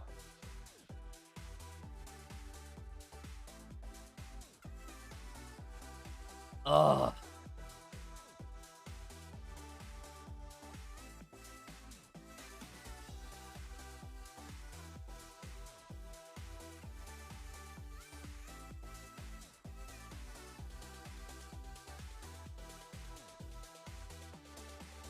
Can I open a second instance of OBS? The first one went wrong. Launch anyway. See if it'll normally.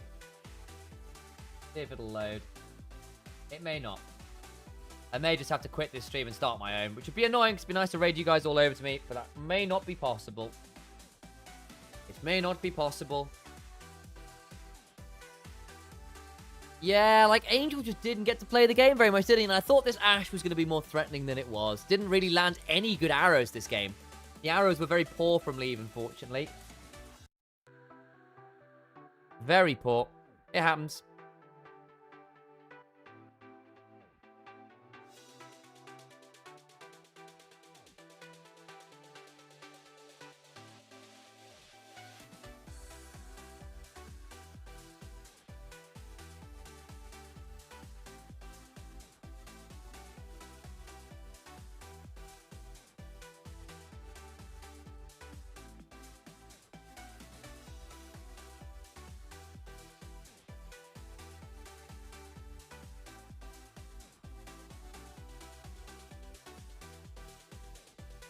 I think you can still raid even when the stream goes offline. Maybe.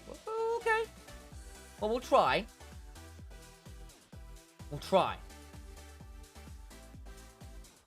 But yeah, as it stands, I cannot open a second instance of OBS. I've tried, and all I'm getting is a white screen.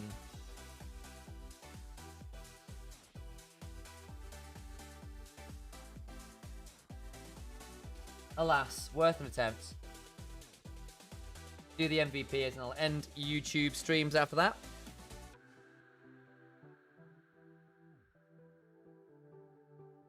We will attempt to play.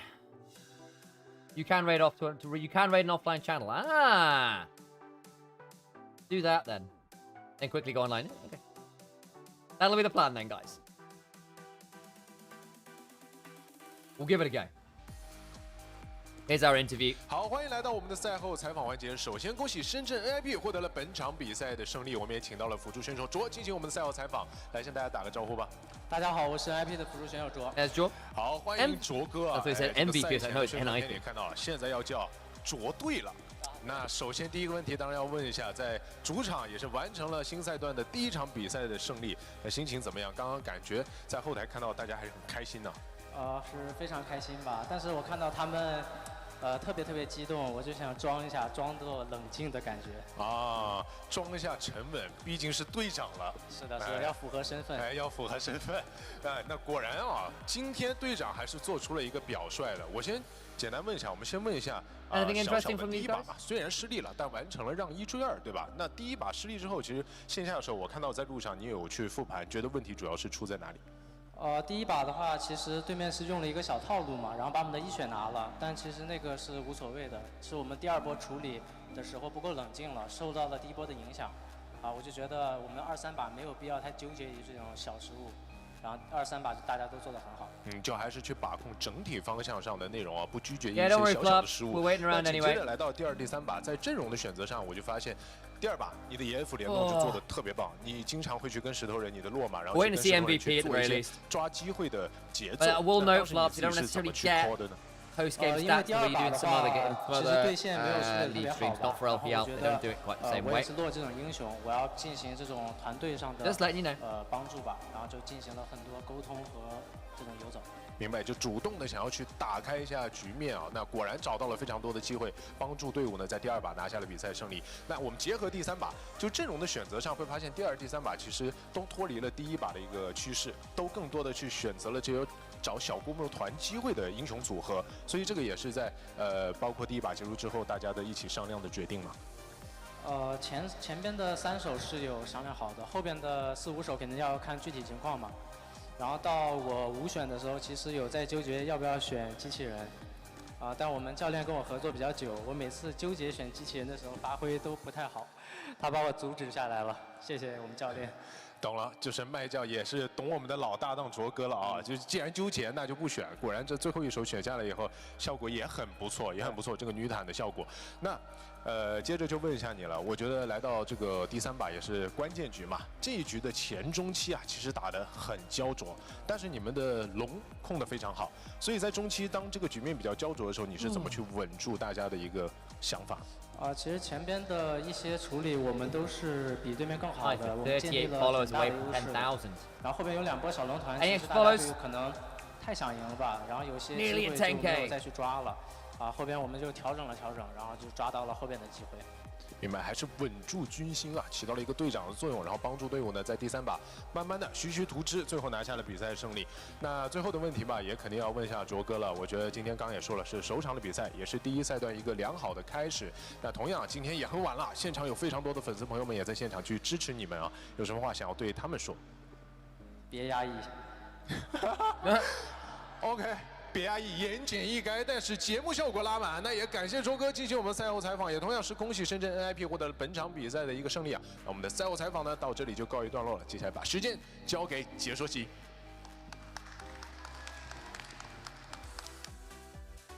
Nice. You MVP and got series MVP as well.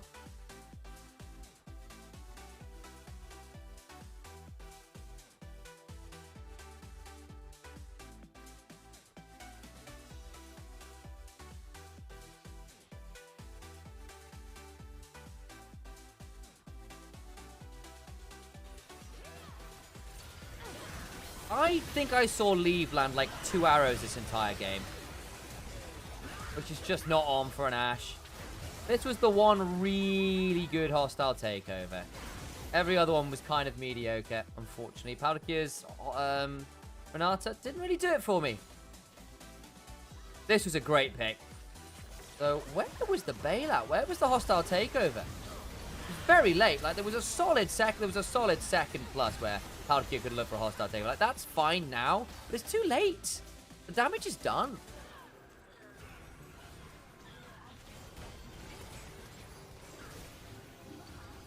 Not a fan. Not a fan. Not a fan.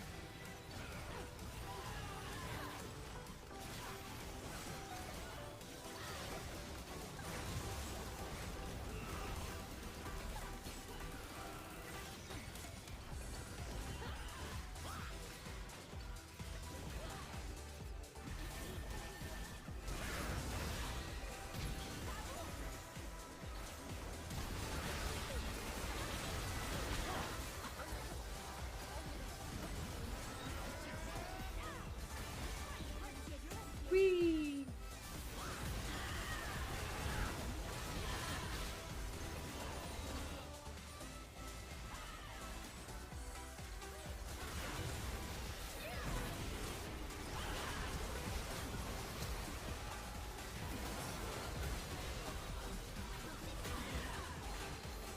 Whoa.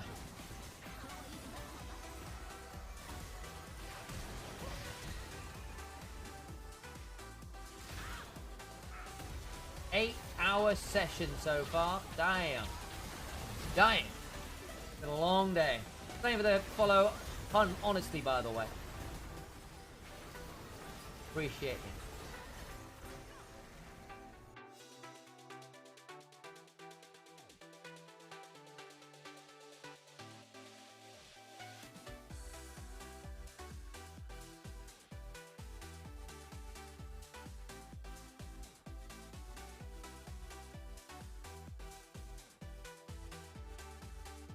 I need to, thank God LPL it's the only one day of the week have 3 games. Yeah, I know. It's ridiculous, but it used to be more than that.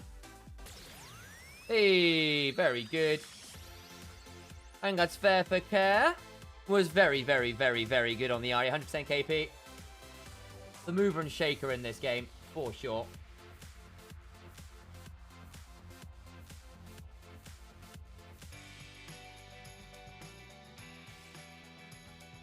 Over from FPX last year.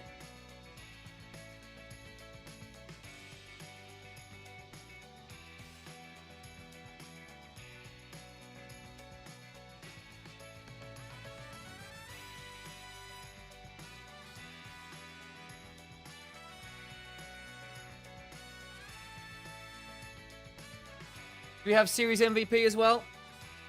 Here we go. Hey, it's Karen General. His Aurelian Soul was the only good thing in the game one. His Cassiopeia was very good. His Ari was great. Understandable.